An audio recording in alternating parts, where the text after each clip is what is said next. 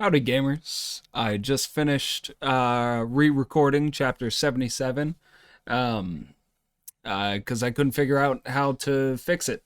It wouldn't let me, so I just re-recorded the whole thing.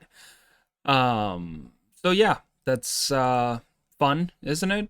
Isn't that fun? Isn't that a good time? But I figured I'll just re-record the intro for this as well.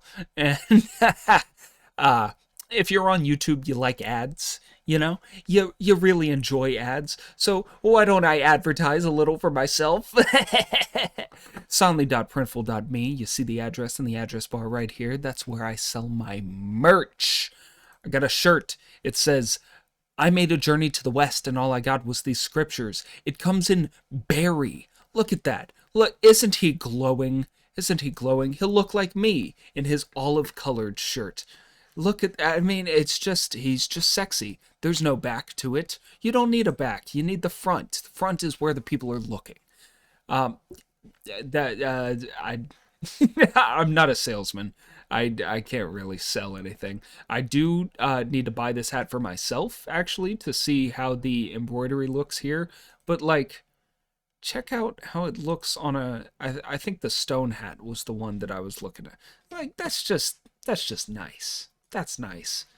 Um, I got the crew neck down here. I got the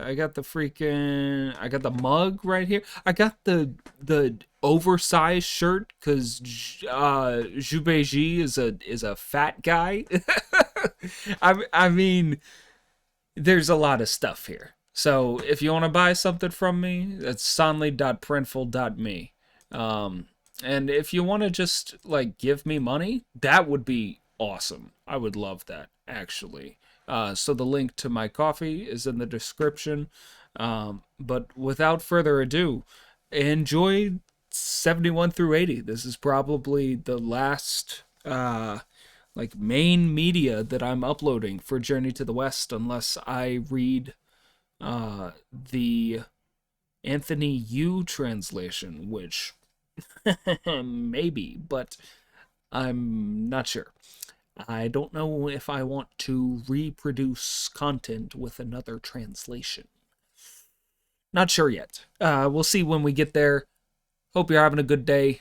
Um, Bye. Chapter 71. Under a false name, Monkey beats the demon hound. Guan Yin appears to subdue the demon king. Matter has always been empty. Emptiness, said to be matter, is only natural. When one penetrates the dhyana of matter's emptiness, there is no need for cinnabar to be refined into elixir. Rest not when pursuing perfection of virtue and conduct. Endure suffering to achieve hard-won skills. Sometimes one only turns to heaven when one's actions are complete, to win an unchanging and immortal face. The story tells how the evil Star Matcher had the front and back gates tightly closed while Monkey was hunted for. The din went on till dusk, but no sign of him did they find. The Demon King sat in the flaying pavilion, where he called his demons together and issued orders to the guards on all the gates to carry bells, shout passwords, beat drums, and strike clappers. Everyone was to have an arrow on his bowstring or a sword unsheathed as he took his turn to keep watch during the night. Sun Wukong, who had turned into a fly, was sitting by the gates. Seeing how strict the security was at the front gates, he spread his wings and flew to the gateway of the living quarters to take a look. He saw the Golden Queen slumped across a low table, the tears flowing down as she wept quietly in her sorrow. So he flew inside and landed lightly on the loose black clouds of her hair to listen to what she was crying about. A moment later, she said tearfully, "My lord, you and I burnt in an earlier life the incense of separation, and now I have encountered an evil demon king. For 3 years I have been gone. When will we two be reunited?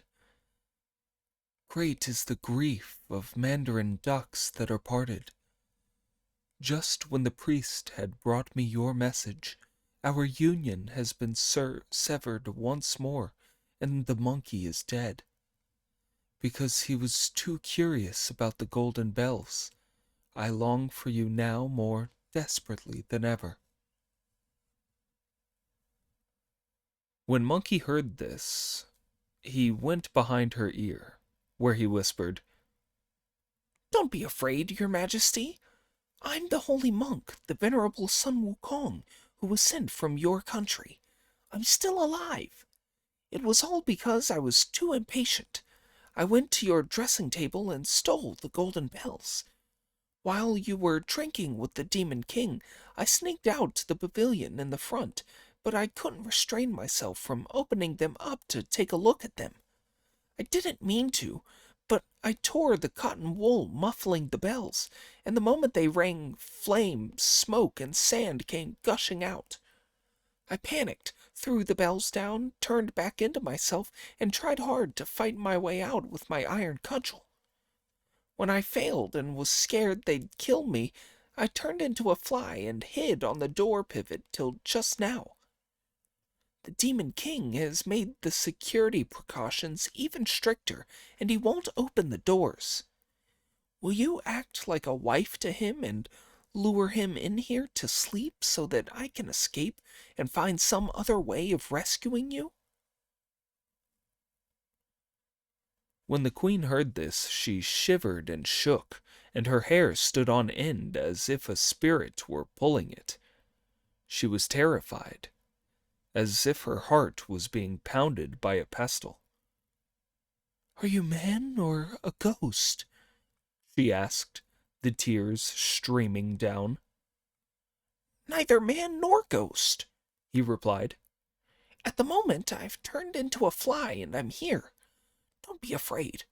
Hurry up and ask the Demon King here." The queen still refused to believe him. "Stop appearing in this nightmare," she said in a low voice through her tears. "I'm not in a nightmare," said Monkey. "If you don't believe me, put your hand out and open it. I'll jump down into it for you to see." The queen then put out her open hand. Monkey flew down and landed lightly on her jade palm. He was just like a black bean on a lotus flower, a bee resting on a peony blossom, a raisin fallen into a hydrangea, a black spot on a wild lily stalk. The queen raised her hand and said, "Holy monk." "I'm the holy monk transformed," Monkey replied. Only then did the queen believe him. "When I invite the Demon King here, what are you going to do?" she asked. "There's an old saying that there's nothing like liquor for ending a life," Monkey replied. "And another that there's nothing like liquor for solving any problem. Liquor's very useful stuff. The best thing is to give him plenty to drink. Call one of your personal slave girls in and let me have a look at her so I can make myself look like her and wait on you. Then I'll be able to make my move." The queen did as he told her. "Spring Beauty, where are you?" she called, and a fox with a beautiful face came in round the screen, knelt down, and said, "What orders did your Majesty call me in to receive?" "Tell them to come in and light the silk lanterns, burn some musk, and help me into the front room," the Queen said. "Then I shall ask His Majesty to bed." Spring Beauty went to the front and called 7 or 8 deer and fox spirits, who lined up on either side of her. They carried 2 pairs of lanterns and 1 pair of portable incense burners. By the time the Queen bowed to them with her hands together, the great sage had already flown off. Spreading his wings, the splendid monkey flew straight to the top of Spring Beauty's head, where he pulled out one of his hairs, blew a magic breath on it, and called, "Change!" It turned into a sleep insect that landed lightly on Spring Beauty's face. Now, when sleep insects reach a human face, they crawl into the nostrils, and once they are inside, the person goes to sleep. Spring Beauty did indeed start feeling sleepy. She could not keep on her feet, but swayed about and felt dozy as she hurried to where she had been resting before, collapsed head first, and fell into a deep sleep. Brother Monkey then jumped down, shook himself, turned into Spring Beauty's exact likeness, and went back round the screen to line up with the others. As the Golden Queen walked into the front part of the palace, a little devil saw her and reported to the evil Star Matcher. "The Queen's here, your Majesty." The Demon King hurried out of the flaying pavilion to greet her. "Your Majesty," the Queen said, "the smoke and fire have been put out and there's no sign of the thief. As it's late now, I've come to urge you to come to bed." "How considerate you are, my queen," the monster replied, utterly delighted to see her. "The thief was Sun Wukong, who defeated my vanguard warrior, then killed my lieutenant, and came here disguised as him to fool us. We've searched, but can't find a trace of him. It makes me feel uneasy." "The wretch must have got away," the Queen replied. "Relax, Your Majesty. Stop worrying and come to bed." Seeing the Queen standing there and inviting him so earnestly, the Demon King could not refuse too insistently, so he told the other demons to be careful with the fires and lamps and be on their guard against robbers before he went to the living quarters at the back with the Queen. Monkey, disguised as Spring Beauty, led their way with the other slave girls. "Bring wine for His Majesty," the Queen said. "He's exhausted." "Indeed I am," said the Demon King with a smile. "Indeed I am. Fetch some at once. It'll calm our nerves." The imitation Spring Beauty and the other servants then laid out fruit and high meat and set a table and chairs. The Queen raised a cup, and the Demon King did likewise. Each gave the other a drink from their own. The imitation Spring Beauty, who was standing beside them, said as she held the jug, "As tonight is the first time your Majesties have given each other a drink from your own cups, I hope that you will each drain them dry for double happiness." They did indeed both refill their cups and drain them again.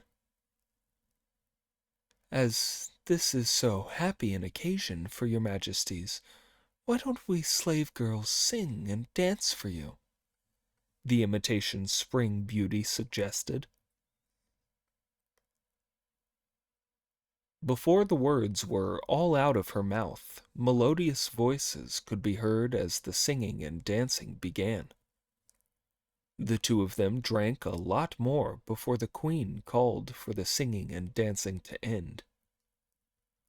The slave girls divided themselves into their groups and went to line up outside the screen, leaving only the imitation spring beauty to hold the jug and serve them wine. The queen and the demon king spoke to each other like husband and wife, and the queen was so full of sensuality that the demon king's bones turned soft and his sinews went numb. The only trouble was that the poor demon was not lucky enough to enjoy her favors. Indeed, it was a case of happiness over nothing, like a cat biting a piss bubble.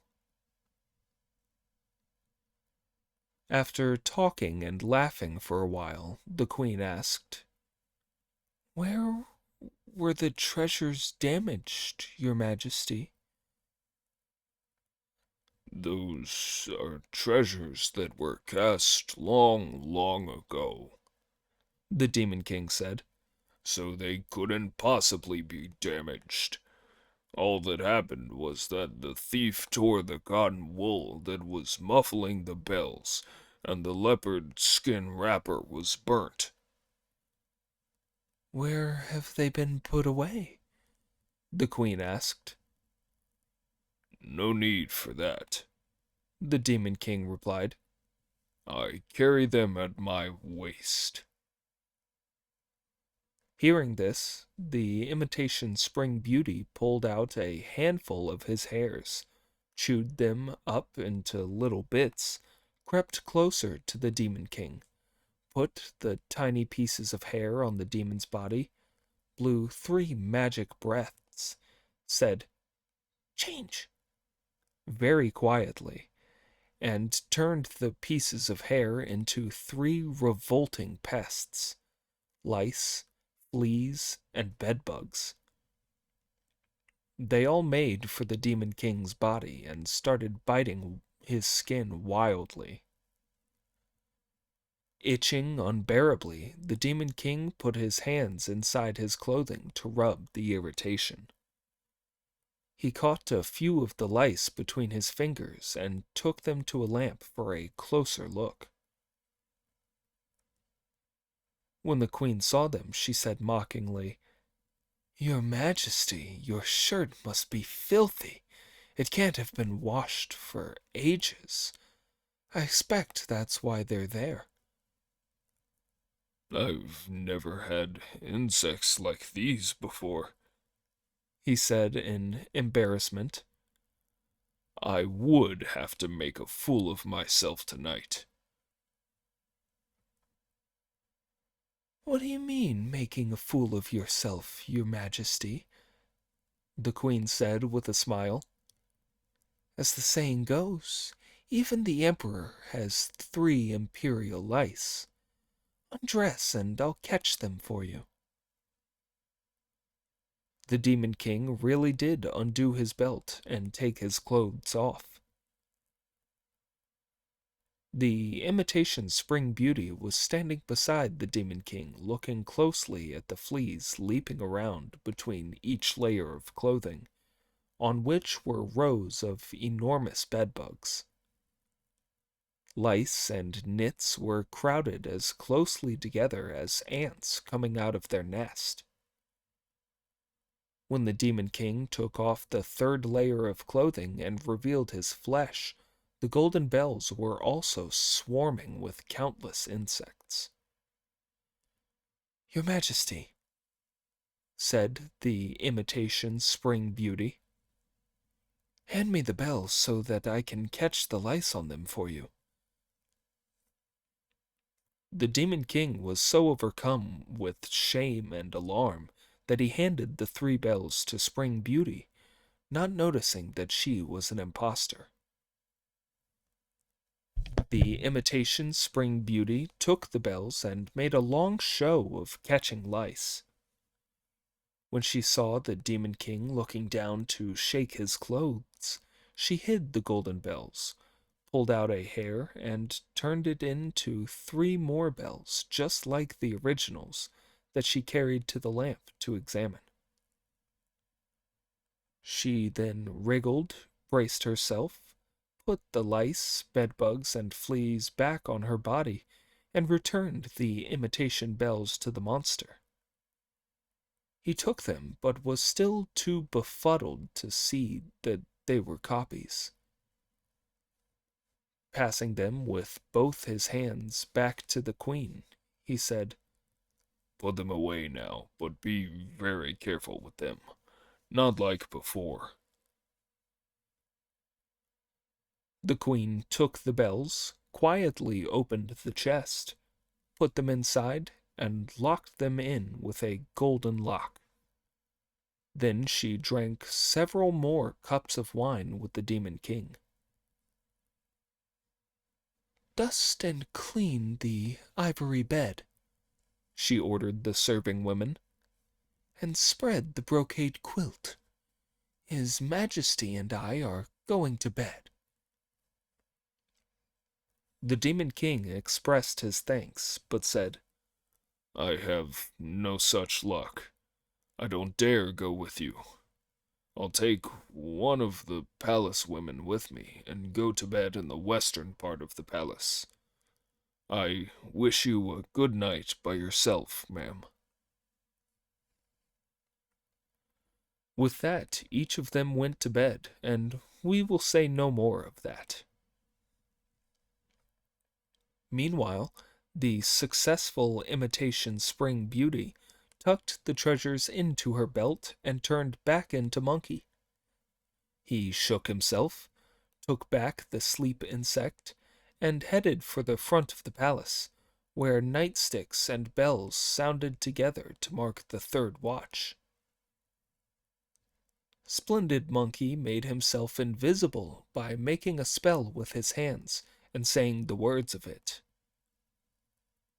Going straight to the gates, he saw that they were firmly locked and bolted, so he brought out his gold-banded cudgel, pointed it at the door, and made unlocking magic. The gates swung easily open. Hurrying outside, he stood by the gates and shouted 2 or 3 times at the top of his voice. Evil Star Matcher! Give us back our golden queen! This startled all the devils, who hurried to look and saw that the gates were open. Quickly they fetched lamps to find the locks and fastened the gates once more. Several of them were sent running back inside to report, Your Majesty, there's someone outside the main gates shouting your title and demanding the Golden Queen. The slave girls hurried outside to say very quietly, "Stop yelling! His Majesty's only just gone to sleep." Monkey gave another loud shout at the front gates, but the little devils still dared not disturb their master. This happened 3 or 4 times over, but they never went in to report. The great sage kept up his din till daybreak, by when his patience was exhausted, and he swung his iron cudgel to hit the gates. This so alarmed the demons big and small, that while some of them barricaded the gates, the others went in to report. As soon as the Demon King woke up and he heard the cacophonous din, he got up, dressed, and emerged from his bed curtains to ask, What's all that shouting about? "Sir," said the kneeling slave girls, "someone's been shouting and cursing outside the cave half the night. We don't know who it is. Now he's attacking the gates. As the Demon King went out through the gates of the palace, several panic-stricken little devils appeared to kowtow to him and say, There's someone shouting and cursing outside. He's demanding the Golden Queen, and if we say so much as half a no, he goes on and on at us, swearing in a thoroughly horrible way. When your Majesty still hadn't come out at daybreak, he got so desperate he started attacking the gates. Don't open them, the Demon King said. Go and ask him where he's from and what he's called. Report back as quickly as you can. The little devils hurried off to ask through the gates. Who are you, knocking at our gates? I'm your grandpa, sent by Purpuria to take the Golden Queen back to her own country, Monkey replied. When the little devils heard this, they reported it to the Demon King, who went back to the living quarters at the back to question the Queen about why the attacker had come. The Queen had only just arisen and had not yet done her hair or washed when slave girls came in to report, "His Majesty's here." The Queen hastily tidied up her clothes and let her black tresses hang loose as she went outside to greet him. He had just sat down and had not yet asked her any questions when little demons were heard again asking, "The grandpa from over there has smashed the gates down." How many officers are there in your country, ma'am? the Demon King asked with a smile. Inside the palace there are 48 brigades of horse and foot, and a good 1,000 officers. And there are ever so many marshals and commanders on the frontiers, the Queen replied. Are any called Grandpa? the Demon King asked. When I was in the palace, all I knew about was helping His Majesty in the inner quarters and instructing the consorts and concubines every morning and evening, the Queen said. There were no end of things happening outside. How could I possibly remember the names? This one calls himself Grandpa, the Demon King replied. There's no such name I can think of in the book of the 100 surnames. You're a very intelligent and well-born lady, ma'am, and you've lived in a royal palace. You must have read a lot of books. Can you remember coming across that name in any of them? There's a passage in the 1,000-word classic that goes, "Received grand instruction," the Queen replied. I think that must refer to him. I'm sure you're right, the Demon King said with pleasure. I'm sure you're right. He then got up, took his leave of the Queen, went to the flaying pavilion, fastened his armor on neatly, mustered his devil soldiers, had the gates opened, and went straight outside with his flower-scattering battle-axe in his hand. Who's the Grandpa from Purpuria? He yelled stridently at the top of his voice.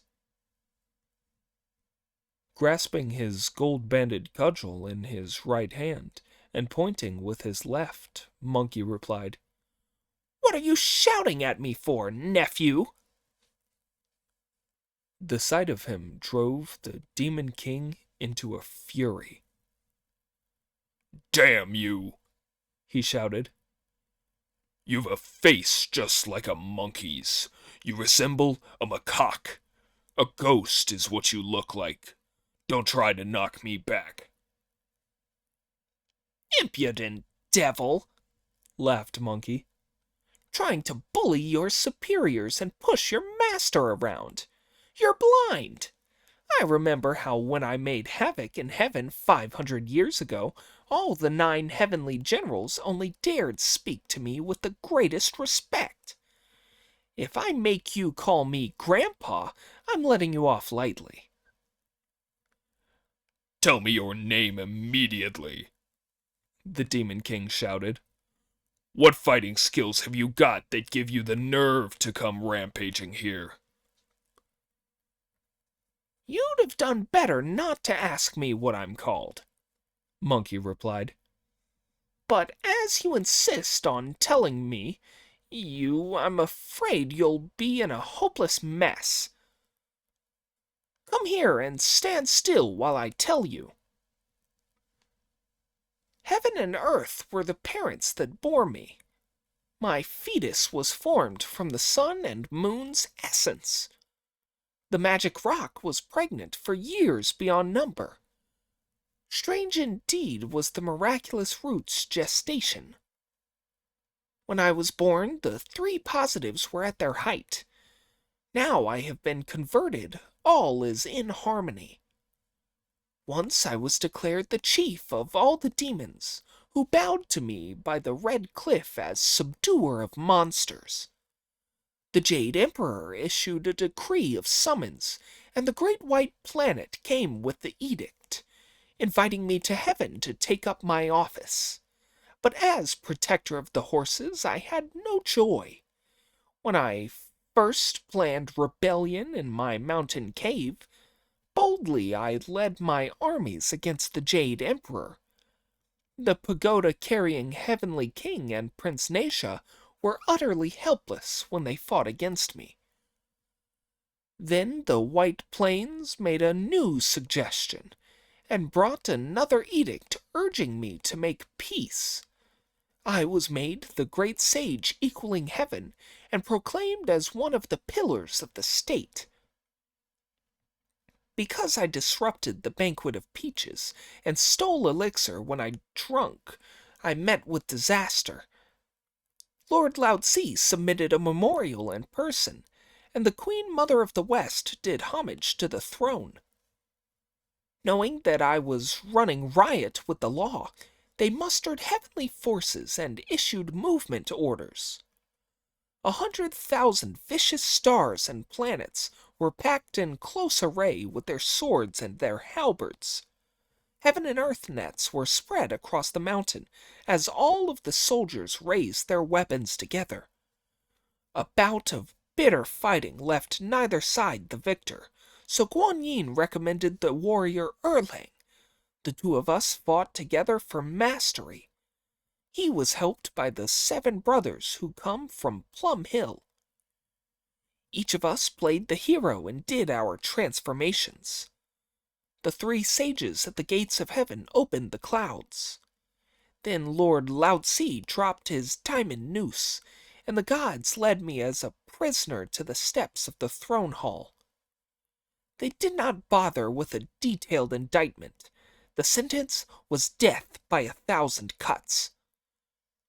Axe and hammer could not till me, and I was unharmed by sword or saber. Fire and thunderbolts were neither here nor there. They had no way to destroy my immortal body. I was taken under escort to the Tushita heaven, and all was arranged for refining me in the furnace. Only when full time was up did they open up the vessel, and I came bounding out from the middle of the crucible. In my hands I was wielding this as-you-will cudgel, as I somersaulted up to the Jade Emperor's throne. All the stars and constellations went into hiding, and I could play the vandal in the palaces of heaven. The miraculous investigator rushed to invite the Buddha. Then Sakyamuni and I both displayed our powers. Turning my somersaults in the palm of his hand, I roamed all over the heavens before my return.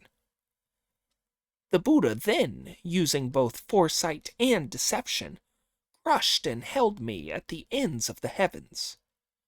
After a period of over 500 years, my body was delivered, and I could once more play up.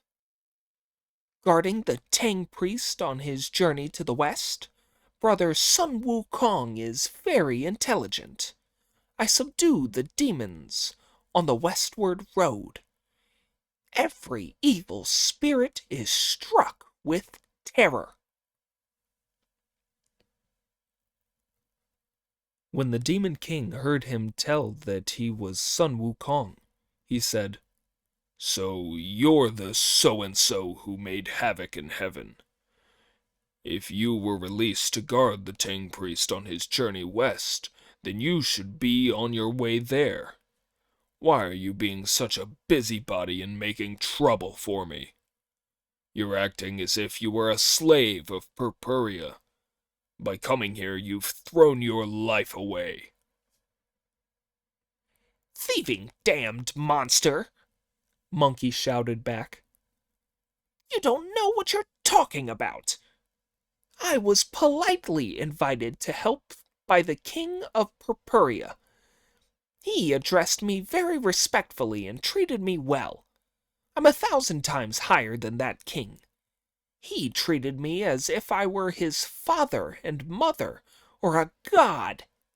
How can you say I'm acting like a slave? I'll get you, you monster, for bullying your superiors and trying to push your master around. Stay there and take this from your grandpa. The monster then moved his hands and feet as fast as he could, dodged the blow from the cudgel, and struck back at Brother Monkey's face with his flower-scattering axe. It was a fine battle. Just watch. The gold-banded as-you-will cudgel, the flower-scattering axe, and its wind-keen blade. One ground his teeth with terrible ferocity. The other gnashed his molars and displayed his might. One was the great sage equaling heaven descended to earth. The other, an evil demon king come down to the lower world. Both snorted out clouds and shining mists that lit up the heavenly palace, sent stones and sand flying that blotted out the Dipper. They came and went through many a movement, twisting and turning and giving off golden light. Each used all of his talents to the full. Both staked the whole of their magical powers. One wanted to take the queen back to the capital. The other would happily have stayed with her in the cave. There was no deep reason for the struggle. He was ready to give his life for the sake of the king. When the two of them had fought 50 rounds without result, the Demon King realized that Monkey was too strong a fighter for him to be able to beat. Blocking the iron cudgel with his axe, the demon said, Stop, son the novice. I haven't had my breakfast yet today. Let me eat, then I'll have it out with you. Monkey was well aware that he wanted to fetch the bells, so he put his cudgel away and said, A hero doesn't chase an exhausted hare.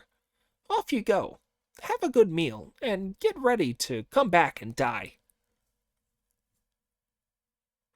The demon quickly turned and rushed inside, where he said to the queen, Get me my treasures at once.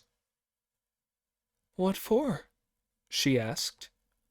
The man challenging me to battle this morning was a disciple of the monk who's going to fetch the scriptures, he said. He's called Sun Wukong or Sun the Novice, and Grandpa was just a nickname. I've been battling it out with him all this time, but there's still no outcome. Just wait while I take my treasures out and set off smoke and flames to burn that ape. These words made the queen feel very uneasy. If she didn't fetch the bells, she was worried that he might be suspicious, but if she did, she feared that Son the Novice would be killed. As she was hesitating, the Demon King pressed her again. Hurry up and fetch them. She had no choice but to undo the lock, bring out the 3 bells, and hand them to the Demon King, who took them and went outside the cave again.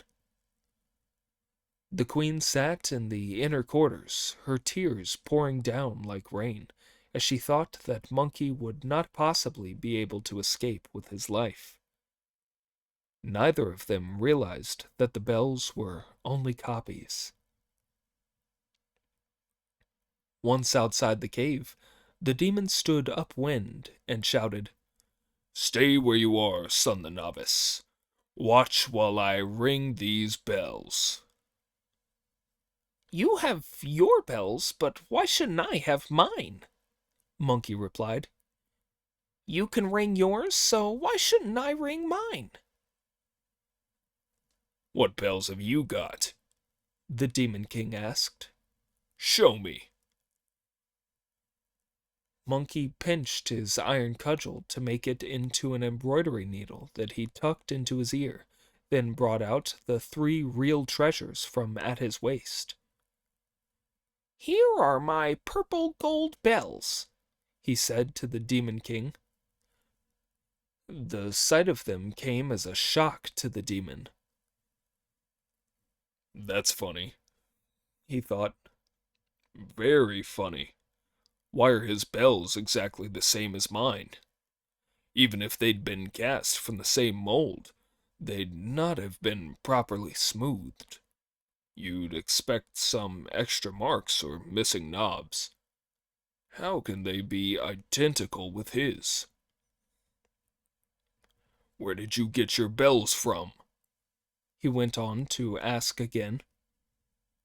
Where are yours from, dear nephew? Monkey replied.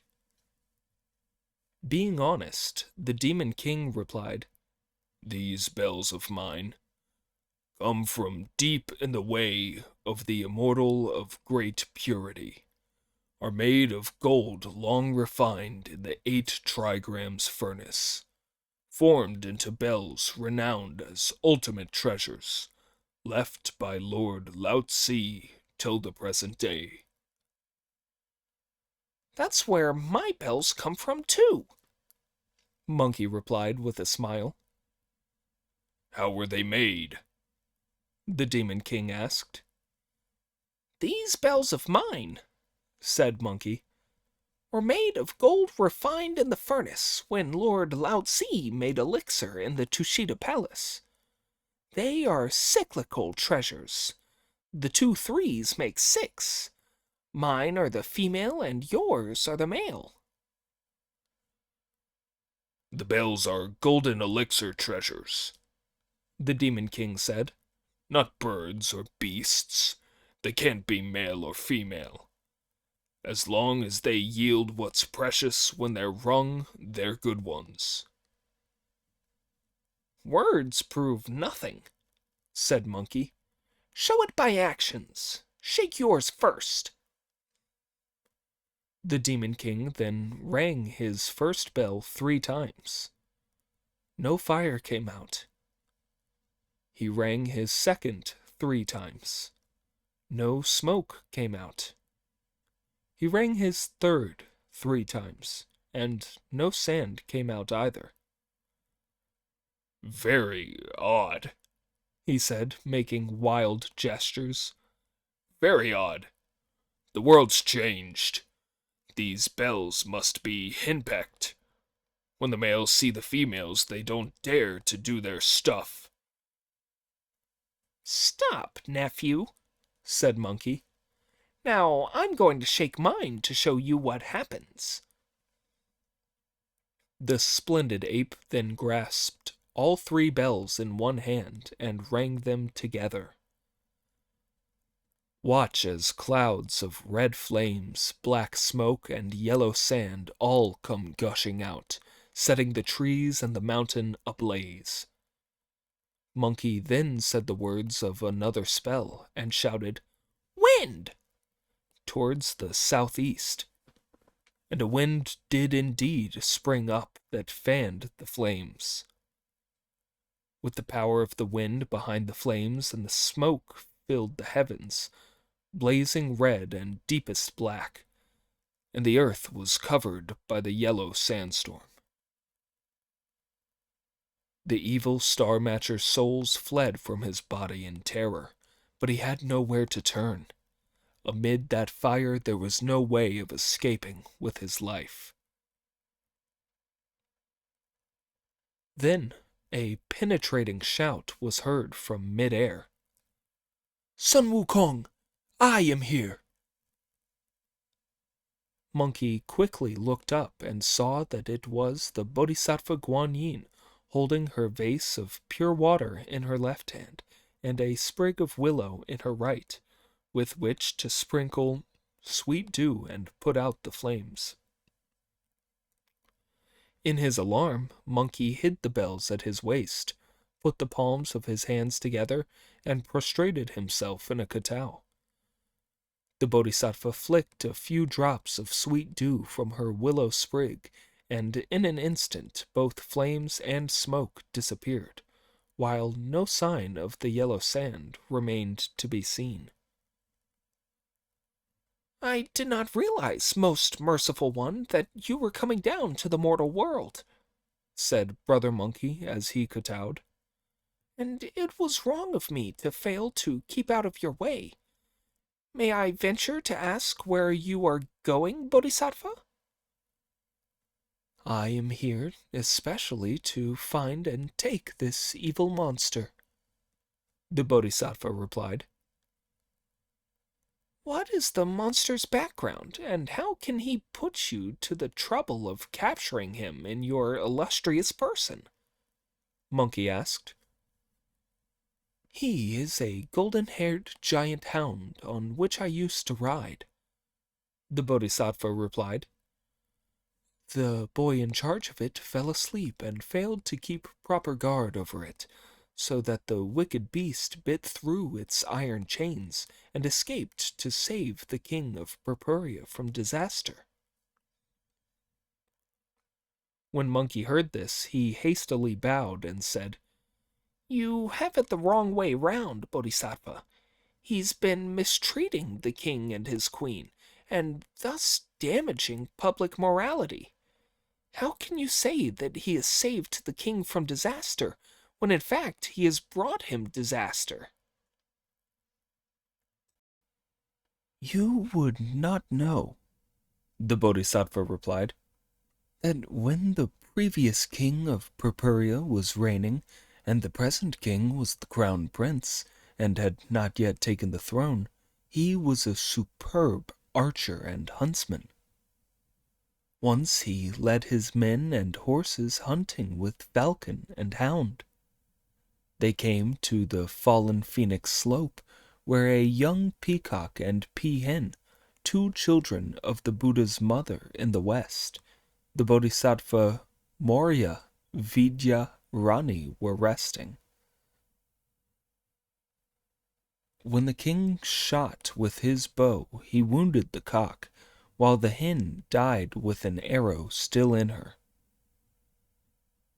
After the Buddha's mother realized to her regret what had happened, she ordered that the prince should be separated from his wife for 3 years and suffer himself the way birds do when they are parted from their mates. At the time I was riding that hound, and we both heard her say that. I never imagined that the beast would remember it and come back to mistreat the queen and thus save the king from disaster. That was 3 years ago, and now that the misdeed has been paid for, it was fortunate that you came along to cure the king. I am here to recover the wicked and evil creature. Bodhisattva, Said Monkey. this may well be so, but he did sully the queen, damage public morality, offend ethics, and break the law. You can't let him off a non-capital punishment.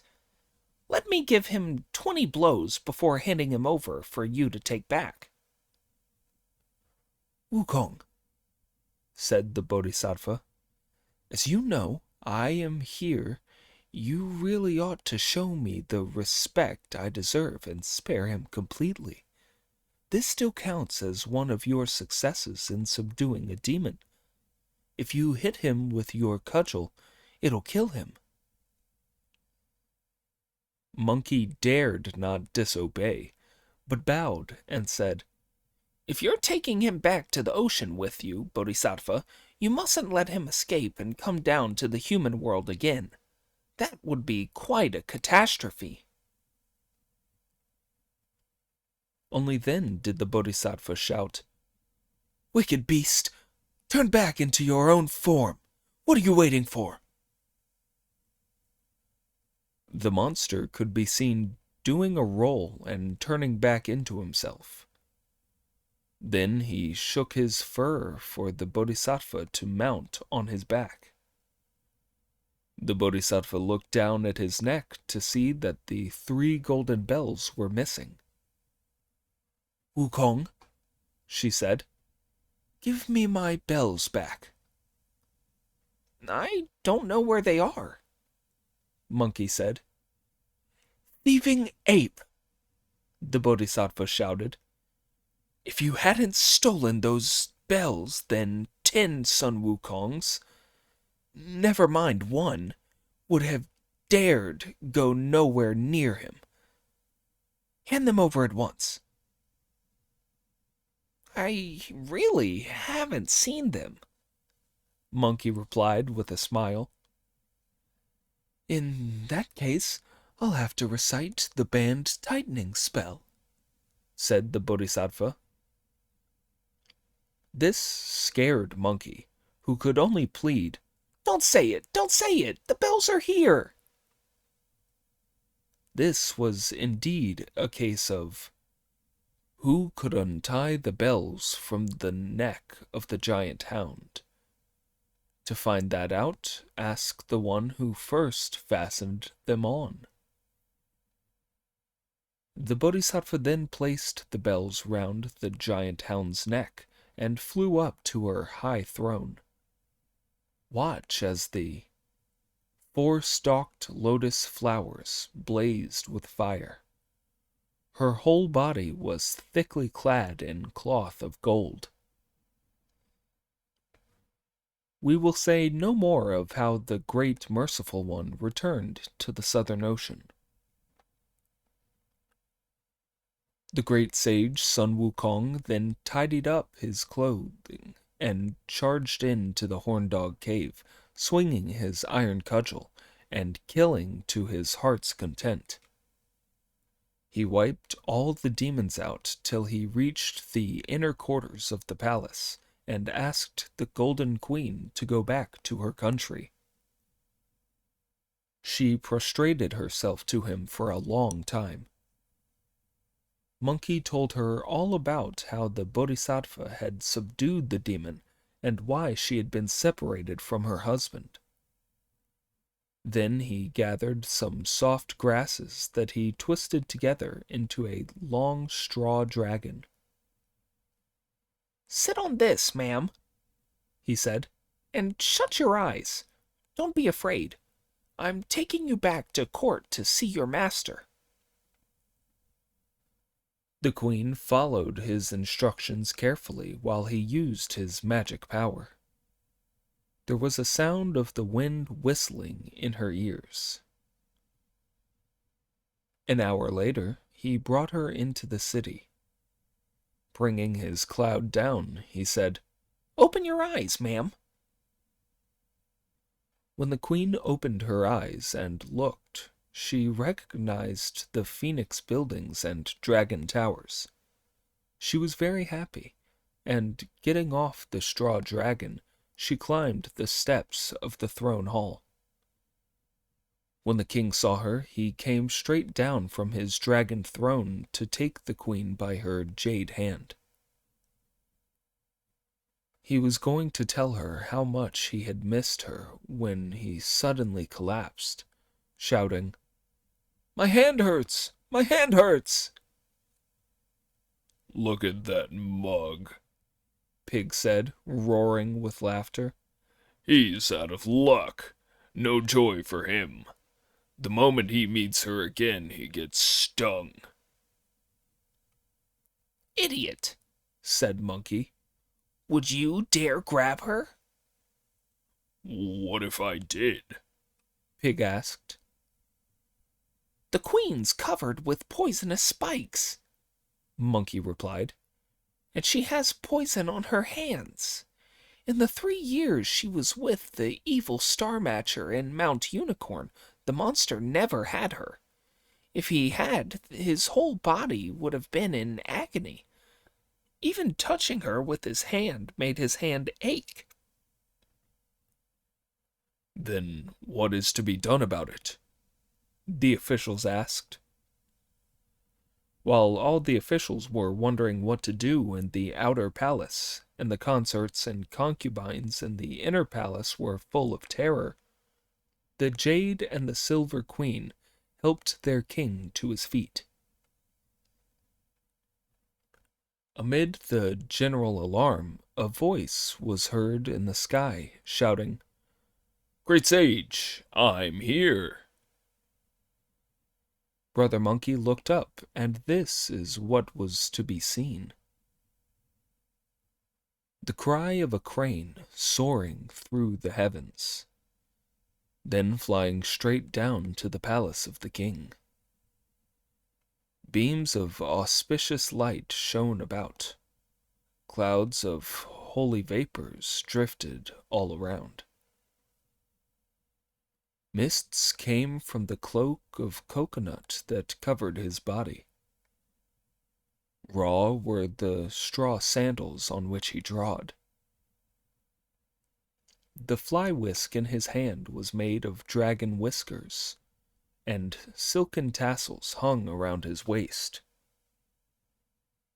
He joined human destinies together throughout heaven and earth, as he roamed free and easy all over the world. He was the purple cloud's immortal of the Daluo heaven, come down to earth today to lift an enchantment. Monkey went over to him to greet him with, Where are you going, Zhang Baduan of the Ziyang sect? The true man of Ziyang came to the front of the hall, bowed, and replied, Great Sage, the humble immortal, Zhang Baduan, greets you. Where have you come from? Monkey replied. 3 years ago, I passed this way when going to a Buddha assembly. The true man said. When I saw that the king of Purpuria was suffering the agony of being parted from his wife, I was worried that the demon would defile the queen. That would have been an affront to morality, and made it hard for the queen to be reunited with the king later on. So I turned an old coconut cloak into a new dress of many colors, and gave it to the demon king. He made the queen wear it as her wedding dress. As soon as she put it on, poisonous barbs grew all over her body. They were the coconut cloak. Now that you have been successful, great sage, I've come to lift the spell. In that case, said Monkey, thank you for coming so far. Please remove the barbs at once. The true man stepped forward, pointed at the queen, and removed the coconut cloak. The queen's body was once more as it had originally been.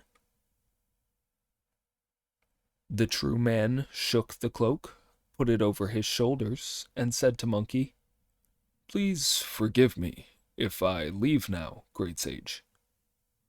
Don't go yet, said Monkey. Wait till the king has thanked you. I won't trouble him, said the true man with a smile, then raised his hands together in salute, rose up into the sky, and went. The king, queen, and the officials high and low were so astonished that they all bowed to the sky.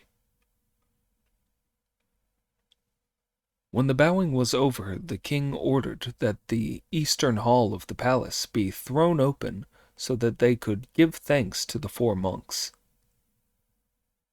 The king led all his officials to go down on their knees and kowtow to them, and husband and wife were reunited.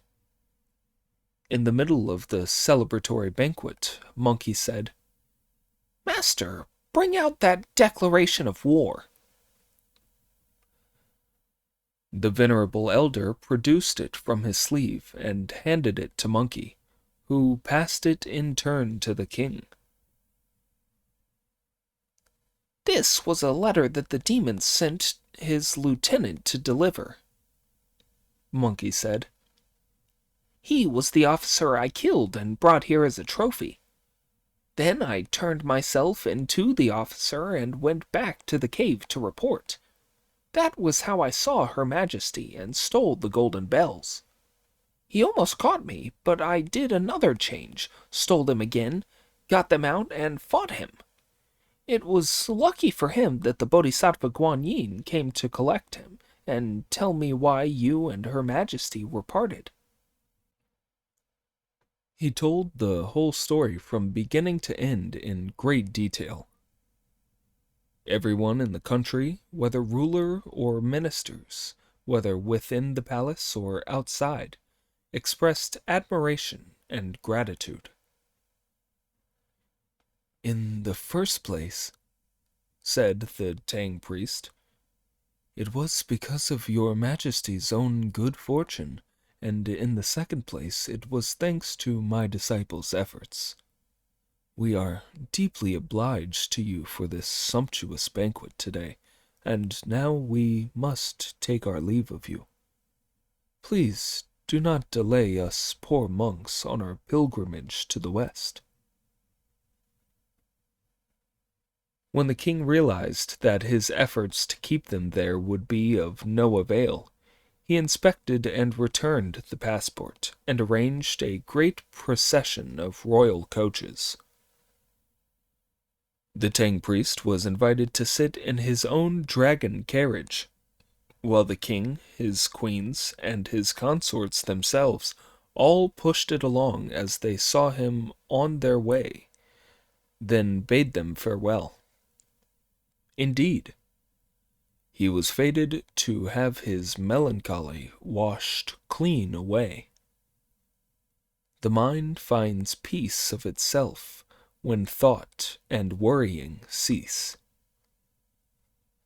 If you do not know what of good or ill lay in store for them on the way ahead, listen to the explanation in the next installment.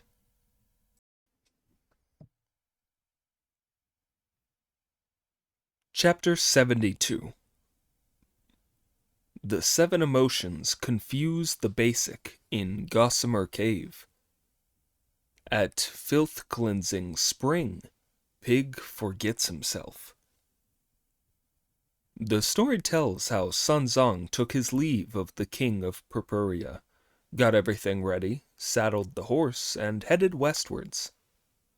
They crossed many a mountain and river.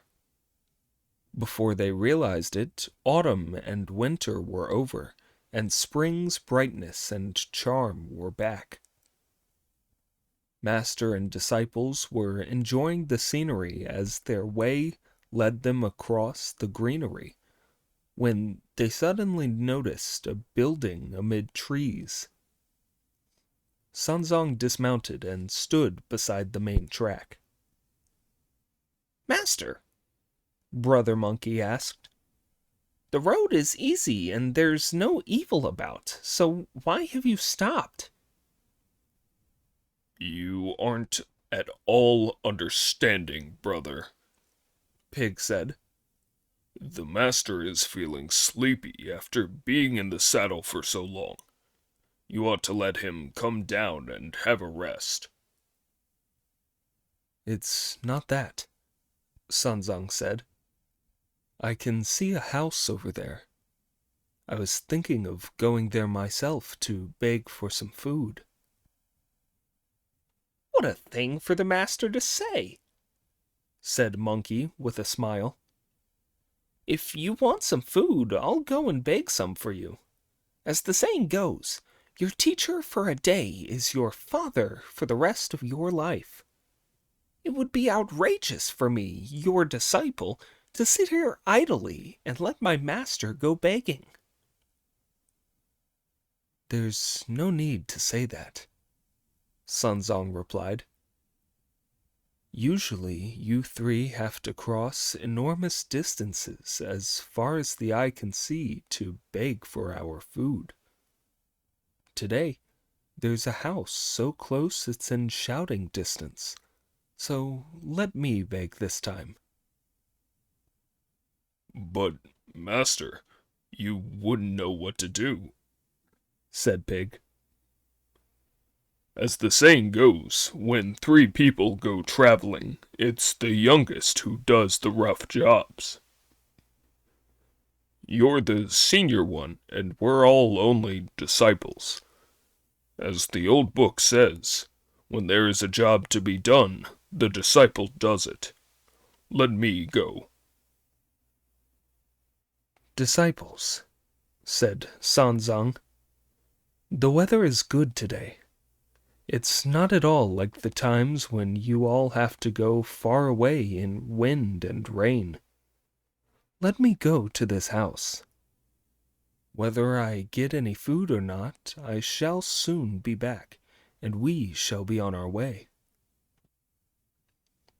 Friar Sand, who was standing beside them, smiled and said, "Stop arguing so much, brother. As the master has made his mind up, you shouldn't disobey him. If you upset him, he won't eat any of the food you are able to beg." Pig accepted this suggestion and brought out the begging bowl and a change of hat and cassock for the master, who went straight to the farm building to look at it. It really was a fine place. He could see, amid close-growing ancient trees, hidden birds sang sweetly on the distant hill. Across the bridge were several thatched houses, as pure and elegant as an immortal's hermitage. There was also a thatched hut so pure and white it would put a Taoist temple to shame. Before the hut could be seen 4 beauties, all busily embroidering phoenix designs. As there were no males but only these 4 girls to be seen, the reverend gentleman did not dare go inside, but slipped back under the tall trees and stood stock still. He could see that each of the girls were rock hard in their ladylike propriety, and happy as the spring in their orchid natures. Red glows set off their tender cheeks. Crimson makeup was spread on their lips. Their moth brows were as fine as a crescent moon, while their clouds of hair were piled up like cicada wings. Had any of them stood among the flowers, wandering bees would have taken them for blossoms. He stood there for an hour. The silence was complete, unbroken by dog or cock. If I'm not even able of begging us a meal, my disciples will laugh at me, he thought. If the master can't beg a meal, what hope do his disciples have of ever getting to see the Buddha? He did not know what to do, but it seemed wrong to stay there any longer, so he went back towards the bridge, only to notice a pavilion inside the compound of thatched cottages. In the pavilion, 3 more girls were juggling a ball with their feet. Look at them. They were different from the other 4. Their turquoise sleeves are waving, and their embroidered skirts are swaying. The waving turquoise sleeves covered their delicate jade bamboo shoots of fingers. The swaying embroidered skirts half showed their tiny golden lotus feet. Perfect are their faces and bodies. Endless the movements of their slippered heels. As they grab for the head, they vary in height. They pass the ball around most smoothly. One turns around and kicks an over-the-wall flower, then does a backward somersault called crossing the sea. After lightly taking a pass like a lump of clay, a single spear is hard pressed by a pair of sticks. A shining pearl is put on the Buddha's head and held between the tips of their fingers. Skillfully, they hold the ball as a narrow brick, twisting their feet in the sleeping fish position. Their backs held level, they squat with bended knee. Turning their necks, they kick their heels in the air. They can make benches fly around. Very stylish are the capes upon their shoulders. Their trouser legs are bound with tapes to let them move, while their necklaces swing as they sway. They kick the ball like the yellow river flowing backwards, or goldfish purchased on the beach. When you mistake one of them for the leader, another one turns to carry the ball away. They all hold their calves so trimly in the air, pointing their toes to catch the ball. They raise their heels to spin straw sandals, planting them upside down and picking them up in a turn. As they step back, their shoulder capes spread out, fastened only with a hook. The peddler's basket comes down long and low. Then they grab for the goal. At the really magnificent footwork, all the beauties shout with admiration.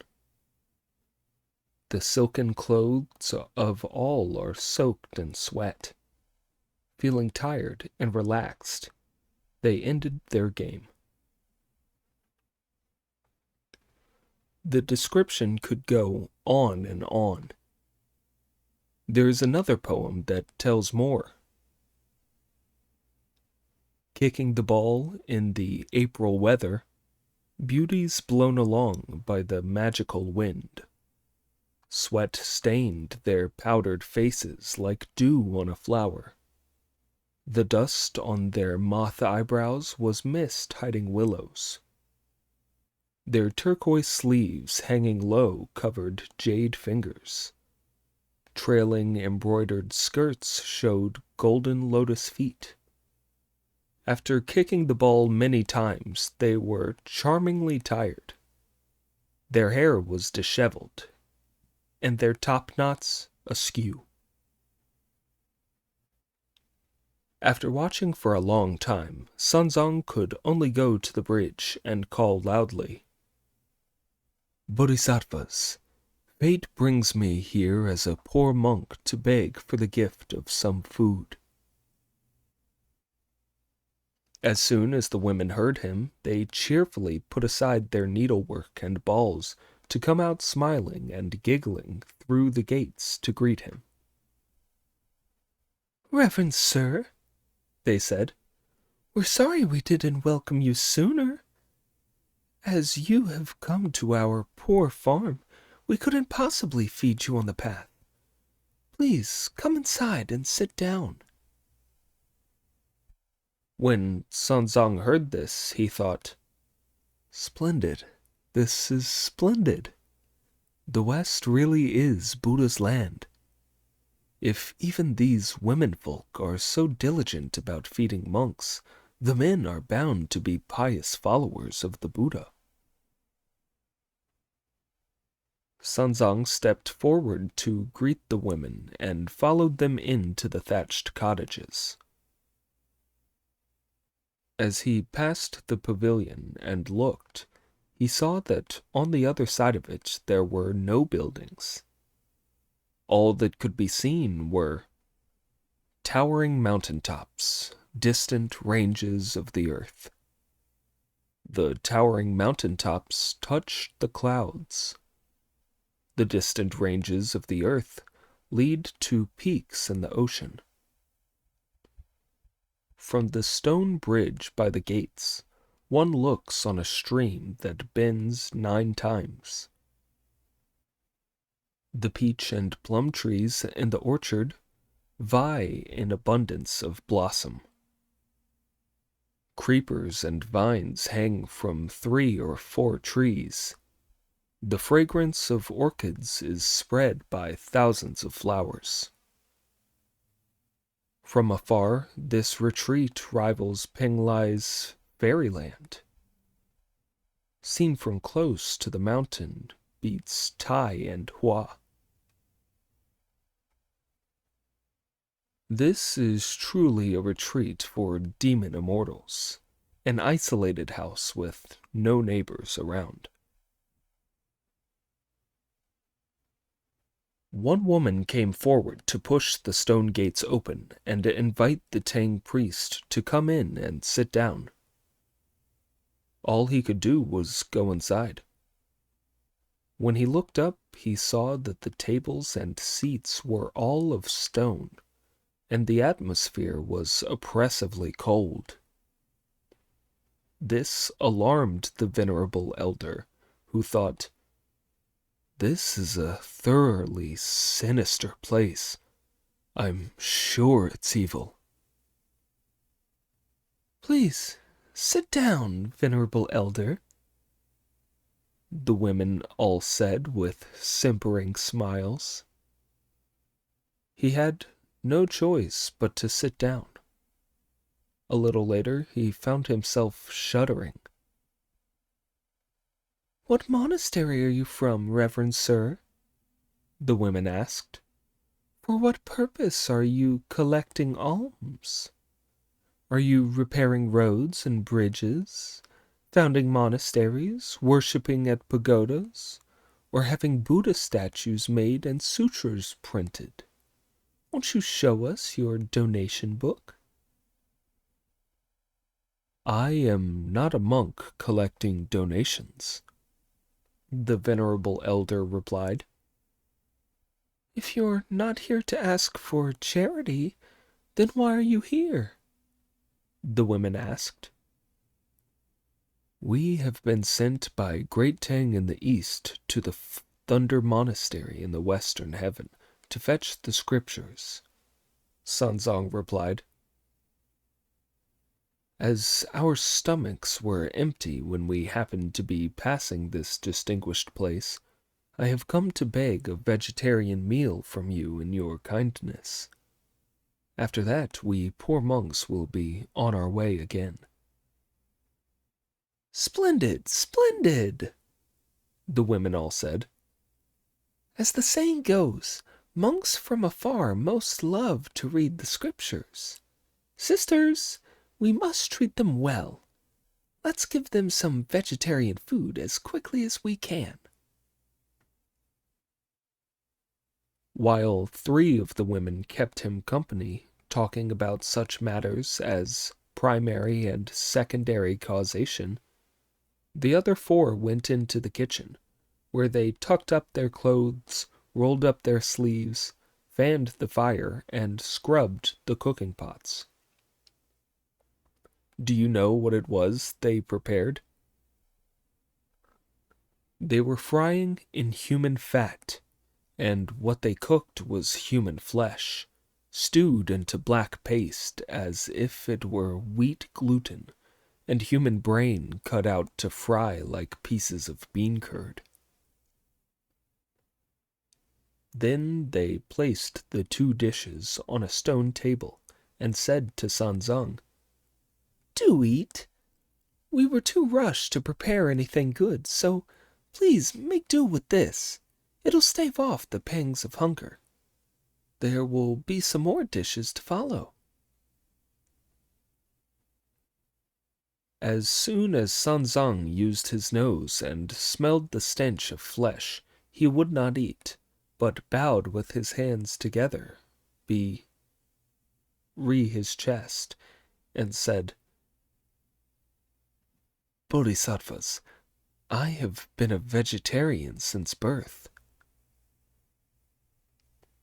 "But this is vegetarian food, Reverend Sir," the women all replied with smiles. "Amitabha Buddha!" exclaimed Sanzang. "If, as a monk, I ate vegetarian food like that, I would never have any hope of seeing the Buddha or fetching the suras." "Reverend Sir," the women said, "as a monk you shouldn't be so choosy about what you're given." "I never could be," Sanzang said. "I never could be. I am under the orders of the great Tang Emperor to harm not even the tiniest life, to save all I see suffering, to put all the food grain I am given into my mouth with my fingers, and to cover my body with the threads of silk that come my way. I would never dare pick and choose among my benefactor's gifts." "Even if you're not picking and choosing," the women replied with smiles, "you do seem to have come here to complain. Please, eat some of the food, and don't mind if it's a little coarse and flavorless." "It's not that I don't want to eat it," Sanzang said. "It's that I'm afraid I'd be breaking my vows. I hope that you bodhisattvas will remember that setting living beings free is better than keeping them with you, and let me go on my way." As Sanzang struggled to get out, the women blocked the gateway and refused to let him go. "Business bringing itself to our door," they all said. "You've no more chance of getting away from here than of covering up a fart with your hands. Where do you think you're going?" They were all quite skilled in the martial arts, and quick movers too. And after they had grabbed Sanzang, they dragged him like a sheep and threw him to the ground. Then they all held him down, tied him up, and suspended him from the rafters. There is a special name for the way they hung him up there. The immortal shows the way. One hand was strung up by a rope so that it pointed forward. The other hand was fastened to his waist by another rope that was also holding him aloft, and his legs were both held up by a third rope behind him. The 3 ropes had him suspended from a beam, with his back on top and his belly pointing down.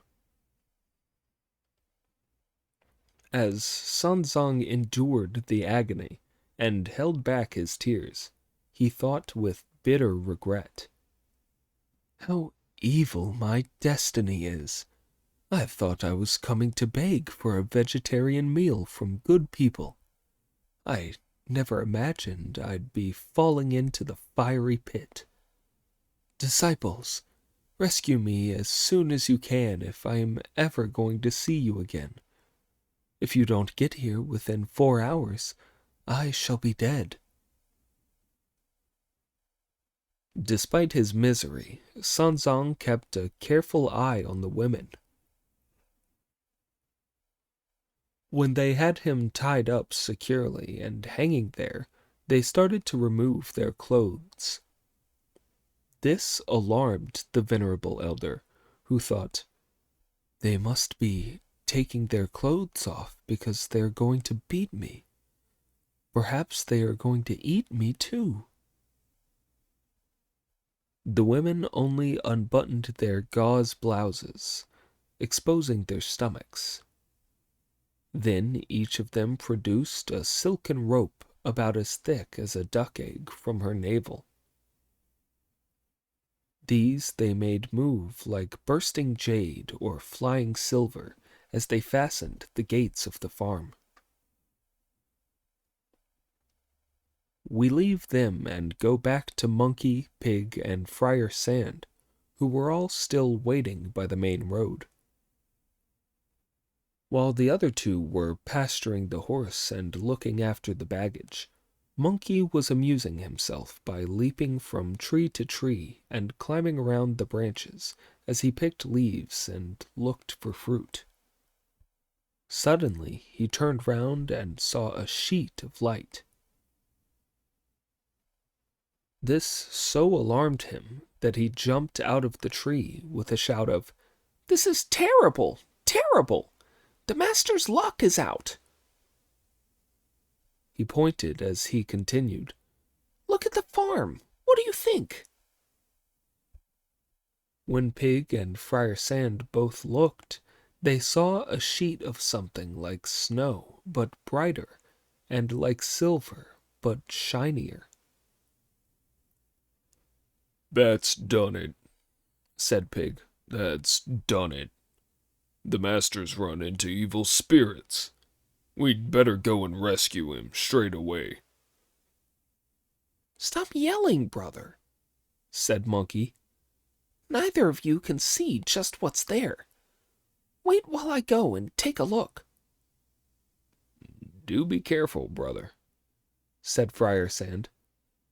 "I can cope," Monkey replied. The splendid great sage tightened his tiger skin kilt, pulled out his gold-banded cudgel, and took a few strides forward to see that the silken ropes had formed something like a web with thousands of strands. When he felt it with his hands, it was somewhat soft and sticky.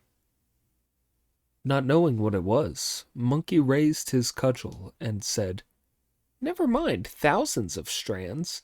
This cudgel could break through tens of thousands of them." He was just about to strike when he stopped to think.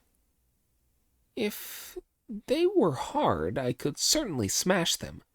But then soft ones would only be knocked flat, and if I alarm the demons and get caught myself, that would be a disaster. I'd better make some inquiries before I do any hitting." "Who do you think he asked?" He made a spell with his hands, said the words of it, and sent for an old local god, who ran round and round in his shrine, just as if turning a mill. "Old man," his wife asked, "what are you rushing round and round for? You must be having a fit. You don't understand, the local god replied. there's a great sage equaling heaven here. I didn't go to meet him, but he's sending for me. Go and see him then, His wife replied.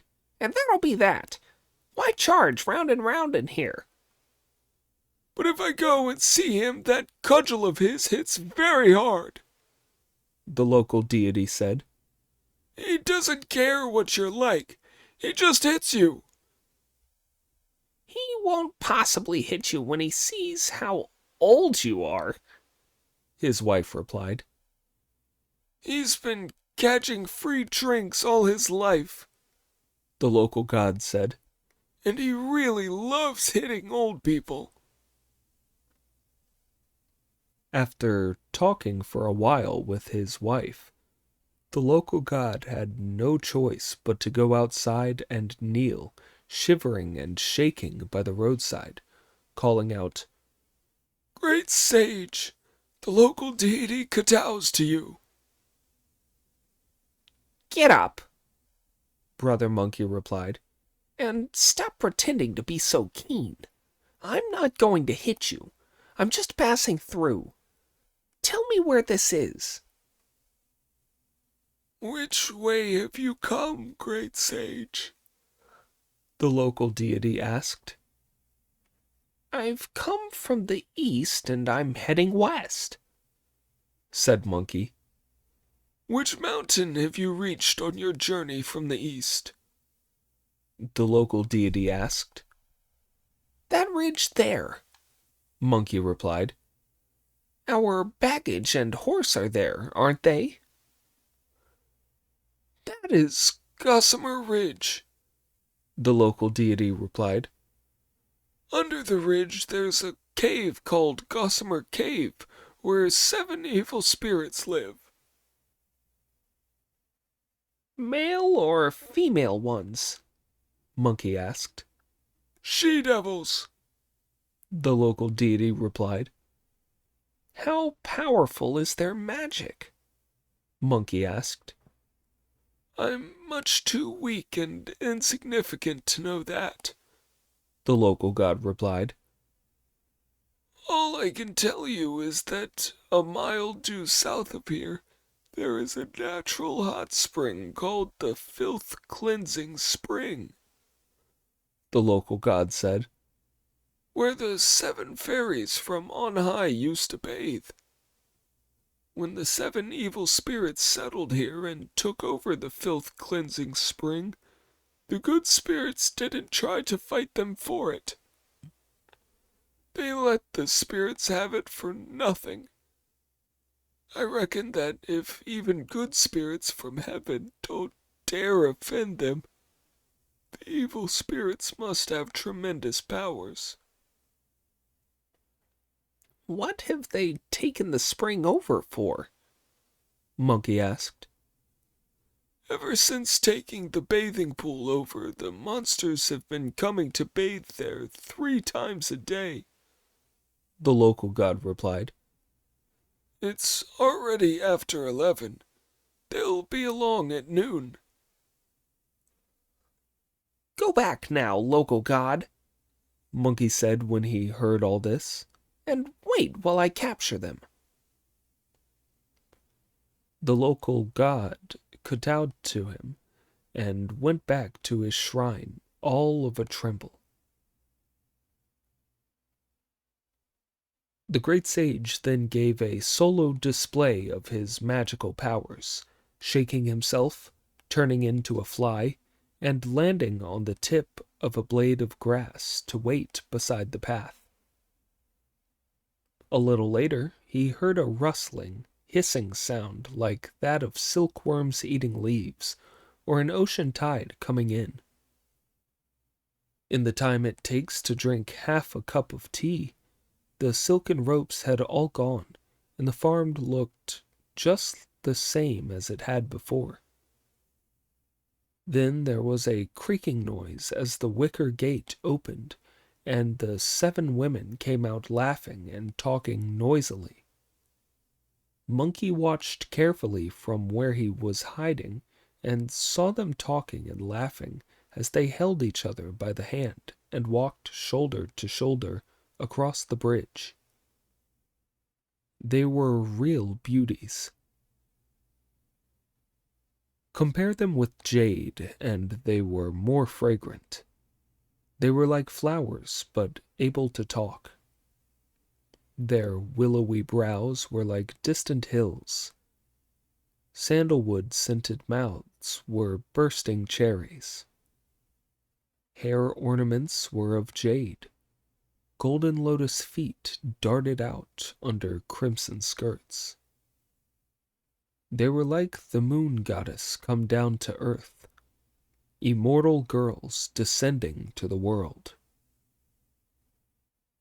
No wonder the master wanted to come begging for food, thought Monkey with a laugh. with all these lovelies here. If these 7 beauties have captured him, he won't be enough for a single meal for them. They couldn't make him last a couple of days.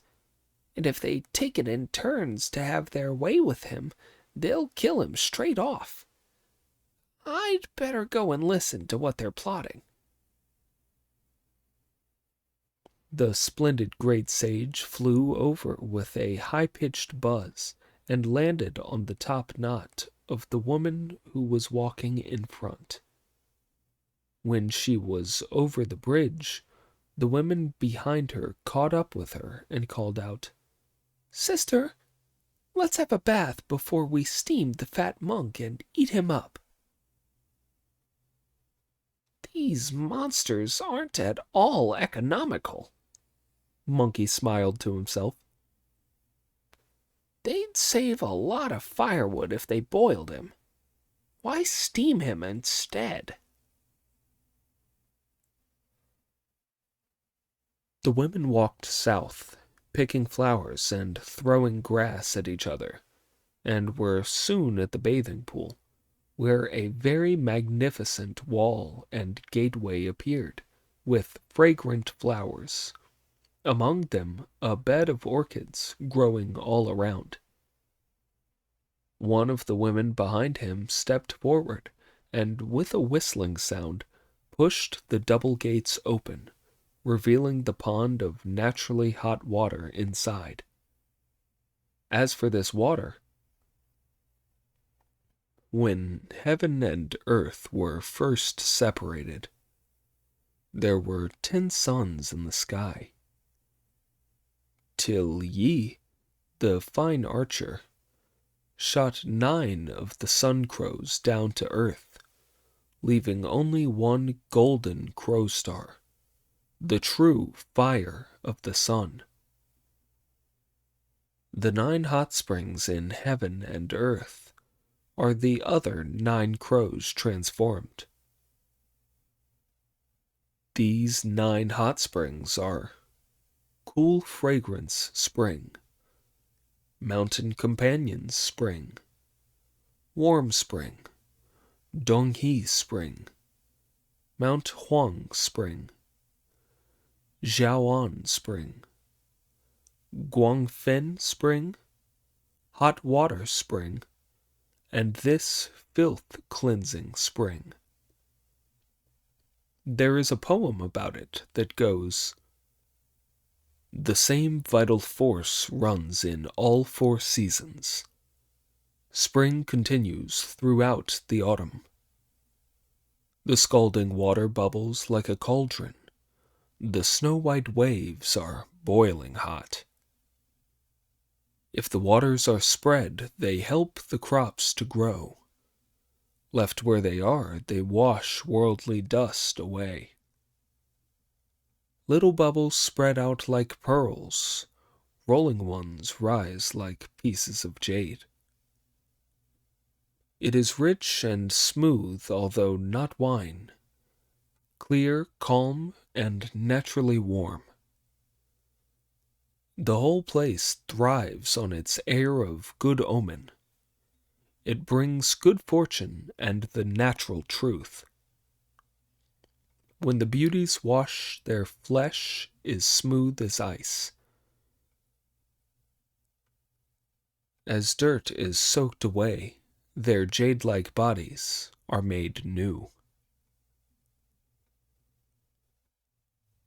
The bathing pool was about 50 feet across, 100 feet long, and 4 feet deep.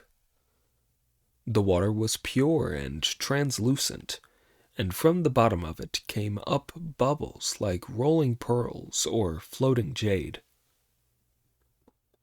In the 4 sides of the pool there were 6 or 7 pipes, through which the water flowed out, keeping warm even when it reached fields up to a mile away. Beside the pool was a 3-roomed pavilion, next to the black wall of which stood an 8-legged bench. At each end of the pavilion was a clothes stand painted in colored lacquers. All this secretly delighted Monkey, who flew straight to one of the stands and landed on it. When the women saw how clear and warm the water was, they wanted to bathe in it, so they all took their clothes off and hung them on the stands before going into the pool together. This is what Monkey saw. They undid the buttons on their clothes, loosened the knots in their gauzy sashes. Silvery white were their creamy breasts, snowy their bodies that looked like jade.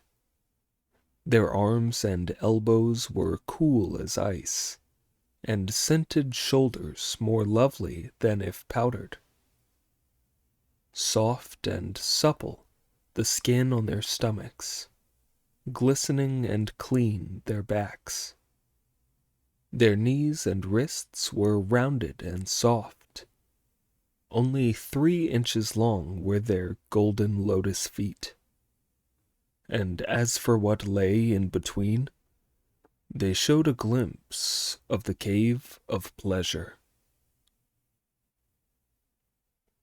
The women all jumped into the water and enjoyed themselves as they frolicked in the waves. If I wanted to hit them, Monkey thought, I'd only need to stir the water with my cudgel. It would be like pouring boiling water on a nest of mice. I could kill the lot of them. What a pity. If I hit them, I'd kill them, but it wouldn't do my reputation any good. As they say, a real man doesn't fight women. It'd be hopeless if a man like me killed these girls. If I'm not going to hit them, I'll have to make things difficult for them so they can't move.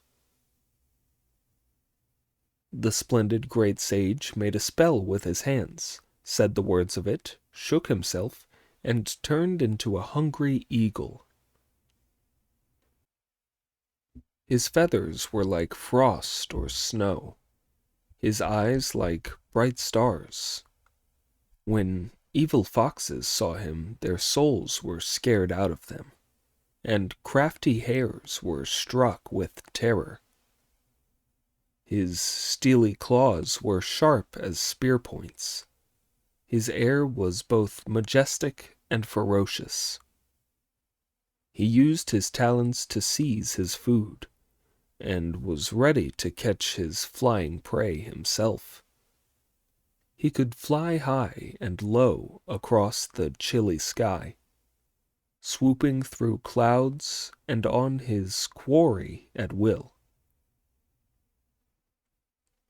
With a whoosh of his wings, he flew towards them, stretched his sharp talons to seize all 7 sets of clothes that were hung on the stands, and flew straight back to the ridge with them. Here he reverted to his own form to see Pig and Friar Sand. Just look at the idiot as he comes up to Brother Monkey and says with a grin, The master must have been taken to a pawnbroker's.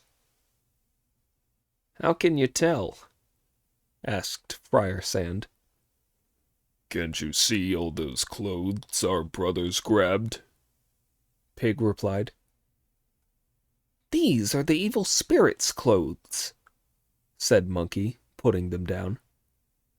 How on earth did you get so many? Pig asked. There are 7 outfits, said Monkey. How did you strip them so easily, and strip them naked at that? Pig asked. I didn't have to strip them, said Monkey. This place is called Gossamer Ridge, and the farm is called Gossamer Cave. The 7 she-devils who lived there captured the master, hung him up in their cave, and all went off to bathe in the filth-cleansing spring. It's a natural hot spring. Their plan was to have a bath, then steam the master and eat him. I went there with them and watched them undress and get into the water. I wanted to hit them, but I was worried it would contaminate my cudgel and ruin my reputation, so I didn't. I just turned myself into a hungry eagle and grabbed their clothes and my talons. Now they're all squatting in the water, too embarrassed to come out. Let's rescue the master and be on our way as quickly as we can. Brother, Grinned Pig. you always leave something undone. You could see that they were evil spirits, so why didn't you kill them first, then rescue the master? Even if they're too embarrassed to come out now, they'll certainly come out after nightfall. They're bound to have enough old clothes at home to be able to put on an outfit each and come after us. Even if they don't come after us, they live here permanently, and we'll have to come this way back after we fetch the scriptures. As the saying goes, it's better to get into debt on a journey than to get into a fight. When they stop us and make a row, they'll really have it in for us. So what do you suggest? Monkey asked. If you ask me, we should kill the demons, then rescue the master, said Pig. That's what's called cutting down weeds and digging them out by the roots. I'm not going to hit them, Monkey replied. If you want them hit, go and do it yourself. Pig then summoned up his spirits and in high delight rushed straight there, his rake held aloft. As he suddenly pushed the gates open and looked inside, he saw the 7 women squatting in the water and wildly cursing the eagle. Feathery beast, they were saying. Cat-headed monster. What the hell can we do now you've carried our clothes off? Pig could not help laughing as he said to them, Bodhisattvas, carry on with your bath. Do you mind if I join you? You monk, you disgrace! The devils retorted angrily as they saw him. We're laywomen, and you're a man of religion. As the ancient book has it, from the age of 7, boys and girls do not share the same mat. You mustn't possibly bathe in the same pool as us. But the weather's so scorching hot, I've got no choice, said Pig. You'll have to make the best of it and let me take a wash. What do you have to show off all that book learning about sharing mats for? With further argument, the idiot dropped his rake, stripped off his cotton tunic, and jumped in with a splash, to the fury of the demons, who all rushed at him to hit him. Little did they realize how expert Pig was in the water. Once in the pool, he shook himself and turned into a catfish spirit. The demons then tried to grab him, but even when they caught him, they could not get a firm grip. If they grabbed to the east, he suddenly shot westwards, and if they grabbed him west, he went east. The funny thing was that he kept wriggling around their crotches. The water was about chest high, and after swimming around at the surface and then at the bottom of the pool for a while, he had covered all of it and was panting and exhausted. Only then did Pig jump out, turn back into himself, put his tunic back on, pick up his rake, and shout, Who am I, then? You thought I was a catfish spirit. At the sight of him, the demons all trembled with fright and said to Pig, "When you first came here, you were a monk. Then you turned into a catfish in the water and we couldn't catch you. Now you've dressed like that. Where have you come from? You must tell us your name." Bloody demons.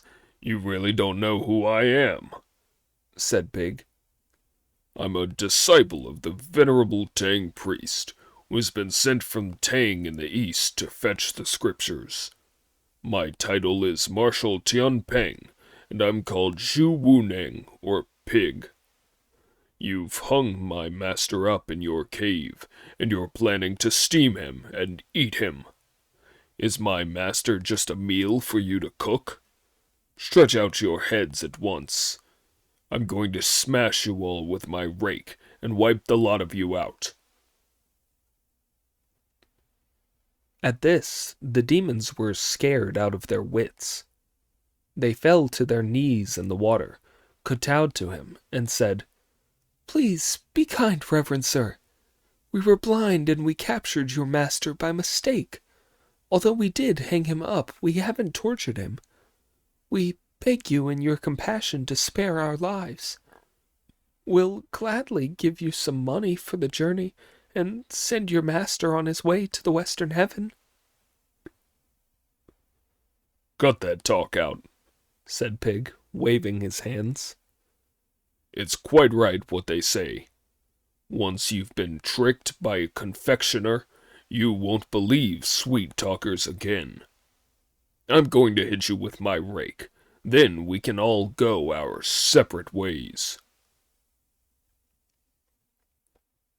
The idiot was thoroughly rough and crude, and wanted to show off his powers. He was unmoved by their fragrant feminine beauty.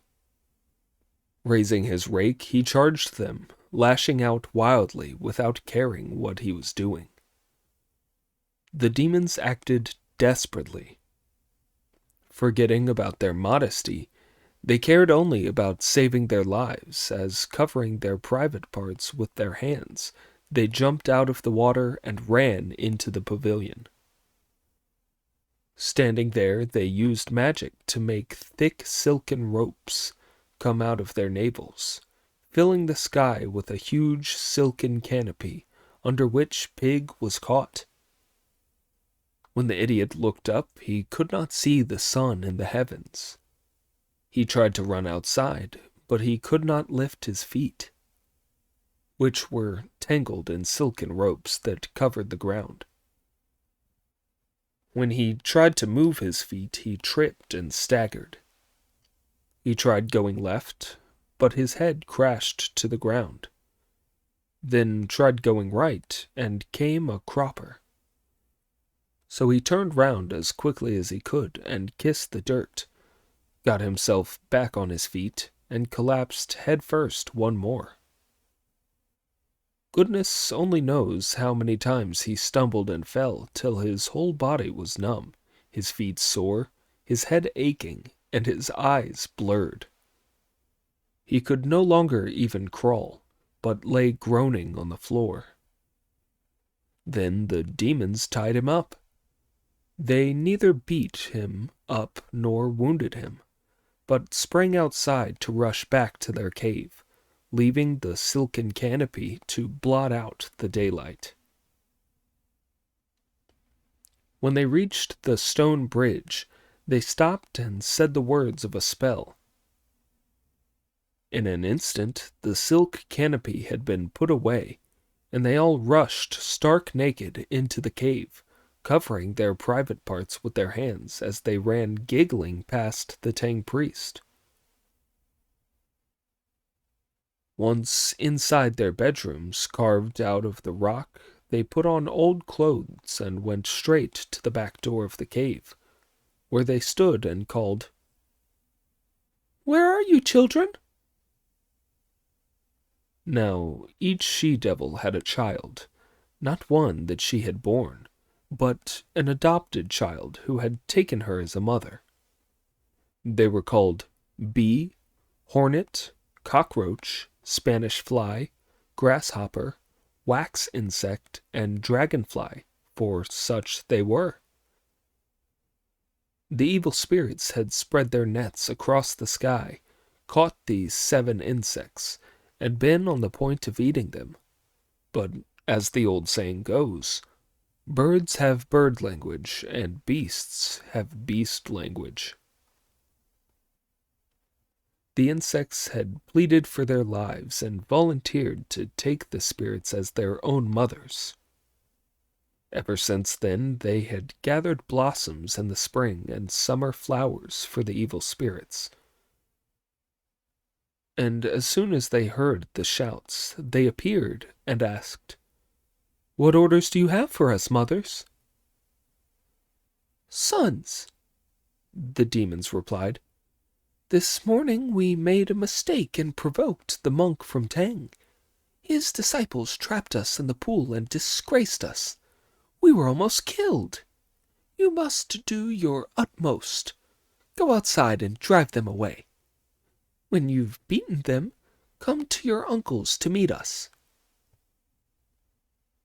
The she-devils then fled for their lives and went to the home of their teacher's senior disciple, where their wicked tongues were to give rise to more disasters. But of that we shall not now speak. Watch while the insects rub their fists in their hands and go out to confront their enemies. Pig, meanwhile, whose head was spinning after falling over so often, looked up and suddenly saw that the silken canopy and ropes had all disappeared. Groping around, he picked himself up, and despite his pain, he made his way back the way he had come. As soon as he saw Monkey, he grabbed him and said, "Brother, is my head bulging? Is my face all blue?" "What happened to you?" Monkey asked.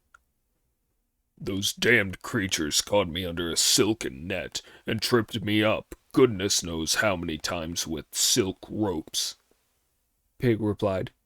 "My waist was twisted, my back felt broken, and I couldn't move an inch. Then the silk canopy and the ropes all disappeared, so I could escape and come back." "Forget about it," said Friar Sand when he saw him. "Forget about it. You asked for trouble. I'm sure the demons have all gone back to the cave to harm the master. We must go and rescue him straight away." When Monkey heard this, he set out at once as fast as he could and rushed back to the farm while Pig led the horse. Here the 7 little devils could be seen standing on the bridge, blocking their way and saying, "Not so fast, not so fast. We're here." "What a joke," said Pig when he saw them. "They're just a bunch of kids. They're only 2'5" or 6, well under 3 foot, and they can only weigh 8 or 9 pounds, not even 10. Who are you?" he shouted. "We're the sons of the 7 immortal ladies," the little devils replied. "You've insulted our mothers, and now you've got the effrontery to attack us, you ignorant fools. Stay where you are and watch out." The splendid monsters then launched a wild onslaught on Pig, who was in a flaming temper after falling over so often. Seeing how tiny the insects were, he lifted his rake to strike furious blows at them. When the little devils saw how ferocious the idiot was, they all reverted to their original forms, flew into the air, and shouted, "Change!" In an instant, each of them became 10. Each 10 became 100. Each 100 became 1,000. And each 1,000 became 10,000. Every one became a countless number. This is what could be seen. The sky was full of wax flies. Dragonflies danced all over the land. Bees and hornets went for the head. Cockroaches jobbed at the eyes. Spanish flies bit before and behind, while grasshoppers stung above and below. His face was black and crawling with insects. Even devils or deities would have been scared by their speed. "Brother," said Pig in alarm, "you can say what you like about it being easy to fetch the scriptures, but on this road to the west, even the insects give you a bad time." "Don't be afraid, brother," said Monkey. "Go for them." "But they're flying into my head and my face and all over my body," replied Pig. "They're at least 10 layers deep and all stinging me. How can I go for them?" "No problem," said Monkey. "No problem. I know a trick." "Whatever it is, brother," said Friar Sand, "use it now. His shaven head is swollen up with those bites and no time at all." The splendid great sage pulled out a handful of hairs, chewed them into little bits, and blew them out, telling them to turn to golden eagles, falcons, hawks, white eagles, vultures, ospreys, and sparrowhawks. "Brother," said Pig, "what's that jargon about goldens and all that?" "Something you don't know about," Monkey replied. "Golden eagles, falcons, hawks, white eagles, vultures, ospreys, and sparrowhawks are the 7 birds of prey that my hares turned into. That's because the she-devil's children are insects. Because the birds were so good at catching insects, they got one every time they opened their beaks, grabbed at them with their claws, or struck them with their wings. They wiped all the insects out in an instant, leaving no trace of them in the sky. The ground was piled over a foot deep with their bodies."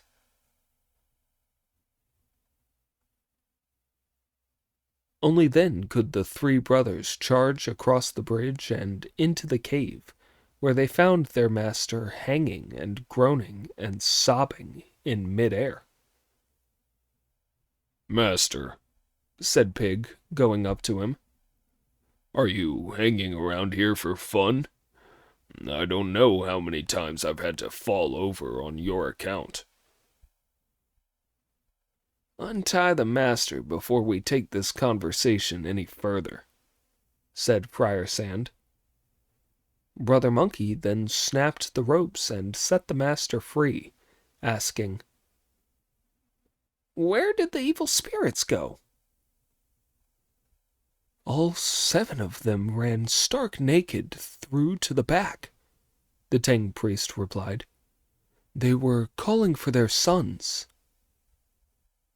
"After them, brothers," said Monkey. "Follow me." The 3 of them, each holding his weapon, went searching in the back garden, but no sign of them could be found. They looked for them without success under all the peach and plum trees. "They've gone," said Pig. "They've gone." "We can stop looking for them," said Friar Sand. I'm going to help the master away from here." The three brothers then went back to the front, where they asked the Ting priest to mount up. "You two help the master along the way," said Pig. "I'm going to smash these buildings to the ground with my rake. Then they'll have nowhere to live when they come back." "Smashing the place would be too much effort," said Monkey. "The best way to cut off their roots would be to find some firewood." The splendid idiot then gathered some dead pine, broken off bamboo, dried out willow, and withered creepers that he set alight. The roaring blaze destroyed everything. Only then did master and disciples feel easy enough to be on their way. If you don't know what of good or evil the demons were to do to them, listen to the explanation in the next installment. Chapter 73. The emotions bear a grudge and inflict disaster. The heart's master smashes the light when he meets the demons. The story tells how the great sage Sun supported the Tang priest as they hurried along the main road to the west together with Pig and Friar Sand.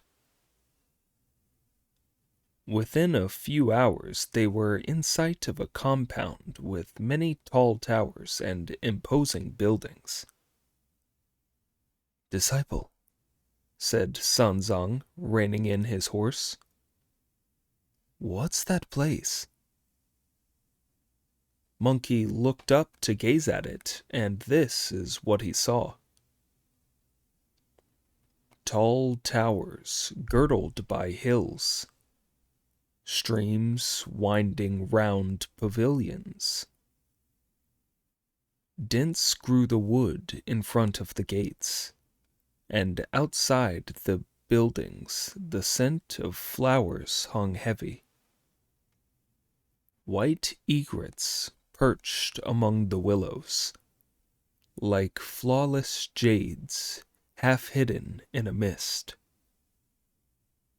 Golden orioles sang in the peach trees, flashes of gold in the fiery blossom. Wild deer in couples trod lost to the world across cushions of greenery. Pairs of mountain birds sang as they flew among the red treetops. It was like the Tiantai cave of Liu and Ron, and rivaled the home of the immortals in fairyland. "Master," Brother Monkey reported, "that's no princely palace or rich man's mansion. It looks like a Taoist temple or a Buddhist monastery. We'll know for sure when we get there." On hearing this, Sanzang whipped on his horse, and when master and disciples reached the gates to look, there was a stone tablet set over the gateway, on which was written, "Yellow Flower Temple." Sanzang dismounted. "Yellow Flower Temple means it's a Taoist place," said Pig. "so it's all right for us to go in and see them. Although we wear different clothes, we cultivate our conduct the same way." "You're right," said Friar Sand. "We can go in and have a look round, and at the same time the horse can have a feed. If it looks suitable, we can arrange a meal for the master." The master accepted their suggestions, and the four of them went inside. A couplet was pasted up on either side of the inner gates. "Palace of Immortals, yellow shoots and white snow. Home of men who can fly, rare and wonderful flowers. So the Taoist here refines drugs, plays with a furnace, and totes a crucible, said Monkey with a grin.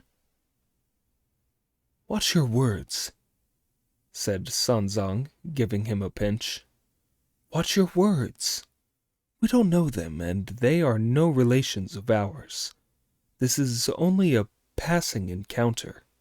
Never mind what they are like.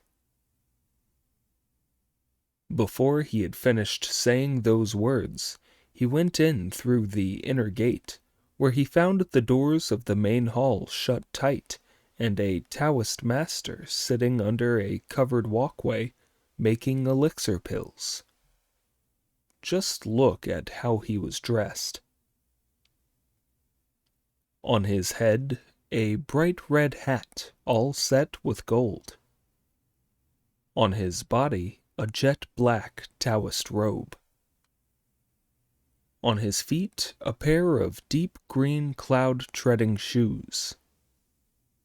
Round his waist, a brilliant yellow Lu Dongbin sash. His face was round like a golden melon, his eyes like bright stars. His nose was as big and as high as a Muslim's, and his lips turned back like a Tartar's. His heart, set on the way, was hidden thunder. He was a true immortal, subduer of tigers and dragons. As soon as he saw him, Sanzang shouted at the top of his voice, "My respectful greetings, venerable Taoist master." The Taoist looked up with a start, and was so alarmed by what he saw that he dropped the elixir on which he was working. Then he neatened his hairpins and clothes, came down from the steps, and greeted Sanzang. Venerable sir, excuse me for failing to meet you. Please come inside and sit down. The venerable elder happily went up into the main hall. On pushing the doors open, he saw the statues of the three pure ones, and an altar on which stood incense burners and incense. So he planted some joss sticks in the burner, and performed a triple set of obeisances to the pure ones before bowing to the Taoist master. He then went to the guest seats, where he sat down with his disciples. Immortal boys were told to bring tea at once, whereupon 2 boys went inside to fetch the tea tray, wash the teacups, wipe the teaspoons, and prepare some refreshments to eat with it. Their rushing about soon disturbed the pilgrim's enemies. Now the 7 devils from Gossamer Cave had been fellow students of the Taoist master here, and it was here that they had hurried after putting on their old clothes and calling for their sons. They were making themselves new clothes at the back of the temple when they noticed the boys preparing the tea, and asked, "What visitors have arrived, boys? What are you in such a rush for?" "4 Buddhist monks have just turned up," the boys replied, "and the master has told us to prepare tea for them." "Is one of the monks pale and fat?" the she-devils asked. "Yes." "Does one of them have a long snout and big ears?" they asked again. "Yes." "Then take the tea in as quickly as you can," the she-devil said, "and tip your master a wink to come in here. We've got something urgent to say to him." The boys took 5 cups of tea out to the Taoist master, who tucked back his sleeves and passed a cup with both hands, first to Sanzang and then to Pig, Friar Sand, and Brother Monkey. After the tea had been drunk, the cups were collected, and the boys gave their master a look, at which he bowed and said, "Please sit down, gentlemen. Boys, put the tray down and keep them company. I have to go out. I'll be back." Sanzang and his disciples went out of the hall to look around, guided by one boy. When the Taoist master went back to the abbot's lodgings, the 7 women all fell to their knees and said, "Brother, brother, please listen to what we have to say." The Taoist master helped them to their feet and said, "When you came here this morning, you wanted to tell me something, but because of the elixir pills I was making, I couldn't see any women. That's why I had to refuse. I have visitors out there now, so you can tell me later." "We have to report, elder brother," the she-devil said, "that it's because the strangers are here that we're talking to you. If the strangers go away, there will be no point in telling you." "What are you talking about, sisters?" the Taoist master said. "Why do you have to talk to me just now, when the strangers are here? Have you gone off your heads? I'm a man who lives in peace and quiet, cultivating immortality. But even if I were a layman with wife and children and family responsibilities, I'd wait till my visitor had left before attending to them. How can you be so ill-behaved and disgrace me? Now let me go." All the she-devils grabbed him and said, "Please don't lose your temper, elder brother. Tell us where the visitors came from." The Taoist master pulled a long face and ignored them. "When the boys came in for the tea just now, they told us the visitors are 4 Buddhist monks," the she-devil said. "They're monks," said the Taoist master angrily. "What of it?" "Does one of the monks have a pale, fat face?" the she-devils asked. "And one of them a long snout and big ears? Did you ask them where they're from?" "Yes," the Taoist said. "There are 2 like that among them. How did you know? I suppose you've seen them somewhere." "You don't know the terrible things that have happened, brother," the devils said. "That monk was sent by the Tang court to fetch the scriptures from the western heaven. He came to our cave this morning begging for food. We captured him because we'd heard of this Tang priest." "Why did you capture him?" the Taoist asked. "We've long known that the Tang priest has a pure body because he has cultivated his conduct for 10 successive incarnations," the devils replied. "Anyone who eats a piece of his flesh will live forever. That's why we captured him. Later, the monk with a long snout and big ears kept us in the filth-cleansing spring.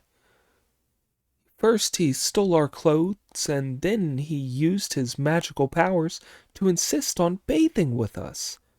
He jumped into the water and turned himself into a catfish. From the way he kept swimming around between our thighs, he obviously had very improper ideas. He was thoroughly disgraceful. Then he jumped out of the water and turned back into himself. As we weren't going to let him have his way, He tried to kill us all with his 9-pronged rake. If we hadn't known a thing or two, he'd have murdered the lot of us. We fled in fear and trembling and sent your nephews into battle. We don't know whether they're alive or dead.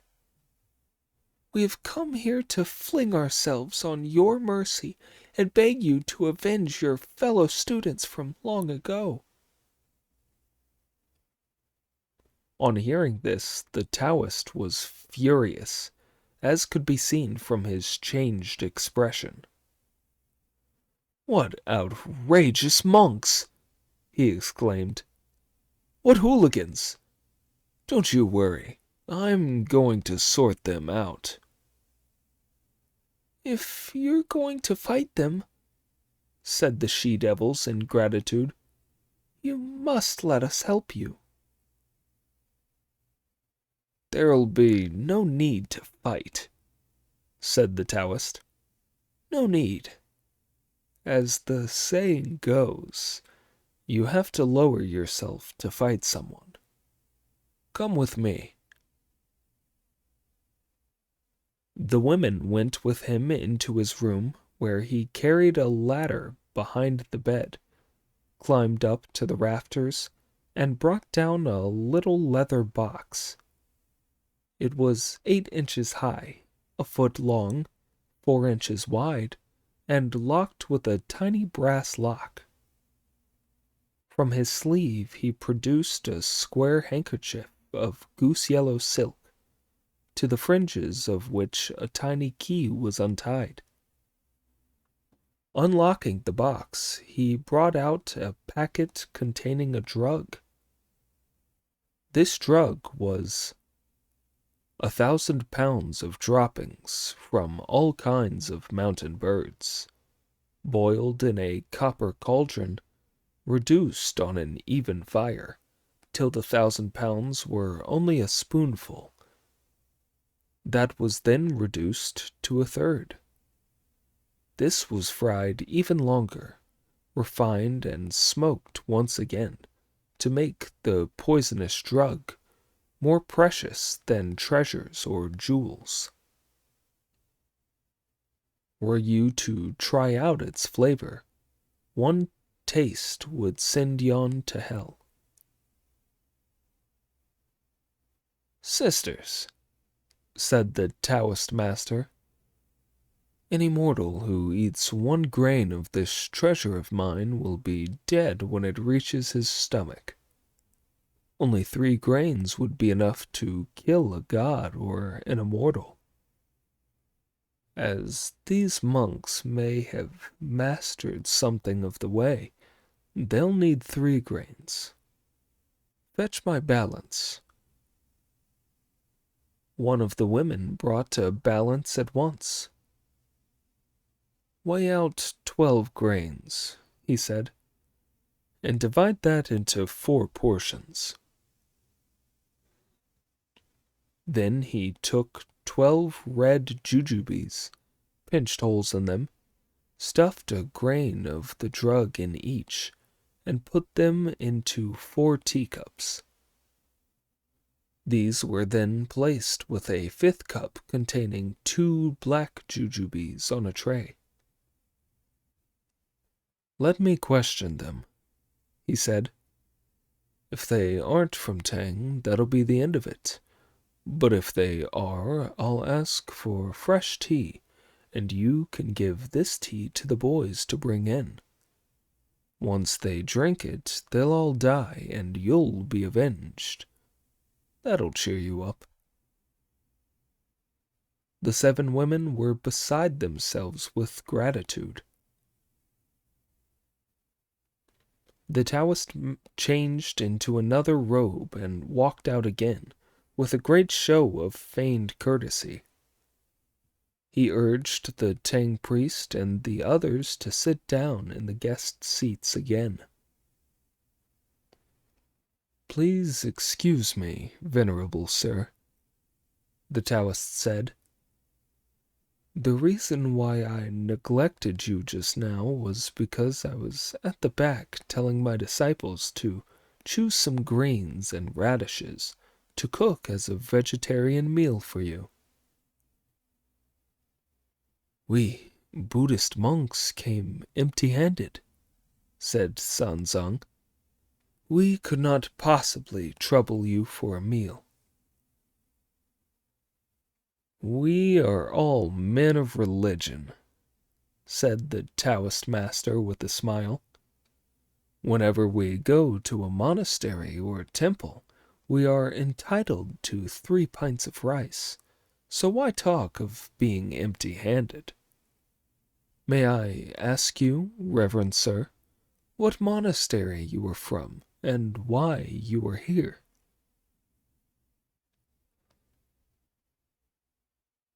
I have been sent by His Majesty, the Great Tang Emperor, to fetch the scriptures from the Great Thunder Monastery in the Western Heaven, Sanzong replied.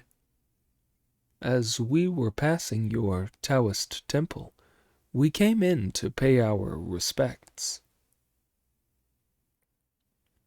At this news, the Taoist's face was full of animation, as he said, It was only because I did not realize you were so faithful to the most virtuous Buddha that I failed to come out a long way to meet you. Please forgive me. Please forgive me. Then he told the boys to bring fresh tea at once and get a meal ready as soon as possible, at which the boys went straight inside to fetch the tea. Here's some good tea that's all ready, the women called to them. Take this in. The boys did indeed take the 5 cups in, and the Taoist master hurriedly passed a cup of red jujube tea to the Tang priest. As Pig was so big, the Taoist took him for the senior disciple, and he thought Friar Sand was the next senior. Thinking that Monkey was the junior one, the Taoist only handed him his cup 4th. By the time the sharp-eyed brother Monkey took his cup, he had already noticed that there were 2 black jujubes in the cup left on the tray. Let's change cups, sir, he said. To be honest with you, the Taoist replied with a smile, as a poor Taoist living out here in the wilds, I am rather short of tea and food at the moment. I was looking for fruit out at the back just now, and I could only find these 12 red jujubes to put into 4 cups of tea to offer you. As I had to take something with you, I made another cup with these inferior jujubes to keep you company. This is just a gesture of respect. What nonsense, said Monkey with a smile. As the ancients said, you are never poor if you are at home, but poverty on a journey is killing. You're at home here, so why all this talk about being poor? It's wandering monks like us who are really poor. I'll swap with you, I insist. Wukong, said Sanzong when he heard this. This immortal gentleman is being very hospitable. You have yours. There's no need for a swap. Monkey had no choice. Taking the cup with his left hand, he covered it with his right and watched them. Pig, however, who, apart from feeling hungry and thirsty, had an enormous appetite at the best of times, picked the 3 red jujubes out of the cup as soon as he saw them, and swallowed them noisily. The master ate his too, as did Friar Sand. In that very instant, Pig's face changed color. Tears started pouring from Friar Sand's eyes, and the Tang priest began to foam at the mouth. Unable to sit upright, all three of them fainted and fell to the floor. Realizing that they had been poisoned, the great sage raised his teacup in his hands and threw it at the Taoist master's face. The Taoist stopped it with his sleeve, and it shattered noisily as it fell to the floor. "You lout, monk," said the Taoist in a fury. "How dare you smash my cup?" "Animal," said Monkey abusively. "just look what you've done to those three. What have I ever done to you for you to give my people poisoned tea?" "Beast," said the Taoist master. "You asked for it. Don't you realize that?" "We've only just come here and talked about things like where we should sit and where we're from," said Monkey. "We didn't talk big. How can you say we asked for this trouble?" "Did you beg for food in Gossamer Cave?" the Taoist master asked. "Did you bathe in the filth-cleansing spring?" "There were 7 she-devils in the filth-cleansing spring," Monkey replied. "From what you're saying, you must be in cahoots with them. I'm sure you're an evil spirit yourself. Stay where you are and take this." The splendid great sage felt in his ear for his gold-banded cudgel, waved it to make it as thick as a rice bowl, and struck at the Taoist master's face. The Taoist rapidly turned and dodged the blow, then produced a fine sword with which he fought back. Their cursing and fighting had by now disturbed the 7 she-devils inside, who all rushed out shouting, "Spare yourself the trouble, elder brother. Let us catch him." At the sight of them, Monkey became angrier than ever. Whirling his iron cudgel around with both hands, he dropped his guard and tumbled in among them, lashing out wildly. The 7 women then undid their clothes, revealing their white stomachs, and from their navels they produced by magic thick silken ropes that came reeling out in such abundance that they formed a canopy under which Brother Monkey was confined. Seeing that things were going badly, Monkey got up, said the words of a spell, did a somersault, smashed through the canopy, and escaped. Then he stood gloomily in mid-air, controlling his temper and watching as the flashing silken ropes crisscrossed like the warp and weft of cloth on the loom. Within a moment the yellow-flowered temples, towers, and halls were all completely concealed. "Terrible," said Monkey. "They're terrible. I've never been up against anything like that before. No wonder Pig fell over so often. What am I to do now? My master and my brothers have been poisoned. This gang of devils are all hand in glove, and I know nothing about their background. I'll go back and question that local god."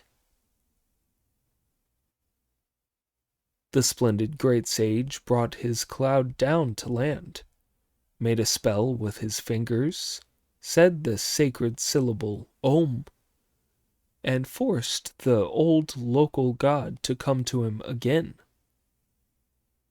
The old deity knelt beside the path, trembling with fear and kowtowing, as he said, "Great sage, you went to rescue your master. Why are you back again?"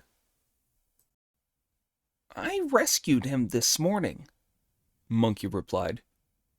and a little way ahead from there we reached a yellow flower temple. When I went in with the master to look around, the head Taoist of the temple greeted us, and in the middle of our conversation he knocked out my master and the other two with poisoned tea. Luckily, I didn't drink any, but when I was going to hit him with my cudgel, he started talking about begging for food at Gossamer Cave and bathing at the filth-cleansing spring, so I knew he was a monster. No sooner had he raised his hand to fight back than the 7 women came out and set off their silken ropes. It was a good thing I had the know-how to get away. I reckon that as you're a god who lives round here, you're bound to know their background. What sort of evil spirit are they? Tell me the truth if you don't want to be hit. It's less than 10 years since those evil spirits came here, said the local deity, kowtowing. When I was making an inspection 3 years ago, I saw what they really are. 7 spider spirits.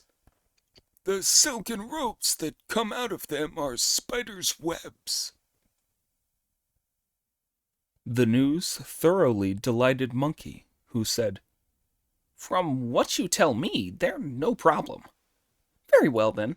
You can go back while I use magic to subdue him. The local god kowtowed and went. Monkey then went to the outside of the yellow flower temple, pulled 70 hairs out of his tail, blew on them with magic breath, and shouted, Change! The hairs turned into 70 little monkeys. He then blew a magic breath on his gold-banded cudgel, called Change! and turned it into 72 pronged forks, one of which he gave to each of the little monkeys. Monkey himself used one of the forks to twist the silken ropes as he stood outside. Then they all attacked together to the rhythm of a tune, tearing the ropes to pieces, each of them tearing off over 10 pounds of rope. They dragged 7 spiders out from inside. Each was about the size of a wicker basket. All of them held their hands and feet together and had ropes around their necks. Spare us! Spare us! They said. The 70 little monkeys then pressed the 7 spiders to the ground, refusing to let them go. Don't hit them, said Monkey. All we want is to make them give my master and my brothers back. Elder brother, shrieked the demons at the tops of their voices.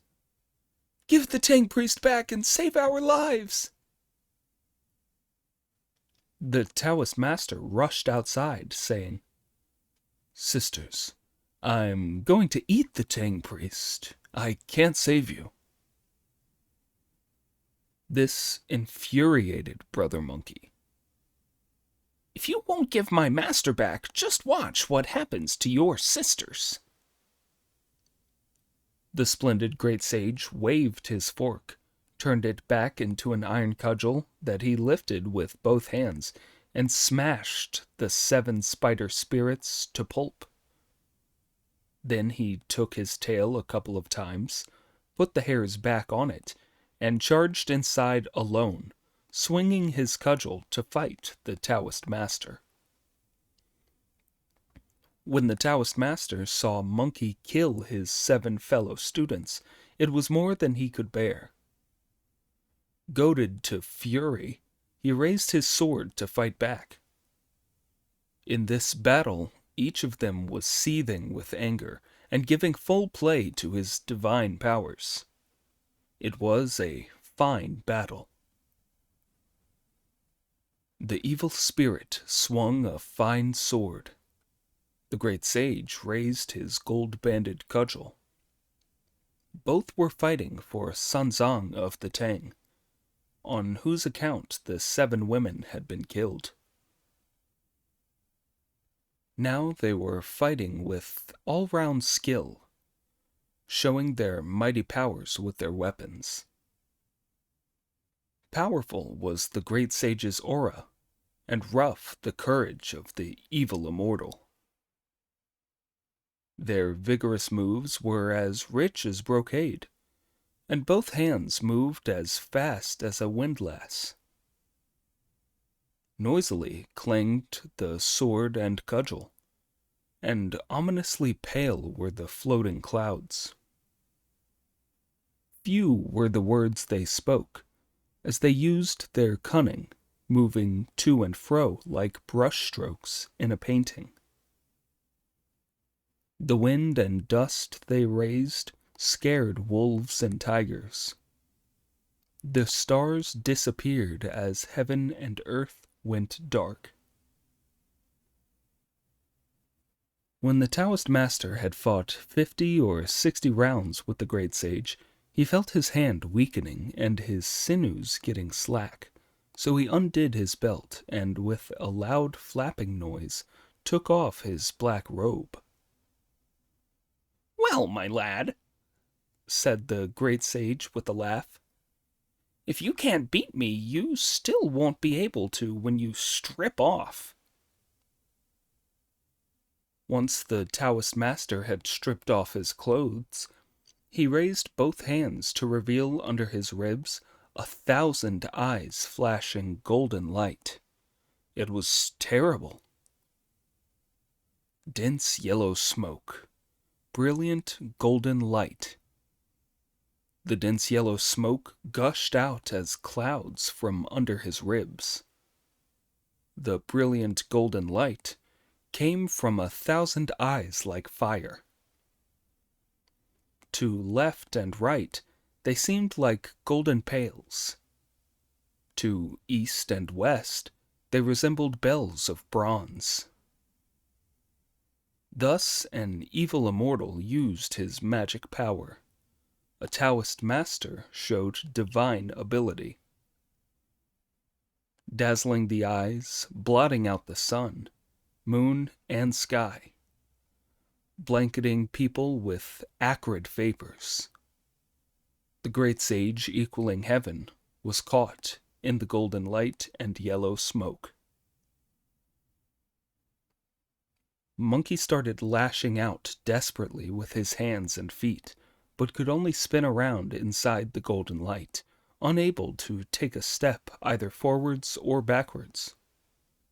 It was as if he were turning round and round in a bucket. It was hopeless. He was unbearably hot. In his anxiety, he leapt into the air, smashing against the golden light, and crashing headfirst to the ground. His head ached where he had hit it, and felt anxiously to find that the top of his scalp was tender. "What lousy luck!" he thought. "What lousy luck! This head's useless today. Usually swords and axes can't hurt it, so why has golden light bruised it now? After a while it's bound to go septic, and even if it does get better, I might have tetanus." He was still feeling unbearably hot.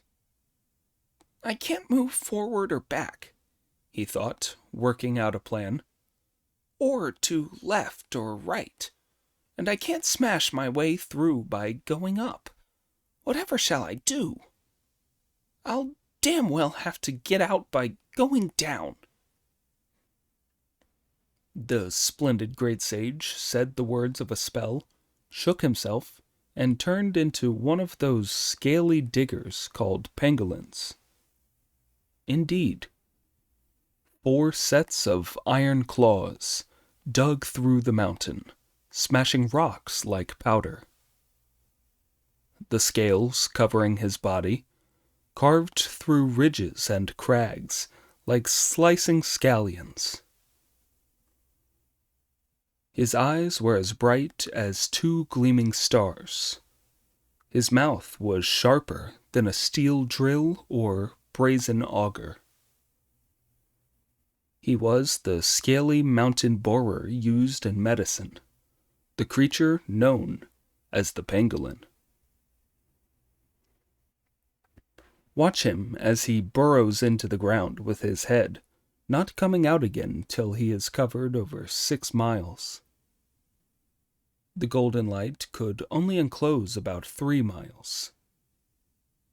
When he emerged and turned back into himself, he was exhausted. His muscles ached, his whole body was in pain, and he could not help weeping. Suddenly, he burst out with, "Master, since leaving the mountain and joining the faith, I've worked very hard on our way to the west. The waves of the ocean are nothing to fear, but in this dry gulch I've come out second best." Just as the handsome monkey king was feeling miserable, the sound of sobs could suddenly be heard from the other side of the mountain. Leaning forward and drying his tears, he turned to look. A woman appeared, dressed in deep mourning and sobbing at every step as she came from the other side of the mountain. She was holding a dish of cold rice gruel in her left hand and several pieces of yellow paper money for burning to the dead in her right. Monkey sighed and nodded as he said to himself, "This is a case of weeping eyes meeting weeping eyes, one broken heart coming across another. I wonder what this woman is crying about. I'll ask her." Before long, the woman was coming along the path towards him. "Lady Bodhisattva?" asked Brother Monkey with a bow. "Who were you weeping for?" Through her tears, the woman replied, "My husband was murdered by the master of the Yellow Flower Temple with poisoned tea because he got into a quarrel with him over the purchase of some bamboo poles. I'm going to burn this money as a mark of my love for him." This made Monkey's tears flow. The sight made the woman say angrily, "You ignorant fool! I'm grieving over my husband, but what business do you have to be weeping and looking so miserable? Are you mocking me?" "Please, don't be angry, Bodhisattva," said Monkey with a bow. "I'm Sun Wukong, the novice, the senior disciple of Tang Sanzang, the younger brother of the great Tang Emperor in the East. When we passed the Yellow Flower Temple on our way to the Western Heaven, we stopped to rest, but the Taoist master there is some kind of evil spirit who's the sworn brother of 7 spider spirits. When the spider spirits wanted to kill my master in Gossamer Cave, I and my brother disciples, Pig and Friar Sand, managed to save him. The spider spirits fled to the Taoist's place and told him a pack of lies about us bullying them, so the Taoist knocked out my master and brothers. The 3 of them and the horse are now prisoners in his temple. I was the only one who didn't drink the tea. I smashed the cup and he attacked me. Because of the noise, the 7 spider spirits rushed outside to give out their silken ropes and catch me in the web they wove. I only got away by magic. After I'd found out who they really were, I used my power of giving myself extra bodies to tear the silken ropes to pieces, drag the demons out, and beat them to death. The Taoist master wanted revenge, so he went for me with his sword. When we'd gone 60 rounds, he fled beaten, took off his clothes, and used the 1,000 eyes he had under his ribs to give off countless beams of golden light. I was caught under them, unable to move forwards or backwards, so I turned into a pangolin and burrowed my way out underground. It was when I was feeling thoroughly depressed that I heard you weeping, which was why I asked you those questions.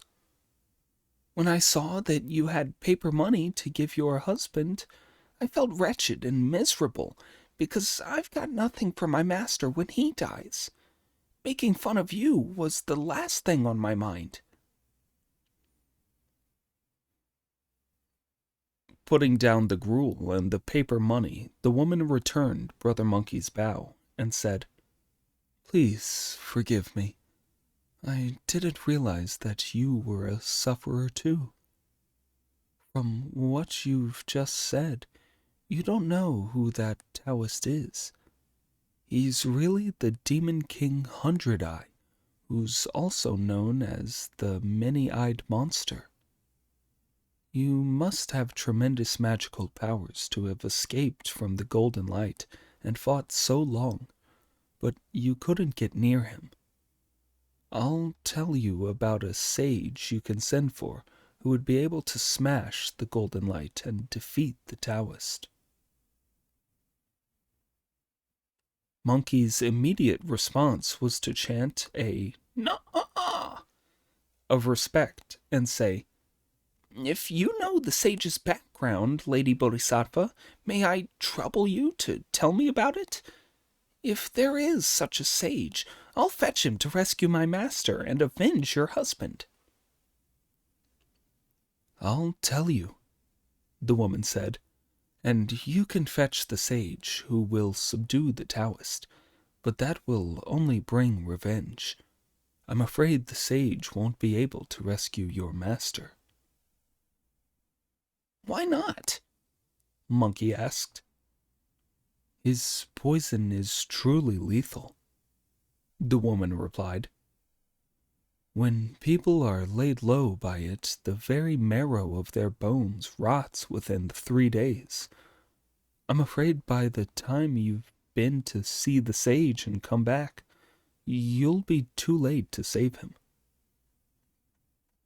"I know how to travel," Monkey replied.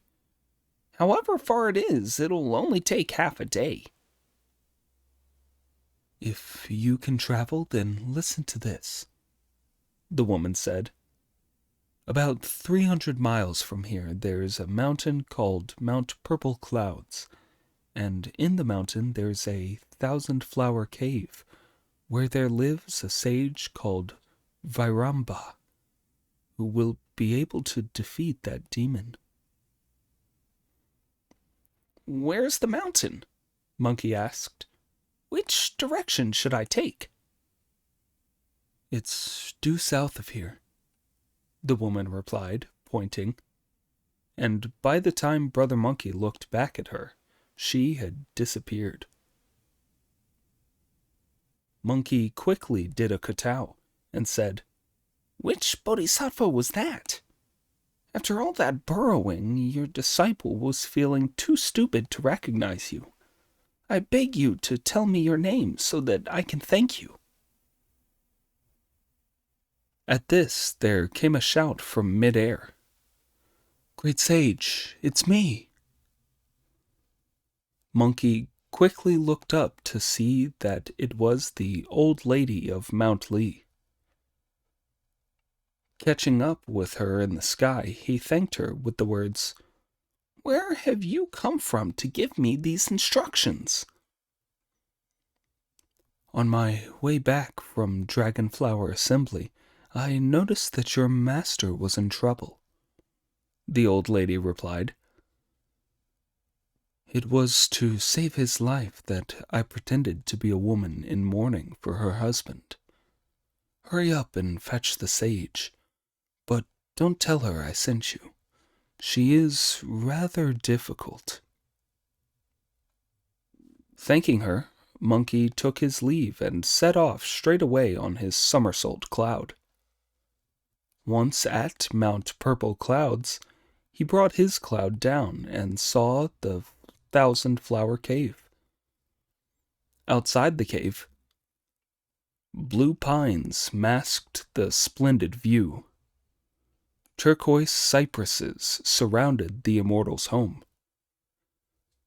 Green willows were packed close along the mountain paths. Rare flowers filled the watercourses. Orchids grew all around stone buildings, and scented blooms gave color to the crags. Flowing water linked ravines with green, while clouds enclosed the emptiness of trees. Noisily sang wild birds, slowly strolled the deer. Elegant grew the bamboo, and all the red plums were open. Rooks perched in ancient woods, while spring birds chirped in the tree of heaven. Summer wheat filled spreading acres, and autumn millet grew all over the land. No leaf fell in all 4 seasons, and flowers bloomed throughout the year. Auspicious rosy glows joined with the Milky Way, and clouds of good omen were linked with the great emptiness.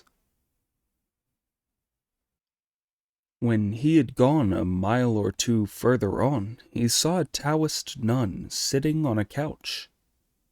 This is what she looked like. She wore a 5-flowered hat of brocade and a robe of golden silk. Her cloud-treading shoes were patterned with phoenixes, and round her waist was a sash with double tassels. Her face looked as old as autumn after a frost, but her voice was as charming as swallows in the spring. Long had she mastered the Dharma of 3 vehicles, and she was ever mindful of the 4 truths. She knew true achievement, that emptiness is empty, and through her training had acquired great freedom. She was the Buddha of the 1,000-flower cave, the illustrious Vairamba of great fame. Monkey went straight up to her without stopping and said, "Greetings, Bodhisattva Vairamba." The Bodhisattva then came down from her couch, put her hands together to return his greeting, and said, "Great sage, it was remiss of me not to come out to greet you. Where have you come from?" "How do you know that I'm the great sage?" the monkey asked. "When you made havoc in heaven the other year," Vairamba replied, "your picture was circulated everywhere. That's why everyone can recognize you." "How true it is," Monkey said, "that while good deeds stay at home, bad deeds are known far and wide. Take my conversion to Buddhism, for example. You didn't know about that." "Congratulations," said Vairamba. "When did that happen?"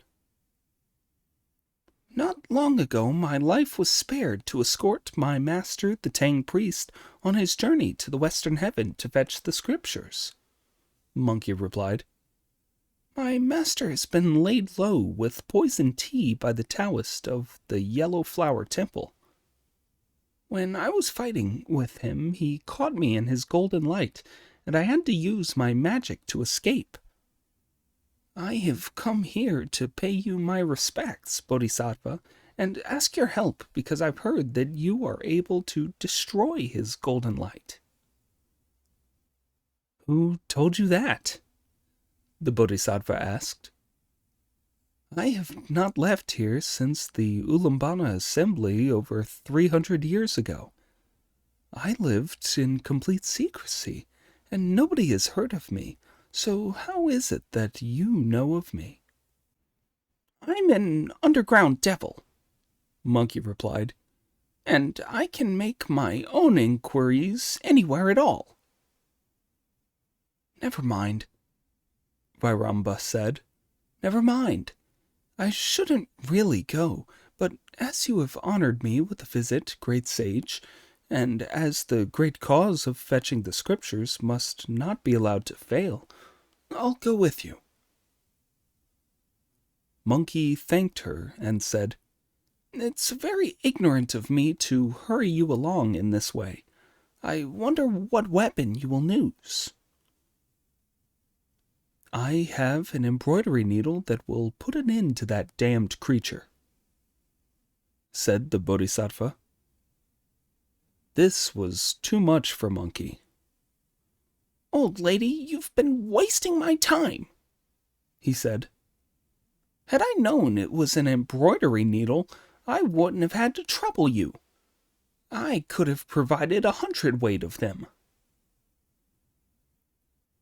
"Your embroidery needles are all made of iron, steel, or gold," the Bodhisattva replied. "They're no use. My treasure isn't iron and isn't steel and isn't gold. It was tempered by my son in the sun." "Who is he?"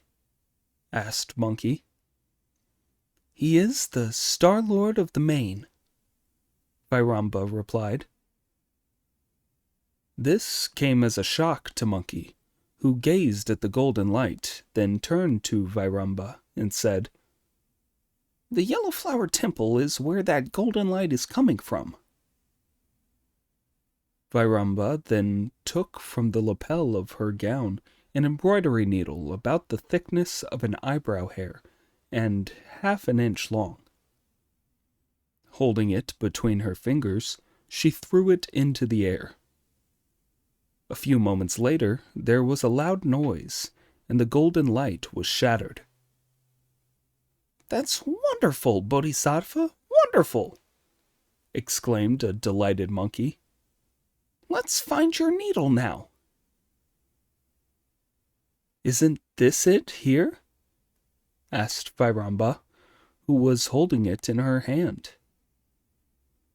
Brother Monkey brought his cloud down to land with hers, and went into the temple, where he found the Taoist with his eyes shut, unable to move. "Stop playing blind, damn demon!" he said abusively, taking his cudgel from his ear, ready to hit the Taoist with. "Don't hit him, great sage," said Vairamba. "Go and see your master." On going straight to the reception room at the back, Monkey found the three of them bringing up mucus and spittle where they lay on the floor. "What am I to do?" wept Monkey. "What am I to do?" "Don't grieve, great sage," said Vairamba. "As I've come out today, I think I might as well accumulate some merit by giving you 3 of these pills that are an antidote to the poison." Monkey turned round to bow down and beg her for them, whereupon she produced a torn paper packet from her sleeve containing 3 red pills that she handed to Monkey, telling him to put 1 in each of their mouths. This he did, forcing their teeth apart. A few moments later, they all started vomiting as the drug reached their stomachs, bringing up the poison and coming back to life. Pig was the first to scramble to his feet. "I feel suffocated," he said. Sun Zong and Friar Sand both came round too, saying that they felt very dizzy. "Your tea was poisoned," Brother Monkey explained. "It was the Bodhisattva Vairamba who saved you. Hurry up and bow to her in thanks." Sanzong bowed to her to show his gratitude as he straightened up his clothes. "Brother," said Pig, "where's that Taoist? I've got some questions to ask him about why he tried to murder me." Monkey then told him all about the spider spirits. "If spider spirits are his sisters, that damned creature must be an evil spirit too," said Pig with fury. He's standing outside the main hall pretending to be blind. Pig grabbed his rake and was about to hit the Taoist with it when Vairamba stopped him and said, "Control your temper, Marshal Tianpeng.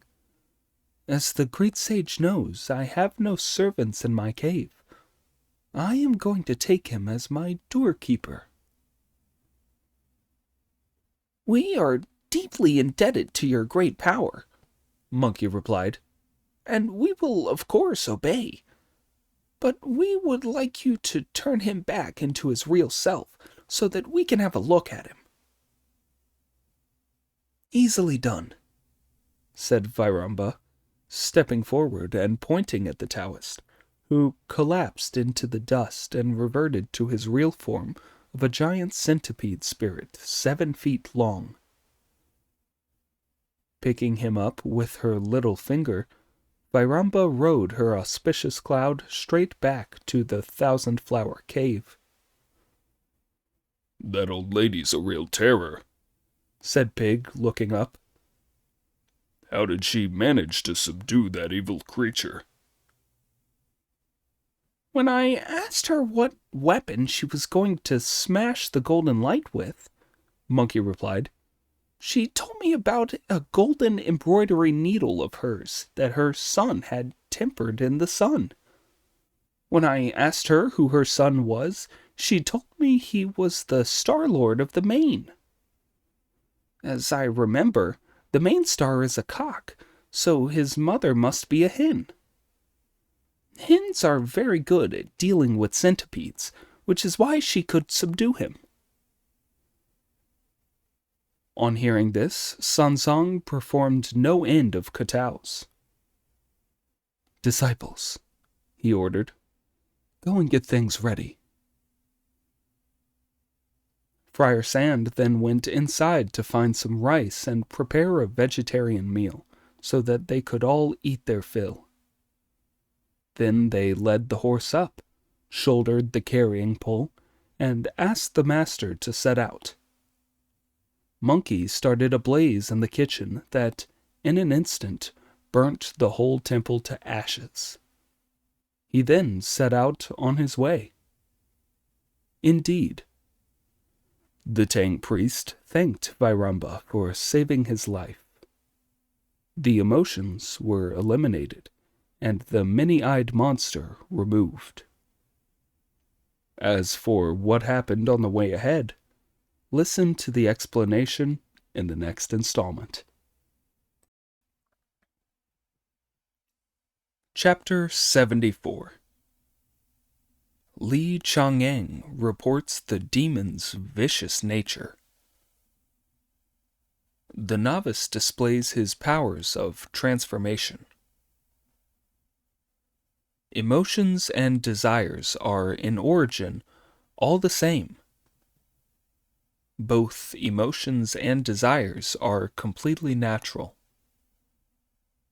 Many a gentleman refines himself in the Buddhist faith.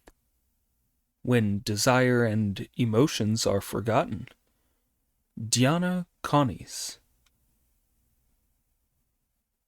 Don't be impatient. Be firm of heart. Be free of dust like the moon in the sky. Make no mistake in your labors and your progress. When your efforts are completed, you will be an enlightened immortal. The story tells how Sanzang and his disciples, having broken through the net of desires and escaped from the prison house of the emotions, let the horse travel west. Before they had been going for very long, the summer was over, and the new coolness of early autumn was refreshing their bodies. What they saw was driving rains sweeping away the last of the heat, alarming the leaf of the parasol tree. At evening, glowworms flew by the sedge path, while crickets sang beneath the moon. The golden mallows opened in the dew. Red knotweed covered the sandbanks. Rushes and willows were the first to lose their leaves, as cold cicadas sang in tune. As Sanzang was traveling along, a high mountain appeared in front of him. Its peak thrust up into the azure void, touching the stars and blocking out the sun. In his alarm, the venerable elder said to Monkey, "Look at that mountain in front of us. It's very high. I don't know whether the path will take us across." "What a thing to say, master," said Monkey with a smile.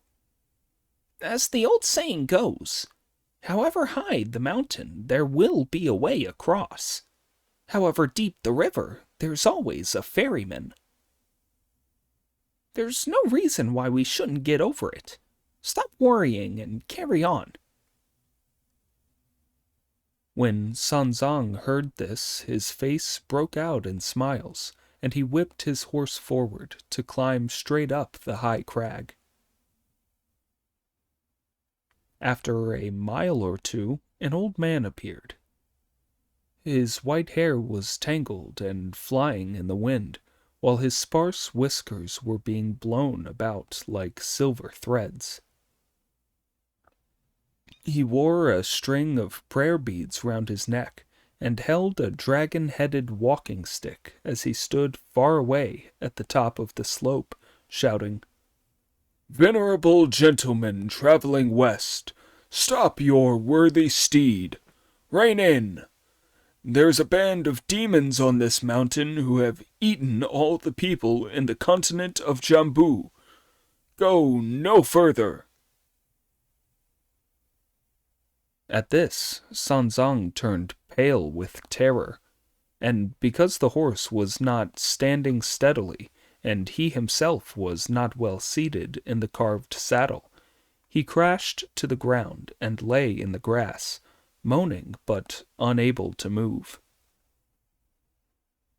Monkey went over to help him to his feet with the words, "Don't be afraid. Don't be afraid. I'm here." "Did you hear the old man up on the crag telling us that there's a band of demons on this mountain who have eaten everyone in the continent of Jambu?" said Sanzang. "Who will dare go to ask him what this is really all about?" "Sit there while I go and ask him," Monkey replied. "With your ugly face and coarse language, I'm afraid you may shock him," said Sanzang, "so you won't get the truth from him." "I'll make myself a bit better looking before questioning him," laughed Brother Monkey.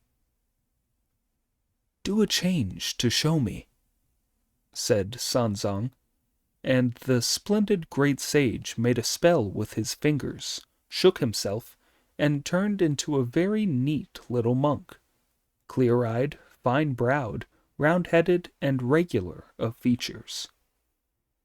He moved in a most refined way, and said nothing vulgar when he opened his mouth. Brushing his brocade tunic, he stepped forward and said to the Tang priest, "Master, have I changed for the better?" "Yes," said the delighted Sanzang. "Marvelous," said Pig. "But the rest of us look like shabby men by comparison." Even if I rolled around for 2 or 3 years on end, I couldn't make myself look as elegant as that. The splendid great sage left them behind as he went straight up to the old man, bowed to him, and said, "Greetings, venerable sir." Seeing how young and cultivated he looked, the old man returned his greeting and stroked his head in an offhand way. "Little monk," the old man said with a smile, "where have you come from?" "We are from the great Tang in the east," Monkey replied, "going to worship the Buddha and fetch the scriptures. When we came here and heard you tell us that there are demons here, my master was terrified. He sent me to ask you about them. What sort of evil spirits would dare go in for that sort of crime? I would trouble you, venerable sir, to tell me all the details so that I can put them in their place and send them on their way." "You're much too young, little monk," said the old man with a smile, "to know what's good for you. Your remarks aren't helpful. Those evil spirits have tremendous magical powers. How can you have the nerve to talk of putting them in their place and sending them on their way?" "From what you are saying," Monkey replied with a smile, "you seem to be trying to protect them. You must be a relation of theirs, or else a neighbor or a friend. Why else would you be promoting their prestige and boosting their morale, and refusing to pour out everything you know about their background?" "You certainly know how to talk, monk," said the old man, nodding and smiling. "I suppose you must have learned some magic arts while traveling with your master. Perhaps you know how to drive away and capture goblins, or have exorcised people's houses for them. But you've never come up against a really vicious monster." "What sort of vicious?" Monkey said. "If those evil spirits send a letter to Vulture Mountain, the 500 Arhats all come out to meet them," the old man said. "If they send a note to the Heavenly Palace, the 10 bright shiners all turn out to pay their respects. The dragons of the 4 oceans were their friends, and they often meet the immortals of the 8 caves. The 10 kings of the underworld call them brothers. The local gods and city gods are good friends of theirs." When the great sage heard this, he could not help bursting into loud guffaws. "Stop talking," he said, grabbing hold of the old man. "Stop talking. Even if that demon is friends with all those young whippersnappers, my juniors, that's nothing really remarkable. If he knew I was coming, he'd clear off the same night." "You're talking nonsense, little monk," the old man said. "How can any of those sages be juniors and young whippersnappers to you?" "To be truthful with you," Monkey replied with a grin, "my people have lived for many generations in the Water Curtain Cave on the Mountain of Flowers and Fruit in the land of Aolai. My name is Sun Wukong. In the old days, I used to be an evil spirit, too, and did some great things. Once I fell asleep after drinking too much at a feast with the other demons, and dreamed that 2 men came to drag me off to the world of darkness. I got so angry that I wounded the demon judges with my gold-banded cudgel. The kings of the underworld were terrified, and I practically turned the Sinluo Palace upside down. The judges in charge of the case were so scared that they fetched some paper for the 10 kings to sign.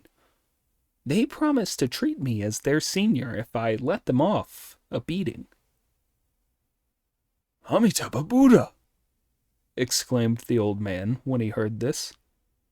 If you talk big like that, you won't be able to grow any older. I'm old enough, fellow, said Monkey. How old are you then? The old man asked. Guess, Monkey replied. 6 or 7, the old man said. I'm 10,000 times as old as that, laughed Monkey. I'll show you my old face, then you'll believe me. How can you have another face? The old man asked. This little monk has 72 faces, Monkey replied.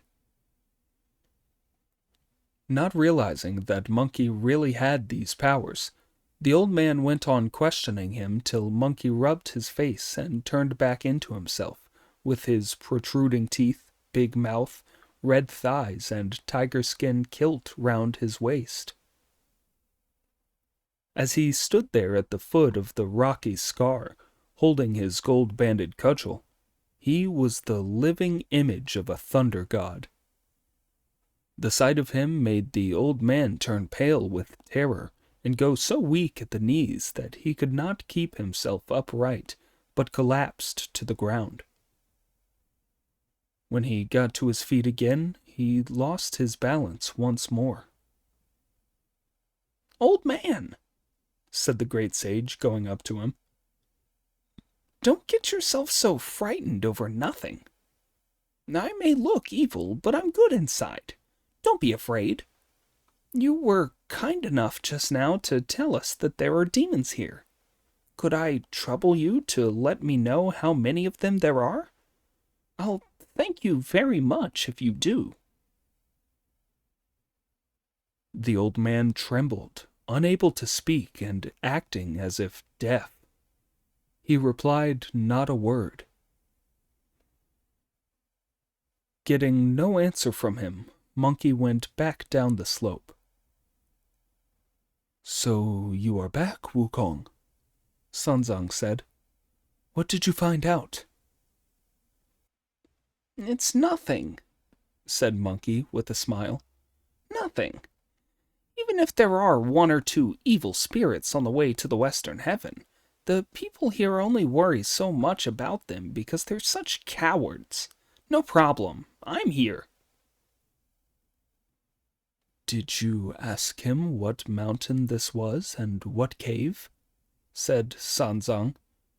"How many monsters there are, and which is the way to the Thunder Monastery?" Please excuse me if I speak frankly, Master, put in Pig. When it comes to transformations, trickery, and deception, then 4 or 5 of us would be no match for Brother Monkey. But a whole parade of monkeys couldn't touch me for honesty. "That's right," said the Tang priest. "That's right. You're honest." Goodness knows why, said Pig. But he just rushed in without a second thought, asked a couple of questions, and came running back in an awful mess. I'm going to find out the truth. "Do be careful, Wu Ning," said the Tang priest. The splendid idiot put his rake in his belt, straightened up his tunic, and swaggered straight up the slope to call to the old man. Respectful greetings, sir. The old man had finally managed to get back on his feet with the help of his stick after seeing that Monkey had gone, and was still shaking and about to depart when Pig suddenly appeared. "Sir," he said, more shocked than ever, "what kind of nightmare am I in the middle of? The first monk was ugly enough, but at least he looked a little bit human. But this one's got a snout like a pestle, ears like rush fans, a face like iron plates, and a neck covered in bristles. It doesn't look at all human." You must be in a very bad mood to run me down like that, old man. laughed Pig. Is that how you see me? Ugly I may be, but if you can bear to look at me for a while, you'll find I get quite handsome. Only when the old man heard Pig using human speech did he address him by asking, Where are you from? I'm the Tang priest's second disciple, Pig replied. and my Buddhist names are Wu Nang or Beiji. The one who came and asked you questions just now was Sun Wukong the novice, the senior disciple. My master has sent me to pay my respects to you because he's angry with Sun Wukong for offending you and not finding out the truth. Could you please tell me, sir, what mountain this is, what caves there are on it, what demons live in them, and which is the main route west? Are you honest? The old man asked. I've never been false in all my life, Pig replied. You mustn't talk a whole lot of fancy nonsense like the other monk just now, said the old man. I'm not like him. Pig replied. Leaning on his stick, the old man said to Pig, This is Lion Ridge, and it is 250 miles around. In it there is a lion cave, where there are 3 demon chieftains. You're worrying over nothing, old man, said Pig, spitting. Why go to all that trouble just to tell us about 3 demons? Aren't you afraid? The old man said. To tell you the truth, Pig replied, my elder brother'll kill one with one swing of his cudgel. I'll kill another with one bash from my rake, and the other disciple will kill the third with his demon-quelling staff. And with the 3 of them dead, our master will be able to cross the ridge. No problem. You don't know the whole story, monk, said the old man with a smile. Those 3 demon chiefs have the most tremendous magic powers. As for the little demons under their command, there are 5,000 on the southern end of the ridge, 5,000 on the northern end, 10,000 on the road east, 10,000 on the road west, 4,000 or 5,000 patrollers, and another 10,000 on the gates. Then there are any number who work in the kitchen and gather firewood.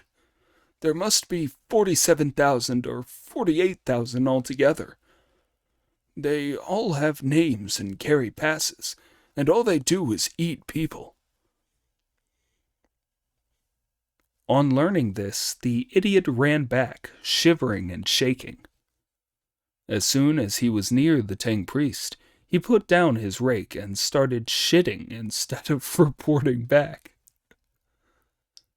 "What are you squatting there for, instead of making your report?" shouted Monkey when he saw the idiot. Because I'm shit scared, Pig replied.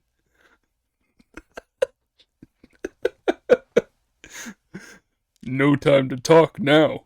The sooner we all run for our lives, the better. "Stupid fool," said Monkey. "I wasn't frightened when I questioned him, so why should you be in such a witless panic?" What is the situation? Sanzang asked. The old man says this is Lion Mountain, Pig replied, and that there's Lion Cave in it. There are 3 chief demons there, and they have 48,000 little devils under them. All they do is eat people.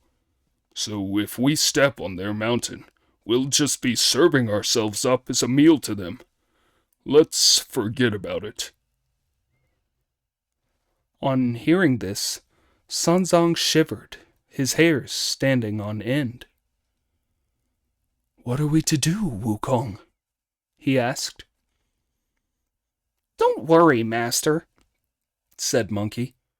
"It can't be anything much. There are bound to be a few evil spirits here.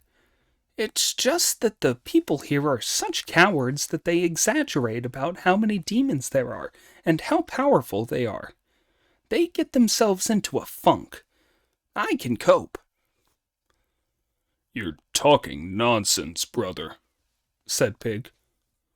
"I'm not like you. What I found out was the truth. I wasn't making any of it up. The hills and valleys are crawling with demons. How are we going to move ahead?" "You're talking like an idiot," said Monkey with a grin. "Don't scare yourself over nothing.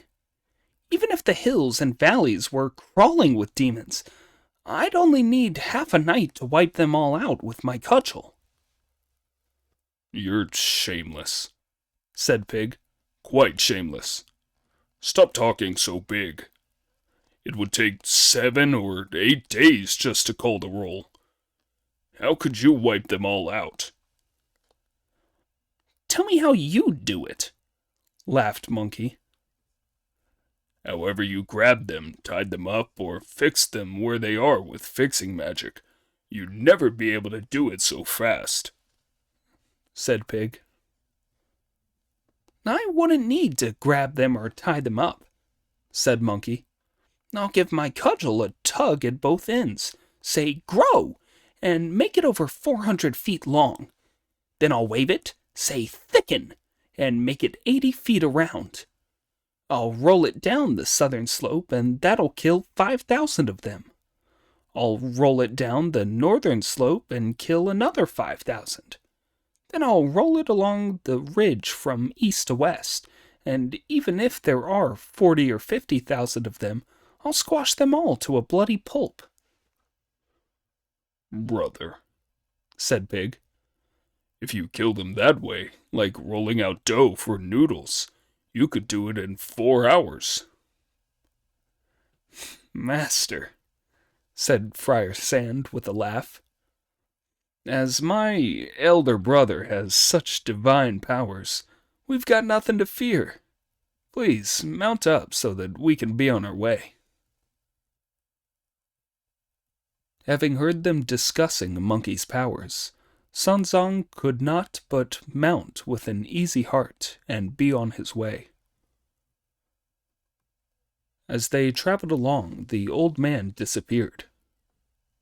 "He must have been an evil spirit himself," said Friar Sand, "deliberately coming to frighten us with cunning and intimidation."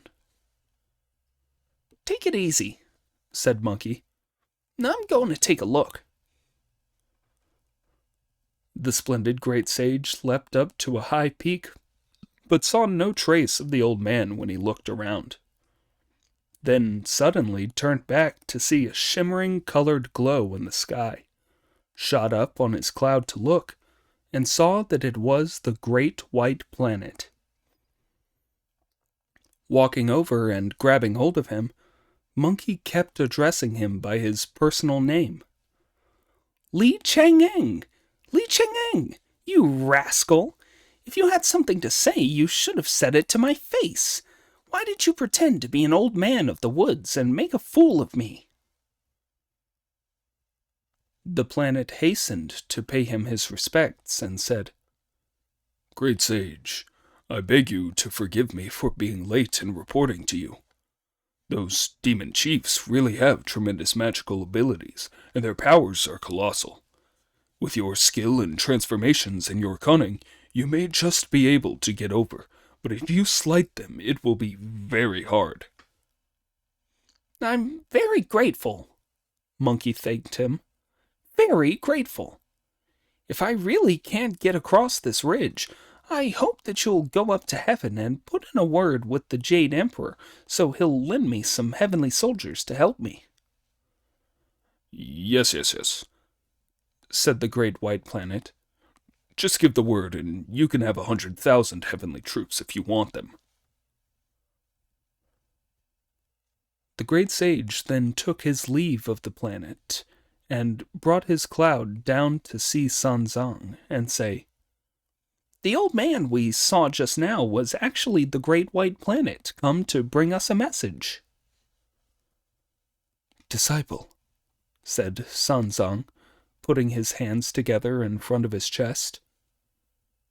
"Catch up with him quick and ask him where there's another path we could make a detour by." "There's no other way round," Monkey replied.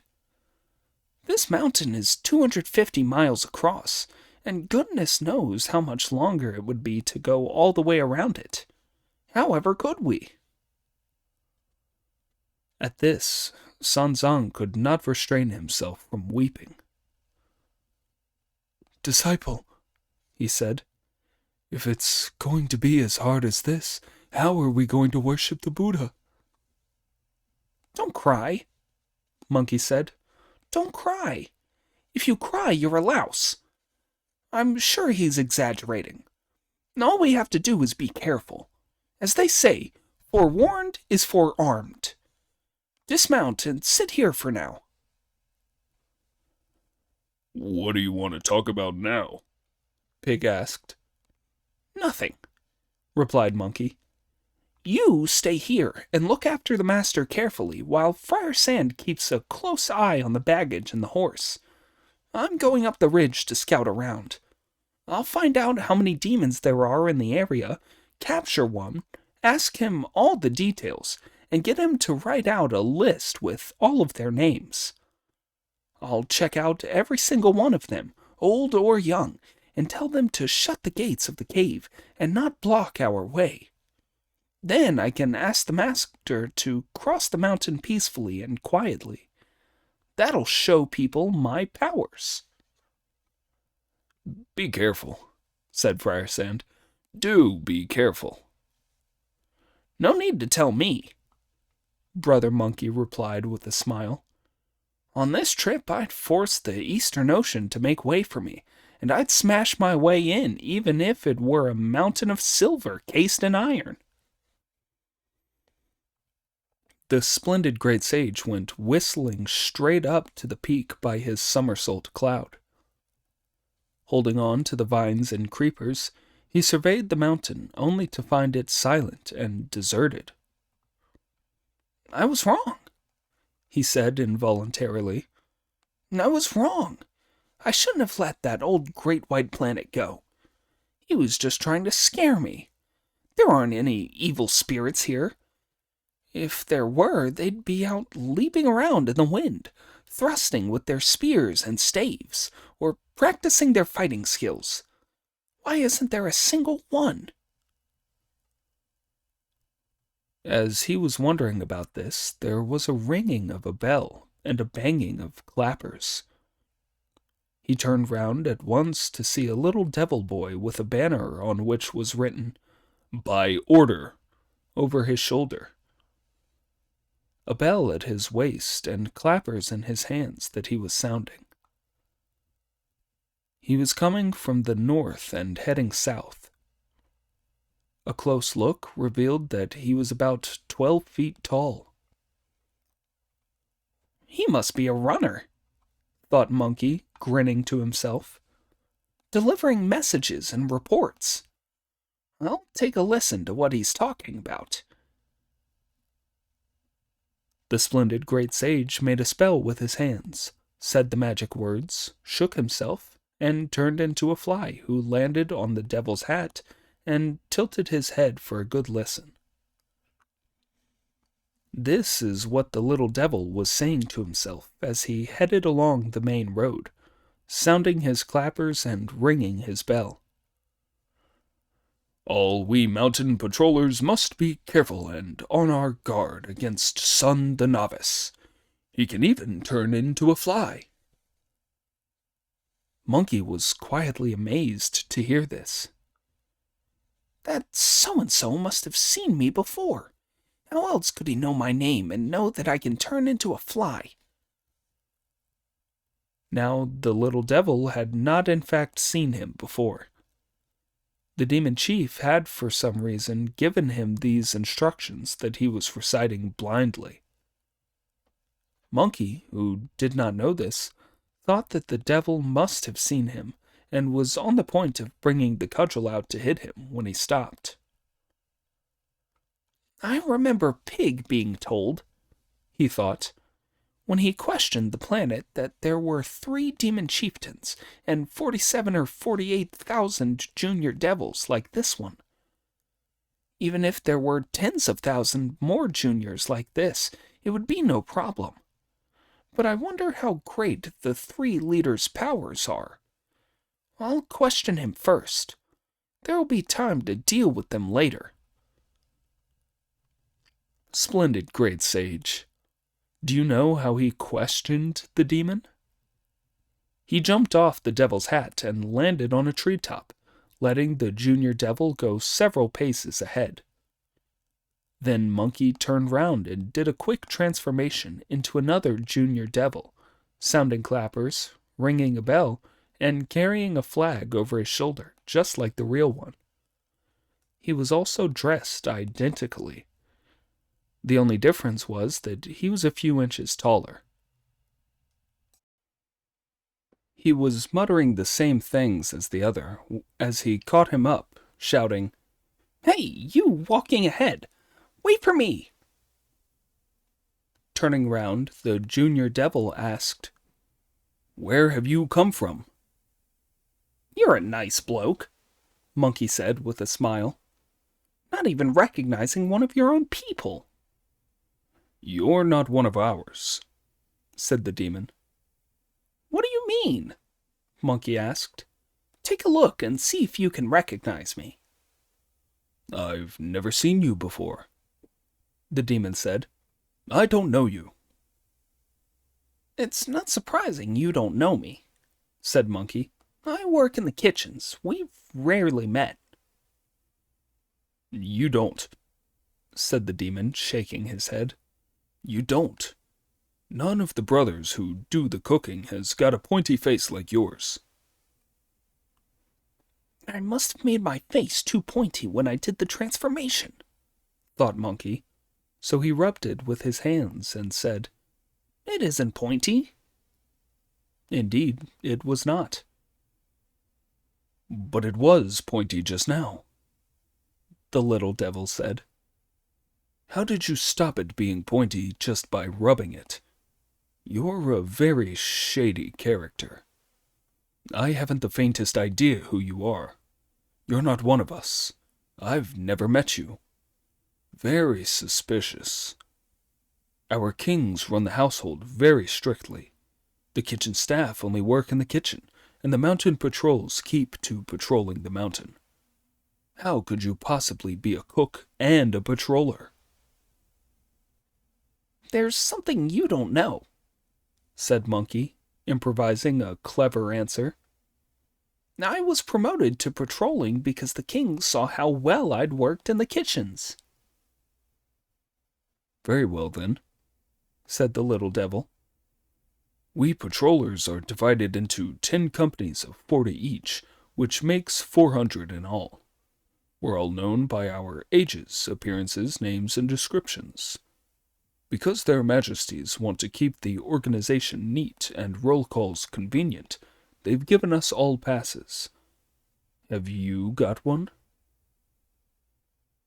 Monkey, who had seen what the devil looked like and heard what he had said, had been able to turn himself into the devil's double. But not having seen the devil's pass, he was not carrying one himself. Instead of saying that he did not have one, the splendid great sage claimed that he had. "Of course I've got one," he said. "But it's a new one that's only just been issued to me. Show me yours." Not realizing what Monkey was up to, the little devil lifted his clothes to reveal a gold-lacquered pass with a silken cord through it, fastened next to his skin, that he lifted out to show Monkey. Monkey saw that on the back of it were the words, "Demon Suppressor," while on the front was handwritten, Junior Wind Piercer. Goes without saying, Brother Monkey thought. All the ones in the mountain patrols have wind at the end of their names. Put your clothes down now, he said, and come over here while I show you my pass.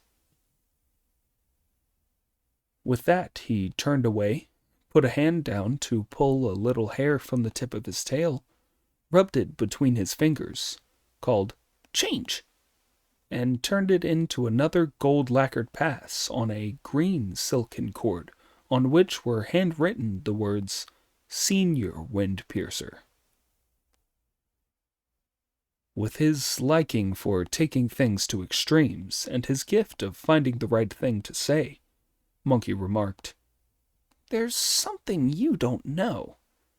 When their majesties promoted me to patrolling for doing so well in the kitchen, they gave me a new pass as a senior patroller and put me in charge of you 40 lads in this company."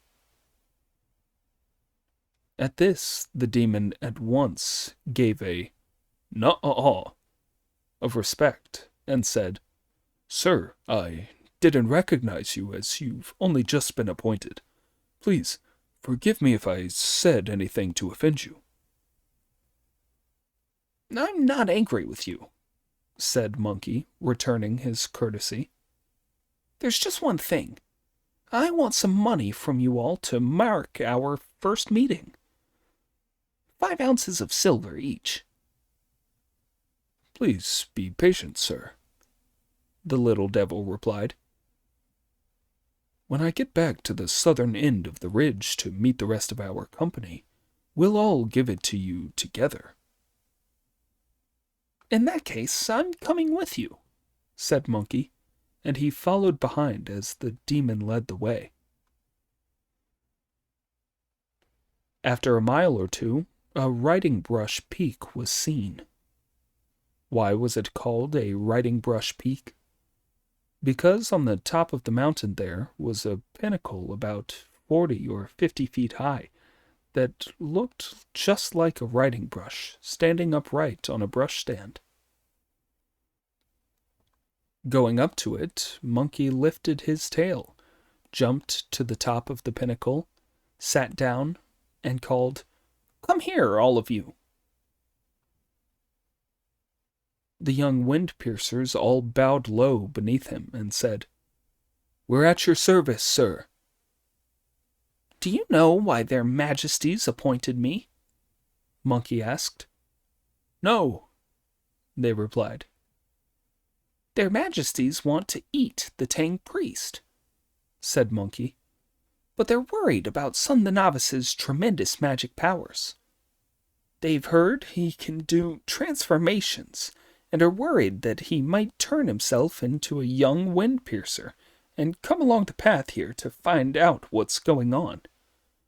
That's why they've made me senior wind piercer to check up on you and find out if there are any imposters among you." "We're all genuine, sir," the junior wind piercers all replied at once. "If you're all genuine, do you know what powers his senior majesty has?"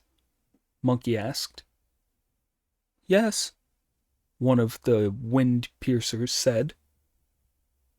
"In that case," said Monkey, "tell me about them at once. If what you say matches what I know, you're genuine. If it's at all wrong, you're imposters, and I'll take you to their majesties for punishment." Seeing him sitting up on high, playing wise and cunning as he shouted at them, the young devils had nothing for it but to tell him the truth. "His Majesty has vast magical abilities and enormous powers," one of the young devils replied. "He once devoured 100,000 heavenly warriors in a single mouthful." "You're an imposter," Monkey spat out when he heard this. "Sir, your honor," said the young devil in panic. "I'm real. How can you call me an imposter?" "If you're genuine, why did you talk such nonsense?" Monkey replied. No matter how big he is, His Majesty couldn't have swallowed 100,000 heavenly soldiers in a single mouthful. There is something you don't know about, sir, the young devil replied.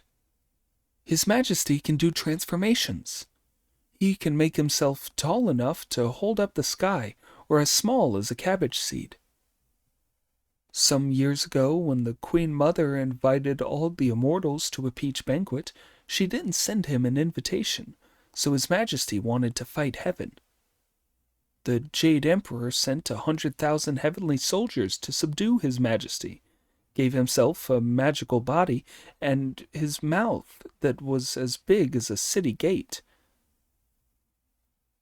He made as if to swallow hard, which frightened the heavenly soldiers so much that they dared not give battle, and the southern gate of heaven was shut. That's how he could have swallowed 100,000 heavenly soldiers at a single mouthful. Monkey grinned to himself and thought, Frankly, I've done that too. What powers does His Second Majesty have? He asked.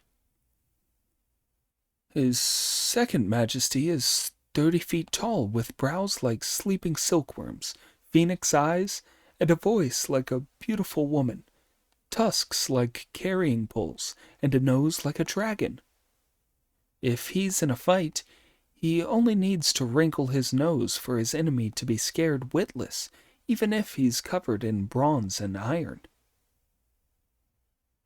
Evil spirits who get people with their noses are easy enough to catch, said Monkey, who then asked, And what powers does His Third Majesty have? He's no monster from the mortal world, the young devil replied. His name is 10,000 miles of cloud rock. When he moves, he rolls up the wind and shifts the waves, shaking the north as he heads for the south.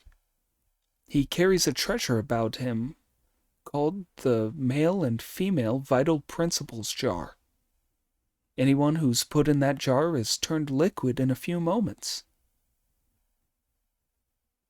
That news gave Monkey something to worry about.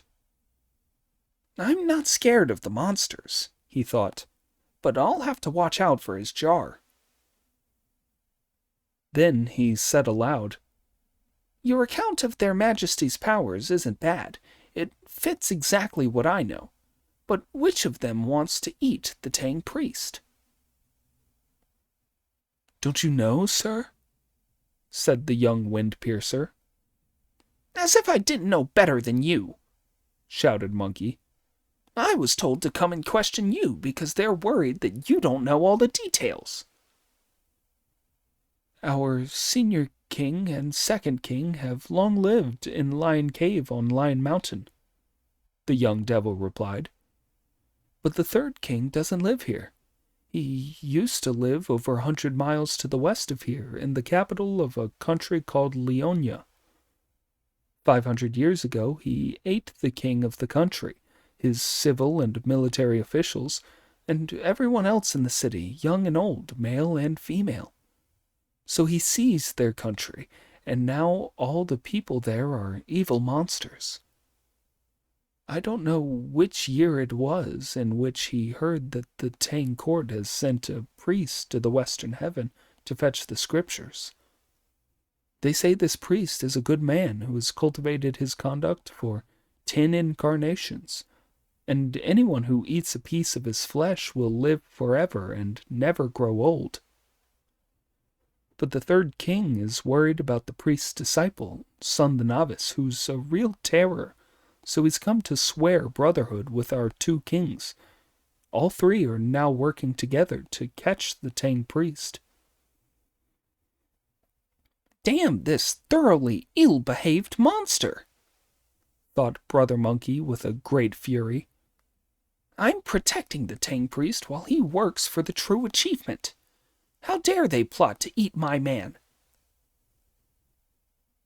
With a snort of fury, he ground his steel teeth and brandished his iron cudgel as he leapt down from the high pinnacle and smashed the poor young devil's head into a lump of meat. When he saw what he had done, Monkey felt sorry. "Oh dear," he thought. "He meant well, telling me all about the house. Why did I finish him off all of a sudden like that? Oh well, that's that." The splendid great sage had been forced to do this because his master's way ahead had been blocked. He took the little devil's pass off him, tied it round his own waist, put the by order flag over his shoulder, hung the bell from his waist, and sounded the clappers with his hand. Then he made a hand spell into the wind, said a spell, shook himself, turned into the exact likeness of the junior wind piercer, and went straight back the way he had come, looking for the cave to find out about the 3 demon chieftains. Indeed, the handsome Monkey King had 1,000 transformations, and the true power of magic to make 10,000 changes. Monkey was rushing deep into the mountains along the way he had come, when suddenly he heard shouts and whinnies. As he looked up, he saw tens of thousands of little devils drawn up outside the entrance to the lion cave, with their spears, sabers, swords, halberds, flags, and banners. Monkey was delighted. Li Chang'eng, the planet, was telling the truth, he thought. He wasn't lying at all. The devils were drawn up in a systematic way, each 250 forming a company, so that from the 40 standards in many colors that were dancing in the wind, he could tell that there were 10,000 infantry and cavalry there. If I go into the cave disguised as a junior wind piercer, and one of the demon chiefs questions me about my mountain patrol, Monkey thought, I'll have to make up answers on the spur of the moment.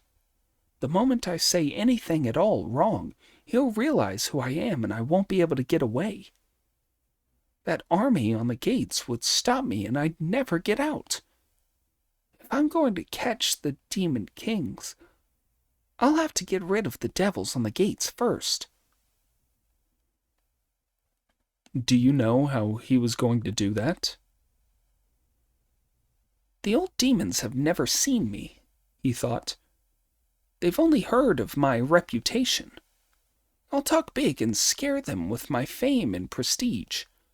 If it's true that all living beings in the Middle Land are destined to have the scriptures brought to them, then all I need to do is talk like a hero and scare those monsters on the gate away. But if they're not destined to have the scriptures brought to them, I'll never get rid of the spirits from the gates of this cave in the west, even if I talk till lotus flowers appear. Thus he thought about his plans, his mind questioning his mouth, and his mouth questioning his mind, as he sounded the clappers and rang the bell. Before he could rush in through the entrance to Lion Cave, he was stopped by the junior devils of the forward camp, who said, "You're back, young wind piercer." Monkey said nothing, but kept going with his head down. When he reached the second encampment, more young devils grabbed hold of him and said, "You're back, young wind piercer." "Yes," Monkey replied. "On your patrol this morning, did you meet a Sun the Novice?" they asked. "I did," Monkey replied. "He was polishing his pole." "What's he like?" the terrified devils asked. "What sort of pole was he polishing?" "He was squatting beside a stream," Monkey replied. "He looked like one of those gods that clear the way. If he'd stood up, I'm sure he'd have been hundreds of feet tall, and the iron cudgel he was holding was a huge bar as thick as a rice bowl.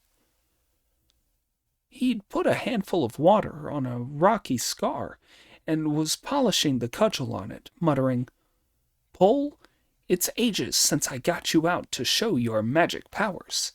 This time you can kill all the demons for me, even if there are 100,000 of them.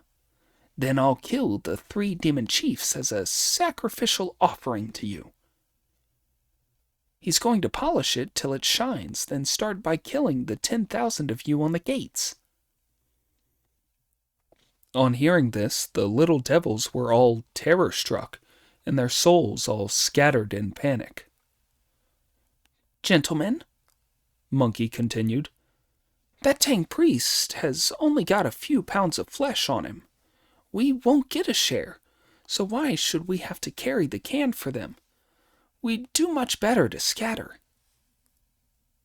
"You're right," the demon said. "Let's all run for our lives." If they had been civilized soldiers, they would have stayed and fought to the death. But as they were all really wolves, tigers, and leopards, running beasts and flying birds, they all disappeared with a great whoosh.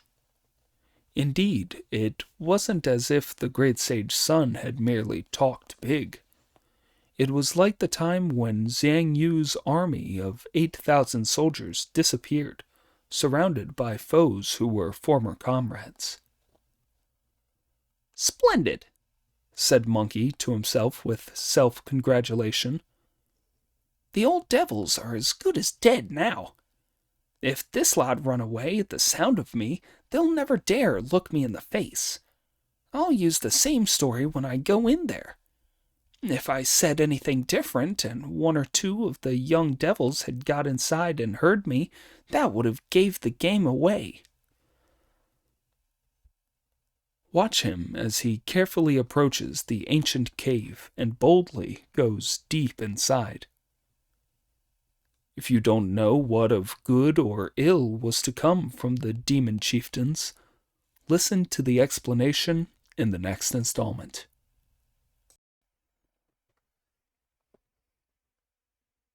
Chapter 75. The Mind Ape bores a hole in the male and female jar. The Demon King returns, and the way is preserved. The story tells how the great sage Sun went in through the entrance of the cave and looked to either side. This is what he saw. Hills of skeletons, forests of bones, human heads and hair trampled into felt, human skin and flesh rotted into mud, sinews twisted round trees, dried and shining like silver. Truly there was a mountain of corpses, a sea of blood, an unbearable stench of corruption. The little devils to the east sliced the living flesh off human victims. The evil demons to the west boiled and fried fresh human meat. Apart from the heroic, handsome Monkey King, no common mortal would have dared go in. He was soon inside the second gates, and when he looked around here, he saw that things were different from outside. Here was purity, quiet elegance, beauty, and calm. To left and right were rare and wonderful plants. All around were tall pines and jade-green bamboo. After another 2 or 3 miles, he reached the third gates, slipped inside for a peep, and saw the 3 old demons sitting on high. They looked thoroughly evil. The one in the middle had teeth like chisels and saws, a round head and a square face. His voice roared like thunder. His eyes flashed like lightning. Upturned nostrils faced the sky. Red eyebrows blazed with fire. Wherever he walked, the animals were terrified. If he sat down, the demons all trembled. He was the king among beasts, the blue-haired lion monster. The one sitting on his left was like this. Phoenix eyes with golden pupils, yellow tusks and powerful thighs. Silver hair sprouting from a long nose, making his head look like a tail. His brow was rounded and wrinkled, his body massively heavy. His voice as delicate as a beautiful woman's, but his face was as fiendish as an ox-headed demon's. He treasured his tusks and cultivated his person for many years. The ancient, yellow-tusked elephant. The one on the right had golden wings and a leviathan's head. Leopard eyes with starry pupils. He shook the north when he headed south, fierce, strong, and brave. When he turned to soaring, quails laughed, but dragons were terrified. When he beat his phoenix wings, the birds all hid their heads, and the beasts all lost their nerve when he spread his talons.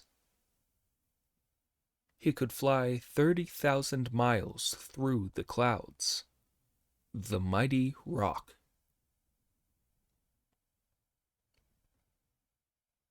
Beneath these two were ranged 110 commanders, high and low, all in full armor and looking most imposing and murderous. The sight delighted Brother Monkey, who strode inside quite unafraid, put down his clappers and bell, and yelled, "Your Majesties!" The three old demons chuckled and replied, "So you're back, young wind-piercer." "Yes," Monkey replied.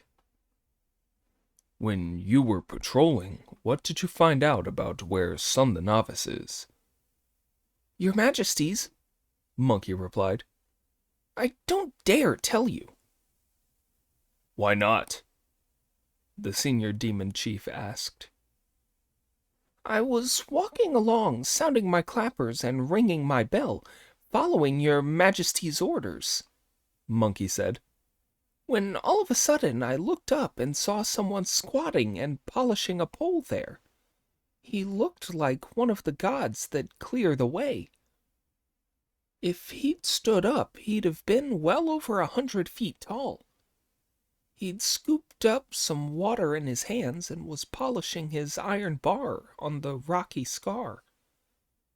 He was saying to himself that his cudgel still hadn't the chance to show its magical powers here, and that when he'd shined it up, he was coming to attack your Majesties.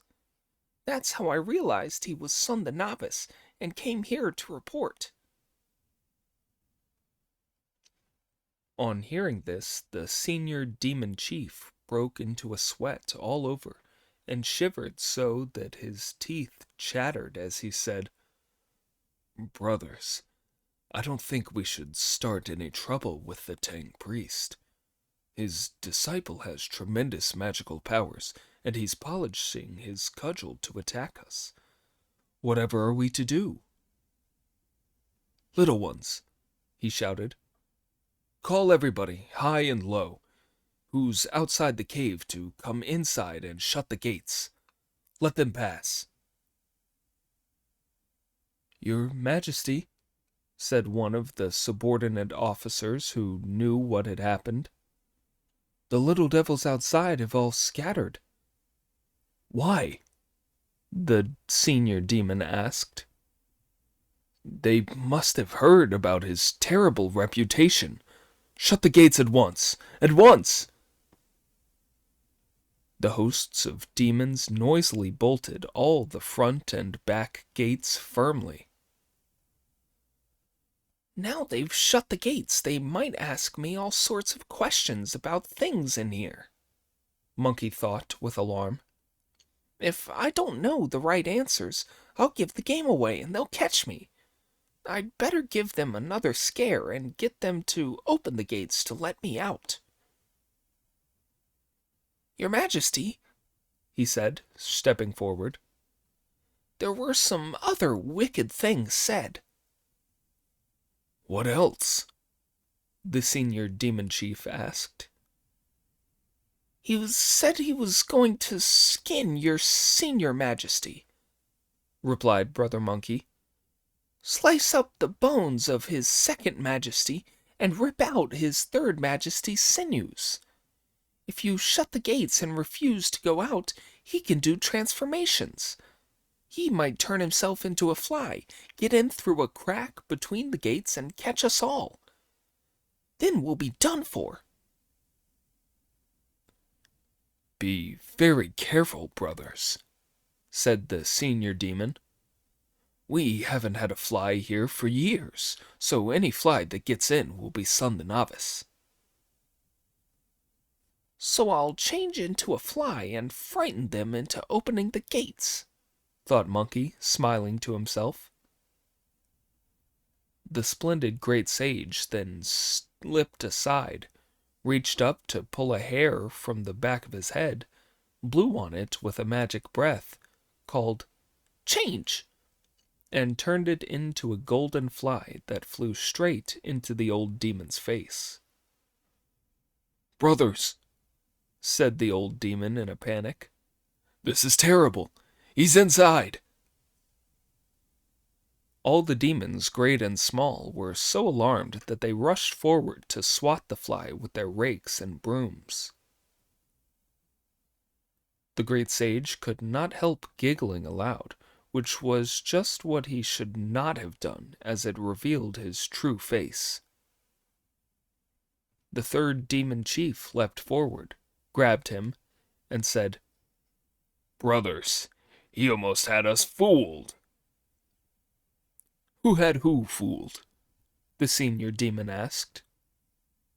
The young devil who reported just now was no junior wind piercer, the third chief replied, but Son the Novice himself. He must have run into a junior wind piercer and somehow or other murdered him and done this transformation to trick us. He's rumbled me, thought Monkey with alarm, rubbing his face. What do you mean I'm Son the Novice? Monkey said to the senior demon chief. I'm a junior wind piercer. His Majesty's mistaken. Brother, said the senior demon, he really is a junior wind piercer. He's in the roll call out front 3 times a day. I know him. Do you have a pass? He went on to ask Monkey. Yes, Monkey replied, pulling his clothes apart to produce it. Seeing that it looked genuine, the senior demon said, Brother, don't mistreat him. Elder brother, the third demon chief replied, didn't you see him slip aside just now and giggle? I saw him show his face. It's like a thunder god's. When I grabbed hold of him, he turned back into what he looks like now. Little ones, he called, fetch ropes. The officers then fetched ropes. The third demon chief knocked Monkey over and tied his hands and feet together. When his clothes were stripped off, he was most evidently the protector of the horses. Now, of the 72 transformations that Monkey could perform, when he turned himself into a bird, a beast, a plant, a tree, a vessel, or an insect, he changed his whole body. When he turned into another person, however, he could only change his head and face, but not his body, and indeed he was still covered with brown hair and had red thighs and a tail. "That's Son the Novice's body," the senior demon chief said when he saw this. "and a junior wind piercer's face. It's him! Little ones," he ordered, "bring wine and give his third majesty a cup of it to congratulate him. Now that we've captured Son the Novice, the Tang priest is as good as a meal in our mouths." "We mustn't drink now," said the third demon chief. Son the Novice is a slippery customer and is good at escaping by magic. I'm worried he might get away. Tell the juniors to bring the jar out and put him inside. Then we can drink." "Yes, yes," said the demon chief with a smile, who then chose 36 little demons to go inside, open the storerooms, and carry the jar out. Do you know how big the jar was? It was only 2 feet 4 inches high. So why were there 36 people needed to carry it? It was because the jar was a treasure of the 2 vital forces, male and female, and contained the 7 precious things, the 8 trigrams, and the 24 periods of the year that 36 carriers were required to match the number of the stars of the Dipper. Before long, the precious jar had been carried out, set down outside the 3rd pair of gates, cleaned up, and opened. Monkey was untied, stripped bare, and sucked inside the jar with a hiss by magical vapor that came out of it. The lid was then put back on and sealed on with a label, after which the demons went off to drink, saying, "Now that he's in our jar, that monkey can forget all about his journey west. The only way he'll be able to pay his respects to the Buddha and fetch the scriptures now will be by pushing the wheel of destiny backwards and being reborn." Watch how all the demons, great and small, go laughing off to celebrate. But of that, no more. Once inside the jar, the great sage, who was very cramped, decided to transform himself and squat down in the middle, where he found it very cool. "Those evil spirits don't live up to their reputation," he said to himself, laughing aloud. "Why ever do they tell people that anyone put in this jar will be turned to pus and blood in a few moments? It's so cool that spending 7 or 8 years here would be no problem." Alas, the great sage did not know about this treasure. Anyone put inside it who said nothing for a year would stay cool for a year. But the moment a voice was heard, fires began to turn. Before Monkey had finished speaking, the whole jar was full of flame. Luckily, he could use the knack of making fire-averting magic with his hands, as he sat in the middle of the jar completely unafraid. When he had endured the flames for an hour, 40 snakes emerged from all around to bite him. Swinging his arms about him, Monkey grabbed hold of all of them, twisted with all his strength, and broke them into 80 pieces. A little later, 3 fire dragons appeared to circle above and below Monkey, which was really unbearable. It drove Monkey into a helpless desperation of which he was only too conscious. "The other things were no trouble," he said, "but these 3 fire dragons are a real problem.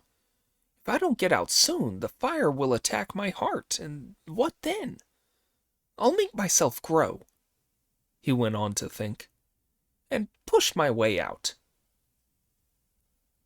The splendid great sage made a spell with his hands, said the words of a spell, and called out, Grow! He made himself over 12 feet tall, but as he grew, the jar grew with him, enclosing him tightly. When he made himself smaller, the jar shrank too. This is terrible, Brother Monkey thought with alarm. terrible. It grows when I grow and shrinks when I get smaller. Why? What am I to do? Before he had finished speaking, his ankle began to hurt. Putting his hand down at once to feel it, he found that it had been burnt so badly it had gone soft. I don't know what to do, he said with anxiety. My ankle's been cooked tender. I'm a cripple now. He could not stop the tears from flowing. Indeed, when suffering at the demon's hands, he thought of his master. In facing deadly peril, he worried about the Tang priest. Master, he exclaimed, since I was converted by the Bodhisattva Guan Yin and delivered from my heavenly punishment, you and I have toiled over many a mountain. I've beaten and wiped out a lot of monsters, subdued Pig and Friar Sand, and gone through no end of suffering. All this was done in the hope of reaching the West and completing the true achievement together. Never did I expect to meet these vicious demons today. Now I've been stupid enough to get myself killed in here. I've left you stuck in the middle of the mountains. What a mess to be in for someone who used to be as famous as I was. Just when he was feeling thoroughly miserable, he suddenly remembered. Years ago, the Bodhisattva gave me 3 life-saving hairs on the Coiled Snake Mountain. I wonder if I've still got them. I'd better look for them. He felt all over his body and found 3 very rigid hairs on the back of his head. All the other hair on my body is soft, except for these 3 that are as hard as spears, he said with delight. They must be my lifesavers. Gritting his teeth against the pain, he pulled the 3 hairs out, blew on them with magic breath, and called, Change! One of them turned into a steel drill, one into a strip of bamboo, and one into a silken cord. He made the bamboo strip into a bow, to which he fixed the drill. After a noisy spell of drilling at the bottom of the jar, he made a hole through which the light came in. I'm in luck, he said with glee. I'm in luck. Now I can get out. No sooner had he transformed himself, ready to escape, than the jar became cool again. Why was that? It cooled because the hole he had bored in it let the male and female vital forces escape. The splendid great sage put his hairs back, made himself small by turning into the tiniest of insects, a very delicate creature as thin as a whisker and as long as an eyebrow hair, and slipped out through the hole. Instead of making his escape, Monkey flew straight to the senior demon chief's head and landed on it. The senior demon, who was drinking, slammed his goblet down and asked, Third brother, has Son the Novice been liquefied yet? Is the time up? The third demon chief asked. The senior demon told his messengers to carry the jar in. When the 36 young devils picked the jar up, they found that it was far lighter. "Your Majesty," they reported with alarm, "the jar's lighter." Nonsense, the senior demon shouted. It has the full powers of the male and female vital forces. It couldn't possibly get lighter. One of the junior demons, who liked showing off, picked the jar up and said, "Look, it is lighter, isn't it?" When the senior demon took the lid off to look in, he saw that it was bright inside. It's empty, He could not help shouting aloud. it's leaked. And Monkey, sitting on his head, could not help shouting, "Search, my lads! He's escaped!" He's escaped! all the monsters shouted. He's escaped!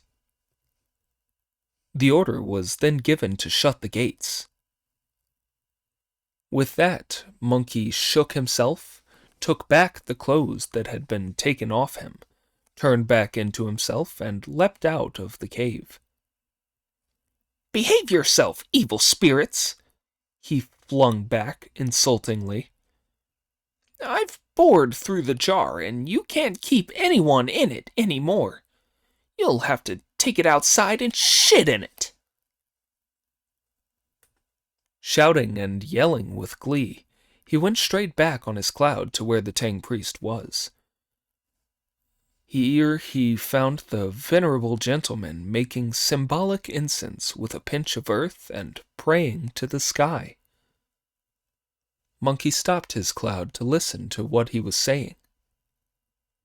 Sanzang had his hands together in front of his chest and was saying to heaven, "All you immortals up there in the clouds, the Dings and the Jias, and each god and goddess, protect my disciple, whose powers are enormous, and magic is boundless, the good Sun the Novice." When the great sage heard this, he decided to redouble his efforts. Putting his cloud away, he went up to Sanzang and called, "Master, I'm back." Sanzang held him as he said, "Wukong, you have been to great trouble. I was very concerned because you had gone so far into these mountains and not come back for so long a time. How dangerous is the mountain, in fact?" "Master," Monkey replied with a smile, "that trip just now depended in the first place on the good destiny of all living things in the East, secondly on your boundless achievement and great virtue, and thirdly on your disciple's magical powers." Then he told the whole story of how he had pretended to be a wind piercer, been drawn into the jar, and escaped. "Now I've seen your face again, Master. It's like having a second life." Sanzang expressed endless thanks, then asked, "Did you not fight the evil spirits this time?" "No, I didn't," replied Brother Monkey. "Then you won't be able to escort me safely across this mountain," Sanzang said, at which Monkey, who hated to admit he was beaten, shouted, "What do you mean I won't be able to escort you?" "If you and they have not yet had it out, and you can only give me evasive answers, I will never dare press ahead," the venerable elder replied.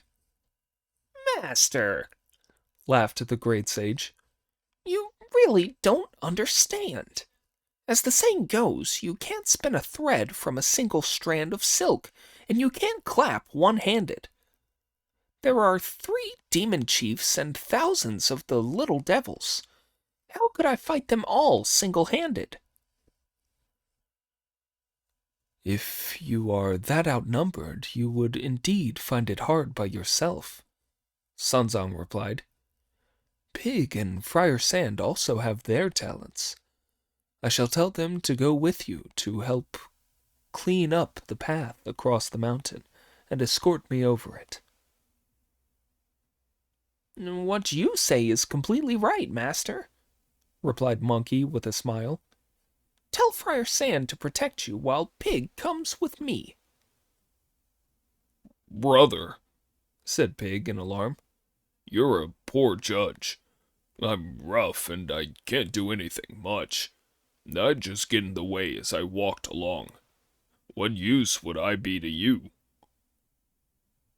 "You may not be up to much, brother," Monkey replied, "but you're someone.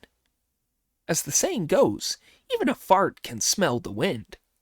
You'd make me feel a bit braver." "All right," Pig said. "all right. You can take me with you, but don't play any of your tricks on me when the going gets tough."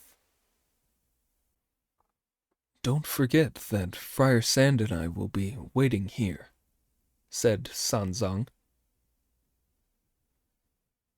The idiot braced himself and set off a gale with Monkey that carried them by cloud up to the top of the mountain where the entrance to the cave was. They saw at once that the gates were shut tight. There was nobody in sight anywhere around. Monkey went forward, his iron cudgel in his hands, to shout at the top of his voice, "Open up, evil monsters! Come out right now and fight Monkey!" When the young devils in the cave went inside to report, the senior demon shook with terror as he commented, "I've heard tell for years of that monkey's ferocity. Now I can vouch for the story's veracity." "What do you mean, elder brother?" the second demon chief asked. "When that son the novice first turned himself into a fly to sneak in here, none of us realized who he was except our third brother, who put him in the jar. He used his skills to drill a hole in the jar, pick up his clothes, and get out. Now he's outside challenging us to battle. Who's brave enough to be the first to take him on?" Nobody replied. The senior demon asked again. Again there was no response.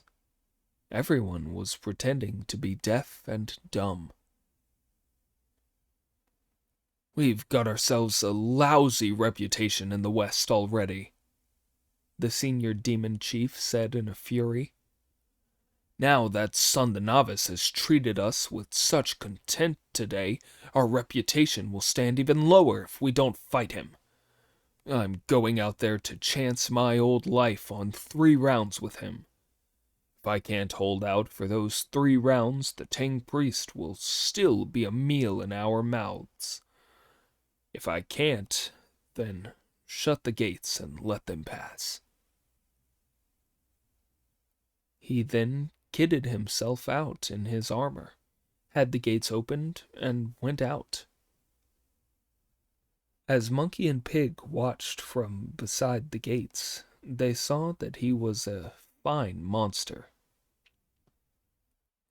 On iron brow and brazen head, a precious helmet, with tassels dancing brightly in the wind.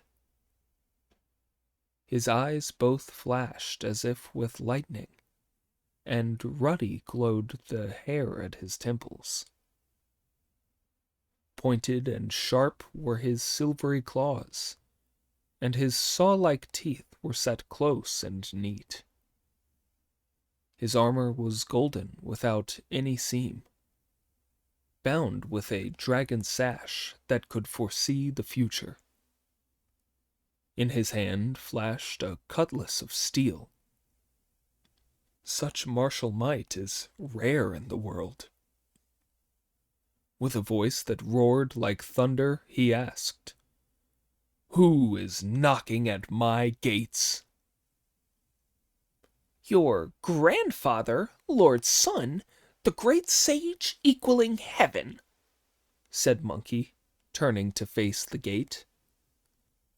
"Are you Son the Novice?" asked the demon with a laugh. "You've got a cheek, ape. I never gave you any trouble, so why are you here challenging me to battle?" No waves come without a wind. Without the tide, the waters are still, Monkey replied. Would I have come looking for you if you hadn't given me trouble? The reason why I'm here to fight is because your gang of foxes and dogs is plotting to eat my master.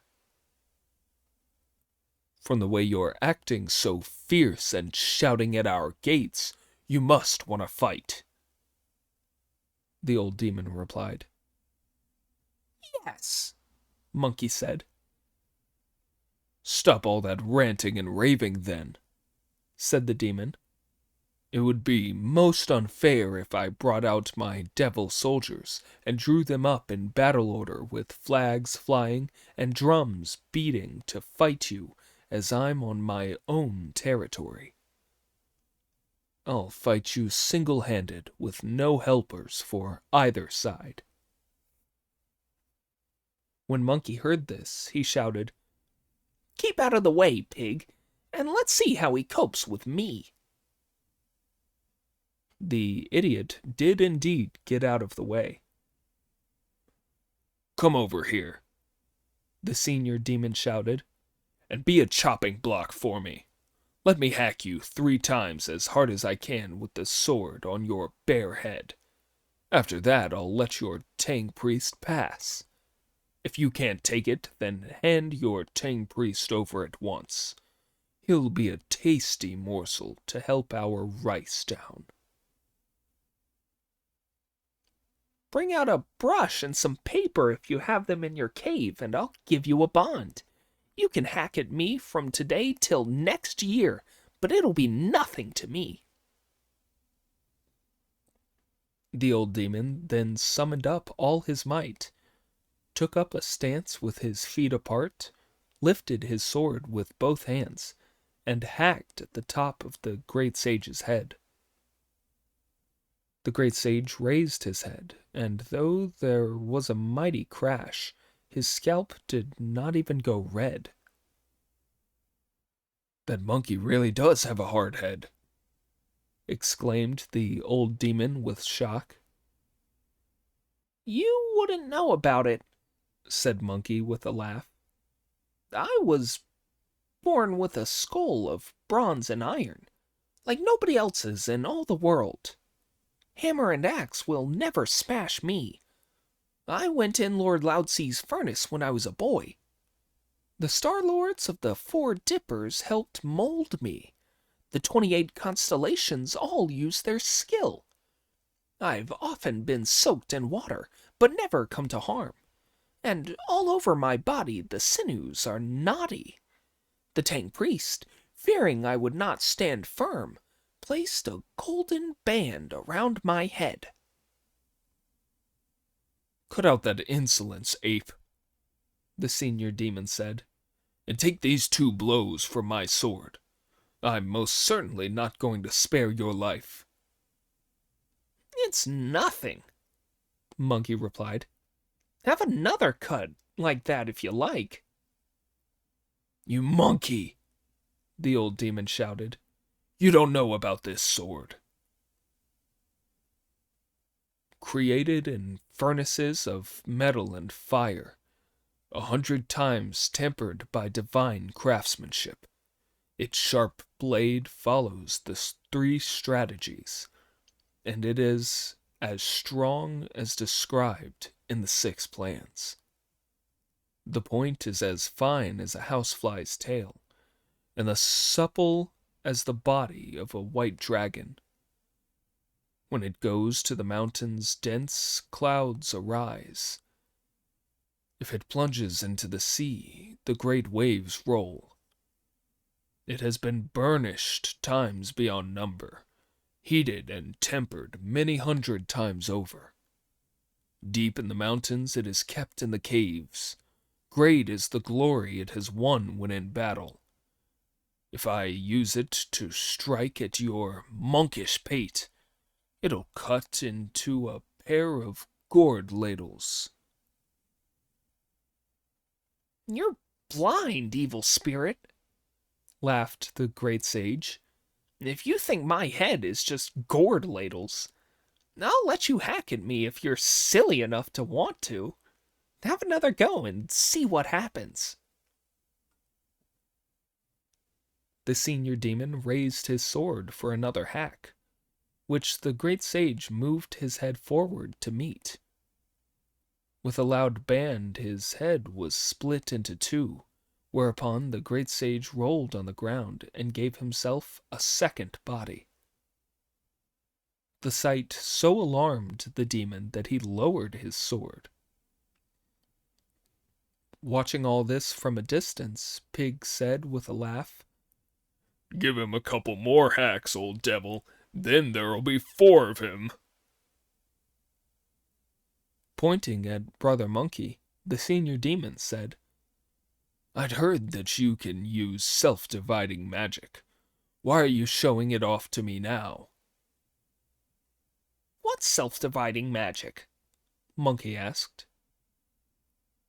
Why was it that the first time I hacked you it made no impact, but this time I cut you in two?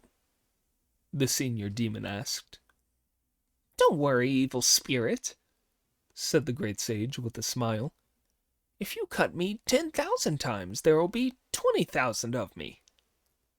You ape, the demon said. You may be able to divide yourself, but you can't put yourself together again. If you can, hit me with your cudgel. Don't talk nonsense, said the great sage.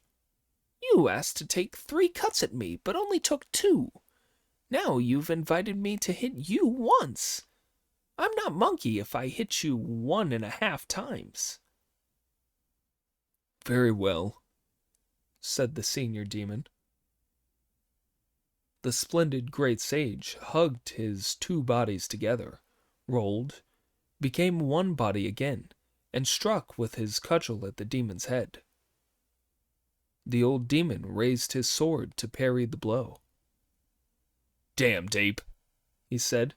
You've got a cheek. How dare you come here attacking me with a mourner's staff like that? If you ask about this cudgel of mine, shouted the great ape, everybody in heaven and earth has heard of it. What's it famous for? The senior demon asked. To this, Monkey replied, The cudgel is made of 9-cycled wrought iron, tempered by Lord Lao-Tse himself in his furnace. King Yu called it a divine treasure when he obtained it, to hold the 8 rivers and 4 oceans in place. In its middle, the constellations are secretly set out, and each end is banded with yellow gold. Ghosts and gods are amazed at its intricate decorations, dragon patterns, and phoenix signs. Known as the divine male cudgel, it was inaccessibly deep in the bed of the sea. Its shape can change and it knows how to fly, sending clouds of many colors drifting through the air. Once it was mine, I took it back to my mountain, where I discovered how its infinite changes. When I want size, it's as thick as a vat, or it can be as thin as an iron wire, huge as a mountain or small as a needle, adapting its length to the wishes of my heart. Lightly I lift it and colored clouds spring up, or it flies through the sky and flashes like lightning. The cold air it gives off chills all who feel it, and ominous mists appear in the sky. I have carried it with me to beat dragons and tigers, traveling to all of the ends of the earth. Once with this cudgel I made havoc in heaven, and used its great might to wreck the peach banquet. The heavenly kings were unable to beat me, and Nasia was hard-pressed to match me in combat. With this cudgel against them, the gods had no safe refuge. 100,000 heavenly troops all scattered and fled. The gods of thunder guarded the Hall of Miraculous Mist when the cudgel attacked the Palace of Universal Brightness. All of the angels at court were flustered, and the Jade Emperor's ministers were thrown into panic. I raised my cudgel to overturn the Palace of the Dipper, then turned back to shake up the South Pole compound. Seeing my dread cudgel at his golden gates, the Jade Emperor invited the Buddha to see me. The soldier takes defeat and victory in his stride. There is nothing to choose between suffering and disaster. I stuck it out for full 500 years until I was converted by the Bodhisattva Guanyin.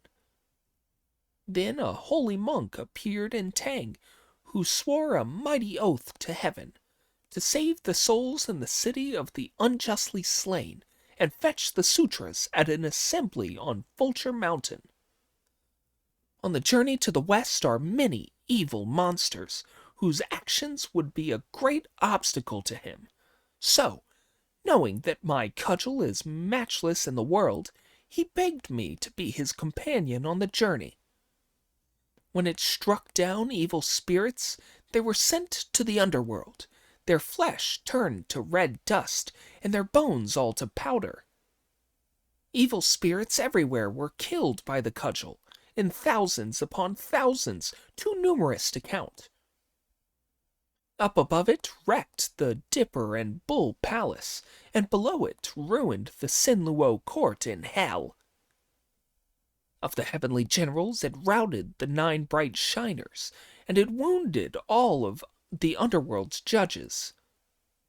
Dropped from midair, it shakes mountains and rivers. It is stronger than the sword of an evil star. With this cudgel alone I protect the Tang priest, and kill all the evil monsters in the world. When the monster heard this, he trembled, lifted his sword, and struck with all his strength. Chuckling, Monkey blocked the blow with his iron cudgel. At first, the two of them struggled in front of the cave, but then they both sprang up and fought in mid-air. It was a splendid battle.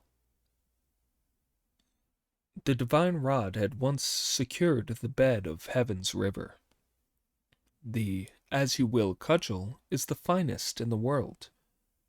Praise of its powers enraged the demon chief, whose mighty cutlass was full of great magic.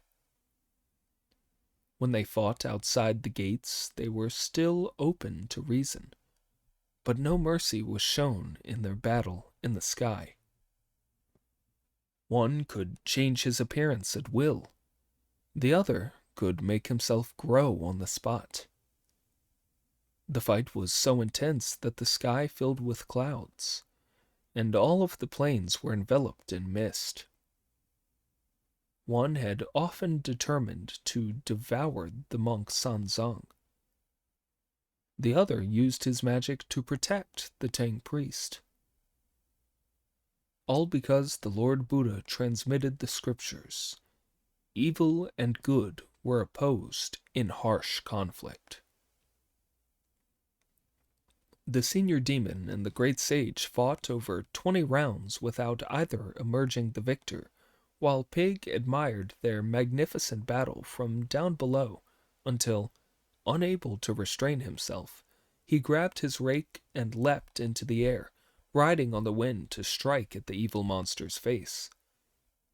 The demon panicked, not realizing that Pig had no staying power, but could only rush recklessly in and give people a fright. All the demon could see was that Pig had a long snout, big ears, and a vicious way with his rake, so he abandoned the struggle, threw his sword away, turned, and fled. "After him!" the great sage shouted. "After him!"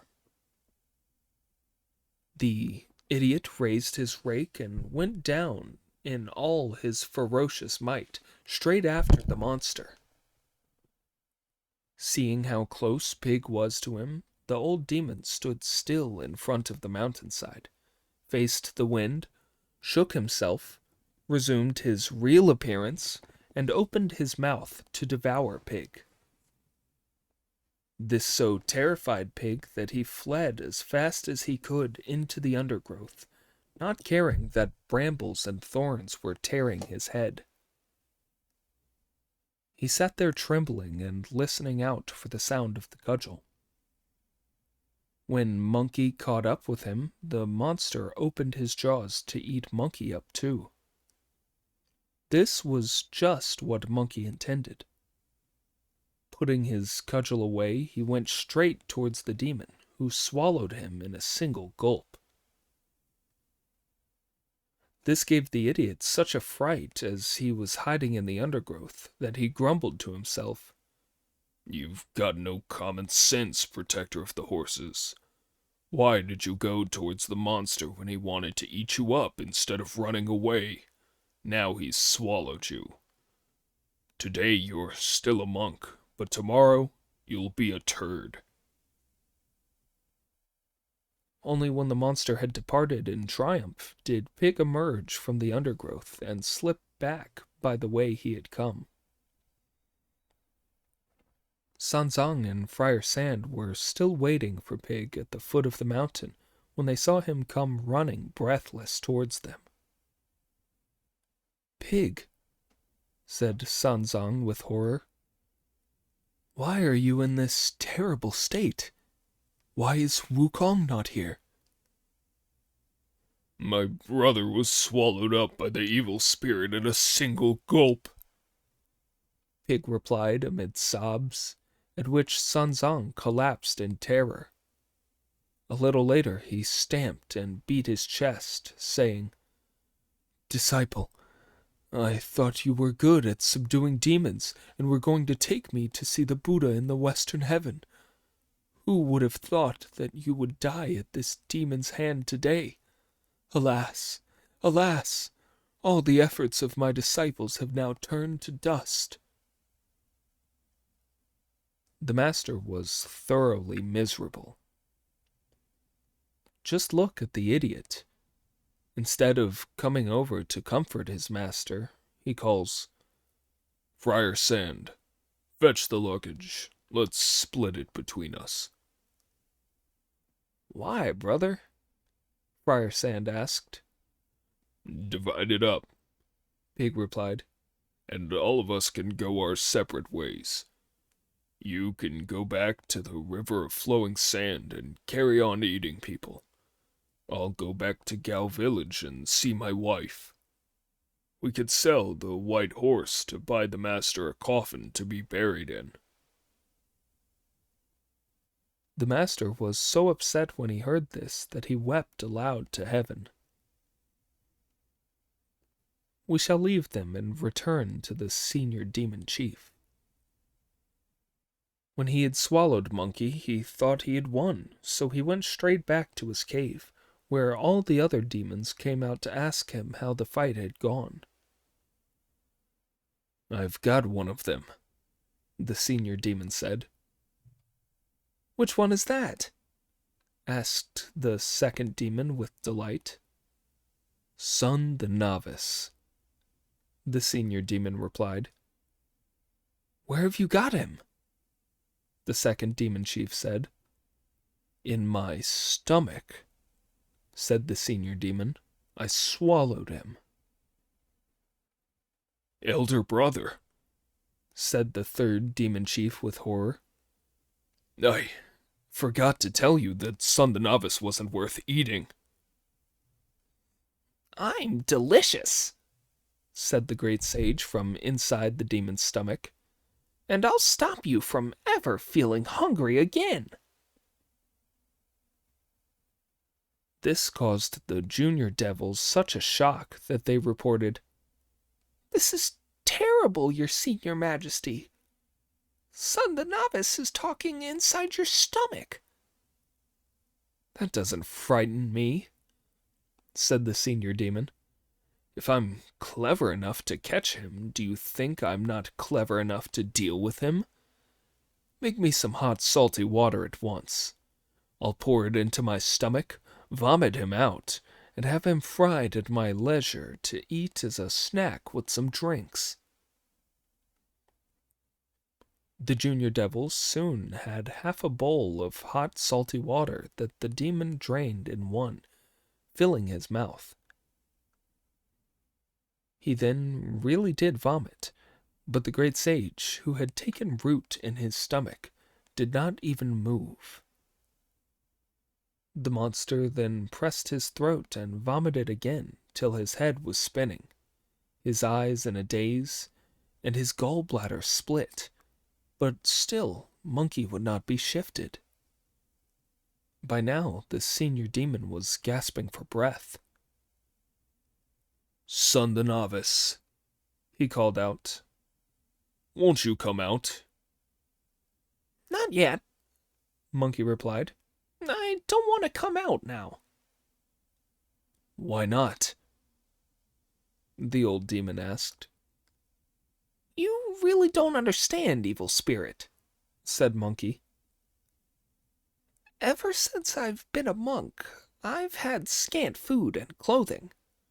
Although it's autumn now and getting cool, I'm still only wearing a thin tunic, but it's warm in your stomach, and there are no drafts down here. I think I'll spend the winter here before coming out.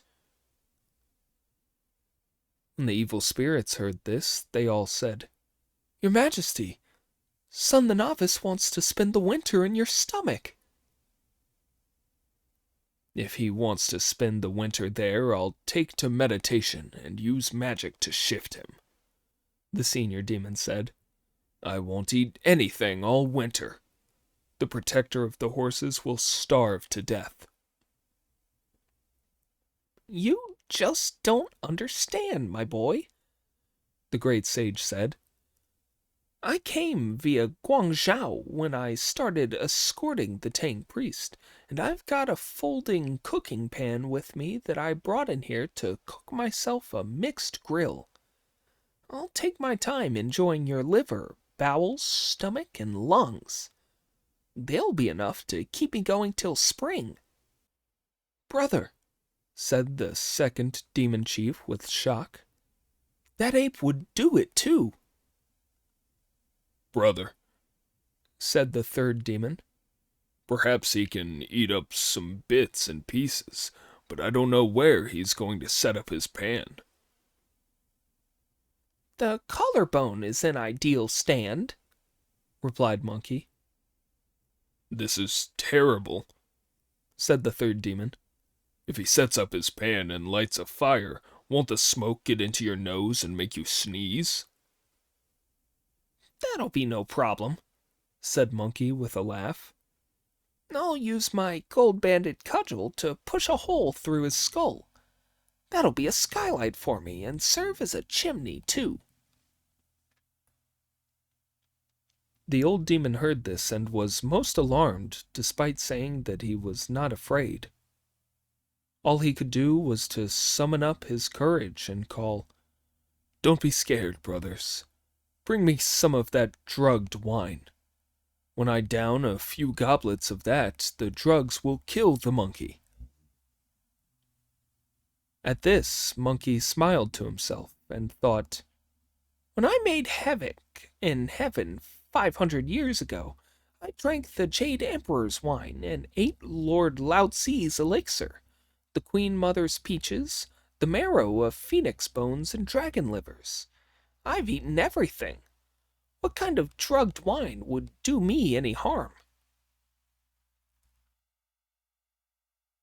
By then the junior devils had strained 2 jugfuls of drugged wine, a goblet of which they handed to the senior demon chief, who took it in his hands. Monkey, who could smell it from inside the demon's belly, called out, Don't give it to him! The splendid great sage then tipped his head back and turned into the bell of a trumpet that he placed wide open below the demon's throat. The demon gulped the wine down noisily, and Monkey noisily received it. The demon swallowed the second cupful, and Monkey noisily drank it too. This went on till Monkey had drunk all of the 7 or 8 cupfuls that the demon downed. "That's enough," the demon said, putting the goblet down. "Normally my stomach feels as if it's on fire after a couple of cups of this wine," he said. "But this time my face hasn't even gone red after 7 or 8. Now, the great sage was not a heavy drinker, so after taking these 7 or 8 cupfuls, he started to act drunk in the demon's stomach, propping himself up, falling flat on his face, kicking about him, swinging on the demon's liver, doing headstands and somersaults, and dancing wildly. This caused the monster such unbearable pain that he collapsed. If you don't know whether he lived or died, listen to the explanation in the next installment. Chapter 76. When the heart spirit stays in the home, the demons submit. The Mother of Wood helps bring monsters to the truth. The story tells how after the great sage had struggled in his stomach for a while, the senior demon collapsed in the dust. He made no sound and was not breathing either. As he said nothing, Monkey thought the demon was dead, so he stopped hitting him. When the demon chief recovered his breath, he called out, "Most merciful and most compassionate Bodhisattva, great sage equaling heaven." "My boy," said Monkey when he heard this, "don't waste your effort. You could save yourself a few words by simply calling me Grandpa's son."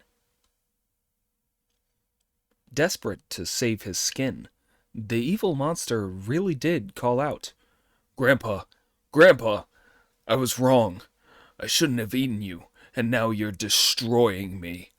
I beg you, great sage, in your mercy and compassion, take pity on my ant-like greed for life and spare me. If you do, I'll escort your master across the mountain." Although the great sage was a tough hero, he was most eager to help the Tang priest in his journey, so on hearing the evil monster's pathetic pleas and flattery, he decided once more to be kind. "Evil monster," he shouted, "I'll spare your life. How are you going to escort my master?" "We don't have any gold, silver, pearls, jade, agate, coral, crystal, amber, tortoiseshell, or other such treasures here to give him, but my 2 brothers and I will carry him in a rattan chair across the mountain." "If you could carry him in a chair, that would be better than treasure," said Monkey with a smile. "Open your mouth. I'm coming out." The demon then opened his mouth, whereupon the 3rd chief went over to him and whispered in his ear, "Bite him as he comes out, brother. Chew the monkey to bits and swallow him. Then he won't be able to hurt you." Now, Monkey could hear all this from inside, so instead of coming straight out, he thrust his gold-banded cudgel out first as a test. The demon did indeed take a bite at it, noisily smashing one of his front teeth in the process. "You're a nice monster, aren't you?" exclaimed Monkey, pulling his cudgel back. "I spare your life and agree to come out, but you try to murder me by biting me. I'm not coming out now. I'm going to kill you. I won't come out. I won't." "Brother," the senior demon chief complained to the 3rd one, What you've done is destroy one of your own kind. I'd persuaded him to come out, but you would have to tell me to bite him.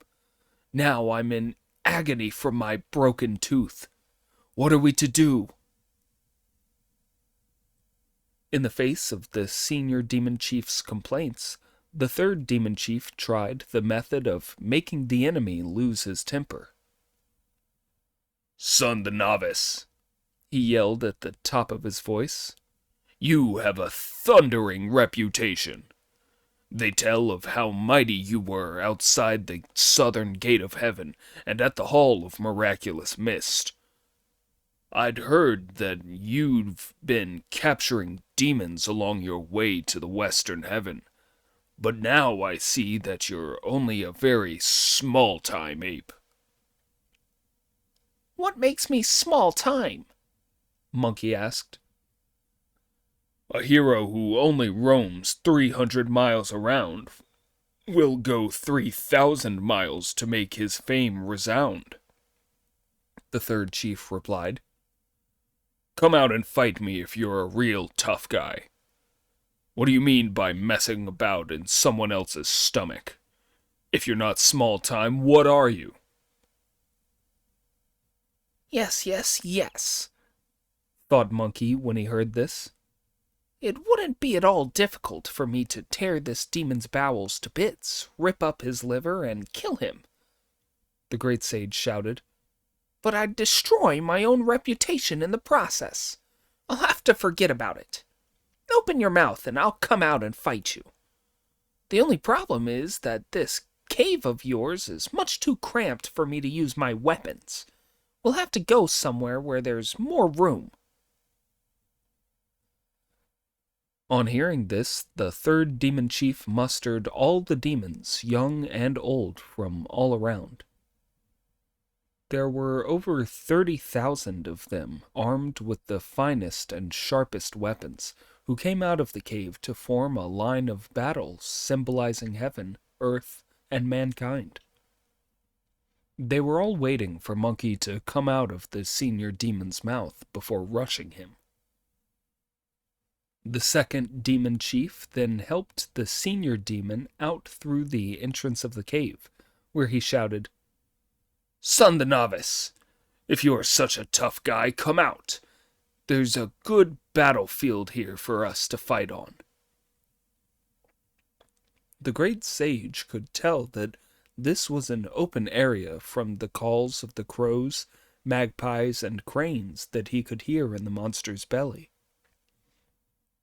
If I don't come out, I'll be breaking faith with them, he thought.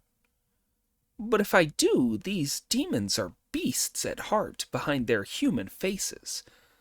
They tried to lure me out and bite me when they promised to carry the master across the bridge. Now they've got their army here. Oh well, I'll let them have it both ways. I'll go out, but I'll leave a root in his stomach, too. With that, he put his hand behind him to pluck a tiny hair from his tail, blew on it with magic breath, called Change! and made it into a string as fine as hair, but some 400 feet long. As the string came outside, it grew thicker in the wind. One end Monkey fastened round the evil monster's heart in a slip knot that he did not tighten. If he had, it would have caused great pain. The other end he held in his hand as he said to himself, If they agree to escort my master across the ridge when I come out this time, I'll leave it at that. But if they refuse and go for me with their weapons so hard that I can't cope with them, I'll just need to pull this rope. I'll get the same results as if I were inside.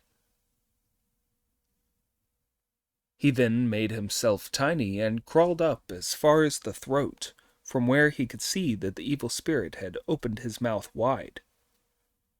Rows of steel teeth were set above and below like sharp knives. This is no good, he thought at once. No good at all. If I take this rope out through his mouth and he can't stand the pain, he'll be able to cut through it with a single bite. I'll have to go out where there aren't any teeth." The splendid great sage paid out the string as he crawled up the demon's upper palate and into his nostril, which made his nose itch. The demon sneezed with a loud "achoo," blowing Monkey out. As he felt the wind blowing him, Monkey bowed and grew over 30 feet long, keeping the string in one hand and holding the iron cudgel in the other. The wicked monster raised his steel sword as soon as he saw Monkey appear and hacked at his face. The great sage met the blow one-handed with his cudgel. Then the second demon chief with his spear and the third chief with his halberd went for him furiously. The great sage relaxed his pull on the rope, put his iron cudgel away, and made off at speed by cloud, afraid that he would be unable to fight properly when surrounded by so many young devils. Once he had leapt out of the demon's camp, he brought his cloud down on a spacious and empty mountain, and pulled with both hands on the rope as hard as he could. This gave the senior demon a pain in the heart. The demon struggled upwards in agony, whereupon the great sage pulled him down again. As they all watched from afar, the junior demons all shouted, "Don't provoke him, your majesty. Let him go. That ape has no sense of when things ought to be done. He's flying a kite before the beginning of April." When the great sage heard this, he gave a mighty stamp, at which the senior demon came whistling down out of the sky like a spinning wheel to crash into the dust, making a crater some 2 feet deep in the hard earth at the foot of the mountain. This gave the second and third demon chiefs such a fright that they landed their clouds together and rushed forward to grab hold of the rope and kneel at the foot of the mountain. "Great sage," they pleaded, "we thought you were an immortal of vast and boundless generosity. We'd never dreamed that you would be as small-minded as a rat or a snail. It's true that we lured you out to give battle, but we never expected that you would tie a rope round our eldest brother's heart." "You're a thorough disgrace, you damned gang of demons," said Monkey with a laugh. "Last time you tried to trick me into coming out so you could bite me, and this time you've lured me out to face an army ready for battle. It's obvious that you've got tens of thousands of soldiers here to tackle me when I'm alone. Most unreasonable. I'll pull him away. I'm going to drag him off to see my master." "If in your mercy and compassion you spare our lives, great sage," the demons said, all kowtowing together, "we vow to escort your master across this mountain." "If you want to live, all you have to do is cut the rope with your sword," said Monkey with a laugh. "My lord," the senior monster said, "I can cut the rope outside, but it's no good having the length inside that's tied round my heart. It sticks in my throat so uncomfortably that it makes me feel sick." "In that case," said Monkey, "open your mouth and I'll go back inside to undo the rope."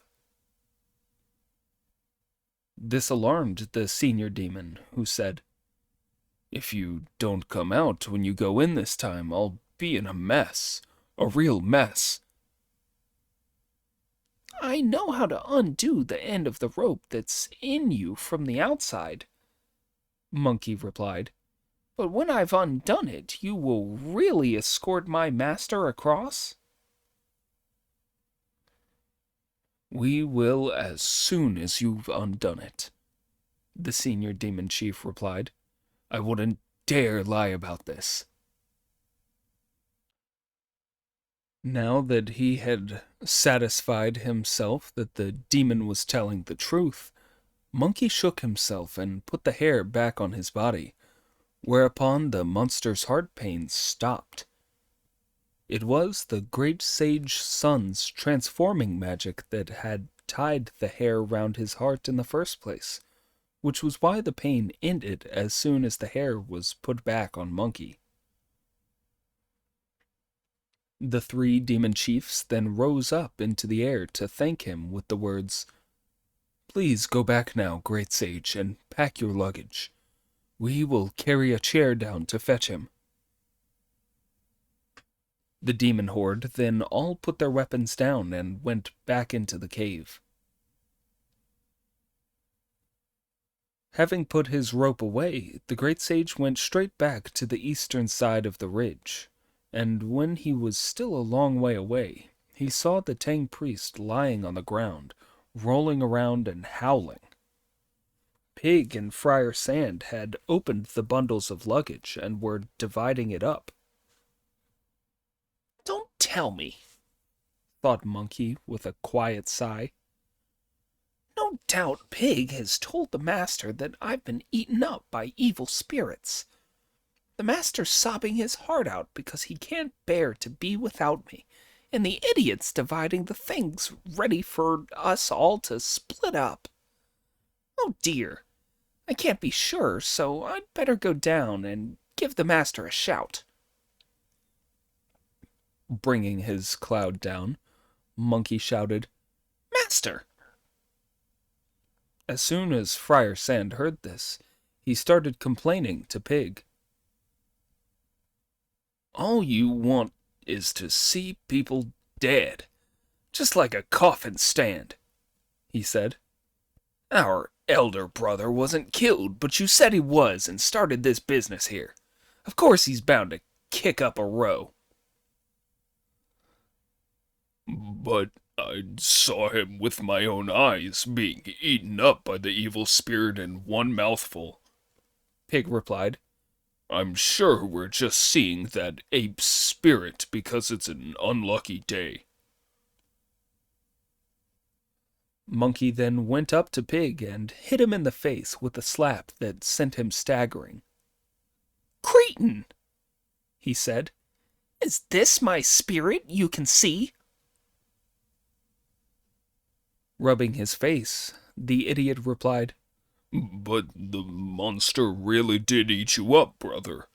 How can you have come back to life?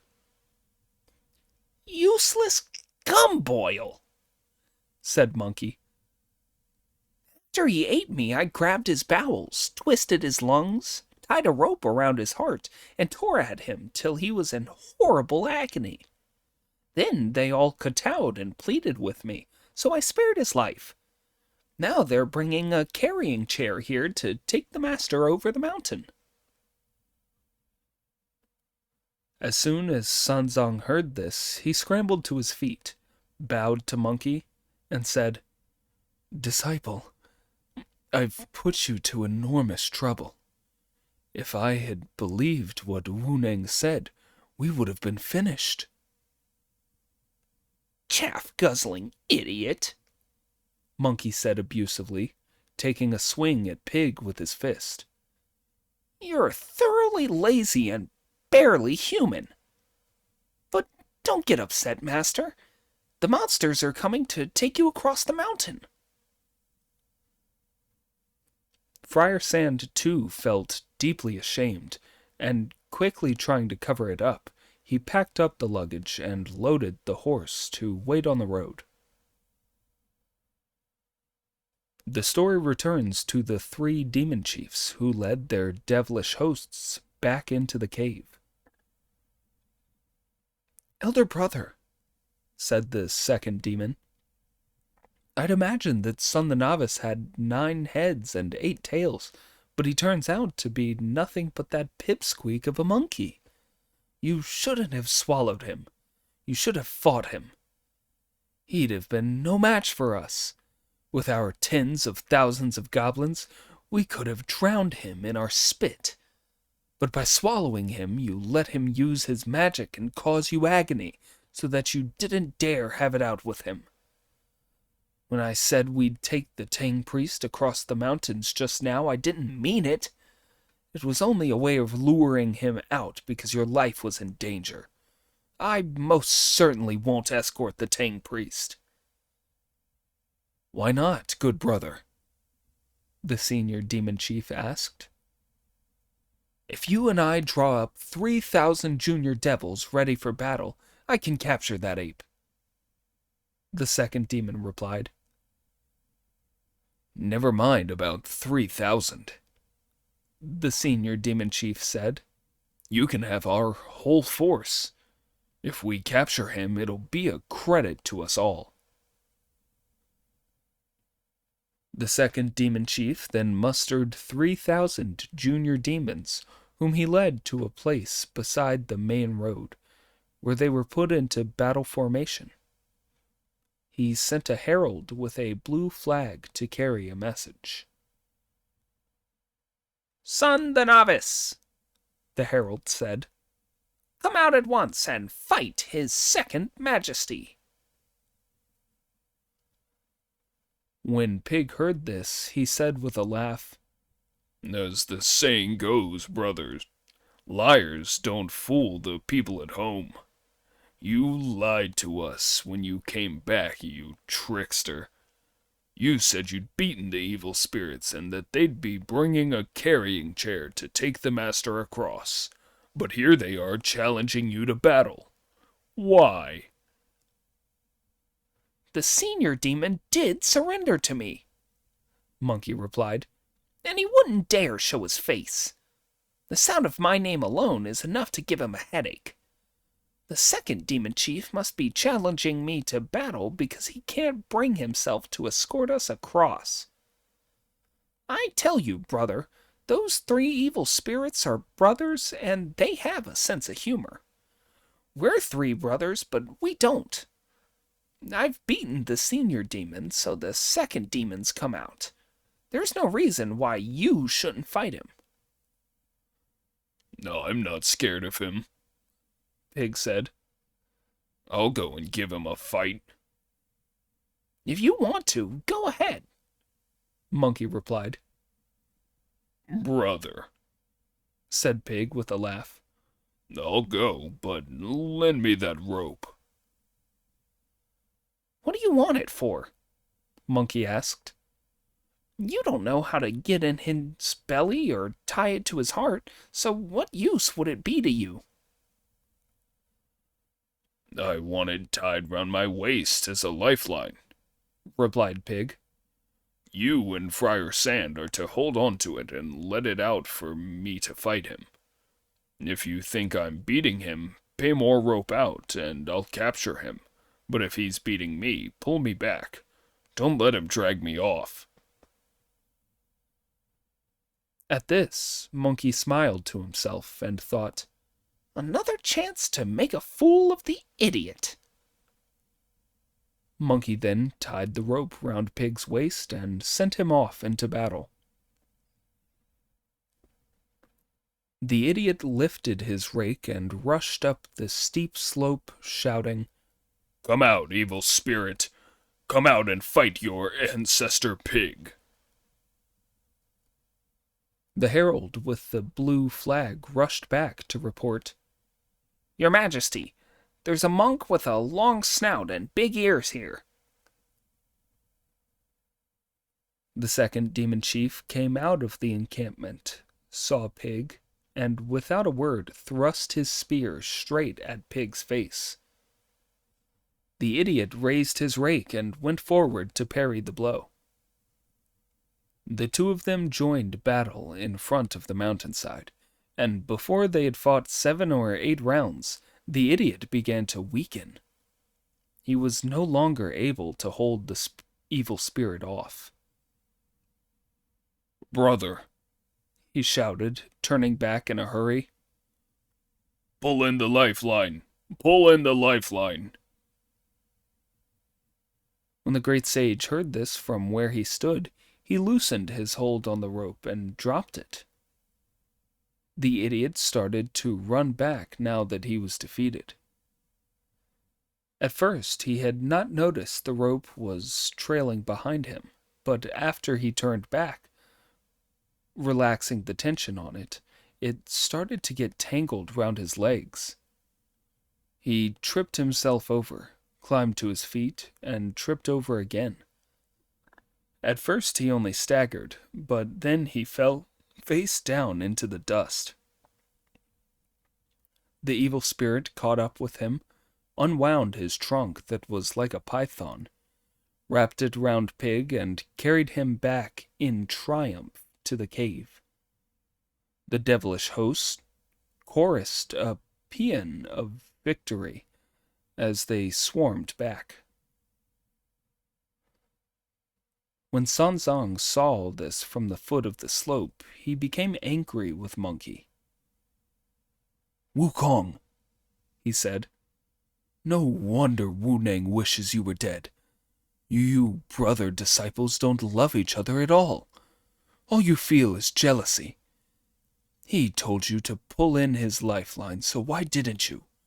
Why did you drop the rope instead? What are we to do now that you have got him killed?" "You're covering up for him again, Master," said Monkey. "And showing favoritism, too. I'm fed up. When I was captured, it didn't bother you at all. I was dispensable.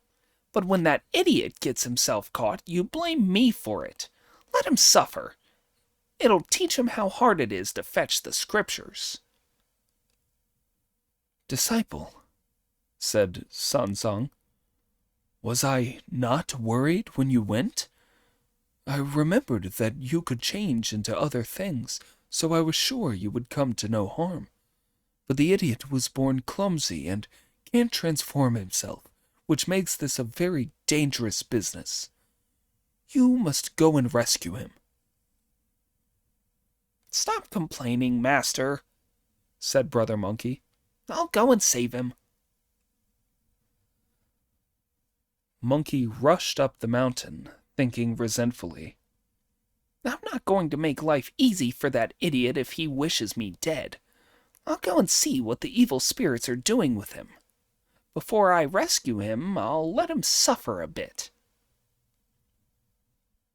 He then made magic with his hands, said the words of a spell, shook himself, turned into the tiniest of insects, and flew into the cave, where he landed at the bottom of one of Pig's ears to be taken inside with the evil spirit. The second demon chief had led his 3,000 junior devils trumpeting and drumming loudly to the cave, where they stopped. He now took Pig inside and said, "I've got one, elder brother." "Show me," the senior demon replied. Unwinding his trunk, the second demon chief flung Pig to the ground and said, "There he is." "That one's useless," said the senior demon. "Your Majesty," put in Pig when he heard this, "if I'm no use, let me go and find a more useful one to capture." "He may not be any use," said the third demon chief, "but he is the Tang priest's disciple, Zhu Beiji. Tie him up and put him to soak in the pool at the back. When his bristles have been soaked off, we can open his belly up, salt him, and dry him in the sun. He'll go down well with some wine on a rainy day." "That's that, then," exclaimed Pig in horror. "I've fallen into the clutches of a demon who's a salt pork peddler." The demon hordes fell on him, tied his hands and feet together, carried him to the pool at the back, pushed him in, and went back. When the great sage flew there to have a look, he saw the idiot with his 4 limbs pointing upwards and his snout downwards, as he half floated and was half sinking, grunting through his snout. He really was a ridiculous sight, like a big blackened frost-bitten lotus pod that has shed its seeds in September or October. Seeing his face, the great sage felt both loathing and pity for him. What shall I do? He wondered. After all, he is another member of the Dragonflower Assembly. I just wish he wouldn't keep trying to divide up the luggage, split our band, and incite the master to say the band tightening spell. The other day I heard Friar Sand say that he'd stashed some money away for himself. I wonder if it's true. I'll give him a scare and find out. The splendid great sage flew down to his ear and called in a disguised voice, Zhu Wuneng! Zhu Wuneng! This is terrible, thought Pig in alarm. Wu Nang is the name the Bodhisattva Guan Yin gave me. I've been called Zhu Beiji all the time I've been with the Tang priest. How can there be anyone here who knows my name is Wu Nang? So he could not restrain himself from asking, Who's that calling my Buddhist name? Me, said Monkey. Who are you? The idiot asked. I'm a catcher, Monkey replied. Where from, sir? Asked Pig in terror. from the 5th king of the underworld, and he sent me to fetch you, said Monkey. Then please go back and ask the 5th king, as he's such a good friend of my senior fellow disciple Sun Wukong, to give me a day's grace. You can come for me tomorrow. You're talking nonsense, Monkey replied. If King Yama of Hell decides you're to die in the 3rd watch, nobody will keep you till the 4th. Come with me at once if you don't want me to put a rope round your neck and drag you off. Do me a favor, said the idiot. Even with a face like mine, and still want to go on living. I'll certainly die if I have to, but give me a day till these evil spirits have captured my master and the rest of us, so I can see them again before we're all done for. Very well, then, said Monkey, grinning to himself. I've got about 30 people to capture around here in this batch. When I've caught them, I'll come back for you. That'll give you a day's grace. Give me some money. I'm sure you've got some. Oh, dear, said Pig. We monks don't have money. If you haven't, then I'm dragging you off, said Brother Monkey. Come with me. Don't be so impatient, sir, said the idiot, panicking. I know that rope of yours is what they call the life-taking rope. Once it's round you, you're dead. Yes, I have some money. I've got a bit, but not much. Where is it? Monkey demanded. Give it me at once. Oh, dear, what a pity, said Pig. From when I became a monk right up till now, the kind people who feed monks have given me a bit more alms than the others because my belly's so big. I saved all the little bits of silver till I had about half an ounce. They were awkward to keep, so when we were in a city some time ago, I asked a silversmith to melt them all together. The wicked man stole a few grains of it, so the ingot he made only weighed 46 hundredths of an ounce. Take it. The idiot hasn't even got his trousers on, grinned Monkey to himself. So where can he have hidden it? Hey, where's your silver?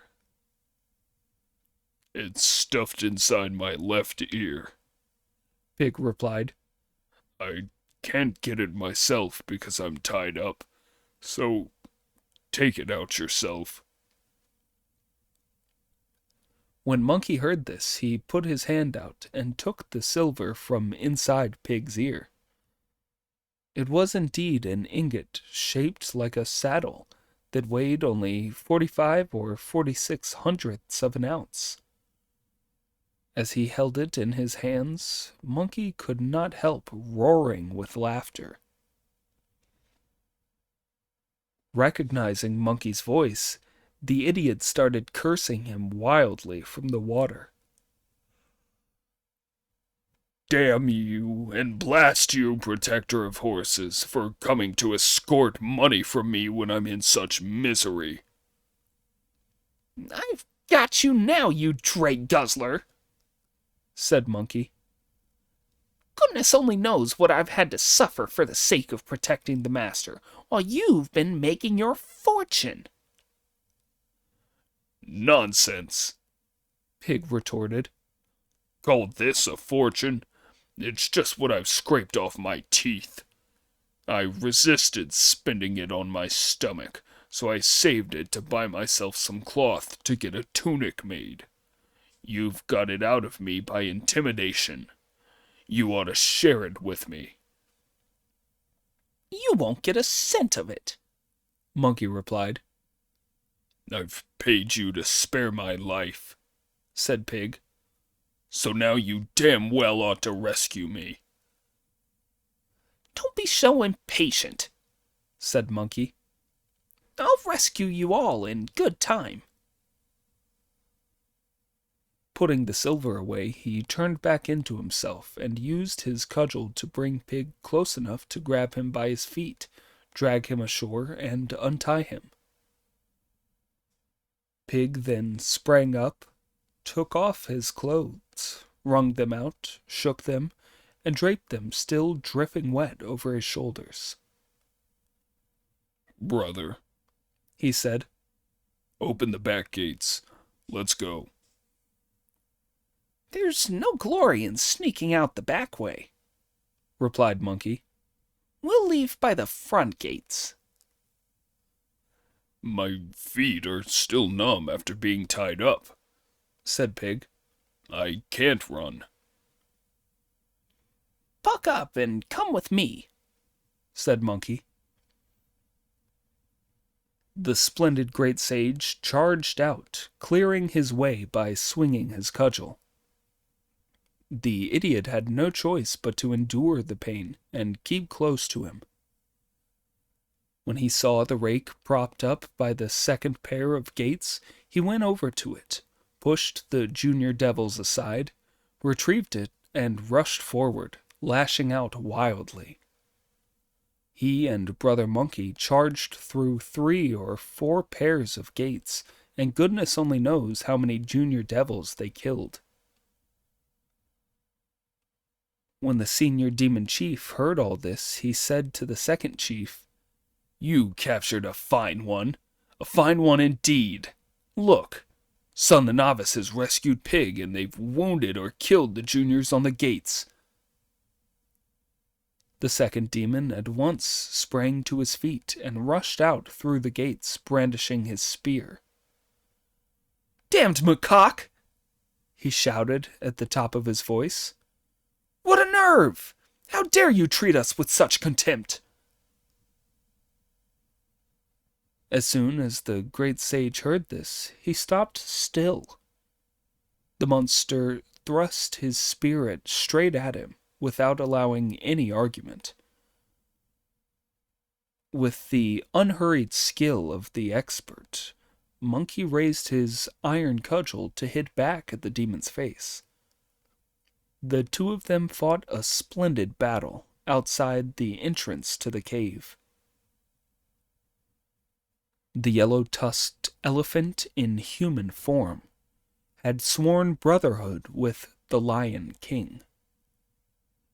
Persuaded by the senior monster, they plotted together to eat the Tang priest. Huge were the powers of the great sage, heaven's equal, who helped the good against the bad and killed off demons. The incompetent pig had met with disaster, so Monkey saved him and led him outside. When the Demon King pursued them with great ferocity, the spear and the cudgel each showed off its powers. The spear moved like a snake in the woods. The cudgel arose like a dragon from the sea. Where the dragon emerged, the clouds were thick. Dense hung the mist where the snake went through the woods. It was all for the sake of the Tang priest that they fought each other with ferocity and hatred.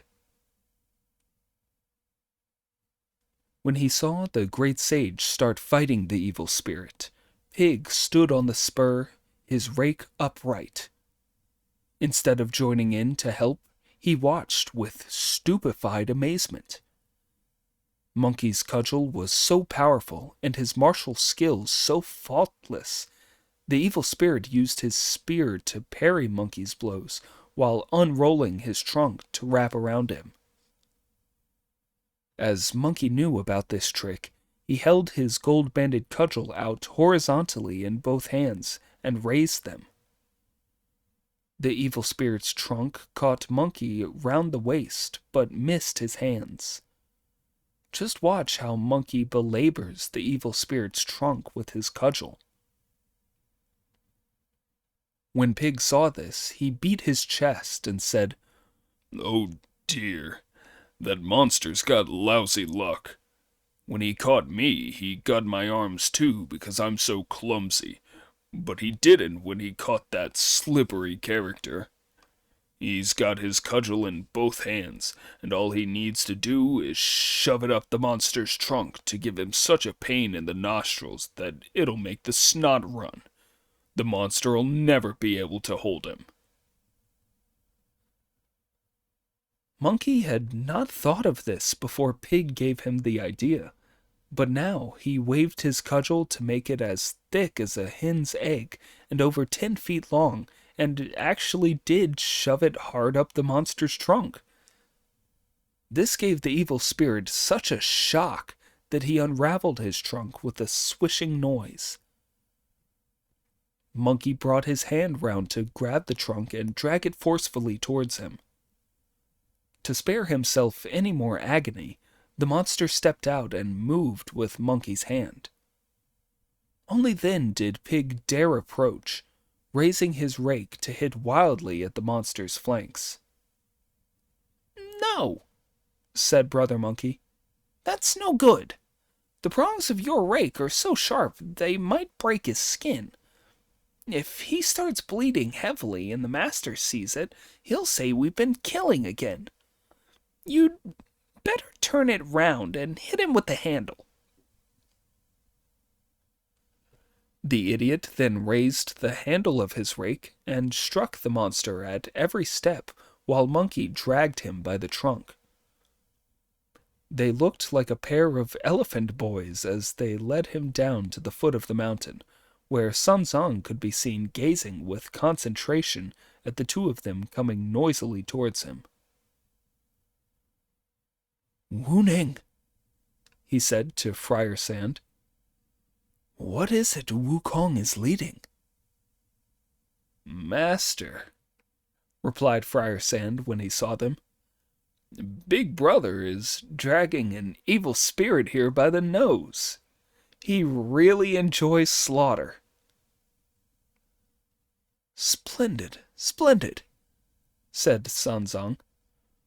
"What a big evil spirit, and what a long nose. Go and ask him if he's happy and willing to escort us over the mountain. If he is, he must be spared and not killed. Friar Sand at once rushed straight towards them, shouting, "The master says you mustn't kill the monster if he's really willing to escort him across the mountain." As soon as he heard this, the demon fell to his knees and promised to do so in a very nasal voice. His voice was like this because Monkey was pinching his nostrils shut, making it sound as though he had a heavy cold.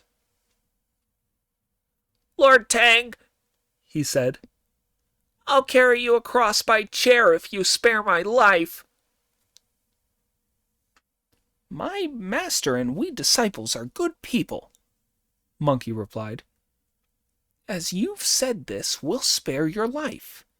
Fetch the chair at once. If you break your word again, we most certainly won't spare your life when we catch you next time. The freed monster kowtowed and left. Monkey and Pig went to report to the Tang priest on everything that had happened to them. Pig was overcome with shame as he spread his clothes out to dry in the sun while they waited. The second demon chief returned trembling and shaking to the cave. Even before his return, some junior devils had reported to the senior and the third demon chiefs that Monkey had dragged him off by the trunk.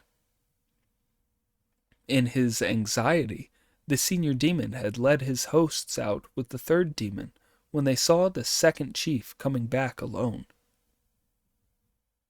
As they brought him inside and asked him why he had been released, the second chief told them all about Sun Zong's words of mercy and goodness.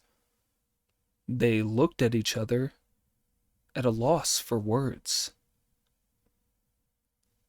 "Elder brother," said the second demon chief, "shall we take Sun Zong across?"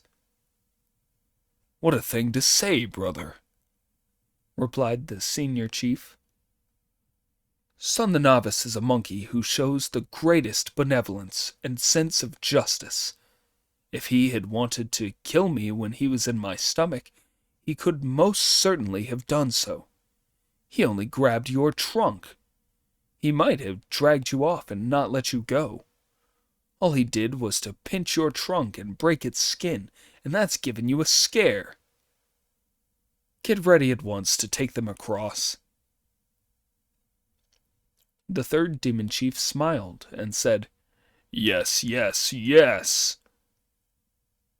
"From the way you're talking, my good brother," said the senior demon, "it sounds as though you're reluctant to let the Tang priest go.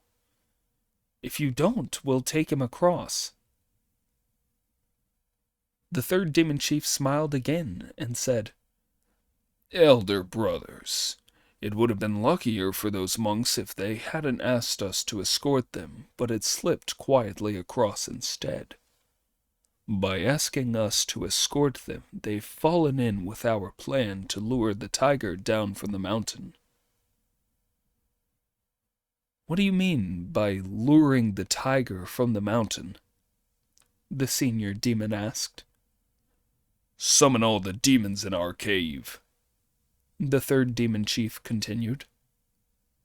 "Choose 1,000 from the 10,000 of them, then 100 from the 1,000, then 16 and 30 from the 100. "Why do you want 16 and 30? the senior demon asked.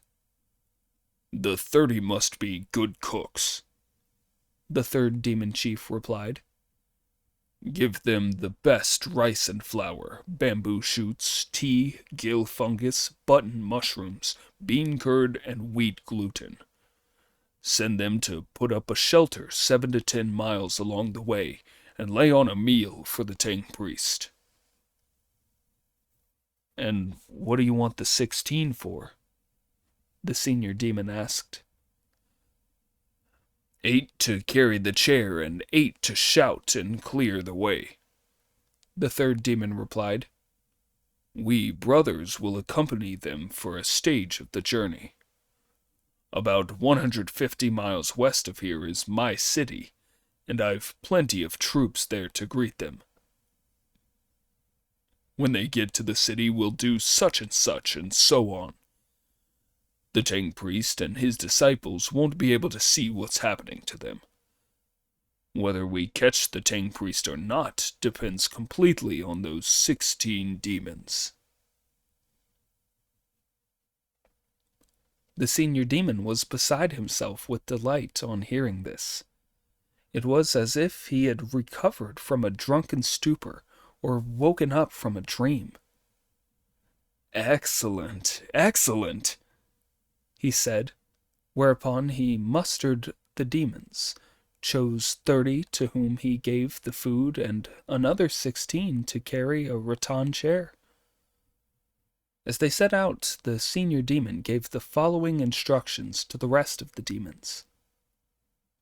None of you are to go out on the mountain. Sun the Novice is a very cautious ape, and if he sees any of you around, he'll be suspicious and see through our plan. The senior demon then led his underlings to a place beside the main road, where he called aloud, Lord Tang, today is not an unlucky one, so please come across the mountain straight away. Who is that calling me, Wukong? Sanzang asked when he heard this. It's the demons, I bet, Monkey replied. They're bringing a chair to carry you.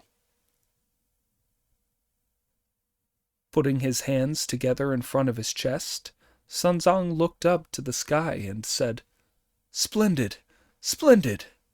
But for my worthy disciples' great abilities, I could not proceed on my journey. He then walked forward to greet the demons with the words, I am most grateful for the consideration you gentlemen are showing. When my disciples and I return to Chang'an, we will praise your admirable achievements. Please get into the carrying chair, my lord, the demon said, kowtowing. Having mortal eyes and body, Sanzang did not realize that this was a trick. The great sage Sun, a golden immortal of the supreme monad with a loyal nature, thought that because he had captured and released the demons, they were now won over. He never imagined that they had other plots in mind, so he did not investigate closely, but went along with his master's ideas. He told Pig to tie the luggage on the horse and keep close to the master with Friar Sand while he cleared the way with his iron cudgel, watching out to see if all was well. While the 8 devils carried the chair, and 8 shouted in turn to clear the way, the 3 demon chiefs steadied the poles of the chair. The master was delighted to sit upright in it and go up the high mountain by the main track, little realizing that great grief would return in the midst of rejoicing. Extremes, says the classic, create their negation. Fated they were to meet with disaster, a star of ill omen to mark desolation. The band of demons worked with one mind to escort them and serve them diligently at all times. After 10 miles there was a vegetarian meal, and after 15 more miles another one. They were invited to rest before it grew late, and everything along their way was neat and tidy. Each day they had 3 most satisfactory and delightful meals, and spent a comfortable night where they were able to sleep well. When they had traveled about 150 miles west, they found themselves near a walled city. Raising his iron cudgel, the great sage, who was only 1/3 of a mile ahead of the carrying chair, was so alarmed by the sight of the city that he fell over and was unable to rise to his feet. Do you know why someone of his great courage was so frightened by what he saw? It was because he saw a very evil atmosphere hanging over the town. Crowds of evil demons and monsters, wolf spirits at all four gates. Striped tigers are the commanders. White-faced tiger cats are senior officers. Antlered stags carry documents around. Cunning foxes walk along the streets. 1,000-foot pythons slither round the walls. 20-mile serpents occupy the roads. At the base of high towers, gray wolves shout commands. Leopards speak in human voices by pavilions. Standard bearers and drummers are all monsters. Mountain spirits patrol and stand sentry. Crafty hares open shops to trade. Wild boars carry their loads to do business. What used to be the capital of a heavenly dynasty has now become a city of wolves and tigers. Just as he was being overcome by terror, the great sage heard a wind from behind him and turned quickly to see the third demon chief raising a heaven-square halberd with a patterned handle to strike at his head. Springing to his feet, the great sage struck back at the monster's face with his gold-banded cudgel.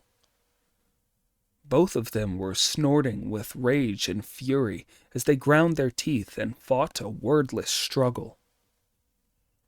Monkey then saw the senior demon chief giving out orders as he lifted his steel saber to hack at Pig. Pig was in such a rush that he had to let the horse go as he swung his rake around to hit wildly back. Meanwhile, the second demon chief was thrusting his spear at Friar Sand, who parried with his demon-quelling staff. The three demon chiefs and the three monks were now all fighting in single combat, ready to throw away their lives. The 16 junior devils obeyed their orders, each giving play to his talents as they grabbed hold of the white horse and the luggage and crowded round San Zong, lifting up his chair and carrying him straight to the city. "Your senior majesty, please decide what to do now we've captured the Tang priest," they shouted. All the demons of every rank on the city walls came rushing down to throw the city gates wide open. Every battalion was ordered to furl its flag, silence its drums, and on no account shout war cries or strike gongs. "His senior majesty has given orders that the Tang priest is not to be frightened. He can't endure being scared. If he is, his flesh will turn sour and be inedible." The demons were all delighted to welcome San Zong, bowing and carrying him into the throne hall of the palace, where he was invited to sit in the place of honor. They offered him tea and food as they bustled around him in attendance. The venerable elder felt dizzy and confused as he looked about and saw no familiar faces. If you don't know whether he was to escape with his life, listen to the explanation in the next installment. Chapter 77. The demon host mistreats the fundamental nature. The one body pays his respects to the Buddha. We will tell now not of the sufferings of the venerable Tang elder, but of the three demon chiefs in strenuous combat with the great sage and his two brother disciples in the low hills to the east outside the city. It was indeed a good, hard battle, like an iron brush against a copper pan. 6 types of body, 6 types of weapon, 6 physical forms, 6 feelings. The 6 evils arise from the 6 sense organs and the 6 desires. The 6 gates to nirvana and the 6 ways of rebirth are struggling for victory. In the 36 divine palaces, spring comes of itself. The 6 times 6 forms do not want to be named. This one, holding a gold-banded cudgel, performs 1,000 movements.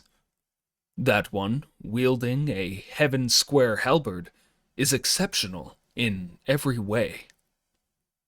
Pig is even more ferocious with his rake. The second demon's spear play is superb and effective. There is nothing commonplace about young Friar Sand's staff. As he tries to inflict a blow that is fatal, sharp is the senior demon's saber, which he raises without mercy. These 3 are the true priest's invincible escorts. The other 3 are evil and rebellious spirits. At first, the fight is not so bad, but later it becomes more murderous. All 6 weapons rise up by magic, to twist and turn in the clouds above. They belch out in an instant clouds that darken the sky, and the only sounds to be heard are roars and bellows. After the 6 of them had been fighting for a long time, evening was drawing in, and as the wind was also bringing clouds, it became dark very quickly. Pig was finding it harder and harder to see as his big ears were covering his eyelids. His hands and feet were besides too slow for him to be able to hold off his opponent, so he fled from the fight, dragging his rake behind him. The senior demon chief took a swing at him with his sword that almost killed him. Luckily, Pig moved his head out of the way, so that the blade only cut off a few of his bristles. The monster then caught up with Pig, opened his jaws, picked Pig up by the collar, carried him into the city, and threw him to the junior demons to tie up and take to the throne hall. The senior demon chief then rose back into the air by cloud to help the other 2. Seeing that things were going badly, Friar Sand fainted with his staff and turned to flee, only to be caught, hands and all, when the second demon unraveled his trunk and noisily wrapped it round him. The demon took him too into the city, ordering the junior demons to tie him up in the palace before rising up into the sky again to tell the others how to catch Monkey. Seeing that both his brother disciples had been captured, Monkey realized that it was going to be impossible for him to hold out single-handed. Indeed, a couple of fists can defeat a good hand, but cannot a competent foursome withstand. With a shout, Brother Monkey pushed the 3 demons' weapons aside, set off his somersault cloud, and fled. When the 3rd demon chief saw Monkey ride off by somersault, he shook himself, resumed his real form, spread his wings, and caught up with the great sage. You may well ask how the demon could possibly catch up with him. When Monkey made havoc in heaven all that time ago, 100,000 heavenly soldiers had failed to capture him. Because he could cover 36,000 miles in a single somersault of his cloud, none of the gods had been able to catch up with him. But this evil spirit could cover 30,000 miles with one beat of his wings, so that with 2 beats he caught up with Monkey and seized him. Monkey could not get out of the demon's talons, no matter how hard he struggled or how desperately he longed to escape. Even when he used his transformation magic, he still could not move.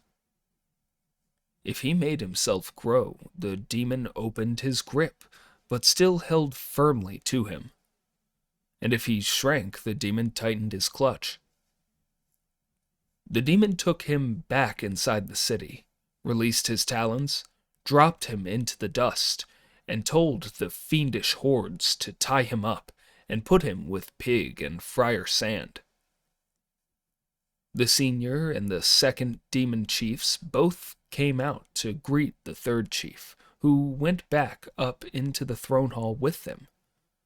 Alas, this time they were not tying Monkey up, but sending him on his way.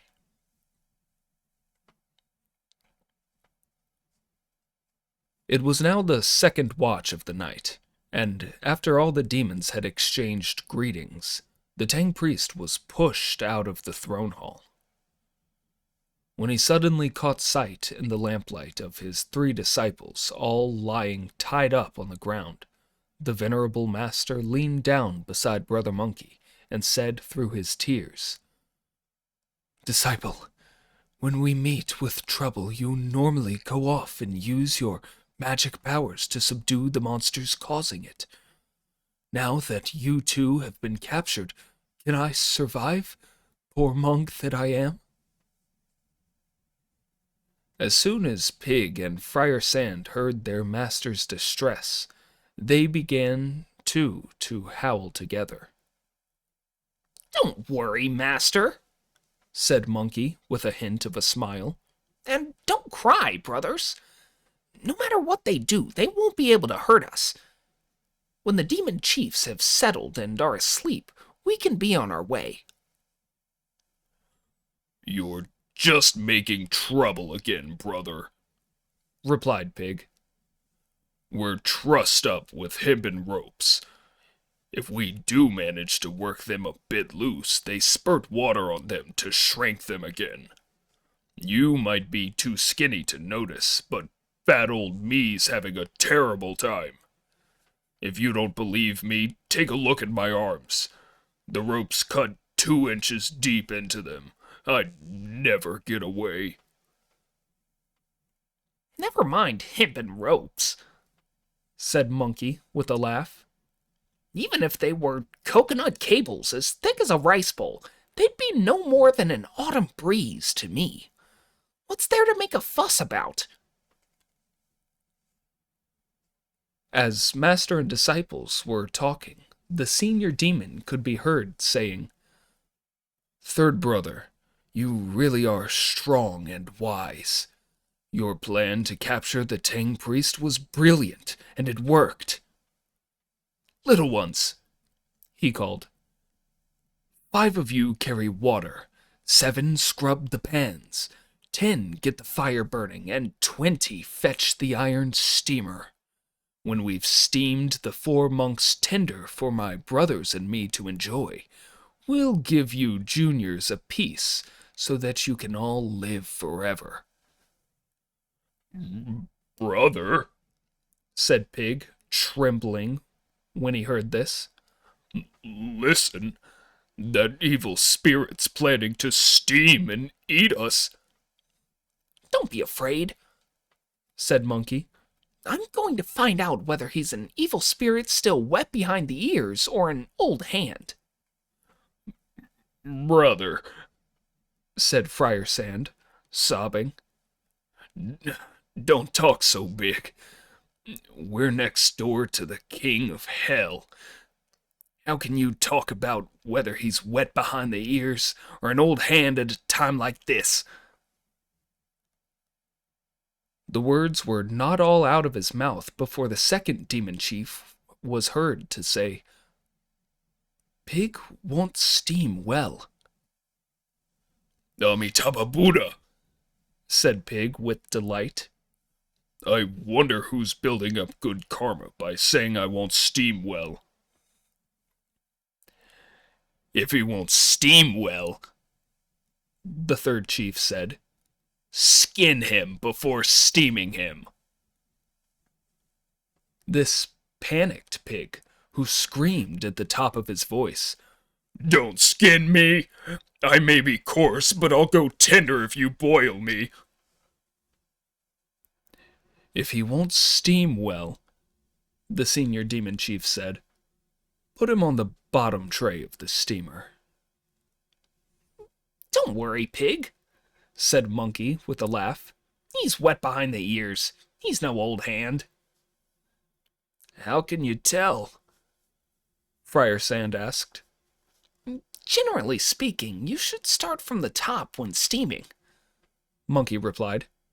Whatever's hardest to steam should be put on the top tray. Add a bit of extra fuel to the fire, get up a good steam, and it'll be done. But put it at the bottom and lower the steam, and you won't get the steam up even if you cook it for 6 months. He must be wet behind the ears if he says that Pig should be put on the bottom tray because he's hard to cook. Brother, Pig replied, if he followed your advice, I'd be slaughtered alive.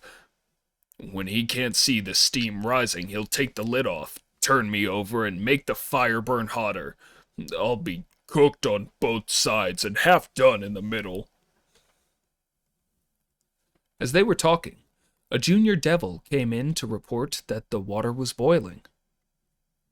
The senior chief ordered that the monks be carried in, and all the demons acted together to carry Pig to the lowest shelf of the steamer and Friar Sand to the second shelf.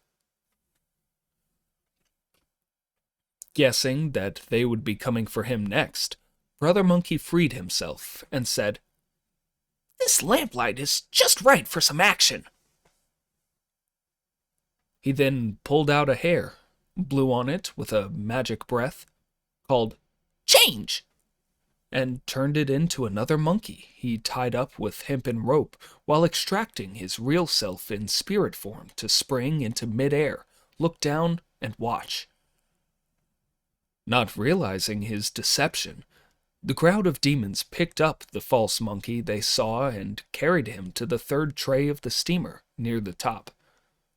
Only then did they drag the Tang priest to the ground, tie him up, and put him into the fourth tray. As the dry firewood was stacked up, a fierce fire blazed. My Pig and Friar Sand can stand a couple of boilings, sighed the great sage up in the clouds. But that master of mine will be cooked tender as soon as the water boils. If I can't save him by magic, he'll be dead in next to no time.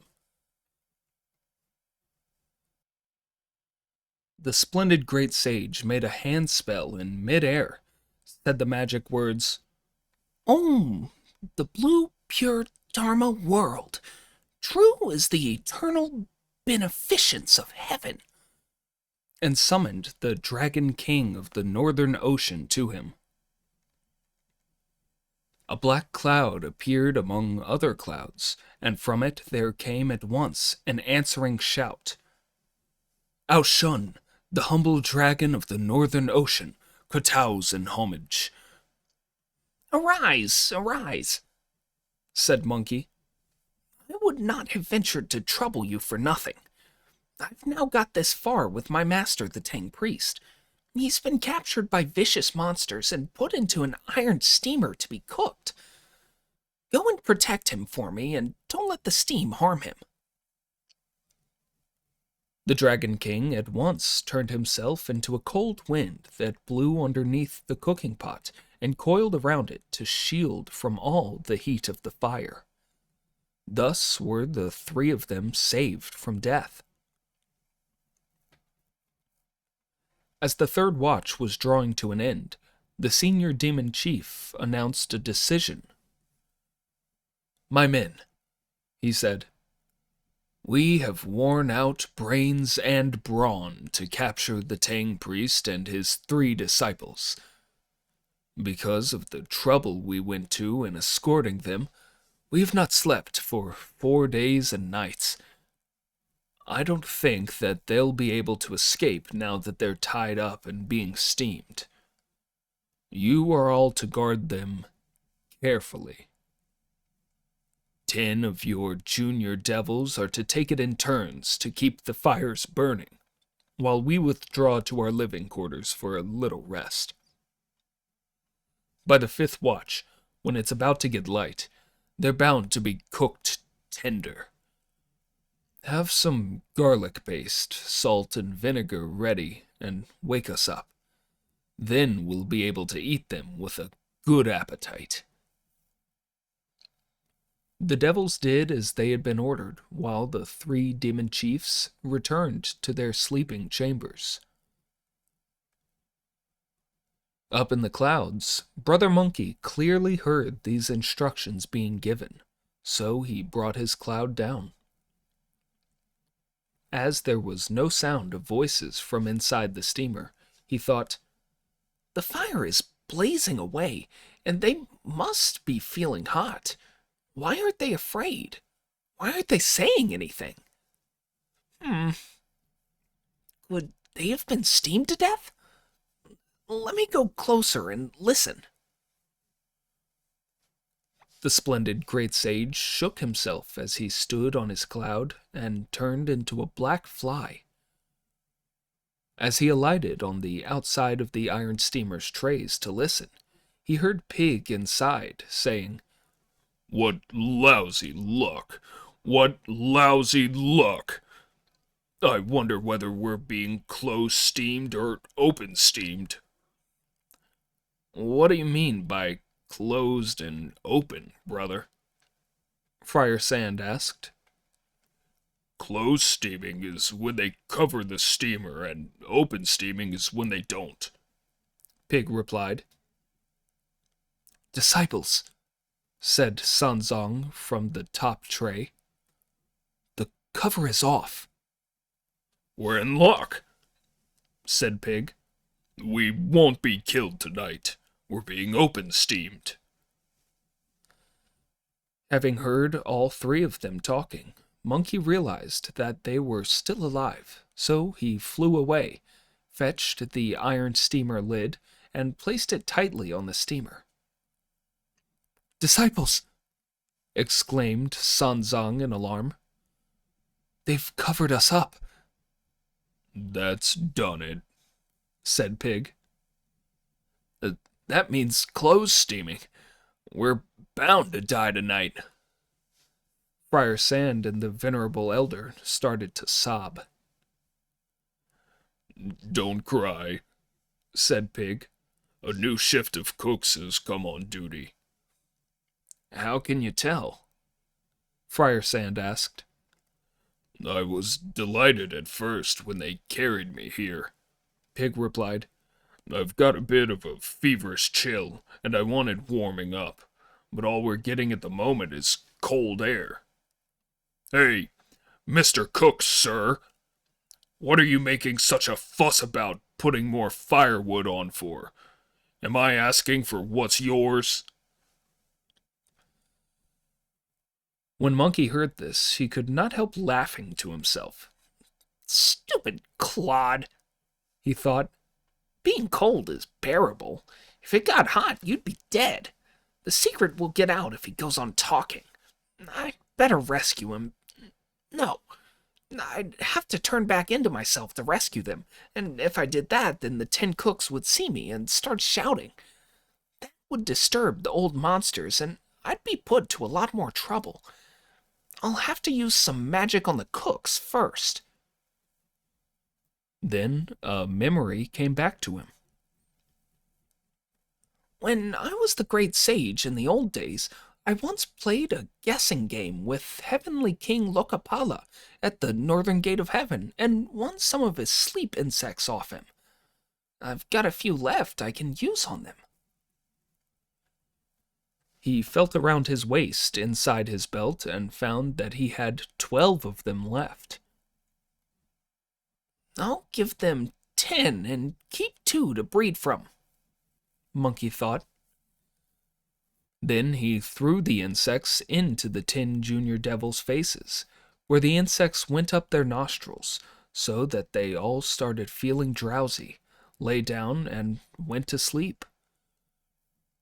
One of them, however, who was holding a fire fork, slept very fitfully, kept rubbing his head and face, pinching his nose, and continuously sneezing. That so-and-so knows a trick or two, thought Monkey. I'll have to give him a second dose. He threw one of his remaining insects into the demon's face. With 2 insects, the left one can go in when the right one comes out and vice versa, Monkey thought. That should keep him quiet. With that, the junior demon gave 2 or 3 big yawns, stretched himself, dropped the fork, and slumped down, fast asleep. He did not get up again. What marvelous magic! It really works, said Monkey, turning back into himself. Then he went close to the steamer and called, Master! Rescue me, Wukong, said the Tang priest when he heard him. Is that you calling to us from outside? Friar Sand asked. If I weren't out here, would you prefer me to be suffering in there with you? Monkey replied. Brother, said Pig, you slipped off and left us to carry the can. We're being close steamed in here. Stop yelling, idiot, said Monkey with a laugh. I'm here to rescue you. Brother, said Pig, if you're going to rescue us, do it properly. Don't get us put back in here for another steaming. Monkey then took the lid off, freed the master, shook the hair of his that had turned into an imitation monkey, and put it back on his body, then released Friar Sand and Pig, taking one tray at a time. As soon as he was untied, the idiot wanted to run away. Don't be in such a hurry, said Monkey, who recited the words of a spell that released the dragon, before going on to say to Pig, We've still got high mountains and steep ridges ahead of us on our way to the western heaven. The going's too heavy for the master. He isn't a strong walker. Wait till I've fetched the horse. Watch him as with light step he goes to the throne hall, where he saw that all the demons, young and old, were asleep. He undid the rope attached to the horse's reins, being even more careful not to alarm him. Now, the horse was a dragon horse, so had Monkey been a stranger, he would have given him a couple of flying kicks and whinnied. But Monkey had kept horses and held the office of protector of the horses, and this horse was besides their own. That was why the animal neither reared nor whinnied. Monkey led the horse very quietly over, tightened the girth, and got everything ready before inviting his master to mount. Trembling and shaking, the Tang priest did so. He, too, wanted to go. Don't you be in such a hurry either, Monkey said. There'll be plenty more kings along our journey west, and we'll need our passport if we're to get there. What other identity papers do we have? I'm going back to find the luggage. I remember that when we came in, the monsters put the luggage to the left of the throne hall, said the Tang priest. The loads must still be there. Understood, said Monkey, who sprang off at once to search for it by the throne hall. When he suddenly saw shimmering lights of many colors, Brother Monkey knew that they came from the luggage. How did he know? Because the light came from the night-shining pearl on the Tang priest's cassock. He rushed towards it and found that their load was unopened, so he took it out and gave it to Friar Sand to carry. While Pig guided the horse, the great sage took the lead. They were hurrying to go straight out through the main southern gate when they heard the noise of watchmen's clappers and bells. They found the gates locked and paper seals over the locks. How are we going to get out if the place is so closely guarded? Monkey wondered. Let's get out the back door, said Pig. With Monkey leading the way, they rushed straight to the back gates. I can hear clappers and bells outside the back gates as well, and they're sealed too, Monkey said. What are we to do? If it weren't for the Tang priest's mortal body, it wouldn't bother us three. We could get away by cloud and wind. But the Tang priest hasn't escaped from the three worlds and is still confined within the 5 elements. All his bones are the unclean ones he got from his mother and father. He can't lift himself into the air, and he'll never get away. No time for talking now, brother, said Pig. Let's go somewhere where there aren't any bells, clappers, or guards. Lift the master up and climb over the wall. That won't do, said Monkey. We could lift him over now because we've got to, but you've got such a big mouth you'd tell people everywhere when we're taking the scriptures back that we're the sort of monks who sneak over people's walls. But we can't bother about behaving properly now, replied Pig. We've got to save our skins. Monkey had no choice but to do as he suggested, so they went up to wall and worked out how to climb over.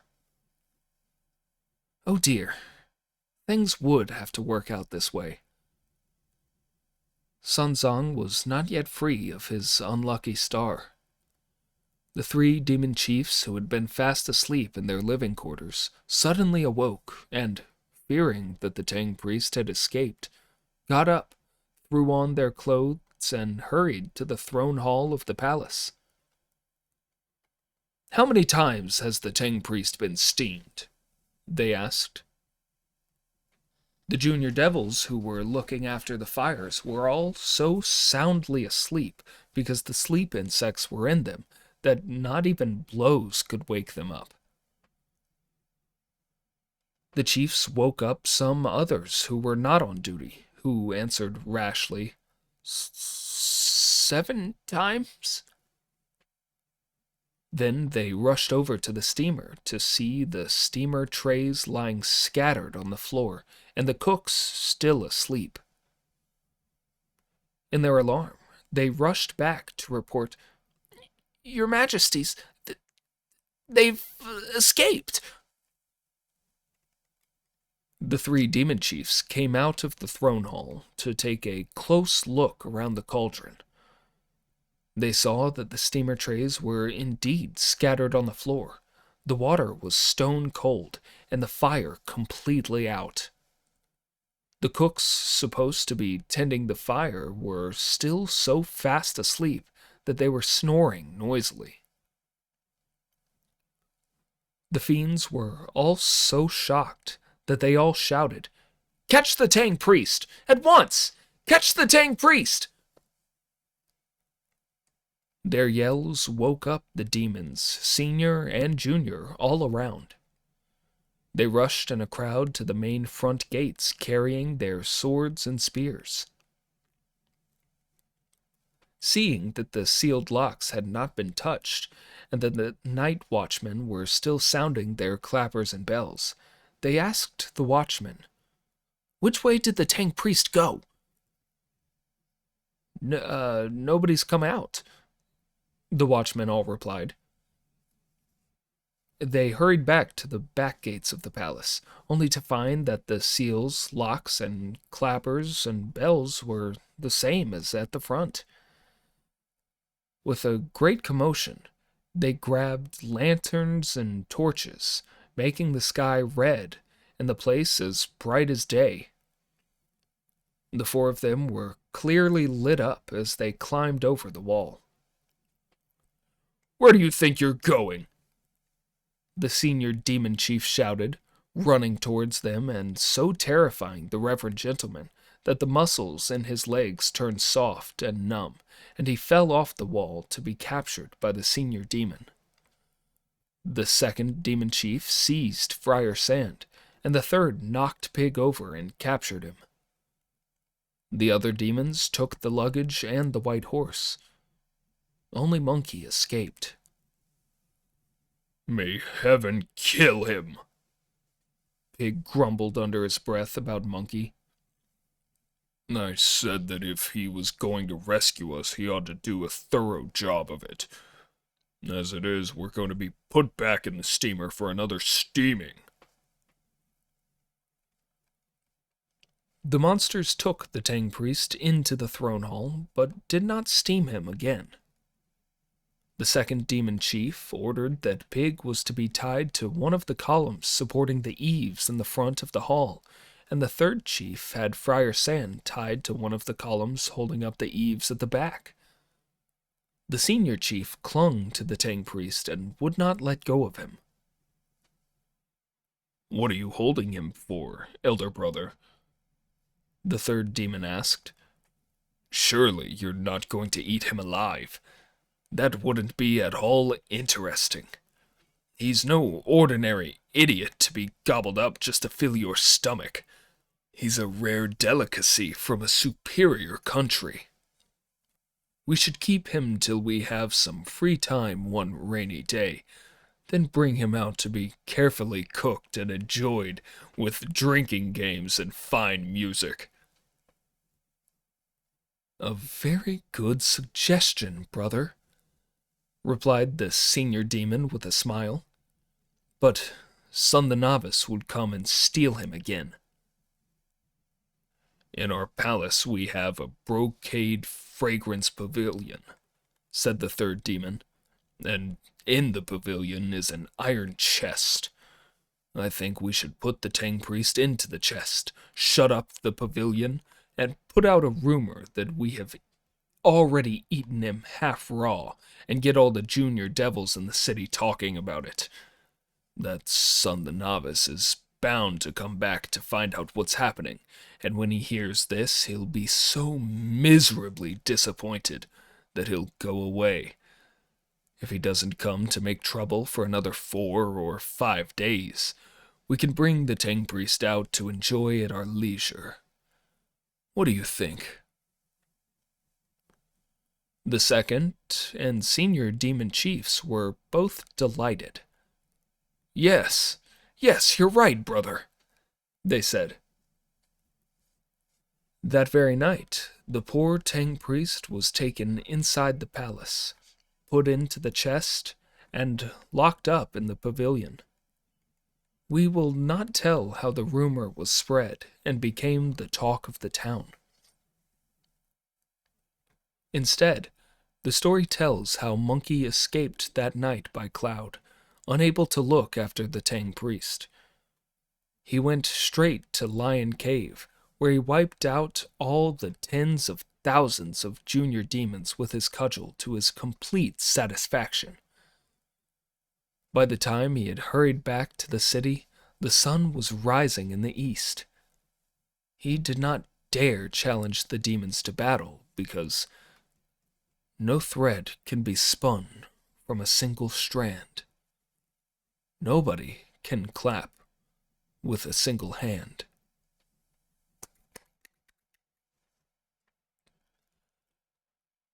So he brought his cloud down, shook himself, turned himself into a junior demon, and slipped in through the gates to collect news in the streets and back alleys.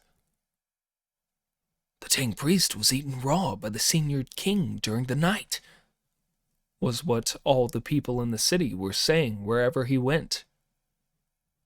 This made Brother Monkey really anxious. When he went to look at the throne hall in the palace, he saw that there were many spirits constantly coming and going. They were wearing leather and metal helmets and yellow cotton tunics. In their hands they held red lacquered staves, and ivory passes hung at their waists.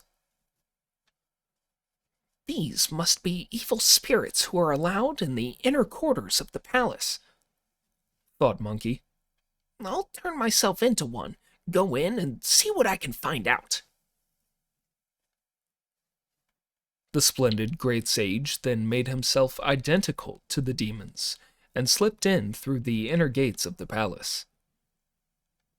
As he was walking along, he saw Pig tied to one of the columns of the throne hall, groaning. Wu Nang, Monkey said, going up to him. Is that you, brother? Asked the idiot, recognizing his voice. Save me! I'll save you, said Monkey. Do you know where the master is? He's done for, Pig replied. The evil spirits ate him raw last night. At this, Monkey burst into sobs, and the tears gushed out like water from a spring. Don't cry, brother, said Pig. I've only heard the junior devils gossiping. I did see it with my own eyes. Don't waste any more time. Go on and find out more. Only then did Monkey dry his tears and go to search in the inner part of the palace. Noticing Friar Sand tied to a column at the back of the palace, he went up to him, felt his chest, and said, Wu Jing. Friar Sand also recognized his voice and said, Brother, is that you in disguise? Save me! Save me! Saving you will be easy, said Monkey. But do you know where the master is? Brother, said Friar Sand in tears, the evil spirits couldn't even wait to steam the master. They've eaten him raw. Now that both of them had told him the same story, the great sage was cut to the heart. Instead of rescuing Pig and Friar Sand, he sprang straight up into the sky and went to the mountain east of the city, where he landed his cloud and let himself weep aloud. Poor master, he said. I fought against heaven, was caught in its net, till you came along and delivered me, master. It became my ambition to worship the Buddha. I strove to eliminate fiendish disaster. I never imagined that now you'd be murdered, and I would have failed on your journey to keep you. The lands of the West were too good for your fate. Your life's at an end. In what way can I help you? Deep in misery, Monkey said to himself, It's all the fault of our Buddha, the Tathagata, who had nothing better to do in his paradise than make the 3 stores of scriptures. If he really wanted to convert people to be good, he ought to have sent them to the East himself. Then they would have been passed on forever. But he couldn't bring himself to part with them. He had to make us go to fetch them. Who'd ever have thought that after all the trouble of crossing 1,000 mountains that the master would lose his life here today? Oh well, I'll ride my somersault cloud to see the Tathagata Buddha and tell him what's happened. If he's willing to give me the scriptures to deliver to the East, then the good achievement will be propagated, and we'll be able to fulfill our vow. If he won't give me them, I'll get him to recite the band loosening spell. Then I can take the band off, return it to him, and go back to my own cave to play the king and enjoy myself again. The splendid great sage jumped to his feet and went straight to India on his somersault cloud. In less than a couple of hours, he could see the Vulture Peak in the near distance, and an instant later, he had landed his cloud and was heading straight for the foot of the peak. He looked up and saw the 4 Vajrapanis blocking his way and asking him where he was going. There's something I want to see the Tathagata about, Monkey replied with a bow. Next, he was faced by the Vajrapani Yongzhu, the indestructible king of Golden Glow Ridge on Mount Kunlun, who shouted, "Macaque, you're an outrage! When the Bull Demon King was giving you such terrible trouble, we all helped you, but now you've come to see us today, you're showing no manners at all. If you're here on business, you should submit a memorial first, and wait till you're summoned before going any further. This isn't like the southern gate of heaven, where you can come and go as you please. Clear off! Out of the way!" Being told off like this when he was feeling so depressed drove Monkey into thundering roars of fury, and his uncontrollable shouts and yells soon disturbed the Tathagata. The Tathagata Buddha was sitting on his 9-level lotus throne expounding the sutras to his 18 arhats when he said, "Sun Wukong is here. You must all go out to receive him." In obedience to the Buddha's command, the arhats went out in 2 columns with their banners and canopies. "Great Sage Sun," they said in greeting, "the Tathagata has commanded us to summon you to his presence." Only then did the 4 Vajrapanis at the monastery gates step aside to let Monkey enter. The arhats led him to the foot of the lotus throne, where he went down to kowtow on seeing the Tathagata. He was sobbing and weeping. "Wukong," said the Buddha, "what makes you weep so miserably?" Your disciple has often received the grace of your instruction, Brother Monkey replied, and has committed himself to the school of Lord Buddha.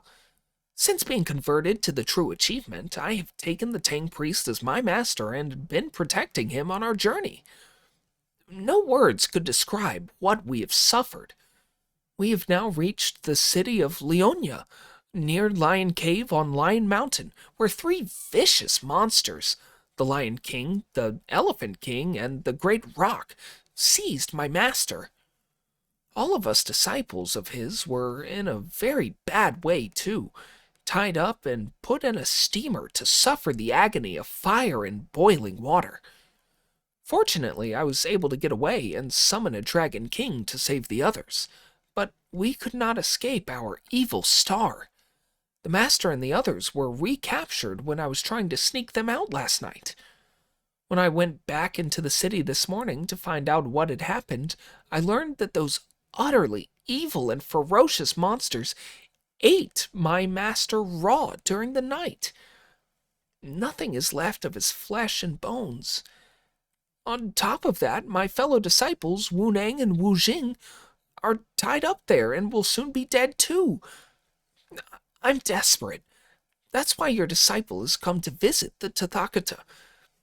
I beg you, in your great compassion, to recite the band loosening spell so that I can take the band off my head and give it back to you.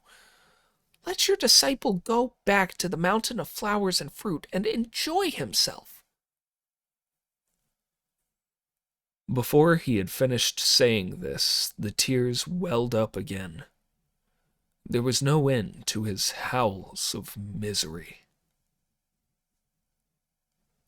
"Don't upset yourself so, Wukong," said the Tathagata with a smile. You can't beat those evil spirits. Their magical powers are more than you can handle. That is why you are so unhappy. Monkey knelt below the Buddha and beat his breast as he replied, Truly, Tathagata, I made havoc in heaven all those years ago and was called Great Sage. Never in all my life had I been beaten before I met these vicious monsters. Stop being so sorry for yourself, said the Tathagata. I know those evil spirits. Tathagata, Monkey suddenly blurted out. They say those evil spirits are relations of yours. Wicked macaque, said the Tathagata. How could an evil spirit be any relation of mine? If they're not relations of yours, how come you know them? Retorted Monkey with a grin. I know them because I see them with my all-seeing eyes, the Buddha replied. The senior demon and the second demon have masters. Ananda, Kasyapa, come here. One of you is to take a cloud to Mount Wutai, and the other to Mount Imai. Summon Manjushri and Samantabhadra to come and see me. The two arhats left at once as they had been commanded. They are the masters of the senior and second demon chiefs, but the third demon does have some connection with me. On his mother's or his father's side? Monkey asked. When the primal chaos was first separated, the heavens opened up in the hour of the rat, and the earth at the hour of the ox, the Buddha replied. Mankind was born at the tiger hour. Then heaven and earth came together again, and all living creatures were born, including beasts that walk and birds that fly. The unicorn is the most senior of the beasts that walk, and the phoenix is the most senior of the birds that fly. When the phoenixes combined their essential spirit, they gave birth to the peafowl and the great rock. When the peafowl came into the world, she was the most evil of creatures and a man-eater. She could devour all the people for 15 miles around in a single mouthful. When I was cultivating my 16-foot golden body on the peak of the snowy mountain, she swallowed me as well. I went down into her belly.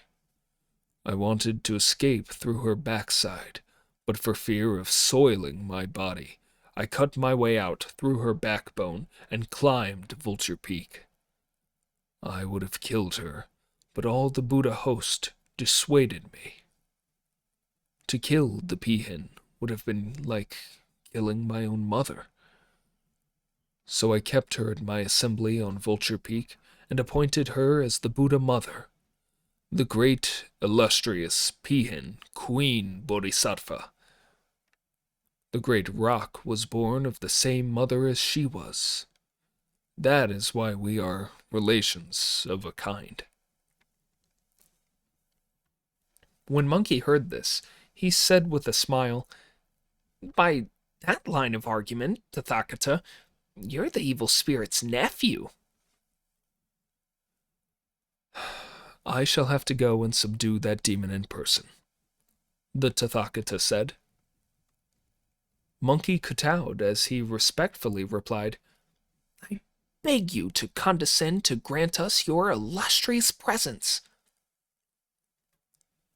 The Tathagata then came down from his lotus throne and went out through the monastery gates with all the Buddha host, just as Ananda and Kasyapa arrived, bringing Manjusri and Samantabhadra.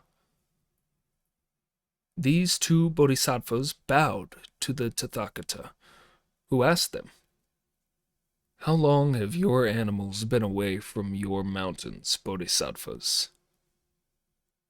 7 days, said Manjushri. A mere 7 days on your mountains is several thousand years in the mortal world, the Tathagata replied. Goodness knows how many living beings they have destroyed there. Come with me to recapture them at once.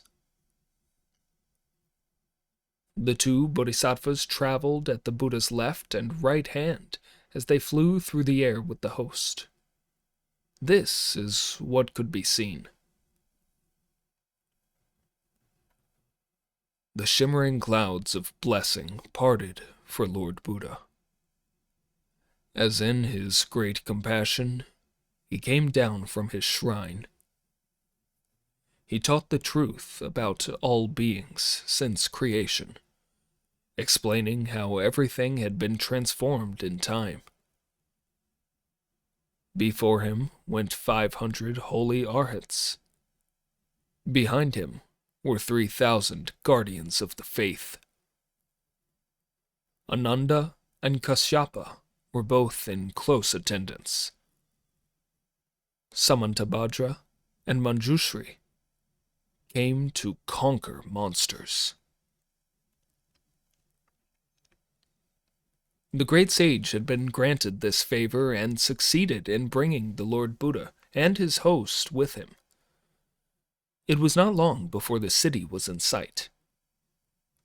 Tathagata, said Monkey, that's Leonia, where the black vapors are coming from. You go down into the city first, said the Tathagata, and start a fight with the evil spirits. Do not win. You must lose and come back up. Leave it to us to recapture them. The great sage then brought his cloud straight down to land on the city wall, where he stood on the battlements and shouted abusively, Evil beasts! Come out and fight me at once! This caused such consternation among the junior demons in the towers on the wall that they jumped straight down into the city to report, Your Majesties, Son the Novice is on the wall challenging us to battle. That ape hasn't been here for 2 or 3 days, the senior demon replied. Now he's back challenging us to battle. Can he have fetched some reinforcements? He's nothing to be scared of, said the third demon chief. Let's all go and have a look. The 3 chieftains, all carrying their weapons, hurried up on the wall where they saw Monkey. Without a word, they raised their weapons and thrust at him. Monkey held them off by swinging his iron cudgel. When they had fought 7 or 8 rounds, Monkey feigned defeat and fled. Where do you think you're going? The Demon King asked with a mighty shout, and with a somersault, Monkey sprang up into midair. The 3 spirits went after him on clouds, but Monkey slipped aside and disappeared completely in the Lord Buddha's golden aura. All that could be seen were the images of the 3 Buddhas of past, future, and present, the 500 arhats, and the 3,000 protectors of the faith, who spread all around, encircling the 3 demon kings so closely that not even a drop of water could leak through. This is terrible, my brother, said the senior demon chief, lashing out wildly.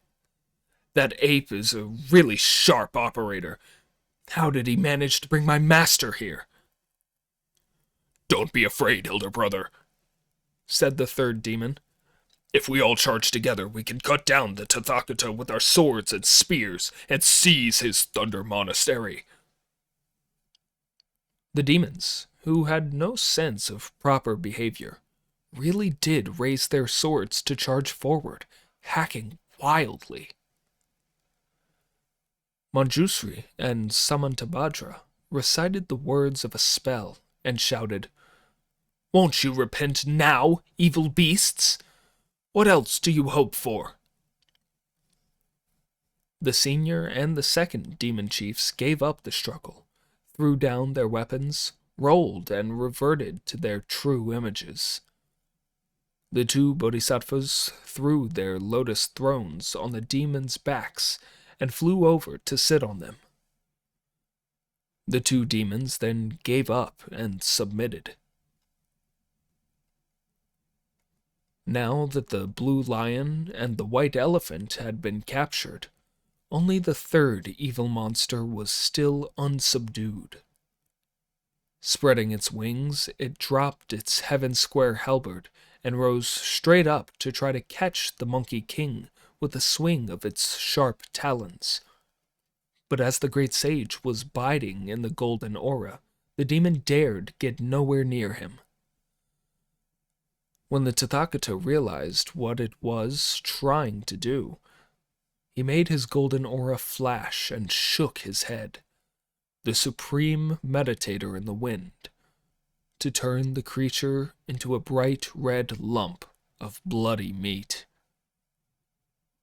The evil spirit seized it with a flourish of its sharp talons, whereupon the Lord Buddha pointed upwards with his hand, destroying the muscles in the monster's wings. It could not fly or get away from the top of the Buddha's head, and it reverted to its true appearance as a golden-winged vulture. Opening its beak, it said to the Buddha, "Tathagata, why did you use your great Dharma powers to catch me like this?" "You have been doing much evil here," the Tathagata replied. "Come with me, and you will win credit for a good deed." You eat vegetarian food in great poverty and suffering at your palace, the evil spirit replied. "But here I can eat human flesh and live in no end of luxury. If you kill me by starvation, you'll be guilty of a sin." "In the 4 continents, I control countless living beings who worship me," the Buddha replied. "And whenever they are going to perform a service to me, I shall tell them to make a sacrifice to you first." The great rock would have escaped and got away if it could. As it was, he had no choice but to accept conversion. Only then did Monkey kowtow and say to the Tathagata, "Lord Buddha, today you have captured the evil spirits and removed a great bane, but my master is dead." At this, the great rock said bitterly as it ground its teeth, "Damned ape! Why did you have to bring these ferocious men here to persecute me? I never ate that old monk of yours. He's in the brocade fragrance pavilion now, isn't he?" When Monkey heard this, he quickly kowtowed to thank the Lord Buddha. Not daring to release the great rock, the Buddha made him into a guardian of the Dharma in his brilliant halo, then led his host back to his monastery on their clouds. Monkey landed his cloud and went straight into the city, where there was not a single junior demon left. Indeed, a snake cannot move without its head. A bird cannot fly without its wings. They had all fled for their lives when they saw the Buddha capturing their evil kings. Monkey then freed Pig and Friar Sand, found the luggage and the horse, and said to his fellow disciples, "The master hasn't been eaten. Come with me." He took the two of them straight into the inner compound, where they found the brocade fragrance pavilion. Opening the door and looking inside, they saw an iron trunk from which could be heard the sound of Sun Zong weeping. Friar Sand used his demon-quelling staff to open the iron cage over the chest and raise its lid. "Master," he called. At the sight of them, Sun Zong wept aloud and said, "Disciples, how were the demons beaten? How did you manage to find me here?" Monkey told him all the details of what had happened from beginning to end, and Sun Zong expressed boundless gratitude. Then Master and disciples found some rice in the palace and ate their fill of it before packing their things and leaving the city along the main road west. Indeed, only a true man can find the true scriptures. The will's shouts and the heart's labors are in vain. If you don't know when on this journey they were to see the Tathagata, listen to the explanation in the next installment. Chapter 78. In Bixaland, the hidden gods are sent on an errand of mercy. In the palace, the monster is revealed, and the way discussed.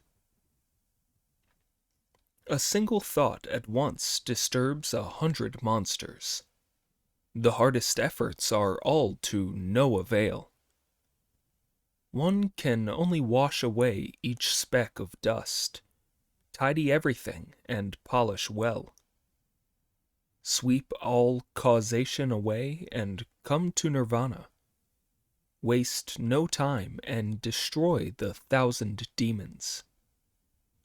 You surely will be free from obstructions, and rise to the Daluo heaven when your deeds are done. The story tells how the great sage Sun used all his ingenuity to fetch the Tathagata to subdue the demons and rescue Sanzang and the two other disciples, after which they left the city of Leonia and headed west. When they had been traveling for several more months, it was winter, and this is what could be seen.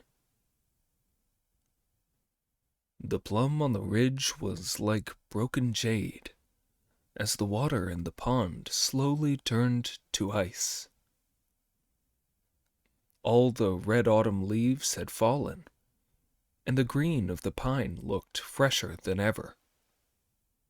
The pale and scudding clouds were on the point of snowing. Flat lay the withered grass upon the hills. As far as the eye could see was chilly brightness, as the unseen cold went right into the bone.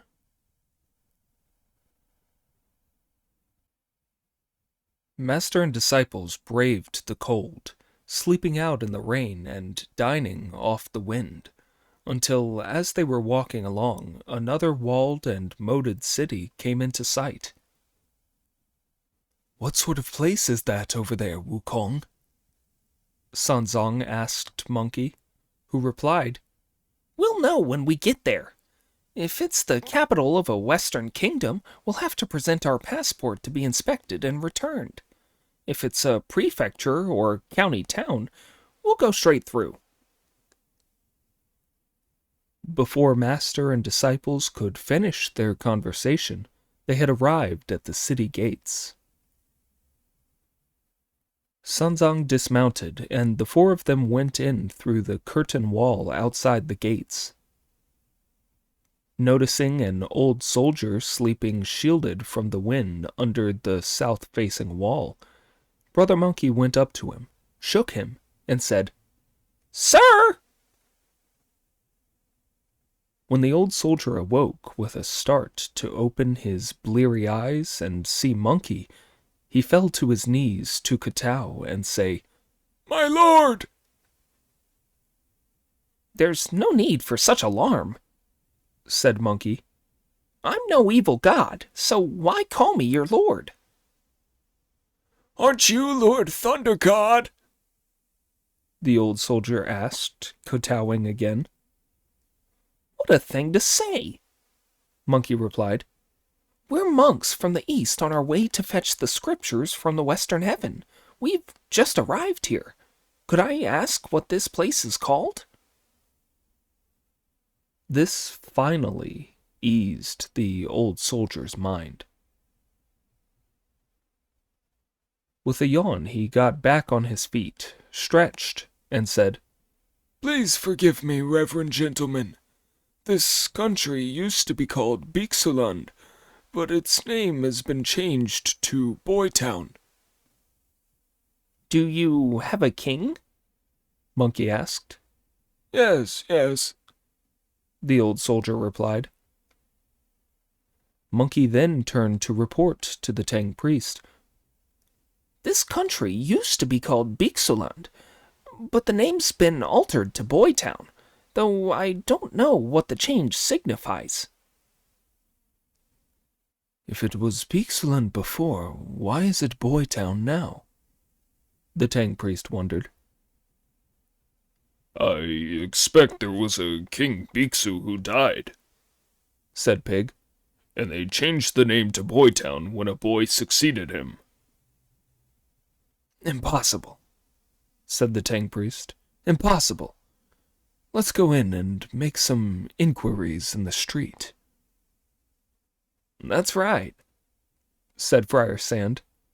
The old soldier wouldn't have known anyhow, and on top of that, Elder Brother gave him such a fright that he talked nonsense. We'll ask some more questions in the city.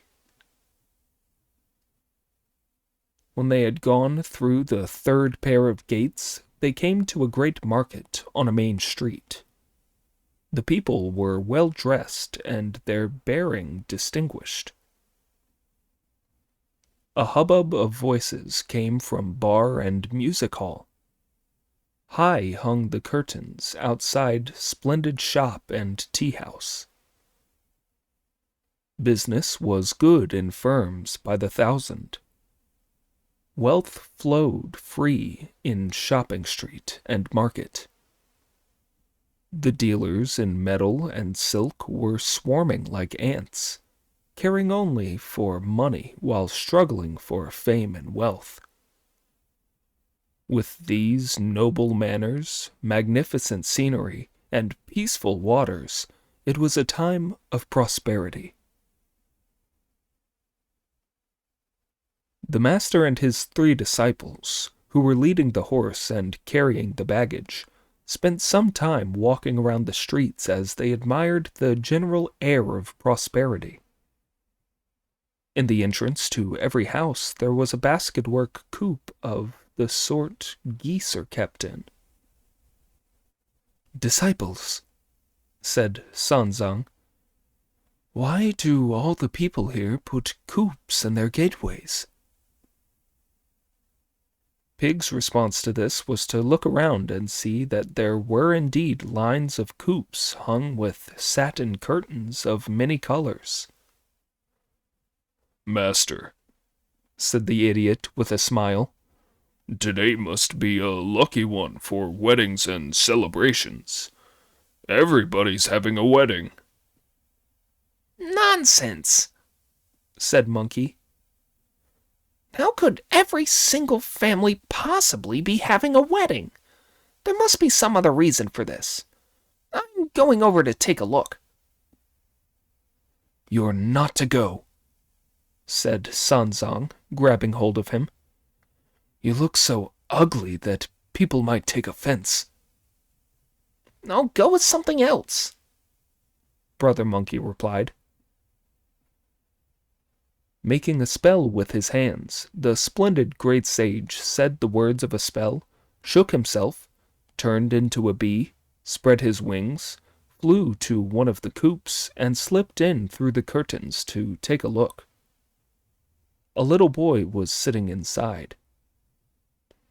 Monkey looked inside another family's coop, and there was a child in that, too. He inspected 8 or 9 households, and all of them had a child. All were boys. There was not a single girl.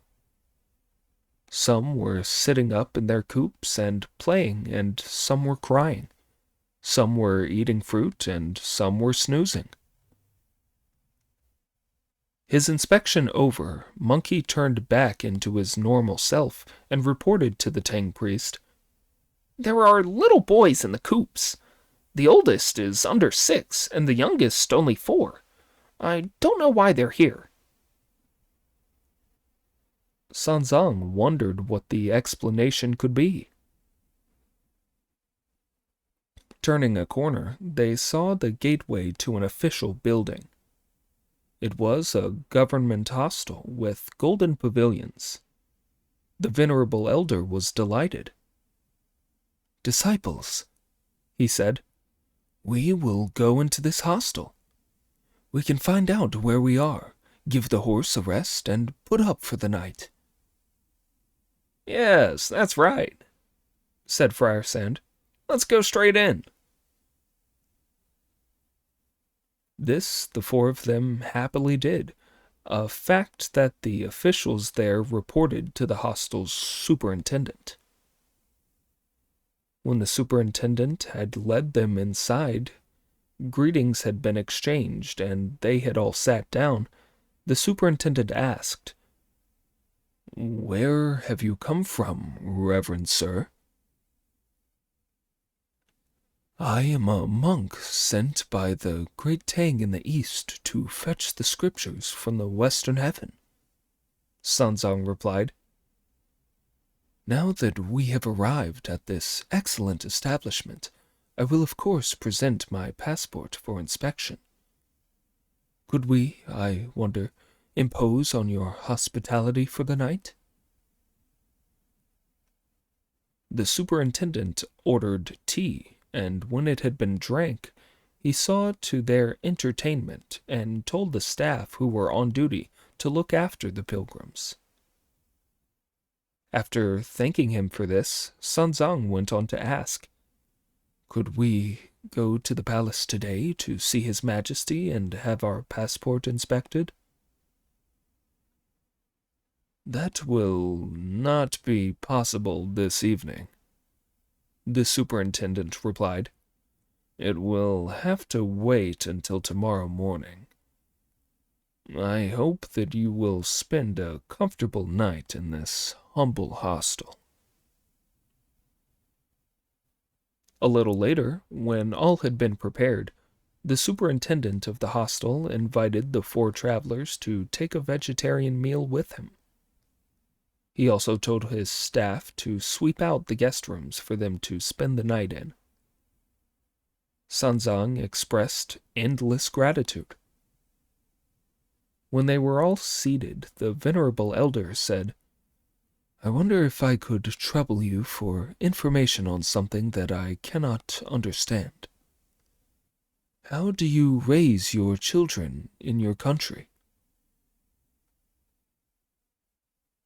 "People are the same the whole world over, just as there are never 2 suns in the sky," the superintendent replied. "Children are born when their time comes, after the father's seed has joined with the mother's blood, and they have been in the womb for 10 lunar months. After they are born, they are suckled for 3 years, and their bodies gradually grow. Everybody knows that." "What you tell me is no different from how they grow in my humble country," Sanzang replied. "But when we came into the city, we saw a goose coop with a little boy inside in front of every house in the street.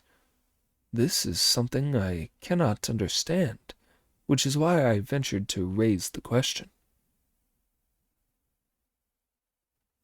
"Ignore that, Reverend Sir," whispered the hostel's superintendent into Sanzang's ear. "Don't ask about it. Put it out of your mind. Don't even mention it. Would you like to settle down for the night before starting your journey again tomorrow morning?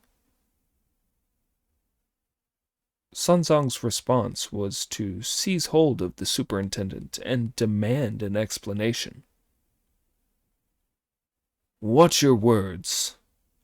the superintendent replied, shaking his head and wagging his finger, but Sanzang was not going to drop the matter.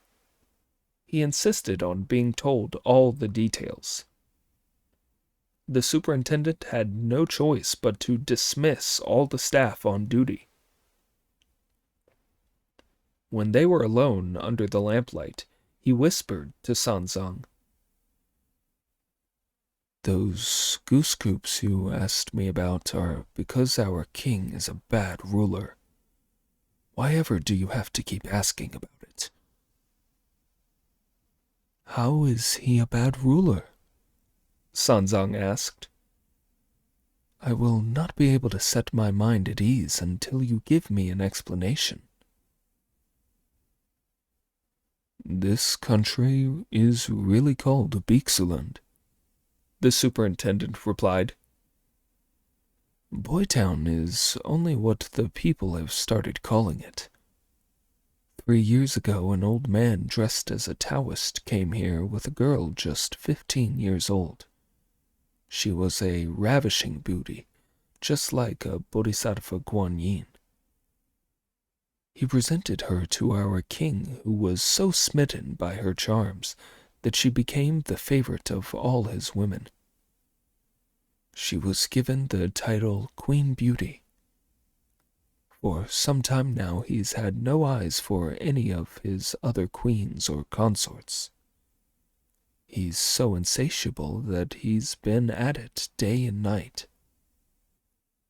The result is nervous exhaustion and physical collapse. He's eating and drinking next to nothing. He might die at any moment.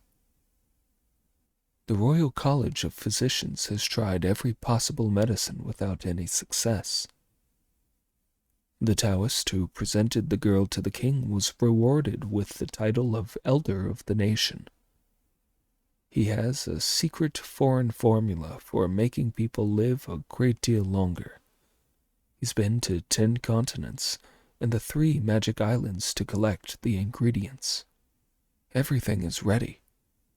The only problem is that it needs a terrible adjuvant to help it.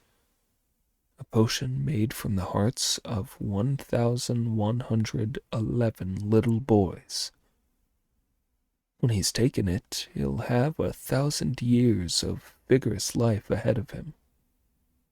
All the little boys being kept in the coops are the ones that have been chosen. Their parents are so afraid of the king that none of them dares weep. That's why they've put out the story that this place is now called Boytown. When you go to the palace tomorrow morning, Reverend Sir, you must only present your passport to be inspected and returned. Say nothing about any of this." When he had said all this, he left them. Sanzang was so horrified by what he had heard that his bones turned soft and his muscles went numb. He could not help the tears that streamed down his face as he started sobbing aloud. "Foolish king!" he exclaimed. "Foolish king! Your lechery has ruined your health, and now you are planning to destroy all those young lives. How could you? What misery! The pain of it all is killing me." There is a poem about it that goes, "The wicked monarch's folly makes him forget the truth. His health is ruined by his unbridled lusts. Pursuing eternal life by killing little children, he slaughters his subjects to avoid heaven's punishment. This is all more than the merciful monk can bear. He cannot accept the official's worldly wisdom. Long are his sighs as he weeps in the lamplight. Stricken with grief is the Buddha worshipper. Master, Said Pig, going up to him. what's the matter with you? What you're doing is like taking a stranger's coffin to your own home and weeping over it. Don't upset yourself like that. As the rhyme goes, when a monarch insists that his subjects will die, none that are loyal to live will aspire. When a father commands his own offspring to perish, any dutiful son will most surely expire. The people he's going to kill are his own subjects. What are they to you? Take off your clothes, get some sleep, and don't worry about the actions. Disciple, said Sanzang, his tears still flowing, you haven't a shred of compassion. The most important thing for us monks as we accumulate good deeds is to help others. How could this deluded king be so set in his wickedness? Never have I ever heard that eating human hearts could prolong life. How could something so terrible not grieve me? Don't grieve so, master, said Friar Sand. When you present our passport tomorrow and see the king, you can talk to him about it. Even if he doesn't accept your advice, you'll be able to see what the elder of the nation looks like. Probably he's an evil spirit who's thought all this up because he wants to eat human hearts. Wu Jing is right, said Brother Monkey. Go to bed now, master, and tomorrow morning I'll go to court with you to see what this elder of the nation is like. If he's human, he's probably a heretic who doesn't follow orthodox ways, but believes in drugs, and I'll convert him with the essential teachings of intrinsic nature. If he's an evil spirit, I'll catch him, show the king what he is, and urge the king to control his desires and build up his strength. Whatever happens, I won't let him kill those children.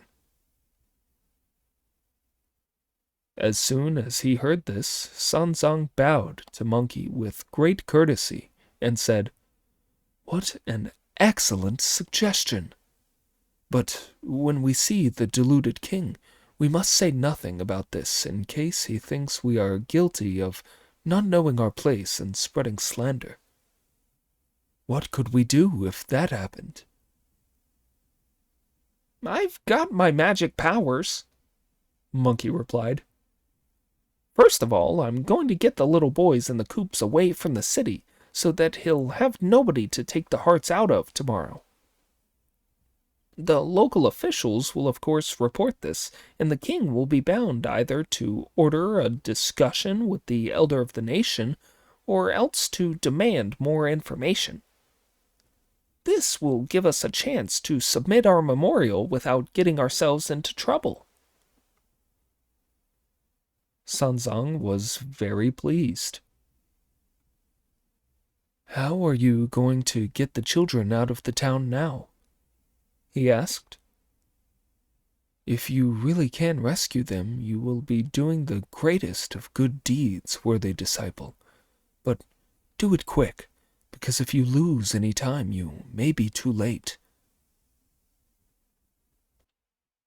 Summoning up his might, Monkey stood up and gave Pig and Friar Sand their parting instructions. Sit here with the master while I do my stuff. If you noticed a magical wind blowing, that'll be the boys leaving the city. Sanzang and the other two disciples said, We invoke the Savior Vaishyaja Guru Buddha. We invoke the Savior Vaishyaja Guru Buddha.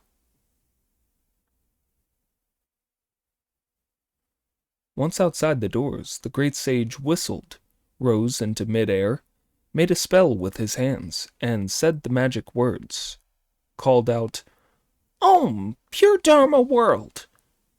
And summoned the city god, the local deities, the officiating immortals, the protectors of the faith of the 4 quarters in the center, the 4 duty gods, the 6 dings and the 6 jiyas, and the guardians of the teaching. They all came to him where he was in mid-air, bowed, and said, "Great sage, what is the urgent business on which you have summoned us in the middle of the night?" My journey has brought me to Bixuland, Monkey replied, where the king is a bad one who believes in evil doctrines. He wants to take the hearts out of little boys to make the adjuvant to a medicine that he hopes will make him live forever. My master finds this utterly horrible and has asked me to rescue the boys and destroy the demon. That is why I've asked all you gentlemen here. I want you to use your magical powers to lift all the little boys, coops and all, over the city wall into a mountain hollow or somewhere deep in a forest. Keep them there for a day or 2. Give them fruit to eat and don't let them go hungry. Keep watch over them in secret and don't frighten them or make them cry. When I've eliminated the evil, brought the country back to good government, and persuaded the king to mend his ways, and am about to leave, you must bring them back to me. The gods all listened to their orders, then brought their clouds down to land so that they could use their magical powers. The city was filled with a blustering negative wind that brought with it an all-pervasive and sinister fog. All the stars in the sky were obscured by the negative wind. The moon was blacked out by the magical fog for many a mile. At first the wind was gusty, and then it blew like a hurricane. When it was gusting, all ran to the gateways to rescue their children. Then, in the hurricane, they wanted to save their own flesh and blood in the coops. The air turned so chilly that none dared show their heads. The cold was so piercing that clothes froze like iron. Vainly did parents look all around. The families all were stricken with grief. The sinister wind blew right across the land, as the boys and their baskets were carried off by the gods. Although that was a night of bereavement and grief, joy was coming to all the next day. There is another poem about it that goes, "Compassion has always been strong in the Sakyamuni faith. The achievement of goodness explains the great vehicle. A multitude of holy ones all accumulate goodness. For the 3 refuges and 5 precepts, harmony is needed. The land of Bhiksu was not to be ruined by its monarch, when 1,000 little boys were to forfeit their lives. Monkey and his master had brought them to safety, which conferred more merit than the great wisdom.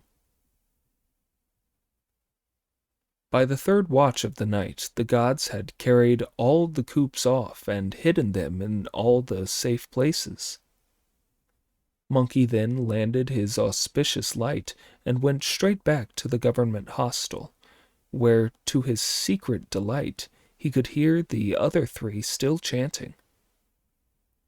"We invoke the Savior Vaishya Guru Buddha." Master, he said, going up to them, I'm back. What was the negative wind like? Terrific, said Pig. How did the rescue of the children go? Sanzang asked. Every single one of them has been saved, Monkey replied. They'll all be brought back when we set out again." The master thanked him over and over again before finally going to sleep. When Sanzang awoke at dawn, he dressed himself in his best vestments and said, "Wukong, I am going to the early audience to present our passport." "If you go by yourself, master," Monkey replied, "I'm afraid that you won't be able to manage. Let me go with you. Then I'll be able to find out about the evil in this country." "If you go, you will refuse to pay homage," said Sanzang, "and the king may well take it amiss." "I won't be seen," said Monkey. "I'll go with you in secret and protect you." This pleased Sanzang very much. He had told Pig and Friar Sand to look after the luggage and horse, and was just about to set out when the superintendent of the hostel came in to see him. The superintendent was struck by the difference between vestments he wore this day compared with what he had been wearing the day before. His cassock was of brocade, set with exotic gems. On his head he wore a gold-topped Virocana mitre. He held a 9-ringed monastic staff, and hid a divine radiance in his breast. The passport was fastened tightly to his body, wrapped in brocade inside another cloth. He moved like an arhat come down to earth. His face was truly that of a living Buddha. When the superintendent had greeted Sanzang courteously, he murmured into his ear advice against meddling in matters that were none of his business. Sanzang nodded and assented. The great sage stole to a place by the gate, said the words of a spell, shook himself, and turned into the tiniest of insects that flew with a high-pitched hum to Sanzang's mitre. Sanzang left the government hostel and headed straight for the palace. Arriving at the palace gates, Sanzang saw a eunuch officer to whom he bowed and said, "This humble monk has been sent by the great Tang in the east to fetch the scriptures from the western heaven. Now that I have reached your distinguished country, I must present my passport to be inspected and returned. I beg your excellency to report this to his majesty." This the eunuch duly did. The king was very pleased. "A monk from afar must be a holy man," he said, ordering that Sanzang be asked in. When the venerable elder had paid his respects at the foot of the steps of the throne hall, he was invited to enter the hall and take a seat. Sanzang thanked the king and sat down. The king looked weak and enervated. When he raised his hands to make a polite salutation, he could not do so properly, and he was incapable of continuous speech. His right was so blurred that he had to make several attempts to read the document that Sanzang handed to him before he could sign, seal, and return it to the Tang priest, who put it away. The king was just about to ask why they were fetching the scriptures when one of his aides reported, "His Excellency, the elder of the nation, is here." Leaning on one of his young eunuch attendants, the king struggled down from his throne to greet the elder. Sanzang hastily got to his feet, stood to one side and looked round to see that the elder of the nation was an aged Taoist who advanced with a swagger towards the steps of the throne. On his head he wore a goose-yellow silken cap. Round his body a scented cloak of silk and crane feathers, and at his waist a triple sash of blue velvet. On his feet were sandals of hemp and grass cloth. At the top of his rattan stick coiled a dragon. The pouch at his chest was embroidered with dragon, phoenix, and flowers. His jade-like face radiated well-being. A gray beard blew about his chin. Flames shot from golden pupils in eyes even longer than his eyebrows. Clouds followed his steps as he wandered through incense-laden mists. The officials below the steps received him with obeisances, announcing the presence of the elder of the nation. When he reached the throne hall, the elder of the nation performed no obeisance, but arrogantly strode straight in. The king leaned forward in a bow and said, "We are most fortunate that you have condescended to make your immortal way here, elder of the nation." He ordered that an embroidered stool be set on his left for the elder to sit on. Taking a step forward, Sanzang bowed and said, "Greetings, elder of the nation." The elder sat majestically on his seat, but instead of returning Sanzang's courtesy, he turned to the king and asked, "Where's this monk from?"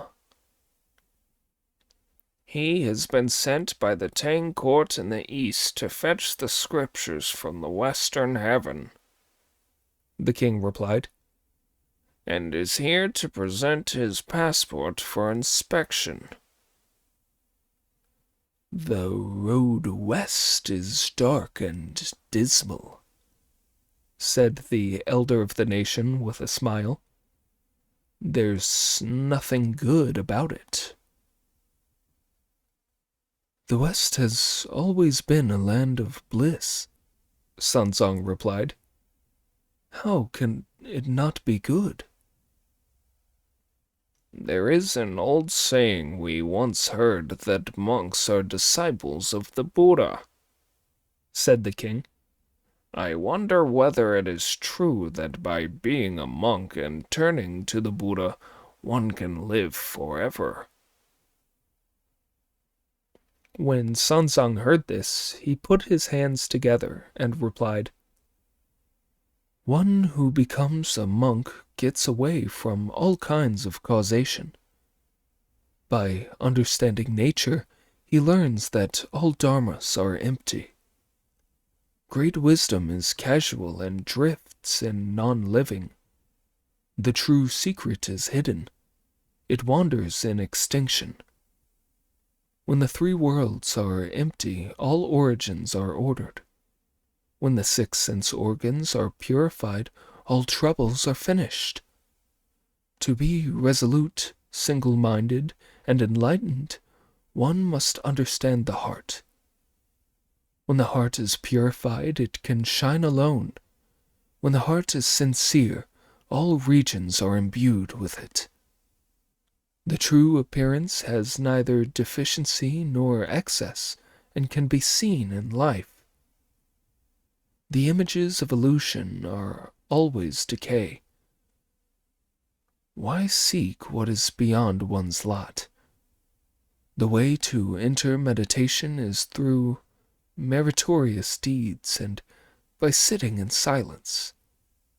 The root of cultivating one's conduct truly is charity and kindness. Great skill appears as clumsiness and knows that all deeds are achieved through inaction. The finest plans involve no calculation. Everything must be left alone. It only needs one heart not to move for every action to be perfect. It is truly absurd to try to strengthen the male by drawing on the female, and nonsensical to try to extend one's years by taking elixirs.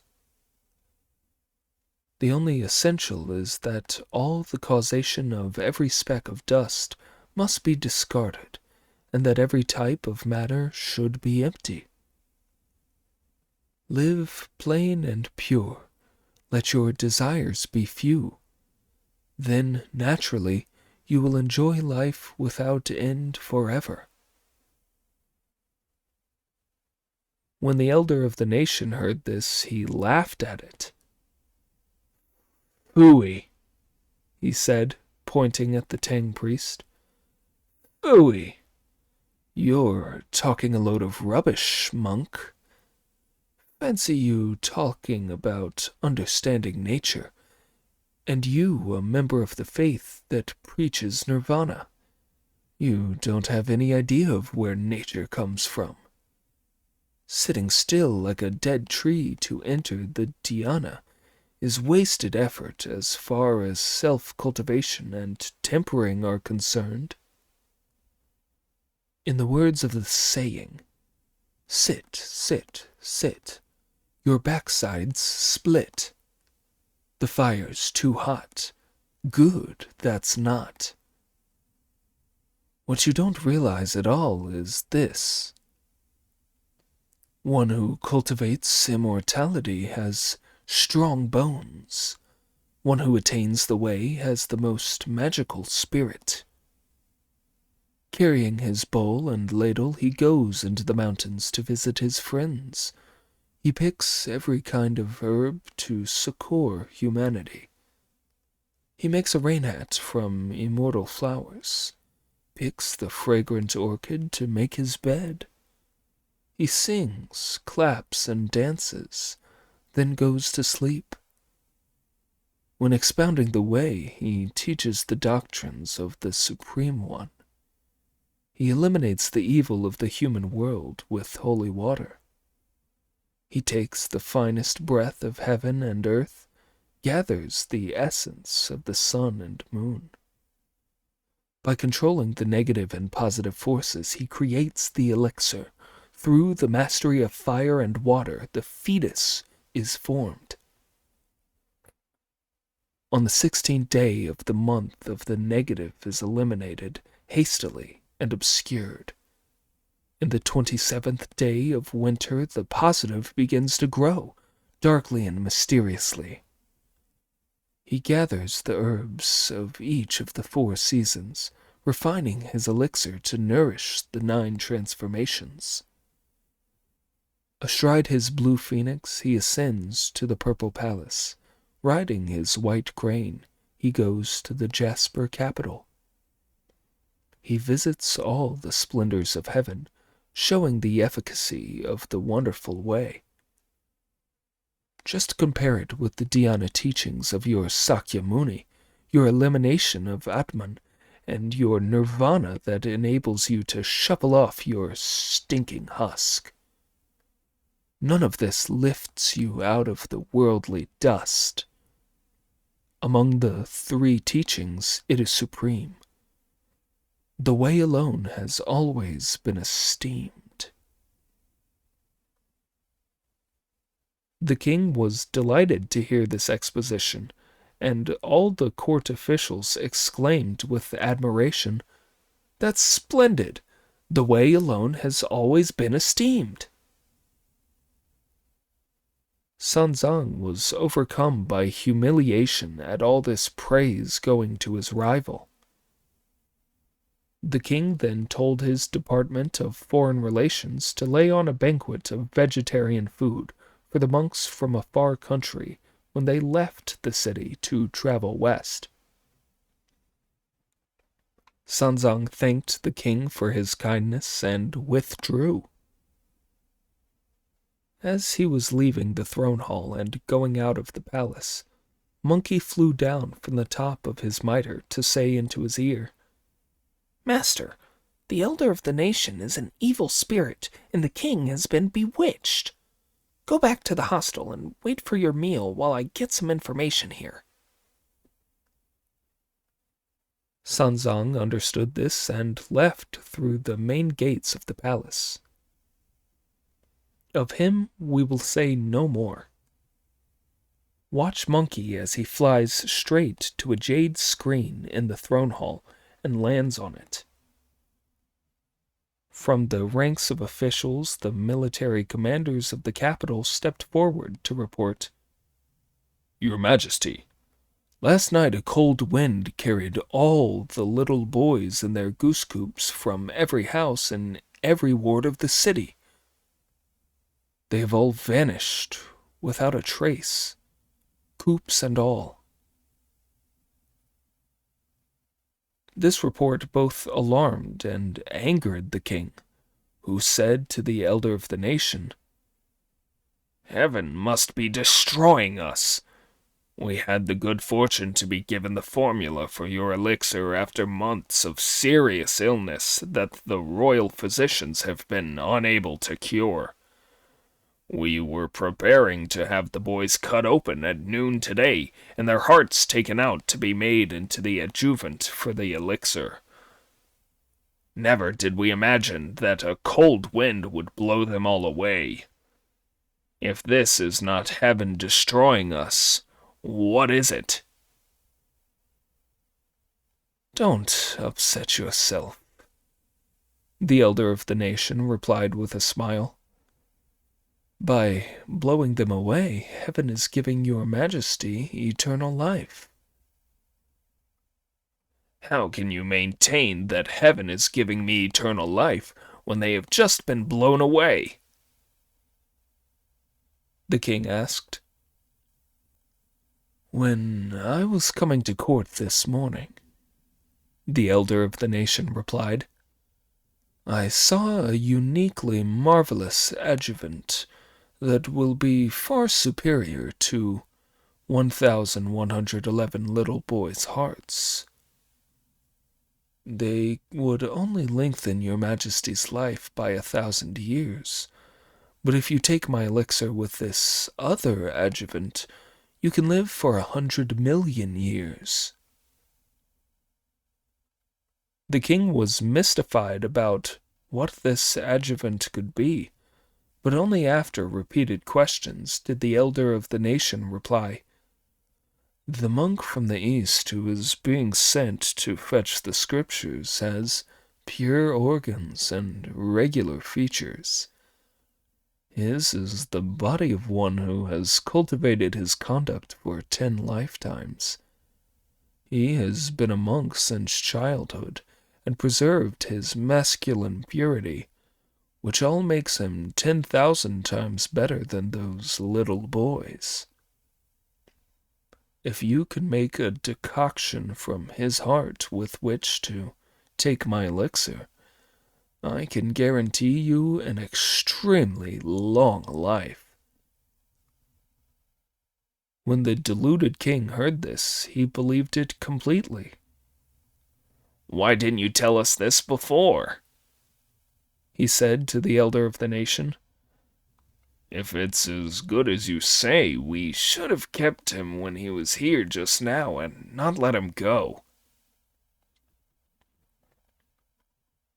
This will present no problem, the elder of the nation said. You have already told the Department of Foreign Relations to give him a vegetarian banquet. He can't possibly leave the city before eating the meal. Urgent orders must be issued to have the gates firmly closed. Send troops to surround the government hostel and bring that monk here. First, we will try to win his heart by treating him with courtesy. If he agrees, we will cut it out and give him a royal burial. Build him a temple and make offerings to him. If he will not agree, We'll use rough methods. We can tie him up and cut it out. There will be no problem."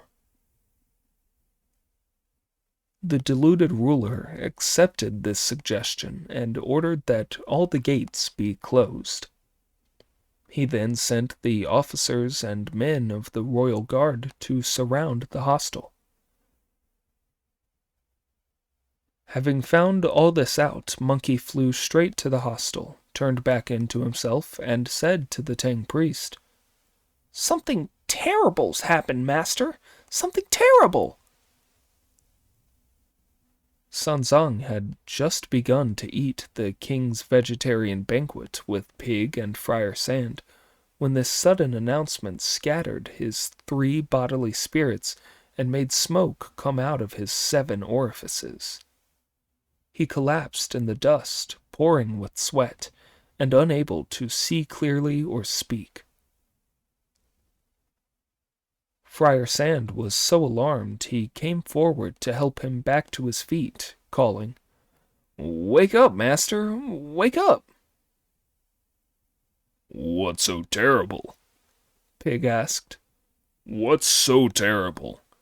You should have broken the news gently instead of giving the master such a scare."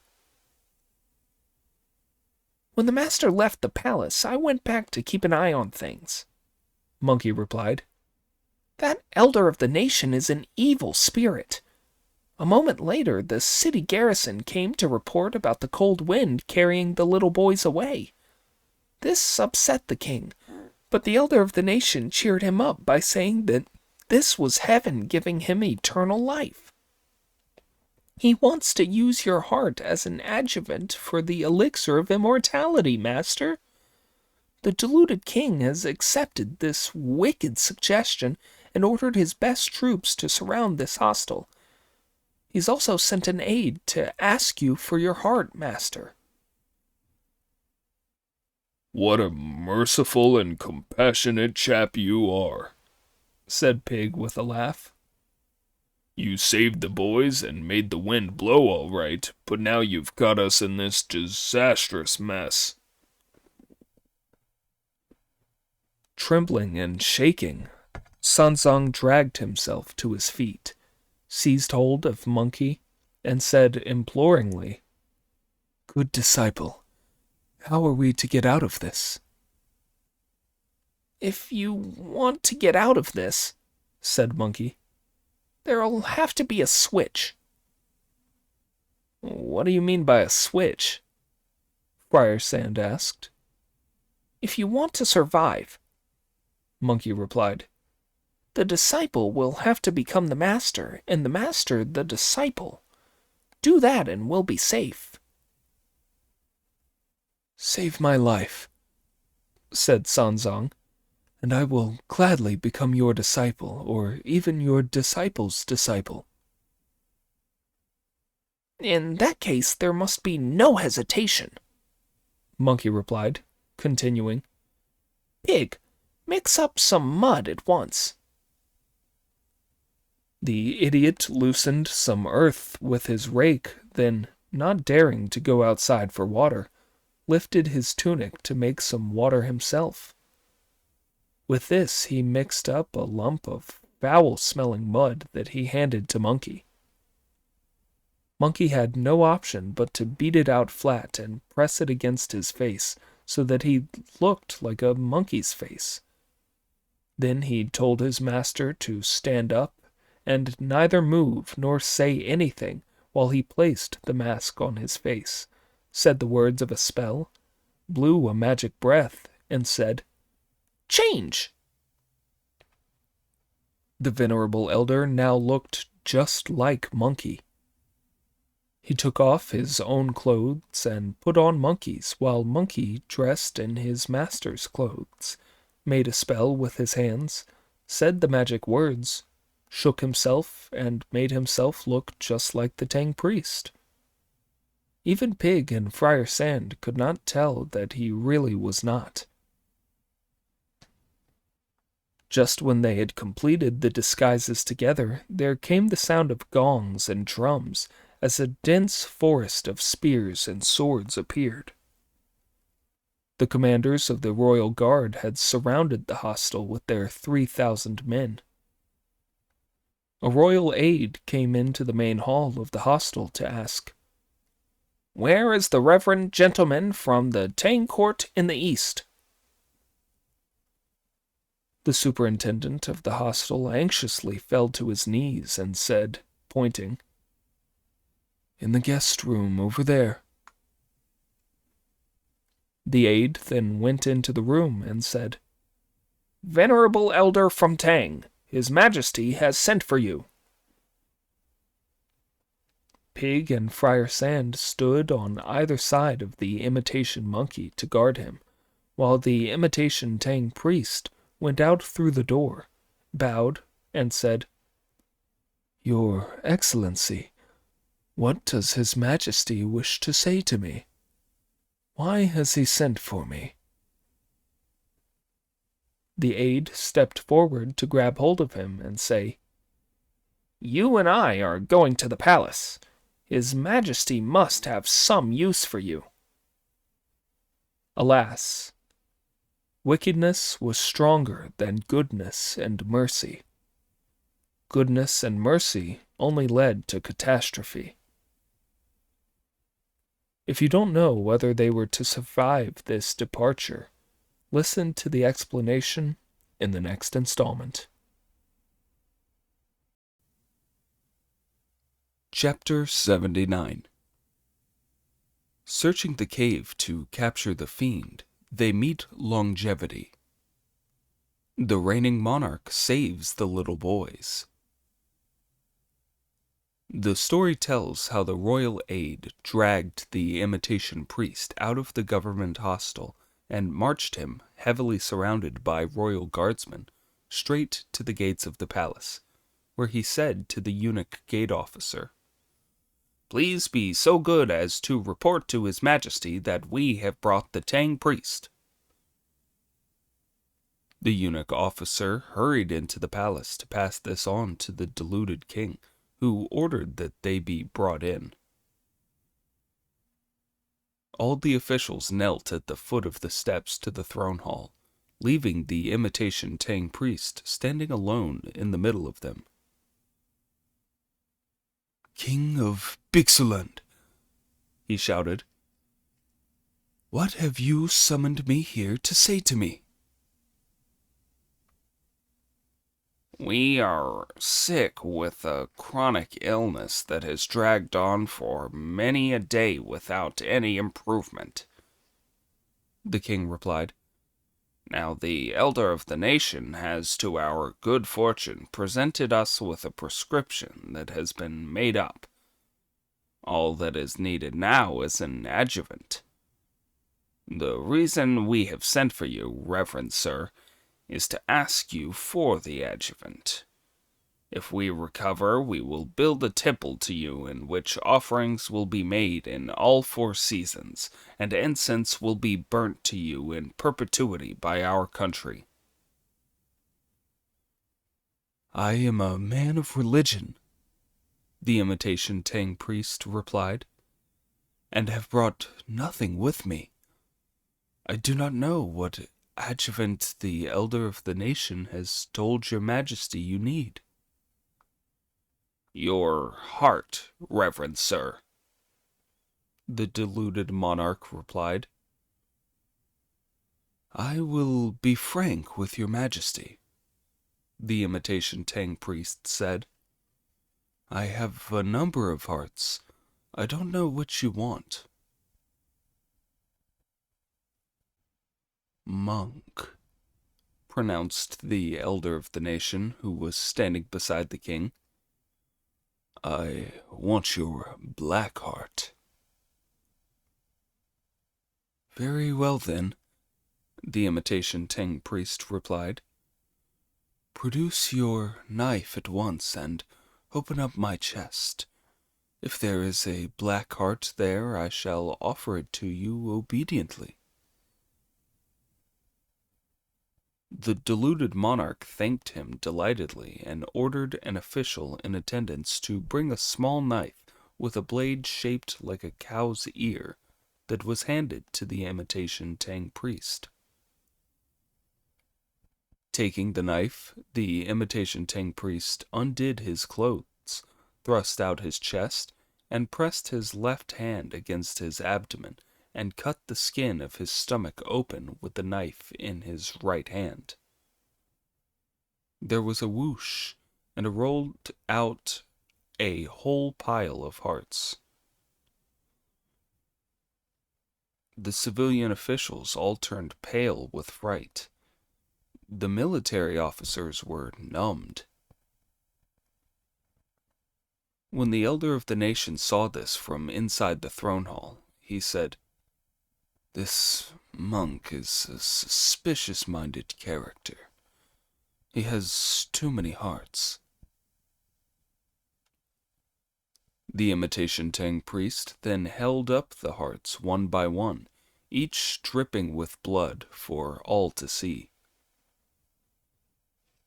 They included a loyal red heart, a pure white heart, a yellow heart, an avaricious heart, a fame-hungry heart, a jealous heart, a calculating heart, an over-competitive heart, an ambitious heart, an overbearing heart, a murderous heart, a vicious heart, a frightened heart, a cautious heart, a heretical heart, and a heart full of indefinable gloom.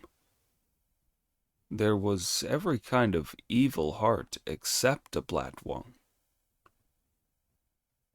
The deluded ruler was horror-struck, unable to speak until he said in trembling tones, "Put them away! Put them away!" The imitation Tang priest had taken as much as he could, so he put his magic away and turned back into himself to say to the deluded monarch, "Your Majesty, you're not at all perceptive. We monks all have good hearts.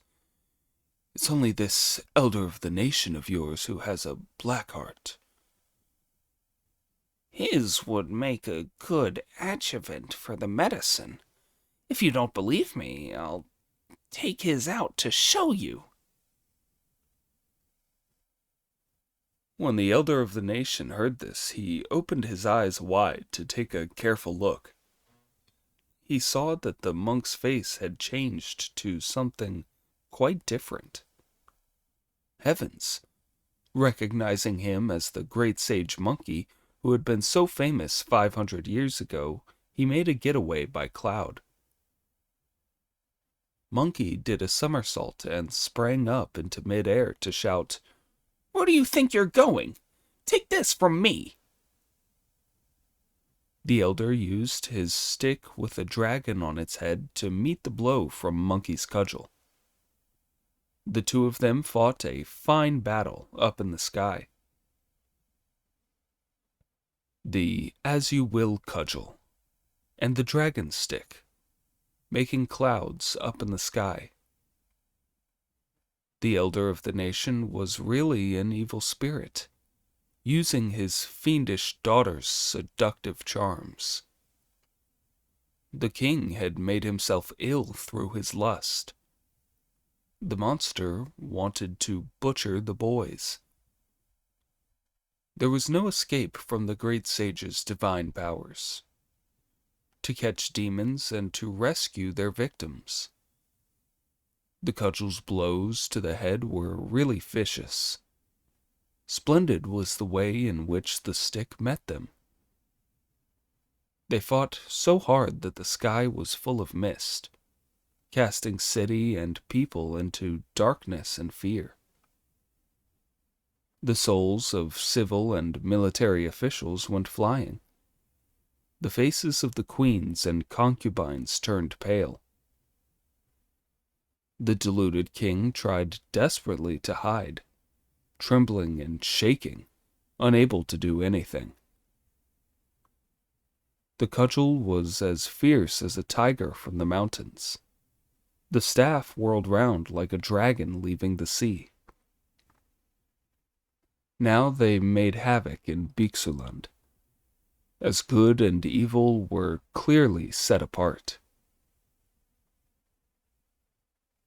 When the evil spirit had fought over 20 hard rounds with Monkey, his dragon staff was no longer a match for the gold-banded cudgel. Fainting with his staff, the spirit turned himself into a beam of cold light and dropped into the inner quarters of the palace to take the demon queen he had presented to the king out through the palace gates with him. She too turned into cold light and disappeared. Bringing his cloud down, the great sage landed in the palace and said to the officials, "That's a fine elder of the nation you have." The officials all bowed to him, thanking the monk. "No need for that," said Monkey. "Go and see where your deluded king is." When our monarch saw the fighting, he hid in terror," the officials replied. "We do not know which of the palaces he's in." "Find him at once," Monkey ordered them. "Perhaps Queen Beauty has carried him off." As soon as the officials heard this, they rushed with Monkey straight to the rooms of Queen Beauty, ignoring the fact that these were the inner quarters. They were deserted, and there was no sign of the king. Queen Beauty was nowhere to be seen either. The queens of the main, the eastern, and the western palaces, and the consorts of the 6 compounds all came to kowtow in thanks to the great sage. "Please get up," Monkey said. "It's too early for thanks now. Go and find your sovereign lord." A little later, 4 or 5 eunuchs appeared from behind the Hall of Caution, supporting the deluded king. All the ministers prostrated themselves on the ground and called out in union, Sovereign Lord, we are grateful that this holy monk came here to uncover the impostor. The elder of the nation was an evil spirit, and Queen Beauty has vanished too." When the king heard this, he invited Monkey to come out from the inner quarters of the palace to the throne hall, where he kowtowed in thanks to Monkey. "Venerable sir," he said, "when you came to court this morning, you were so handsome. Why have you made yourself look different now?" "I can tell you for a fact, your majesty," replied Monkey with a grin, "that the one who came this morning was my master, Sanzang, the younger brother of the Tang Emperor. I'm his disciple, Sun Wukong. There are 2 more of us disciples, Zhu Wuneng, or Pig, and Sha Wujing, or Friar Sand, who are both now in the government hostel.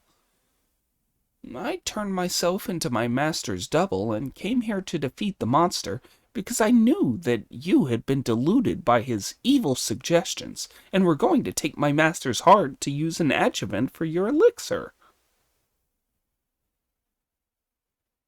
When the king heard this, he ordered his ministers and attendants to go straight to the hostel to fetch Monkey's master and fellow disciples. The news that Brother Monkey had turned back into himself and had fought the evil spirit in midair gave Sanzang such a fright that his soul scattered. It was lucky that Pig and Friar Sand were able to hold him up. His face was still plastered with stinking mud, and he was feeling thoroughly depressed and miserable when he heard someone call, "Master of the law, we are ministers and attendants sent by the king of Bixuland to invite you to court to receive his majesty's thanks." "Don't be afraid, master," said Pig. Don't be afraid. This time he's not sending for you to take your heart out. I'm sure that Elder Brother has succeeded, and they're inviting you here to thank you. Even if they have come to invite me there because he has succeeded, I could not face anyone with this stinking mask on, Sanzang replied. We've got no option, said Pig. We'll just have to go see my elder brother. He's bound to have a solution. The venerable elder really did have no choice but to go to the main hall of the hostel with Pig and Friar Sand carrying the luggage and leading the horse. When the ministers saw him, they were all terrified. "My lord," they said, "they both have heads like monsters." "Please, don't take offense at our ugliness," Friar Sand replied.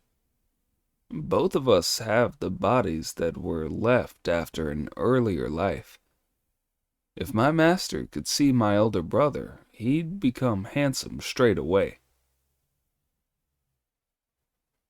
When the three of them reached the palace, they went straight to the throne hall without waiting to be summoned.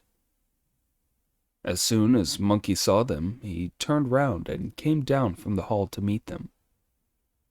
Pulling the mud mask off his master's face, he blew on him with magic breath, called "Change!" and turned the Tang priest back into himself. Sanzang was now in better spirits. The king came down from the throne hall to greet him as Master of the Law and Ancient Buddha. Master and disciples then tethered the horse and went into the throne hall to be presented. "Does your majesty know where the monsters came from?" Monkey asked. "Let me go and catch them both for you. Then we will have eliminated future catastrophe." When all the queens, consorts, and concubines of the 3 palaces and 6 compounds who were behind the screen of bright green jade heard Monkey saying that he was going to eliminate future catastrophe, they cast aside all their inhibitions about appearing in front of an outsider, and a male one at that, as they came out to bow to him and say, "We beg you, holy monk and venerable Buddha, to destroy them completely, root and branch with your Dharma powers. That would be an act of the greatest kindness, and we would of course reward you richly." Quickly responding to their bows, Monkey insisted that the king tell him where the monsters lived. We asked him when he came here 3 years ago, the king replied shamefacedly. And he told us that it was only some 20 miles to the south of the city, in Pure Splendor Grange on Willow Slope. The elder of the nation was old and had no son, only the daughter that his second wife had given him. He was just 15 and unmarried. He offered to present her to us, and because we fancied the girl, we accepted her. She was the favorite among all the palace women. We never expected that we would fall so ill that all the prescriptions of the Royal College of Physicians would be of no avail. Then he told us that he had a formula for an elixir for which a decoction of boiled little boys' hearts was needed as the adjuvant. In our folly, we believed him and chose some boys from among the common people. At noon today, we were going to operate and take out their hearts. We never expected that you would come down to us, holy monk, and that at that very moment all the boys would disappear in their coops. Then he said that as you were a holy monk who had cultivated the truth for 10 lifetimes and not yet dissipated your primal masculinity, your heart would be 10,000 times more effective than the little boy's ones. In our temporary delusion, we did not realize that you would see through the evil monster, holy monk. We hope that you will make full use of your great Dharma to eliminate any future catastrophe. All the wealth of the nation will be given to you as your reward. I will tell you the truth, Monkey replied. Because my master took pity on the little boys in the coops, he told me to hide them. Don't say anything about giving us wealth. When I capture the evil monsters, that will be a good deed to my credit. Come with me, pig. Whatever you say, elder brother, Pig replied. The only thing is that I've got an empty belly. I'll be rather weak. The king then ordered the Department of Foreign Affairs to prepare a vegetarian meal at once. Before long, the food arrived. Having eaten his fill, Pig braced his spirits and rose by cloud with Monkey.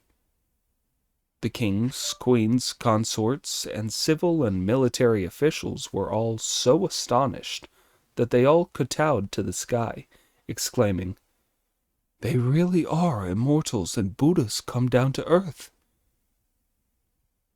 The great sage led Pig 20 miles due south, stopped their wind and cloud, and started searching for the demon's home.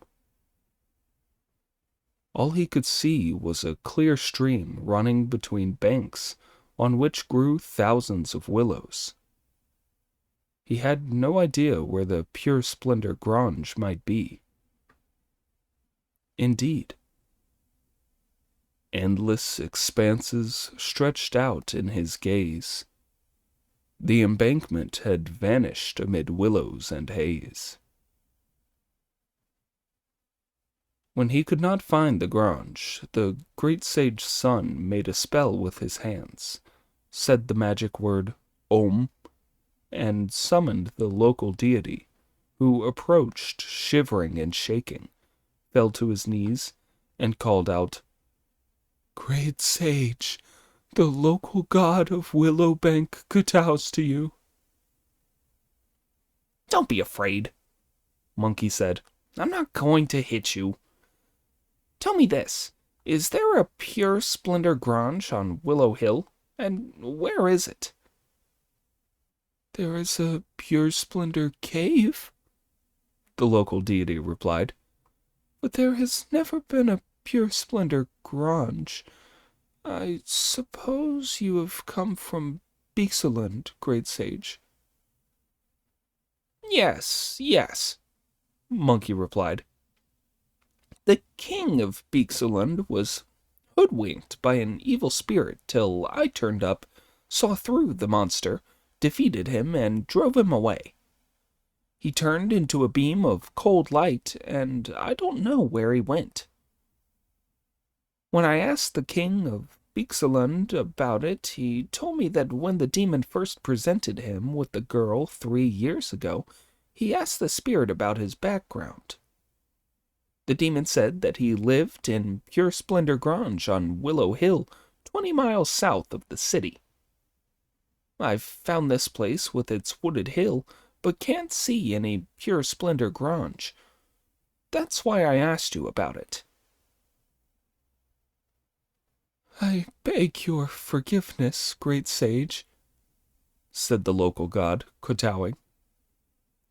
"This is part of the domain of the king of Beekseland, and I should have kept a closer watch on things. But the evil spirit had such terrible magical powers. If I had given away what he was doing here, he would have come and given me a bad time. That is why he was never been caught. Now that you are here, great sage, You need only go to the foot of the 9-forked willow on the southern bank, walk round it 3 times to the left and 3 times to the right, hit the tree with both hands, and shout, 'Open up!' 3 times. The Pure Splendor Cave Palace will then appear." On learning this, the great sage sent the local god away again, jumped over the stream with Pig, and went to look for that willow tree. There was indeed a tree with 9 forks on a single trunk. "Stand well back," Monkey ordered Pig. "while I make the gates open. When I found the demon and chased him out, you're to help." In response to this order, Pig took up his stand about 300 yards from the tree, while the great sage followed the local god's advice, and went round the tree 3 times to the left and 3 times to the right, then hit it with both hands, shouting, "Open up! Open up!" An instant later, a pair of double doors opened with a noisy whoosh, and the tree was nowhere to be seen. Inside the doors was bright light of many colors, but no sign of human life. Confident in his divine might, Monkey charged in. He could see that it was a fine palace. Shimmering clouds from which sun and moon stole their brightness. White clouds billowing from the caves. Bright green lichens running wild in the courtyard. Along the path, rare flowers competed in beauty, while plants on the steps vied in fragrant blossom. Warm was the air where it was ever spring. This was just like a fairyland, or Penglai, the paradise of immortals. Creepers grew all over the benches. Vines ran wild across the bridge. Bees flew into the cave carrying flowers. Butterflies flirted with orchids as they passed the screen of stone. Hurrying forward for a closer look, Monkey saw that on the stone screen was carved, "Immortal Palace of Pure Splendor." Unable to restrain himself, he jumped over the stone screen to see the old monster embracing a beautiful woman and telling her breathlessly what had happened in Beekseland. "That was our chance," they said together. 3 years' efforts should have paid off today, but that ape's ruined everything. Monkey charged up to them, brandishing his cudgel and shouting, "I'll get you, you fools! What do you mean that was your chance? Take that!" Pushing the woman aside, the old monster swung his dragon-headed stick to block the cudgel. It was a fine battle that the two of them fought in front of the cave, and quite unlike the previous one. The upraised cudgel spat out golden light. Vicious vapors came from the swinging staff. The monster said, "How dare you, in your ignorance, come to my home?" Monkey replied, "I intend to subdue evil monsters." Said the monster, "My love for the king was no business of yours, so why did you come to bully and interfere?" Answered Monkey, "A compassionate monk should bring misrule to an end. We could not endure the slaughter of children." As they flung words at each other, hostility grew. Staff parried cudgel as blows struck at the heart. Precious flowers were destroyed as they fought for their lives. Green moss became slippery when trampled underfoot. Pale grew the light in the cave as they struggled. Crushed were the fragrant blooms on the crags. At the clash of their weapons, the birds dared not fly. Their shouts sent the beauties all running in terror. Only the monster and monkey were left to stir up a hurricane that roared over the earth. Slowly their battle took them out of the cave, where Wu Ning gave play to his mindless wrath. The sound of the commotion they were making inside so excited Pig where he was waiting outside that his heart itched. He could get no relief from scratching, so he raised his rake, smashed the nine-forked willow to the ground, then hit it several times so hard that blood gushed straight out with a barely audible sound. "This tree's become a spirit," he said. "This tree's a spirit." Pig had just raised his rake for another blow when he saw Monkey drawing the monster after him. Without another word, the idiot rushed forward, raised his rake, and struck. The old monster was already finding Monkey too much to cope with, so that Pig's rake made him more desperate than ever. Abandoning the fight, he shook himself, turned back into a beam of gold light, and headed east again. The two of them would not let the demon go, but headed eastwards in pursuit. Above the shouts of battle, they heard the calls of the phoenix and the crane, and looked up to see that it was the Star of Longevity from the southern pole of the heavens. Placing a cover over the cold light, the old man called out, "Don't be in such a hurry, great sage. Stop chasing him now, Marshal Tianpeng. This old Taoist offers his greetings." Monkey returned his courtesy and asked, "Where have you come from, Longevity, my brother?" "You've capped the cold light, so you must have caught the monster, old fat chops," said Pig with a grin. Here he is, said the Star of Longevity, smiling back. "I trust you two gentlemen will spare his life." "The old devil's nothing to do with you, brother," said Monkey. "So why have you come to plead for him?" "He's a messenger of mine," replied the Star with a smile. "I carelessly let him escape to become a monster here." "Since he's yours, make him turn back into what he really looks like for us to see," said Monkey. The Star of Longevity then let the cold light out and shouted, "Evil beast, turn back into yourself at once if you want to be spared the death penalty."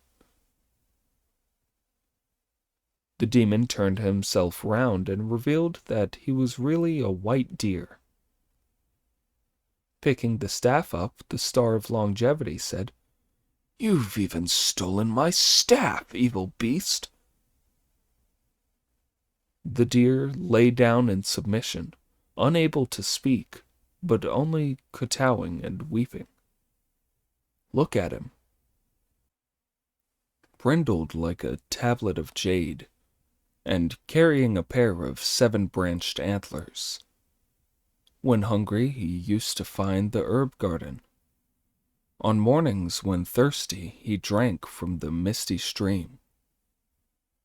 In his lengthening years, he had taught himself to fly, and through many a day had mastered transformation. Now that he heard the call of his master, he resumed his own form and lay down in the dust. Thanking Monkey, the Star of Longevity mounted his deer and was just leaving when Monkey grabbed hold of him and said, "Not so fast, brother. There are a couple more jobs still to be done." What jobs? The Star asked. The girl hasn't been caught yet, and I don't know what sort of monster she is, Monkey replied. We've also got to go back to Beexland together to see the deluded ruler and show him what they really are. In that case, I'll be patient, The Star replied. You and Marshal Tianpeng can go down into the cave to capture the girl and take her back to show the king what she really is. Just wait a little while, said Monkey. We'll soon be back. Pig then summoned up his spirits and went straight into the immortal palace of pure splendor with Monkey. Catch the evil spirit, he shouted. Catch the evil spirit. Hearing this great roar, the beauty, who was trembling with fear and unable to escape, rushed behind the stone screen, but there was no rear exit. Where do you think you're going? Pig shouted. I'll get you, you man-trap, you whore spirit. Try my rake.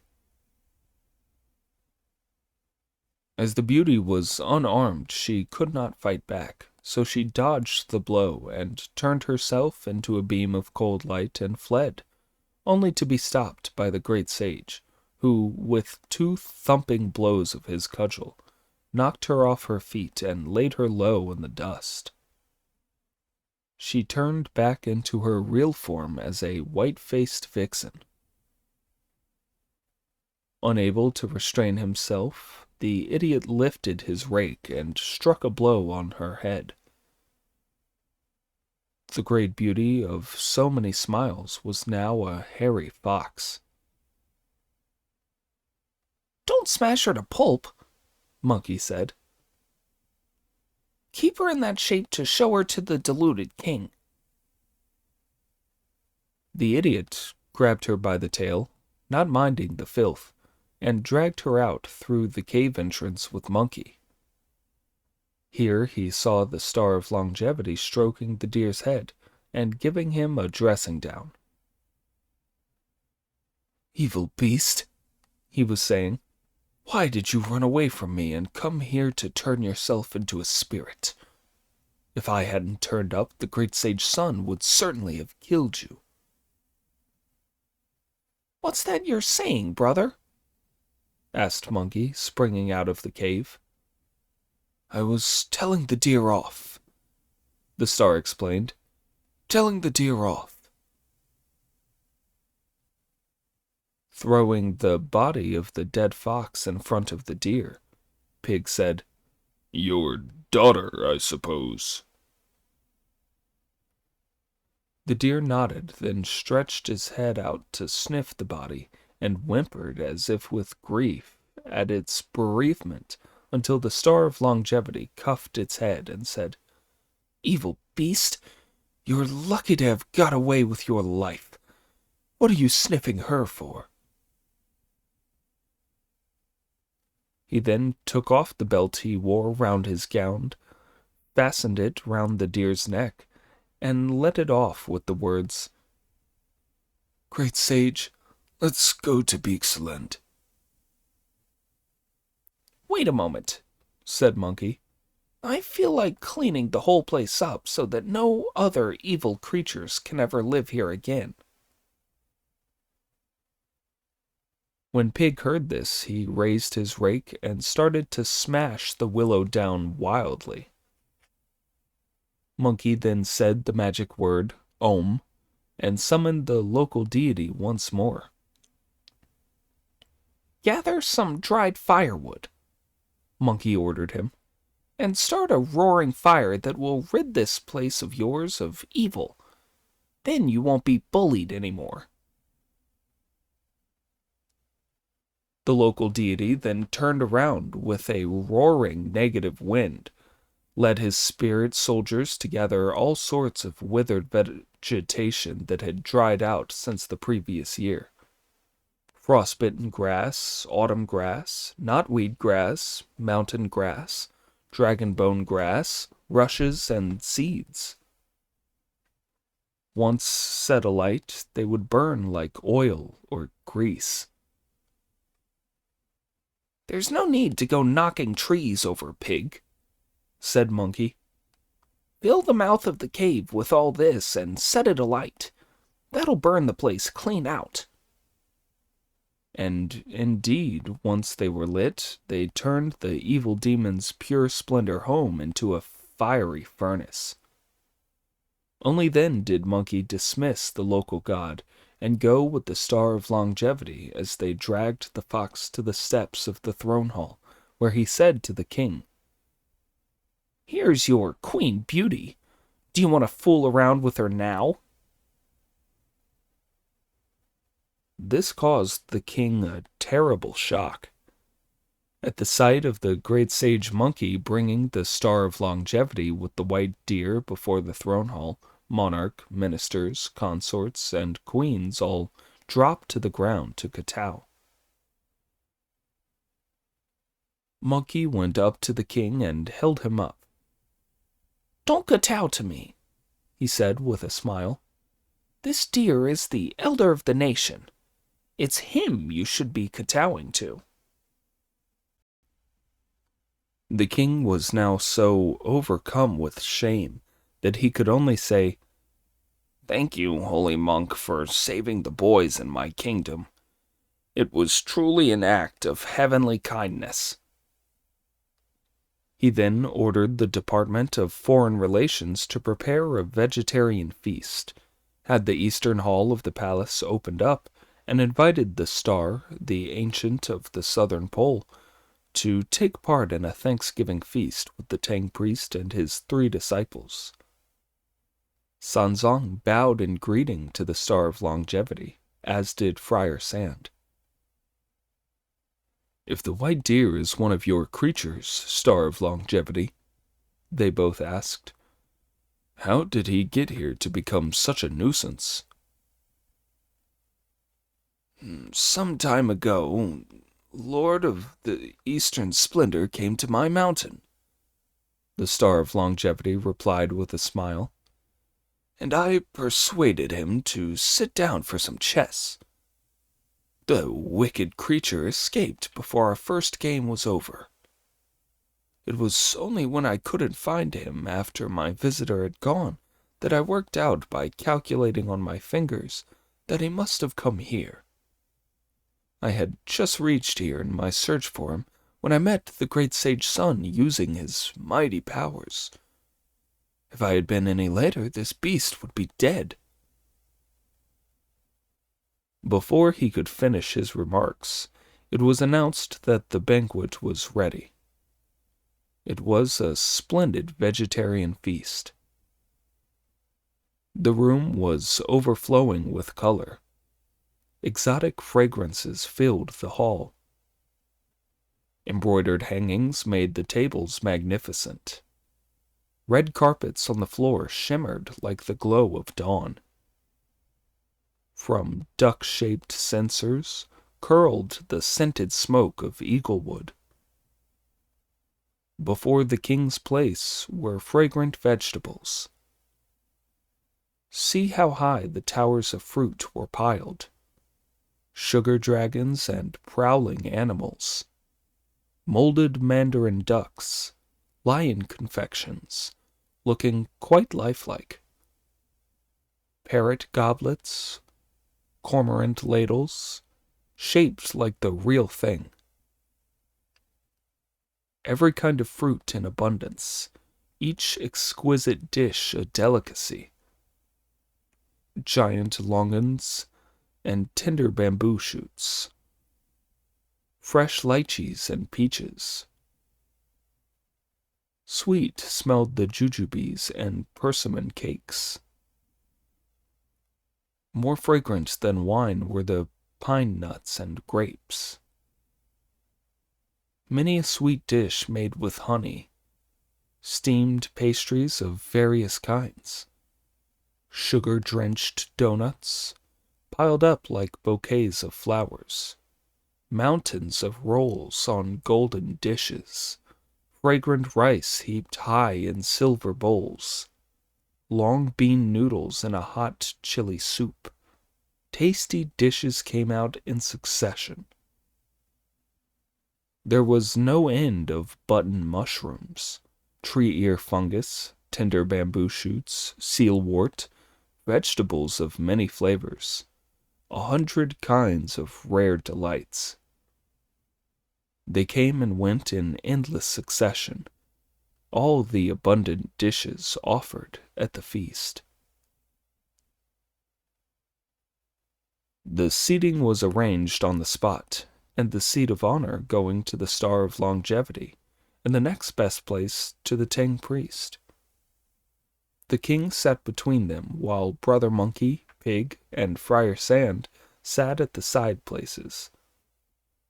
There were also 3 senior ministers present to keep them company, and the musicians and singers of the court theater were ordered to perform. Holding his purple cloud goblet, the king toasted them one by one. The only person who would not drink was the Tang priest. "Brother," said Pig to Monkey, "I'll leave the fruit for you, but you must let me have a good feed of the soup, bread, and rice." With no further thought, the idiot ate everything all at once. He devoured everything that was brought in and left nothing behind. When the banquet was coming to an end, the Star of Longevity took his leave of them. The king went up to him, knelt, kowtowed, and begged the star to tell him the secret of eliminating disease and prolonging life. "I didn't bring any elixirs, as I was here to search for my dear," the Star of Longevity replied. "I would like to teach you the techniques of self-cultivation, but you are so weak in body and ruined in spirit that you would not be able to convert the elixir. All I have in my sleeve is these 3 jujubes that I was intending to offer to the Lord of Eastern Splendor to take with tea. As they haven't been eaten, I can offer them to you now." The king swallowed them, and he gradually began to feel lighter in body as the illness was cured. This was the origin of his later success in achieving immortality. As soon as Pig saw this, he called, "Longevity, old pal. If you've got any fire jujubes, give me some." "I didn't bring any," the star replied, "but I'll give you several pounds of them next time." The Star of Longevity then went out of the eastern pavilion, expressed his thanks, called to the white deer, sprang on his back, and departed by cloud. We will not relate how the king, queens, and consorts in the palace, and the common people in the city, all burnt incense and kowtowed. "Disciples," said Sanzang, "let us pack up and take our leave of His Majesty." The king pleaded with them to stay and instruct him. "Your Majesty," said Monkey, "from now on you should be less greedy for your sexual pleasures and accumulate more hidden merit. In whatever you do, you should use your strong points to make up for your weaknesses. This is the way to get rid of your illness and prolong your life. That's what we'll tell you." 2 dishes full of small pieces of gold and silver were then offered to the pilgrims to help with the expenses of their journey, but the Tang priest refused to accept a single penny. The king then had no choice but to order the royal carriage and invite the Tang priest to sit in the dragon and phoenix coach, while he, his queens, and his consorts pushed the wheels. Thus they escorted him out of the palace. In the streets and markets, the common people also came with bowls of pure water and incense burners to see them on their way from the city. Suddenly there was the sound of a wind in the sky, and 1,111 goose coops landed on both sides of the road. The little boys in them were crying. Unseen in the sky were the deities who had been looking after them, the city and the local gods, the deities of the altars, the true officials, the guardians of the four quarters and the center, the four duty gods, the 16s and 6shias, the protectors of the faith, and the rest of them, who all responded with a loud shout of, "Great sage, on your earlier instructions we carried the boys away in the goose coops. Now that we have learned of your success in your task and your departure, we have brought every one of them back again." The king, his queens and consorts, and all his ministers and subjects fell to their knees to kowtow. "Thank you for your efforts, gentlemen," Monkey shouted to the sky. "Please, all return to your shrines now. I'll get the people to make Thanksgiving offerings to you." With a soughing noise, the magic wind then arose and departed. Monkey then told the people of the city to come and collect their children. The news was spread at once, and the people all came to claim the boys in the baskets. They were very happy indeed. Holding the boys in their arms, they called them dear ones and darlings. Dancing and laughing, they told their children to take hold of the lords from Tang and bring them home so that they could express their thanks for the boys' rescue. Nobody, young or old, male or female, was frightened by the disciples' ugly faces, as they all carried Pig, Friar Sand, Monkey, and the Tang priest back to the city in the middle of a crowd that also brought their luggage and led the horse. The king could not stop them. Family after family laid on a banquet or a feast, and those who could not offer hospitality made monkish hats, shoes, tunics, cotton socks, and other inner and outer garments in different sizes that they presented to the pilgrims. Only when they had been entertained in this way for nearly a month were the travelers able to leave the city. Portraits of them were painted and tablets bearing their names set up. To these the people could kowtow, burn incense, and make offerings. Indeed, great was the gratitude for their enormous kindness in saving the lives of infants by the thousand. If you don't know what happened later, listen to the explanation in the next installment.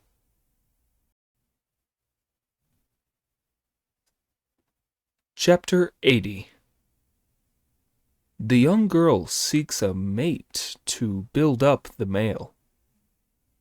Protecting his master, the mind ape sees through a demon. The story tells how the king, ministers, and common people of Bixaland escorted the Tang priest and his 3 disciples out of the city.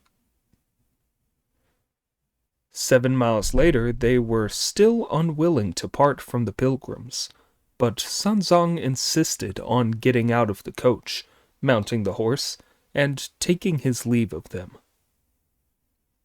The people who had been seeing him off did not return to the city until the travelers had vanished from view. When the 4 had been traveling for a long time, the winter and the spring too were over. There was no end of wild flowers and mountain trees to be seen. Fragrant blossoms filled the view. To Sanzang's alarm, another towering mountain appeared in front of them. "Disciples," he asked, "is there a way across the high mountain before us? We must be careful." "Master," laughed Brother Monkey, "that's not what a seasoned traveler should be saying. You sound much more like some pampered prince trying to look at the whole sky from the bottom of a well. As the old saying goes, a mountain can't stop the road. It can find its own way across. So why ask whether there's a way?" "Even if this mountain cannot block the road," Sanzang replied, "I am afraid that there may be monsters on the mountain precipices and evil spirits that will emerge from its deep recesses." "Don't worry," said Fig. "Don't worry. We're not far from paradise here. I guarantee it'll all be nice and peaceful. There won't be any trouble." As they were talking, master and disciples reached the foot of the mountain without even noticing. Taking out his gold-banded cudgel, Monkey climbed the rock face.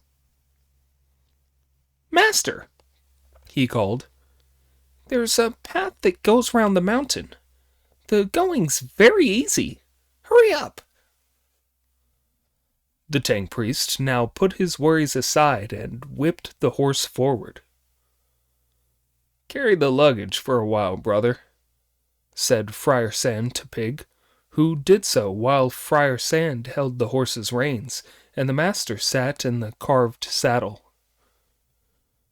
They hurried along the main path up the steep slope after Monkey. This is what the mountain looked like. The peak was wrapped in clouds. Torrents rushed down ravines. The paths were heavy with the scent of flowers, and dense grew the countless trees. Blue were the gages, white the plums, green the willows, and red the peaches. Spring was all but over where the cuckoo sang. When fledgling swallows chirped, the festival was finished. Craggy boulders, blue-green pines shaped like parasols. The track leading across the ridge climbed high over a tracery of rocks. The beetling precipice was overgrown with creepers, grass, and trees. Peaks like a row of halberds vied in elegance. Far from the ocean wave streams competed in gullies.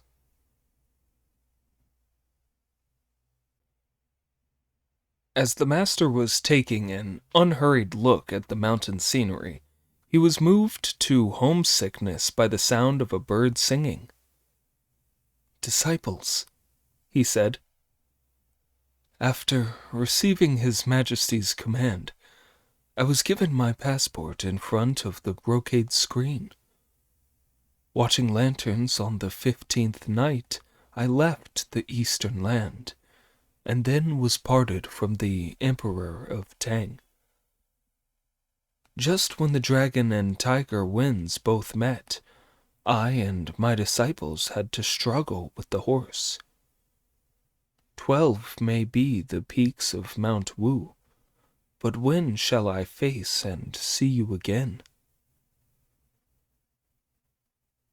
"Master," said Monkey, "you're always suffering from homesickness. You're not like a monk at all. Stop worrying and keep going. Don't upset yourself so. As the old saying goes, you've got to work hard if you want to be rich and successful." "What you say is quite right, disciple," said Sanzang.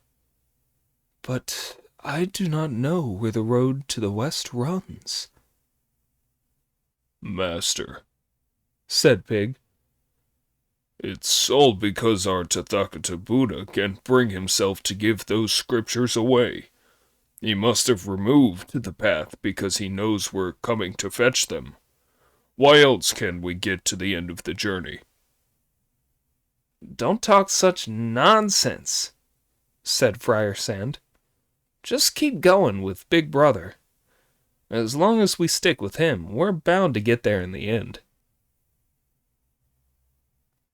As they were talking, master and disciples came in sight of a great expanse of dark pine forest.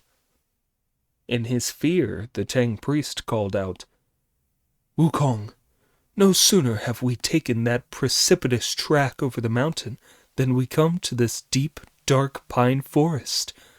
Why? We must be careful." "There's nothing to be scared of," said Monkey. "Nonsense," said Sanzang. "Never trust what appears to be absolutely upright, and be on your guard against evil masquerading as goodness. I have been through quite a few pine woods with you, but never one as vast and deep as this. Just look at the trees. Dense packed to east and west, in lines to north and south. Dense packed to east and west, they reach the end of the clouds. In lines to north and south, they touch the azure firmament. Thorns and brambles grow close tangled all about. Knotweed wraps itself around the branches. Liana coils round kudzu vine. Kudzu coils around liana.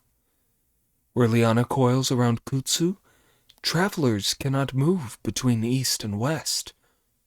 Where kudzu coils round liana, merchants may not ply between north and south.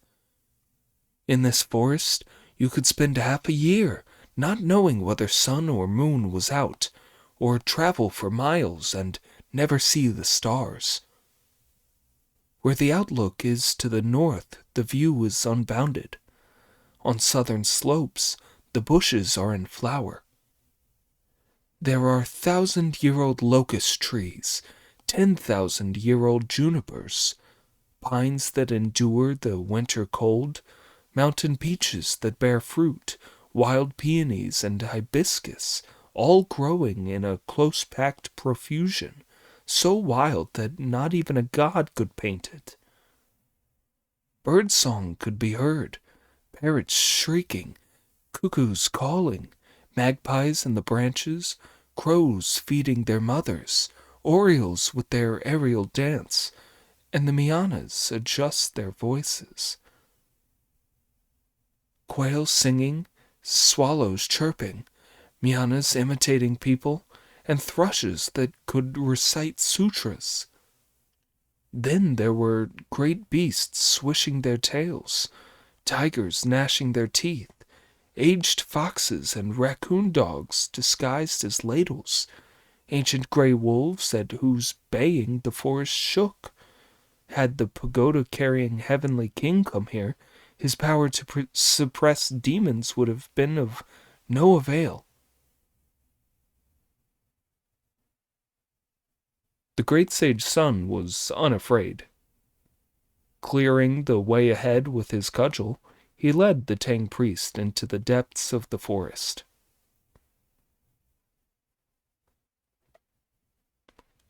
They had been traveling in this carefree style for many hours without seeing any sign of a way out of the forest, when the Tang priest called out, "Disciples, we have been through no end of steep and dangerous mountain woods on our journey west.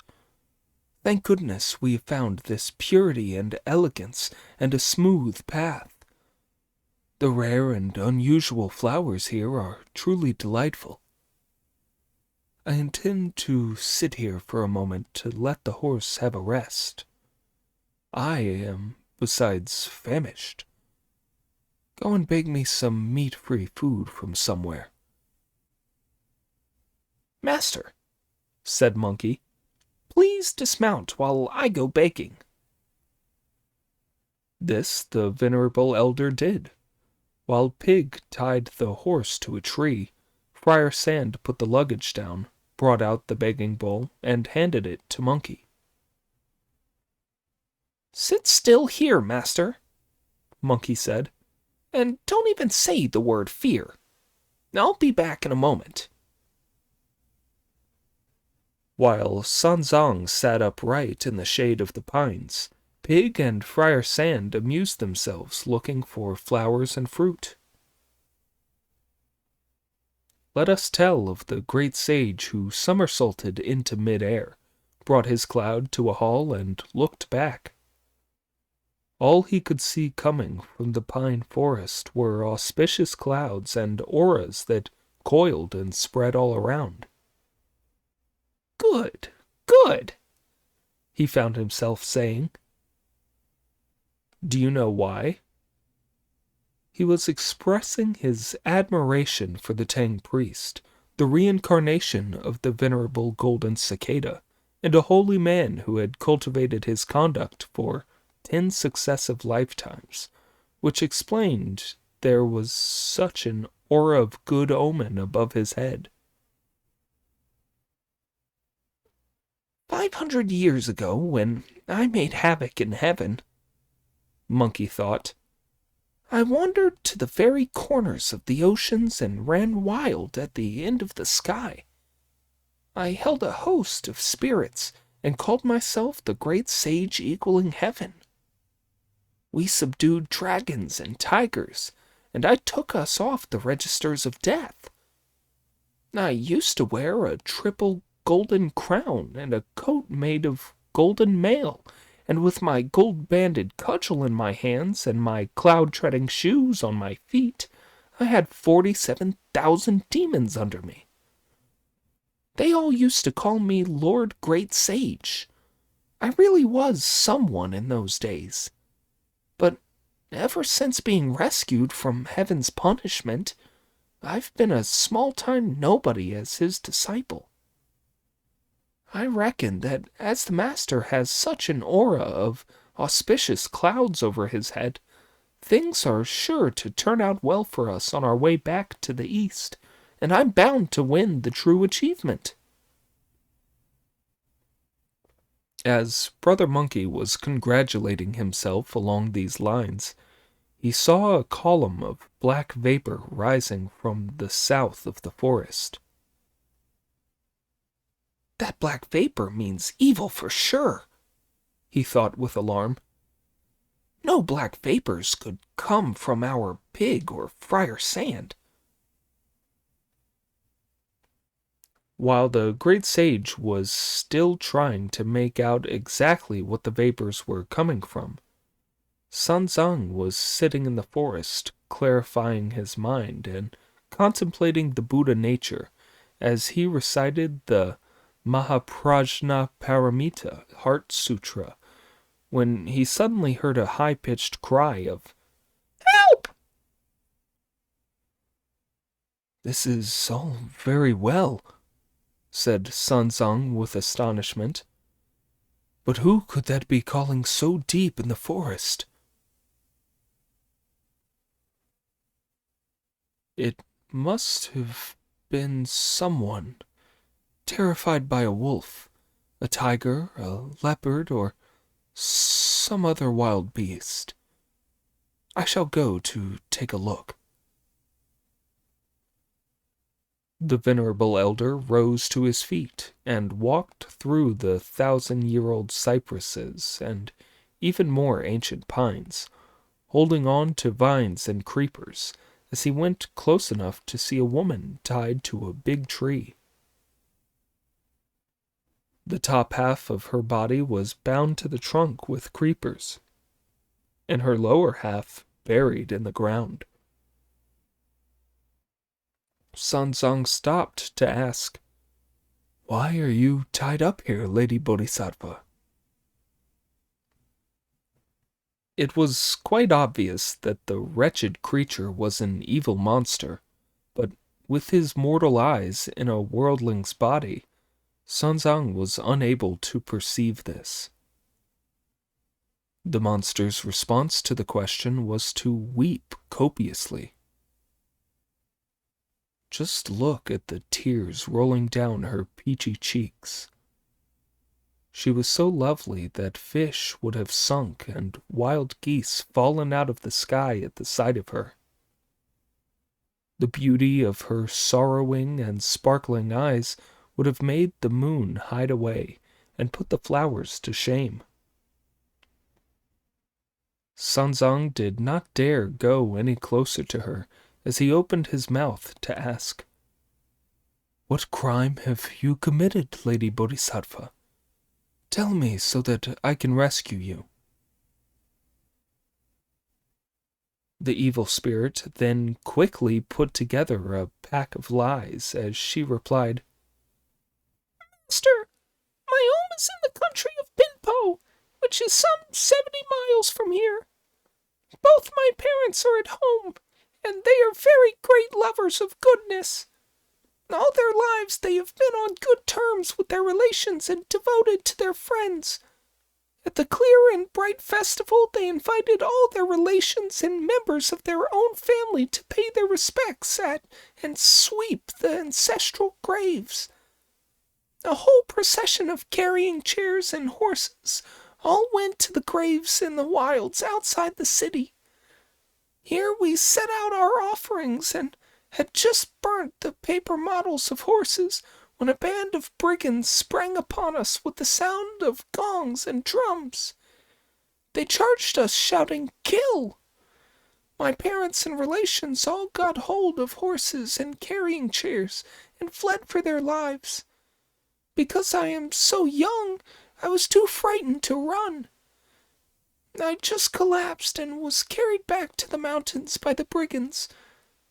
The top chieftain wanted me for his lady, the number 2 chieftain wanted me for his woman, and the 3rd and 4th ones both fancied me for my looks.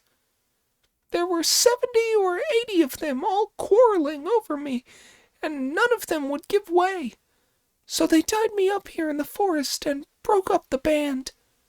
I've been here for 5 days and 5 nights now, and I'm only just alive now. I'll soon be dead. Goodness only knows which ancestor, however many generations back, accumulated the virtue that brought you here to me today, Reverend Sir. I beg you in your great mercy to save my life. I won't forget your goodness to me even when I lie dead under the 9 springs of the underworld." When she had finished speaking, her tears flowed like rain. As Sanzang really did have a merciful heart, he could not help weeping and sobbing himself.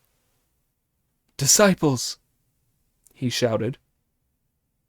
Pig and Friar Sand were still looking for flowers and fruit in the forest, when suddenly they heard their master's anguished cry. "Friar Sand," said the idiot, "the master's found a relation here." "What nonsense, brother," said Friar Sand with a smile. "In all the time we've been going, we haven't met a single good person, so where could any relation of his have come from?" "If it's not a relation, why's the master crying for them?" Pig asked, adding, "You and I had better go to take a look." Friar Sand did indeed go back to where they had been before. Leading the horse and carrying the luggage, they went up to the master and asked, "What's up, master?" The Tang priest pointed at the tree as he replied, "Pig, untie this Lady Bodhisattva and save her life." Without caring whether this was the right or the wrong thing to do, the idiot set to. The great sage, meanwhile, saw from up in the air the dense black vapors completely obscuring the auspicious glow. "This is bad," he said. "This is bad. If the black vapors are covering the auspicious glow, that means something evil is threatening my master. Never mind about begging for food. I'm going back to see the master." He turned his cloud back and landed in the forest, where he saw Pig recklessly untying the ropes. Going up to him, Monkey grabbed an ear and threw him to the ground. "The master told me to rescue her," the idiot protested, looking up to see Monkey as he scrambled back to his feet. "So why did you push me over like that? You're just throwing your weight about." "Brother," replied Monkey with a smile, "don't untie her. She's an evil spirit who's been putting on an act to fool us." "Wretched ape!" shouted Sanzang, "talking this nonsense again. How can you possibly take a girl like this for an evil spirit?" "There's something you don't know, master," Monkey replied. "In the old days, I tried all these tricks myself when I wanted some human flesh. You couldn't possibly tell what she is." "Master," said Pig, pouting sulkily, "don't let that protector of the horses take you in. She's a local girl. We've never had dealings with her before on our long journey from the east, and she's no relation or in-law of ours, so how can you say she's an evil spirit? He's trying to get rid of us by making us go ahead so he can turn a somersault and get back here by magic. Then he's going to have a bit of fun with her and ruin our reputation." "You cretin!" shouted Brother Monkey. "Stop talking such rubbish. I've never done any such outrageous thing on all our journey to the west. I reckon it must have been some reckless womanizer like yourself who forgot his principles when he saw a good chance. I expect you tricked some family into taking you as their son-in-law and tied her up here." "That's enough of that," said Sanzang. "That's enough. Now then, Beiji, your elder brother usually sees things very clearly. Ignore what he is saying. Let us be on our way." "Splendid!"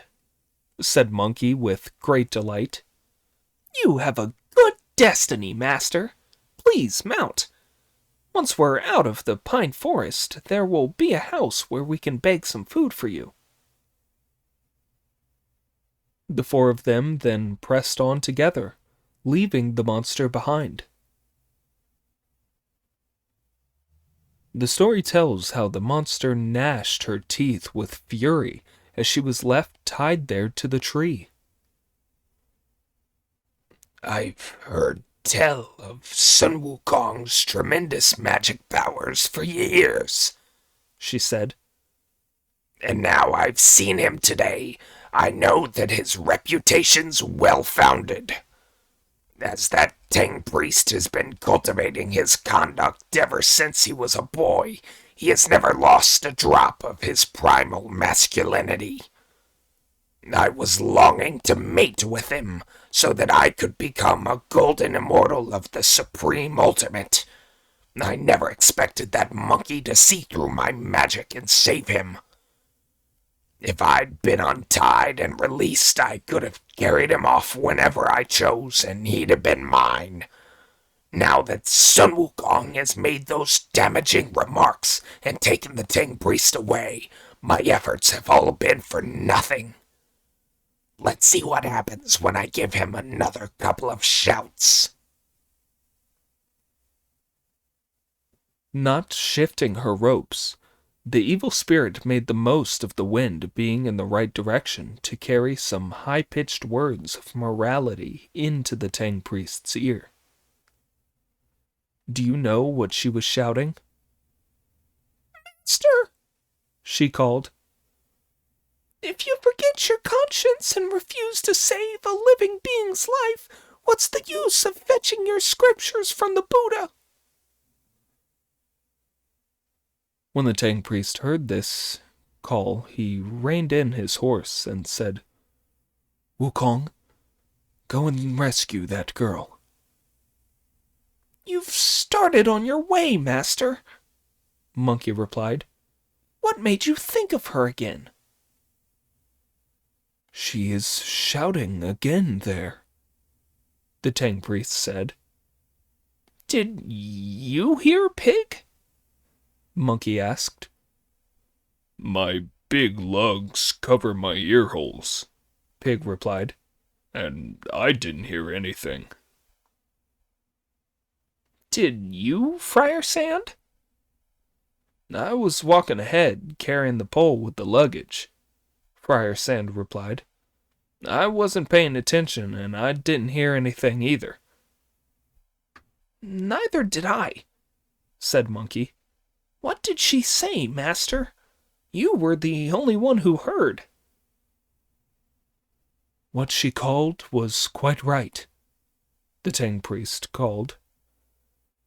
She asked what was the use of fetching scriptures when I went to visit the Buddha if I forgot my conscience and refused to save a living being's life. To save a human life is better than building a 7-storied pagoda.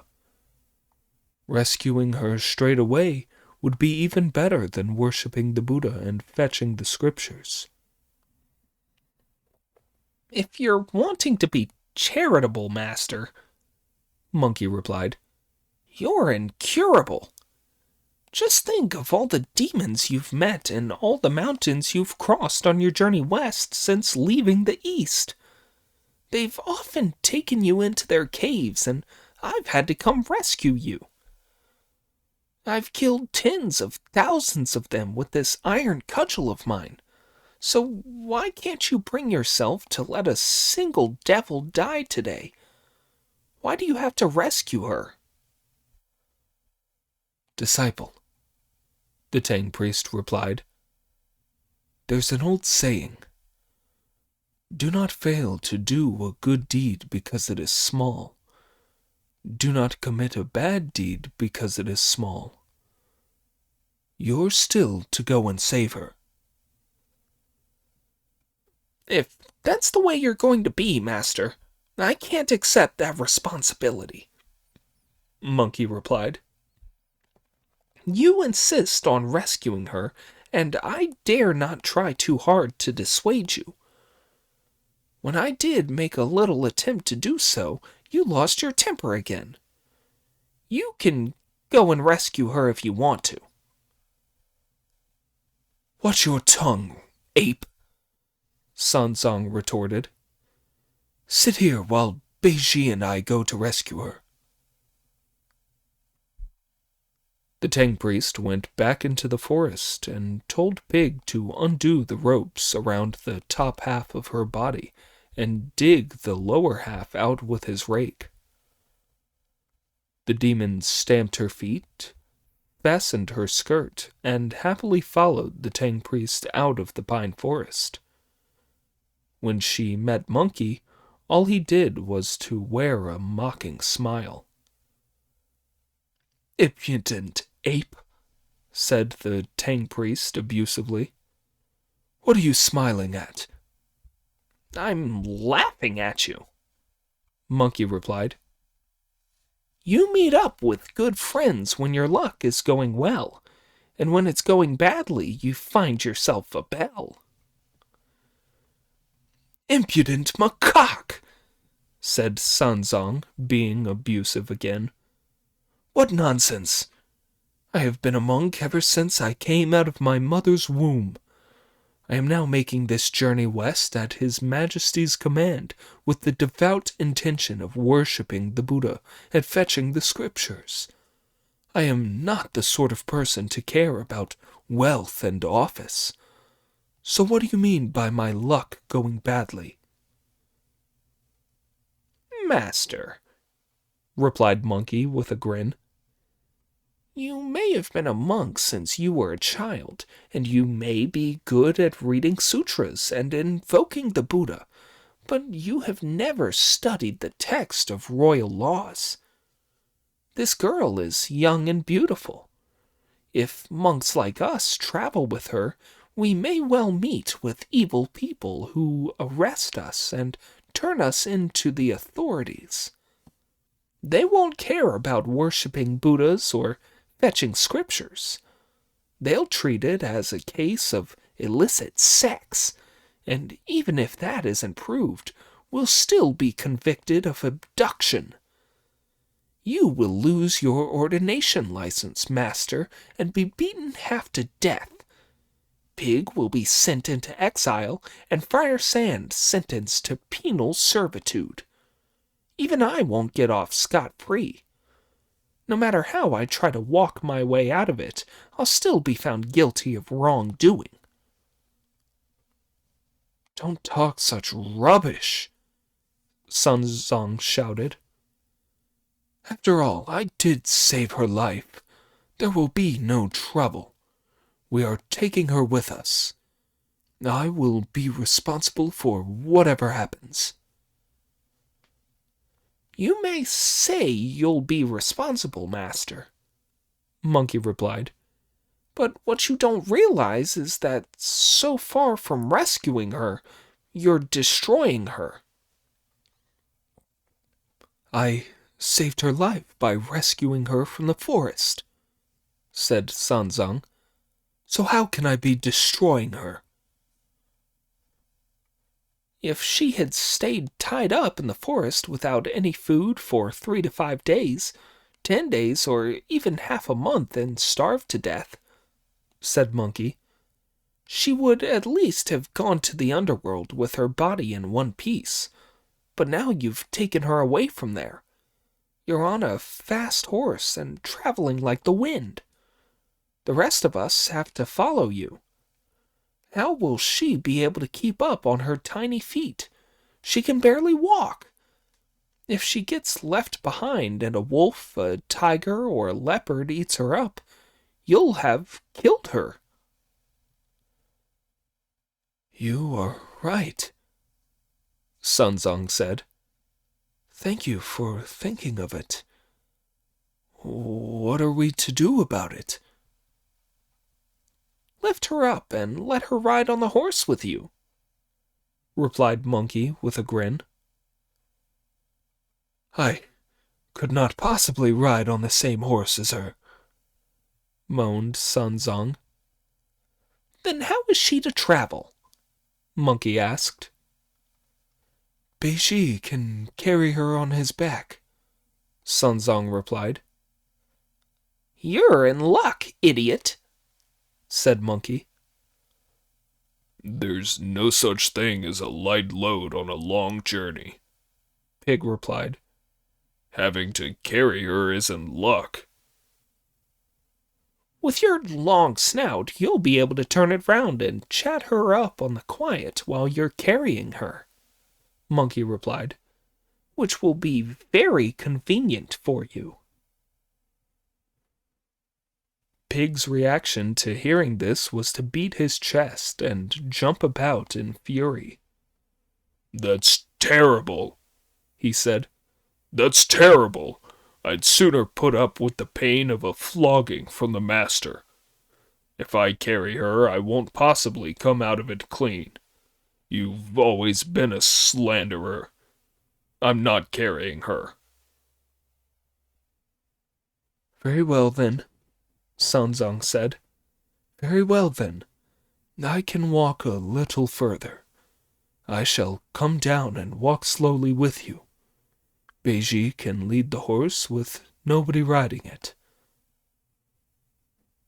"You've got yourself a good bargain there, idiot," said Monkey, roaring with laughter. "The master's done you a favor by letting you lead the horse." You are talking nonsense again, ape, said Sanzang. As the ancients said, when a horse is to travel 300 miles, it cannot get there by itself. If I walk slowly, are you going to leave me behind?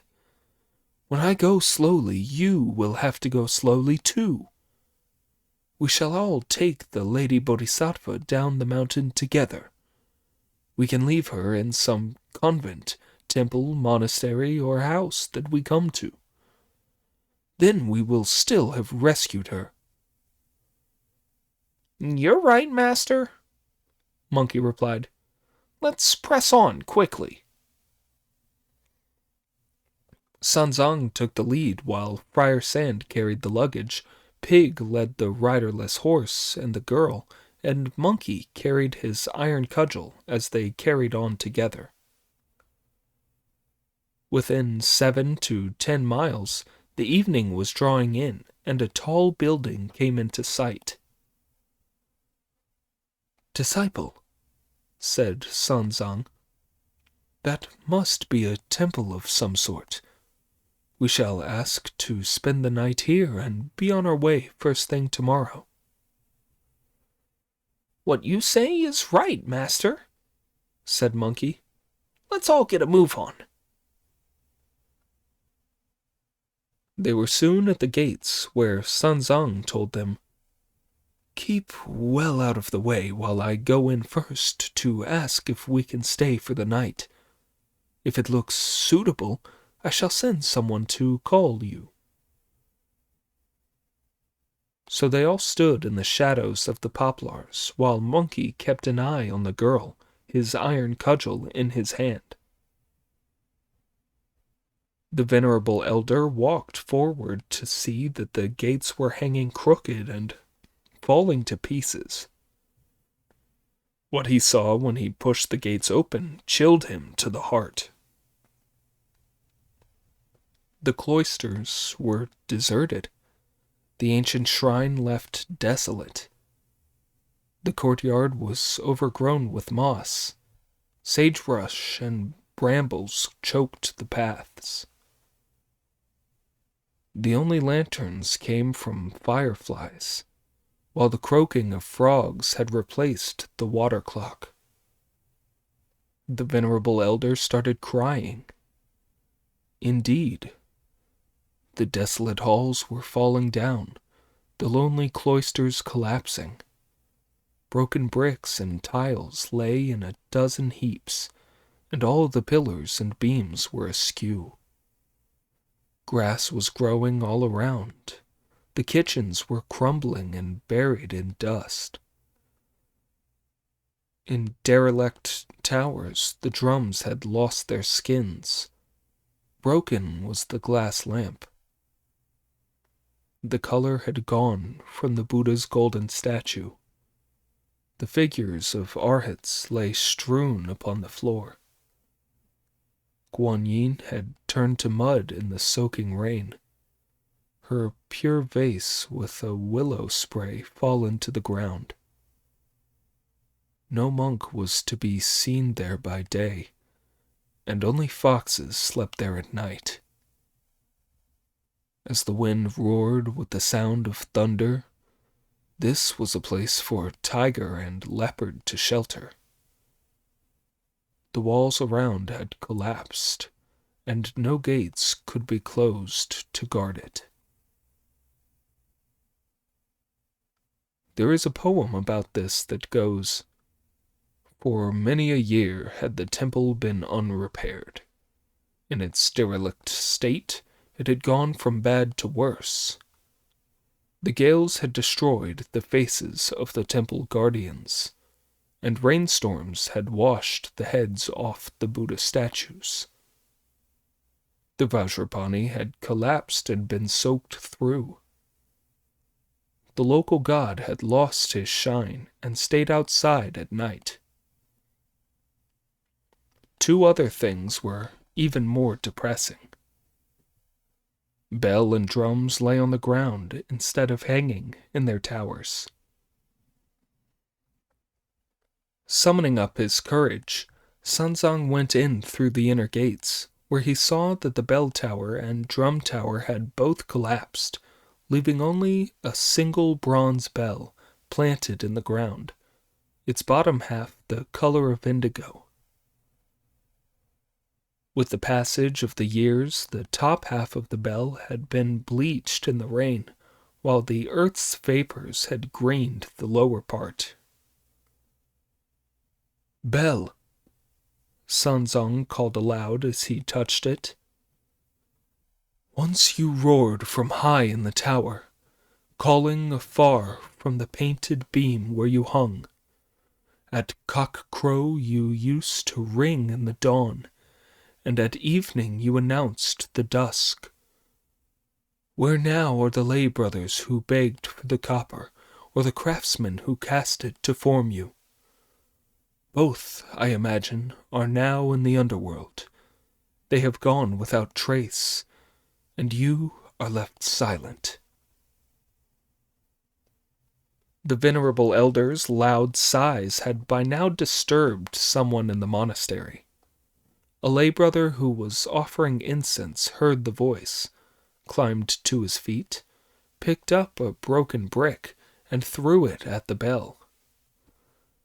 The bell's clang gave the venerable elder such a fright that he fell over, then scrambled up again to flee, only to trip over the root of a tree and go flying again. As he lay on the ground, Sanzang raised his head and said, "Bell, I was just lamenting your fate when suddenly you clanged. On this deserted route to the west, over the years you must have turned into a spirit." The lay brother came over to Sanzang and steadied him as he said, "Please, get up, reverend sir. The bell hasn't become a spirit. It was I who struck it just now." Looking up and seeing how dark and ugly the other was, Sanzang said, "I suppose you are a goblin or some other evil creature? I am no ordinary man. I come from Great Tang, and I have disciples who can subdue dragons and tigers. If you run into them, your life will be lost." "Don't be afraid, my lord," replied the lay brother, falling to his knees. "I'm no evil being. I'm a lay brother who looks after the incense here. When I heard those fine things you were saying just now, I wanted to come out and welcome you, but I was afraid that it might be some demon knocking at the gates. That was why I didn't dare come out until I'd thrown a piece of brick at the bell to calm my fears. Please rise, my lord." Only then did Sanzang calm himself sufficiently to reply, "Lay brother, that fright was almost the death of me. Take me inside." The lay brother led Sanzang straight in through the third pair of gates. What the Tang priest saw here was quite different from outside. A cloud-patterned wall built of blue bricks, halls roofed with green glazed tiles. The holy statues were sheathed in gold, the steps made of pure white jade. Blue light danced in the Buddha hall. Fine vapors rose from the Vairocana chapel. Above the Manjusri hall were decorations of flying clouds. In the library of scriptures were patterns of flowers and green leaves. On the roof above the triple eaves stood a precious jar. In the Tower of 5 Blessings, embroidered covers were spread. 1,000 bright bamboos waved over the dhyana seat. 10,000 bluish pines threw their light on the gates. Jade-colored clouds reflected gold on this palace. Auspicious clouds drifted round the woods full of purple mist. Each morning the fragrant breezes could be smelled all around. In the evening painted drums were heard on the high hills. There should be morning sunshine to patch torn robes. How can the sutra be finished by the light of the moon? The courtyard at the back is lit by half a wall of lamps. A column of fragrant smoke shines in the hall. Sanzang saw this, but did not dare go inside. "Lay brother," he called, "why is the front of the monastery so dilapidated, but the back is so neat and tidy?" "My lord," said the lay brother with a smile, "these mountains are full of evil creatures and brigands. On clear days they roam the mountains to rob, and on dull ones they shelter in the monastery. They knock the Buddha statues down to use as seats and burn the wooden pillars for firewood. The monks here are too feeble to argue with them, which is why they have abandoned the wreck buildings at the front for the brigands to stay in. They have found some new benefactors to build the new monastery for them. Now there is one for the pure and one for the impure. This is how we do things in the West. So that is the way things are," said Sanzang. As he walked further, Sanzang saw written over the gate in large letters, "Sea Guarding Monastery of Meditation." Only then did he stride in through the gates, where a monk appeared coming towards him. Just see what the monk looked like. His hat of velvet and brocade was held with a pin, and a pair of bronze rings hung from his ears. His tunic was made of woolen stuff, and his eyes were white and bright as silver. He held in his hand a self-beating drum, as he recited scriptures in an unknown tongue. Sanzang did not know before that he was a lama on the road to the west. As the lama came out, he saw how very handsome and elegant Sanzang was. Clear-browed and fine-eyed, with a broad forehead and leveled top to his skull, ears hanging to his shoulders, and arms so long they came below his knees. He looked like an arhat come down to earth. The lama, his face wreathed in smiles, went up to Sanzang, chuckling with delight to grab hold of him, feel his hands and feet, rub his nose, and tug at his ears as ways of showing his friendliness. After leading Sanzang into the abbot's lodgings and going through the rituals of greeting the lama, asked him, "Where have you come from, venerable father?" "I have been sent by His Majesty the Emperor of the Great Tang in the East to worship the Buddha and fetch the scriptures from Thunder Monastery in India in the West," Sanzang replied.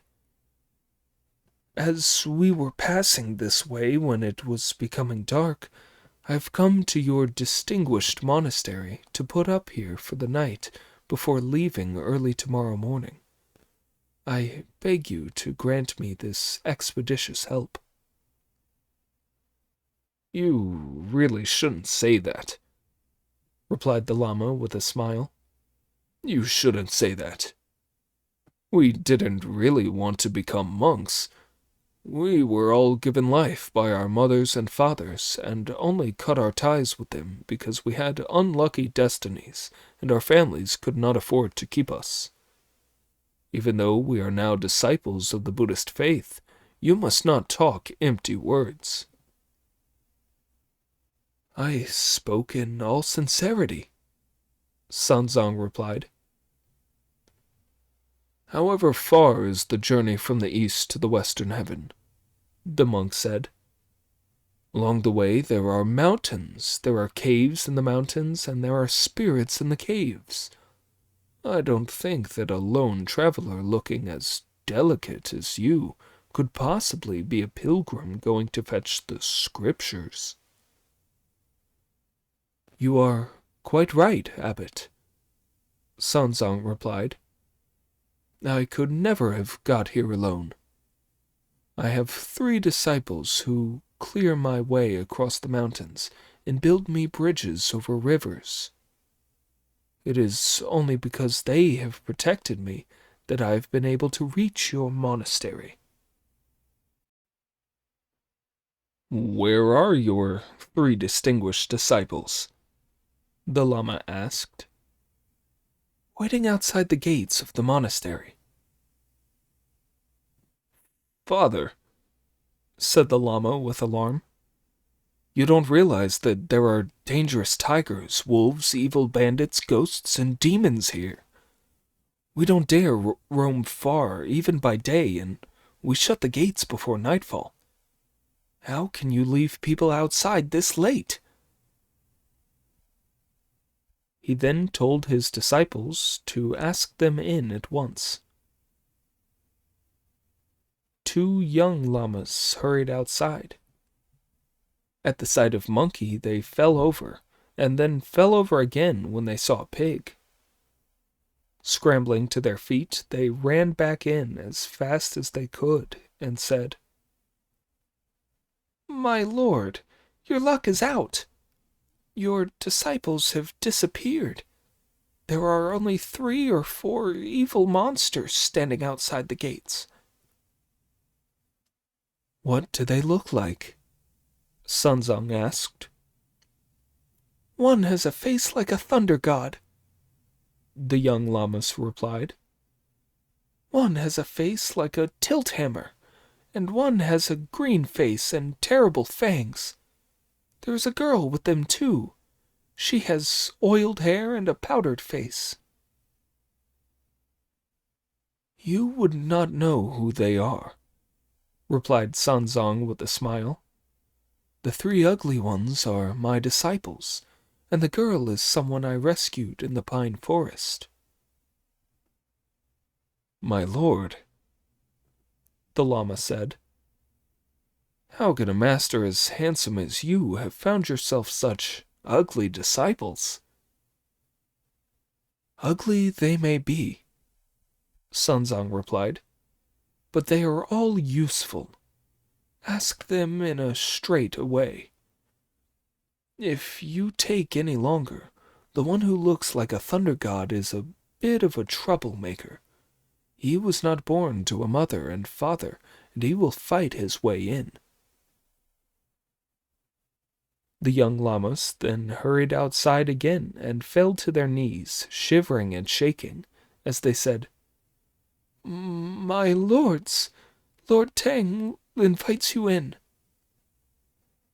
Brother, said Pig, if he's invited us, that's that. Why are they shivering and shaking?